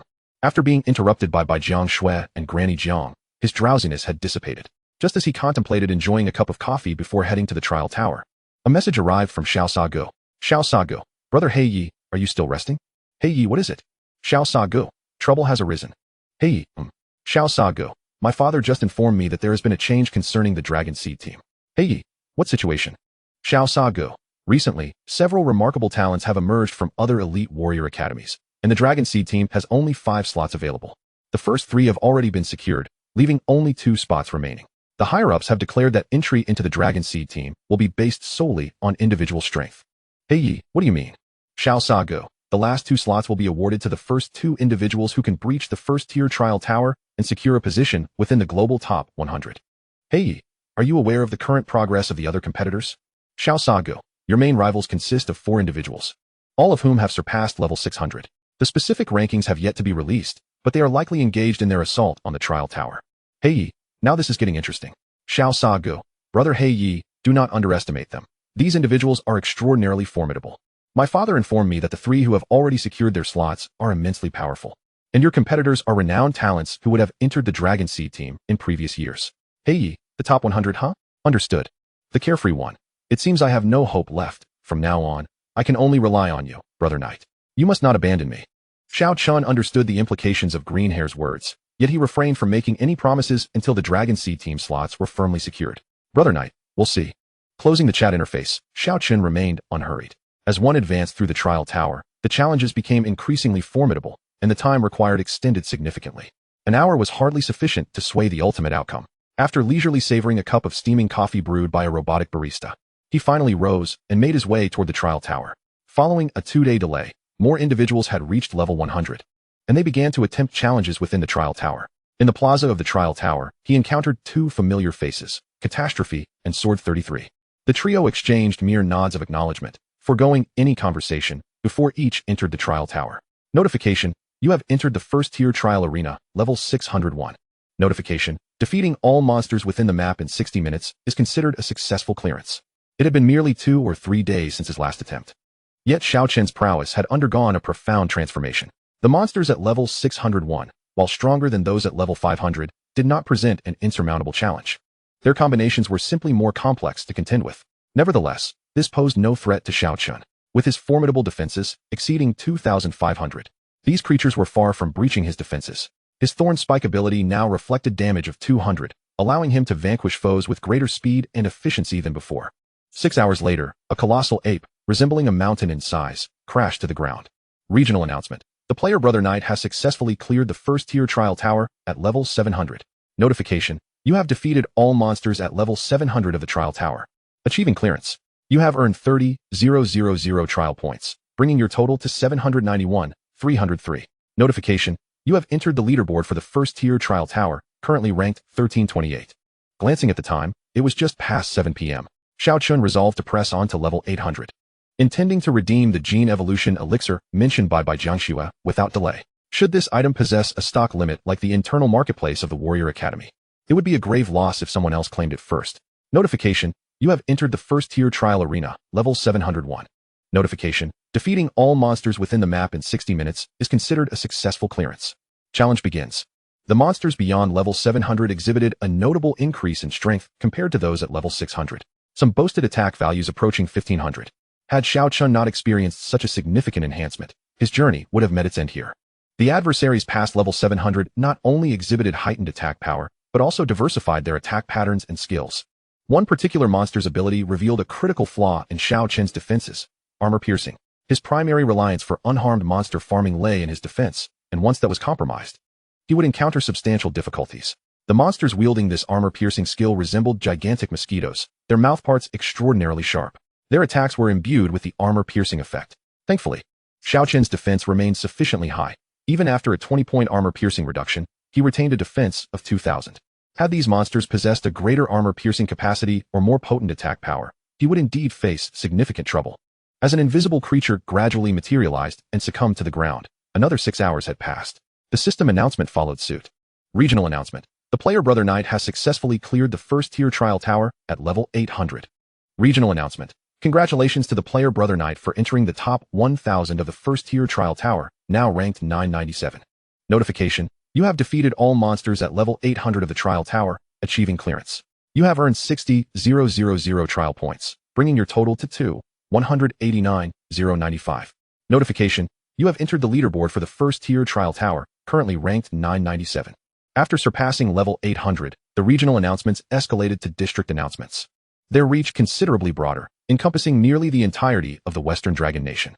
It was only at this moment that Brother Knight's name began to resonate throughout the western realms of the Dragon Nation. Though merely the first tier, to breach the global top 1,000 is no feat for the mediocre. Chapter 76. Consuming the Gene Evolution Elixir. Those familiar with Xiao Chen and who shared a close rapport were astounded by the district announcement. The distinction between the top 1,000 and those outside this echelon was stark. Level 800 of the trial tower represented a significant hurdle. Countless prodigies had faltered at this stage. Yet Xiao Chen had triumphed. It was now late at night, and the number of witnesses to the system announcement was scant. Otherwise, the chat channels across various regions would have erupted in fervent discussions about Brother Knight. Xiao Chen returned to the preparation room of the trial tower. He opened the trial tower points redemption shop and scrolled to the end, finally locating the gene evolution elixir mentioned by Jiangxue. Notification: would you like to spend 2 million trial points to redeem 1 gene evolution elixir? Redemption confirmed. Notification: you have received 1 gene evolution elixir. Gene evolution elixir. Upon use, it can enhance one's genetic composition, thereby improving efficiency in utilizing the 4 fundamental attributes. During his ascent to level 800 in the trial tower, Xiao Chen had sensed a slight pressure. Should he continue to challenge higher tiers, his current defenses would undoubtedly falter. Utilizing this gene evolution elixir now seemed the optimal choice. Notification: would you like to use the gene evolution elixir now? Notification: this elixir will induce profound modifications to the body, which may inflict considerable pain upon the user. Please choose a secure location for its application. Surveying his surroundings, Xiao Chen pondered if there existed a safer locale than this. Each Challenger's preparation room within the trial tower was an isolated space, entirely disconnected from one another. Without the system's permission, no one could enter this chamber. Thus, this venue was undoubtedly the safest place Xiao Chen could find. Using it, the crystal vial shattered in his grasp, and an invisible surge of energy instantaneously coursed into Xiao Chen's body. This energy rapidly spread throughout his physique. In an instant, every cell in his body was enveloped by this force. Then came the pain, a searing, excruciating agony that permeated every cell within him. Xiao Chen could not suppress a scream amidst this torment. His body convulsed on the ground, racked by spasms. The suffering was not localized but emanated from each cell. With no part of him spared from this agonizing ordeal, he nearly succumbed to unconsciousness several times, yet gritted his teeth and endured. Half an hour later, the pain began to gradually subside. A foul odor emanated from his sweat-drenched garments, impurities expelled from his body during the genetic evolution. The viscous, gray-black residue clung to him uncomfortably. However, at this moment, Xiao Chen felt an unparalleled sense of lightness. A surge of unprecedented strength welled up within him. Notification: genetic modification complete. Current genetic strength at 100 points, with a 50-point enhancement to derived attributes from the 4 fundamental attributes. Notification: you have met the minimum requirements for promotion to the 2nd tier. Do you wish to promote to the 2nd tier now? Having utilized the genetic evolution elixir, he was surprised to find that he could directly ascend to the 2nd tier. Should he promote to the 2nd tier now? Certainly not. What a ridiculous notion. If he were to promote now, he would forfeit his qualification to challenge the 1st tier trial tower, thus jeopardizing his chances of joining the Dragonborn squad. Moreover, judging by the system notifications and the information imparted by Jiangxue, it appeared that his genetic strength could still be enhanced further. Although genetic purification elixirs were rare, there remained a promotion trial task awaiting him. At that time, he would also receive another vial of the genetic purification elixir, allowing him to bolster his own strength once more. Upon reviewing his attributes, he noted that the 4 fundamental attributes had remained unchanged. However, his health points, mana points, attack power, and dual defenses had each increased by 50. His health had now reached an impressive 26,973 points, with his physical defense surpassing 3,000 points, and his magical defense now at 2,854 points. The magnitude of this enhancement was indeed significant. One could only wonder how formidable he would become with several more vials of the genetic evolution elixir. Feeling the waves of rancid odor emanating from his body, Xiao Chen hastily exited the trial tower and returned to his personal quarters at the academy. Fortunately, it was the dead of night, and the streets were sparsely populated. Otherwise, the stench wafting from him would undoubtedly draw many curious glances. Upon returning to his room, he took a hot shower, then made a light meal in the dining hall before sinking into a deep slumber. To avoid disturbances, he activated the Do Not Disturb mode. Within the dimly lit confines of an office in the Magic Capital Warriors Academy, an elderly man sat across from 2 young individuals. Lighting a cigarette, he inhaled deeply before speaking slowly. Zhengzhua, Fengcheng, how many levels have you cleared today? 756 levels. 788 levels. Hearing this, the elder nodded slightly, visibly pleased with their performance. You both have retained your trial points, I trust? Elder Mu mentioned that retaining points is of great importance, and we have indeed kept them. Good. Tomorrow, after you both surpass 800 levels, make sure to exchange for genetic evolution elixirs. Once you utilize the elixirs, your strength will be significantly augmented, making it much easier to challenge higher tiers and increasing your chances of joining the Dragonborn squad. Elder Mu, we will exert ourselves to the utmost. The elder was satisfied with their resolve, a gentle smile gracing his features. Currently, only 2 spots remain in the Dragonborn squad. I hope both of you can secure a place. Just then, the elder received a message. After reading it, his expression turned serious. What is it, Elder Mu? Closing the chat interface, the elder looked at the 2 with a grave demeanor. Your opponents have emerged. Who? One is named Bozai from the South Sea Warriors Academy, who cleared 800 levels just half an hour ago. The other is Hei Yi from the West Capital Warriors Academy, who also surpassed 800 levels an hour ago. You both must strive hard. Otherwise, it remains uncertain who will claim the final 2 spots. Meanwhile, Xiao Chen's other competitors felt the pressure from their rivals. At their level, their equipment was undoubtedly at its peak, and further enhancement of strength had become exceedingly challenging. However, due to the unique nature of their professions, they could compensate for any lack of raw power with skillful tactics. In contrast, Xiao Chen had no room for maneuvering, relying solely on his strength. Fortunately, his power was substantial, and he still had considerable potential for enhancement. So far, he had yet to encounter any bottlenecks. In terms of equipment, there was ample room for improvement. His bracelets and gloves were merely transitional items purchased casually, while he wielded a level 10 Silver Moon shield as his main weapon. His armor was only a level 50 Spirit Snake treasure armor. Enhancing his strength was remarkably simple. Chapter 77, The Mysterious Ancient Castle. Xiao Chen had yet to encounter any bottlenecks in his challenges and did not need to upgrade his equipment for the time being. He was poised to promote to the second tier at any moment, and once he ascended, he would be able to purchase superior equipment, rendering any expenditure on first-tier gear unnecessary. Although he was quite affluent now, frugality was ingrained in him, a habit not easily altered. Both Long Gu and Bai Jiangxue received notifications from Vice Dean Jiang instructing them not to disturb Xiao Chen, allowing him to focus on clearing the trial tower. This resulted in no one knocking on his door, and Xiao Chen slept soundly until noon. Upon waking and checking his messages, he discovered that Lu Mao was even more anxious than he was, having sent him over 10 messages, mostly urging him to expedite his progress. Several screenshots of announcements confirming other competitors clearing 800 levels of the trial tower were also included. Xiao Chen began to take the matter seriously. The previous day, he had cleared 200 levels consecutively, a pace and efficiency that was truly remarkable. He had not expected others to keep pace with his speed. The Dragon Kingdom indeed harbored many hidden talents. After lunch, Xiao Chen made his way back to the trial tower. Today his goal was to surpass 1000 levels. The exact number of levels in the trial tower remained unknown, as no one had reached the summit since the arrival of the multiverse paradise. It was said that beyond 1000 levels, the strength of the monsters would escalate dramatically, according to accounts from those who had cleared the tower. While the system still categorized monsters above 1000 levels as first tier, their attributes far exceeded those of typical first-tier foes. He speculated that as one ascended the trial tower, the monster ranks would increase, possibly even encountering creatures with attributes comparable to the third or fourth tiers. Some even suspected that the highest point of the first-tier trial tower was indeed at 1000 levels, and anything beyond that would constitute an entirely different tier. This notion had garnered widespread agreement among the majority. Consequently, most strong individuals considered 1000 levels as their ultimate target. Notification: you have entered the first-tier trial arena. Level 801. Notification: defeat all monsters within the map within 60 minutes to be considered a successful clearance. Challenge begins. The strength of the monsters on level 801 had once again increased. Furthermore, each minor monster possessed 2 distinct skills, diverse and varied in nature. As long as none of the skills enhanced attack or armor-piercing capabilities, they posed little threat to Xiao Chen. Beginning at level 801, each minor monster was no weaker than a standard level 100 boss. Yet before Xiao Chen, they remained inconsequential, provided he did not agitate them through movement. His defenses would further amplify under the influence of his immobile skill.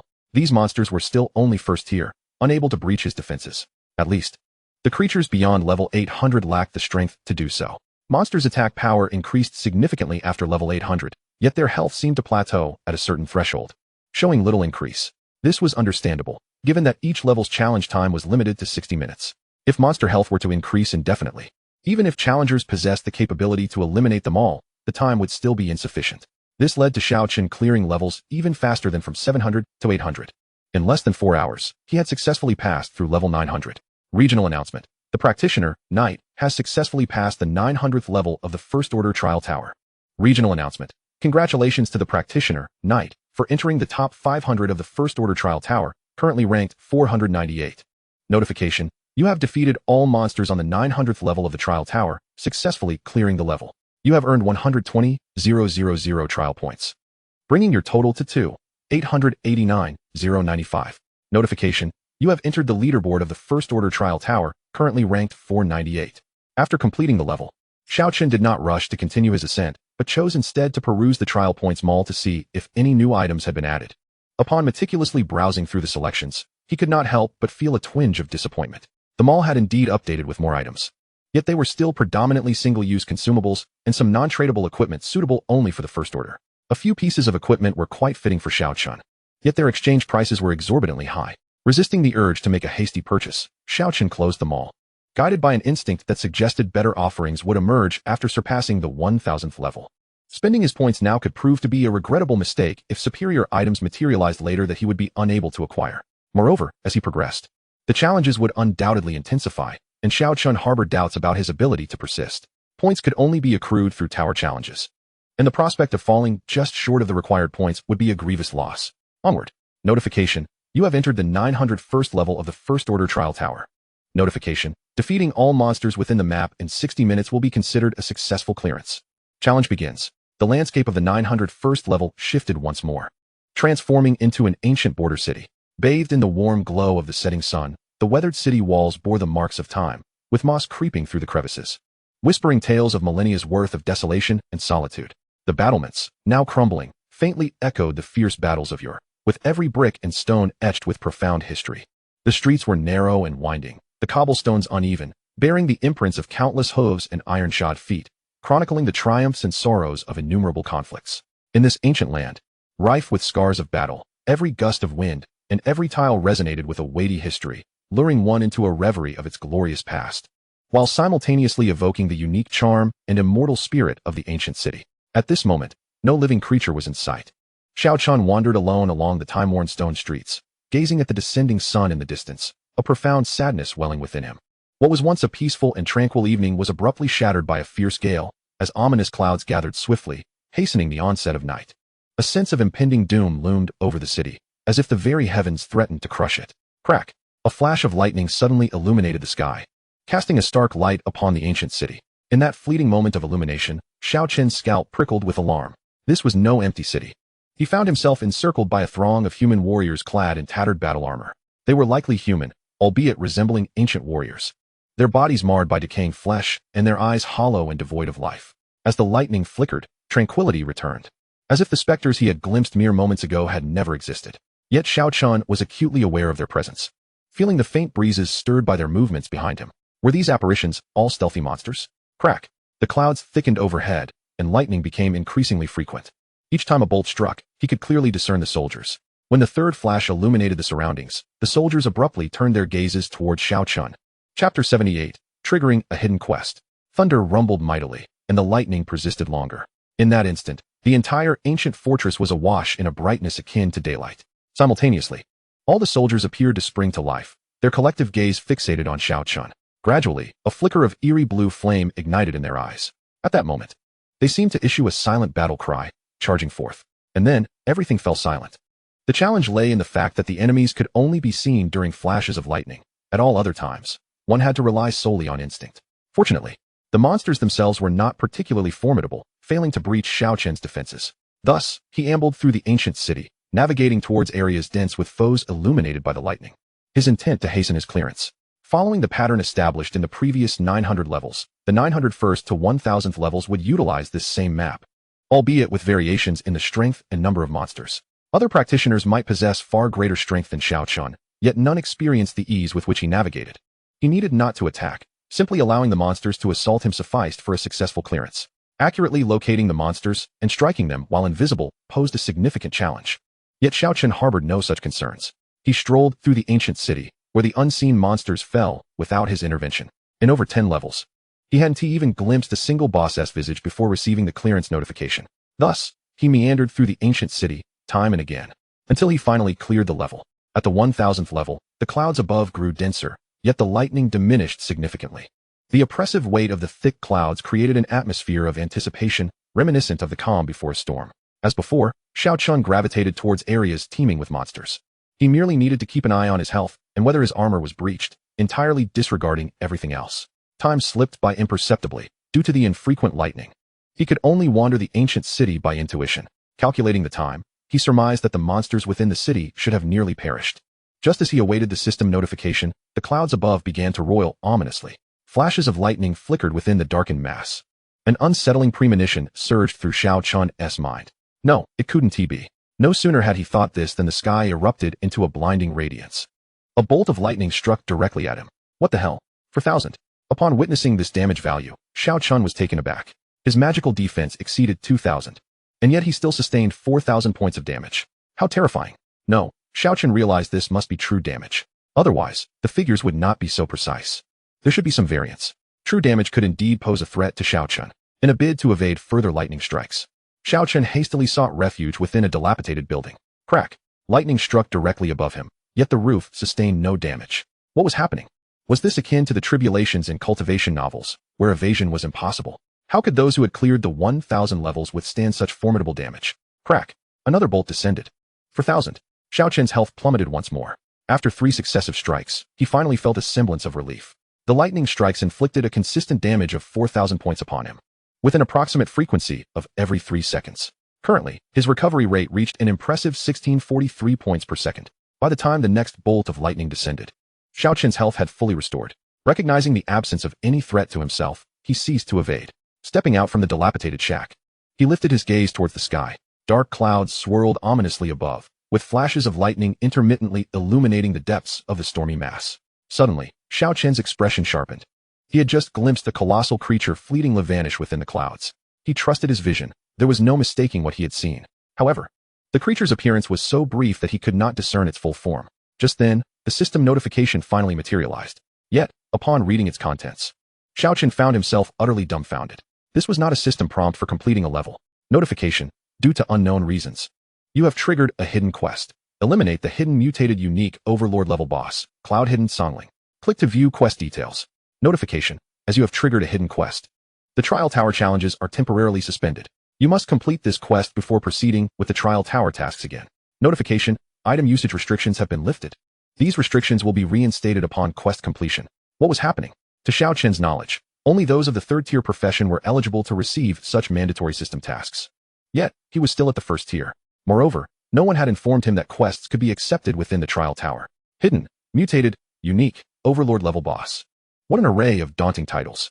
With a grave expression, Xiao Chen opened the quest list only to find one task had indeed appeared in the previously empty section. Quest type, mandatory quest. Quest content, eliminate the hidden mutated unique overlord level boss, Cloud Hidden Songling. Quest difficulty, SSS. Note, quest difficulty ranges from E to SSS, with SSS being the highest theoretical level. Quest time limit, 48 hours. Quest reward, Gene Evolution Essence X2. Failure penalty, forced execution. Quest overview. In a distant era, there existed a forgotten ancient city known as Lingyuan. Once a thriving center of civilization, it succumbed to the dust of history due to an unforeseen cataclysm.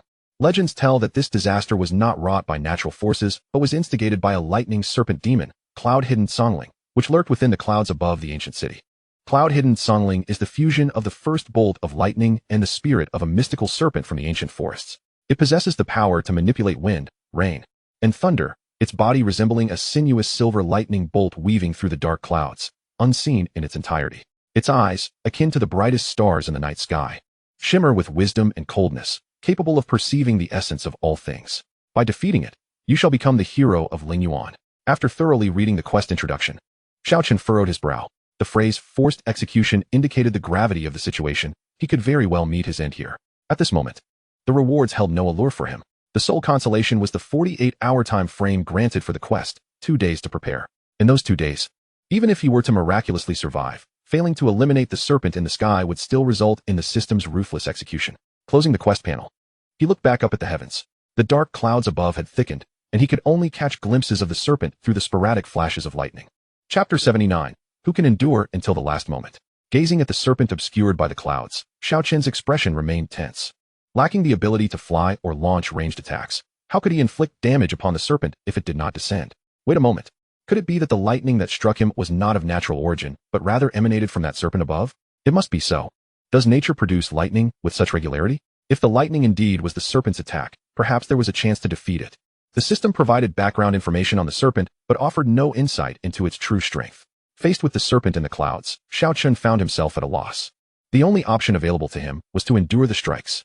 Thus, the lightning continued to rain down on Xiao Chen at a steady 3-second interval, inflicting persistent damage. Fortunately, after clearing the 800th level, he had promptly exchanged for and utilized the Gene Evolution Essence. Otherwise, he would have long since succumbed to these lightning attacks. This torment persisted for over 3 hours without any sign of deviation. This allowed Xiao Chen to breathe a little easier. If the lightning truly originated from the serpent, then his Thorn of Thorns would likely inflict rebounding damage. The only stipulation being that the lightning was indeed unleashed by the serpent. Another 3 hours elapsed.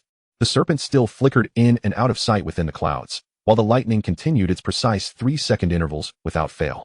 Yet, Xiao Chen dared not let his guard down. Should the frequency of the strikes increase, or if the serpent unleashed other abilities, this precarious balance would be shattered. At that point, he would be left with only a few healing skills to fend off the assault. He had no certainty as to how long he could hold out. Thus, the standoff between man and serpent persisted. Outside, over 20 hours had passed since Xiao Chen cleared the 900th level of the Trial Tower. Given his previous pace, he should have easily surpassed the 1000th level by now, even though the difficulty of the 1000th level was significantly greater than that of the 900th. More than 20 hours had elapsed, and he should have emerged by now. Noticing this anomaly, Xiao Chen's friends, including the carefree brother and Granny Jiang, began to grow concerned. Had it not been for the fact that his avatar in the friend list had not turned gray, they might have believed Xiao Chen had perished within the Trial Tower. Meanwhile, Qian Duo started to fret for Xiao Chen's safety. He had failed to attend the online auction the previous night and had tried to reach him, but to no avail. Yet, they could do nothing but anxiously await news. More than 10 hours later, 30 hours had elapsed since Xiao Chen had cleared the 900th level. Still unable to contact him, a nationwide system announcement suddenly appeared. Nationwide announcement. The professional, Bozai, has successfully cleared the first-tier trial tower's 1000th level, entering the top 100 rankings of the first-tier trial tower. Upon hearing this news, ordinary professionals merely regarded it as the emergence of another promising newcomer. However, stakeholders reacted with a mix of excitement and anxiety. Among the most anxious were Zheng Zhuo and Feng Cheng. With Bozai successfully entering the global top 100, only one spot remained for the dragon species team. Yet, there were two of them. This meant that at least one person would be unable to join the dragon species team. Their camaraderie instantly transformed into rivalry. And even Mu Lao could only shake his head in resignation at the scene. Similarly, Granny Jiang and the free-spirited individuals began to feel concerned upon seeing the announcement. After all, with only one slot left, if Xiao Chen did not secure it before anyone else, he would lose his chance to enter the dragon species team. At that time, both the green-haired individual and Grandma Zhang's granddaughter would inevitably lose their eligibility to indirectly enter the dragon species squad. Amidst the relentless speculations from the outside world, Xiao Chen found himself in an acute state of anxiety. After being struck by lightning for 10 consecutive hours, the sky's thunder occasionally triggered successive assaults. Initially, 2 bolts of lightning would strike simultaneously. Just a single instance of this double strike could inflict a staggering 8,000 points of damage upon him. Fortunately, the frequency of such double lightning strikes was not excessively high. Otherwise, his health would indeed struggle to recover. During this interval, Xiao Chen removed several pieces of equipment, and upon testing, he confirmed his suspicions. The lightning inflicted true damage, rendering all defensive gear and skills utterly ineffective. As for whether his rock-solid ability was in effect, he could not ascertain, as there were no reference points in this environment. However, if rock-solid had indeed activated and mitigated 50 points of damage, then the ferocity of this assault was truly terrifying. One must ponder, could any first-tier professional withstand such a dreadful onslaught for hours on end? The sporadic lightning strikes had little impact on Xiao Chen. His recovery rate had now reached 2,020 points per second, summing up to a total recovery of 6,060 points over 3 seconds. Currently, the lightning double strikes seemed to occur roughly once every 10 strikes. He could still recuperate from them. As time progressed, the inevitable happened. This time, a triple strike emerged. Thankfully, the frequency of these triple strikes remained unchanged, still manifesting once every 10 lightning attacks. The instant the triple strike occurred, it inflicted 12,000 points of damage upon him. With a lightning strike every 3 seconds, the last of every 10 strikes culminated in a triple assault, meaning that every 30 seconds, Xiao Chen would endure 12 lightning attacks. Each strike dealt a fixed 4,000 points of damage, totaling an astounding 48,000 points over those 30 seconds. At present, this posed little threat to him. However, as time advanced, the anticipated quadruple strike arrived. The consecutive 4 bolts of lightning instantaneously dealt 16,000 points of damage to Xiao Chen. His total health was merely 26,973 points. A single quadruple strike reduced his health to around 41. Nonetheless, this damage remained within Xiao Chen's threshold for endurance. After all, the total damage inflicted over 30 seconds was only 52,000 points, while his total recovery within the same time frame reached an impressive 6,600 points, leaving him with a considerable buffer before reaching his limit.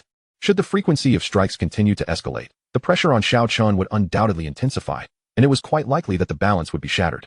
At that point, he would be left with only a scant few recovery skills to withstand the onslaught of the lightning serpent. Gazing up at the vast expanse of space, a profound sense of helplessness washed over Xiao Chen. Lacking any offensive skills, he found himself bereft of opportunities to fight back. Moreover, the lightning serpent hovered high above the clouds. Even if he possessed attacking capabilities, the range might prove insufficient, leaving him unable to strike the serpent. Was this boss truly something a first-tier professional could vanquish? Xiao Chen even pondered whether the system had discovered another system within him and was using this method to obliterate him. Yet, such thoughts were futile. Now it was merely a matter of who could endure until the end.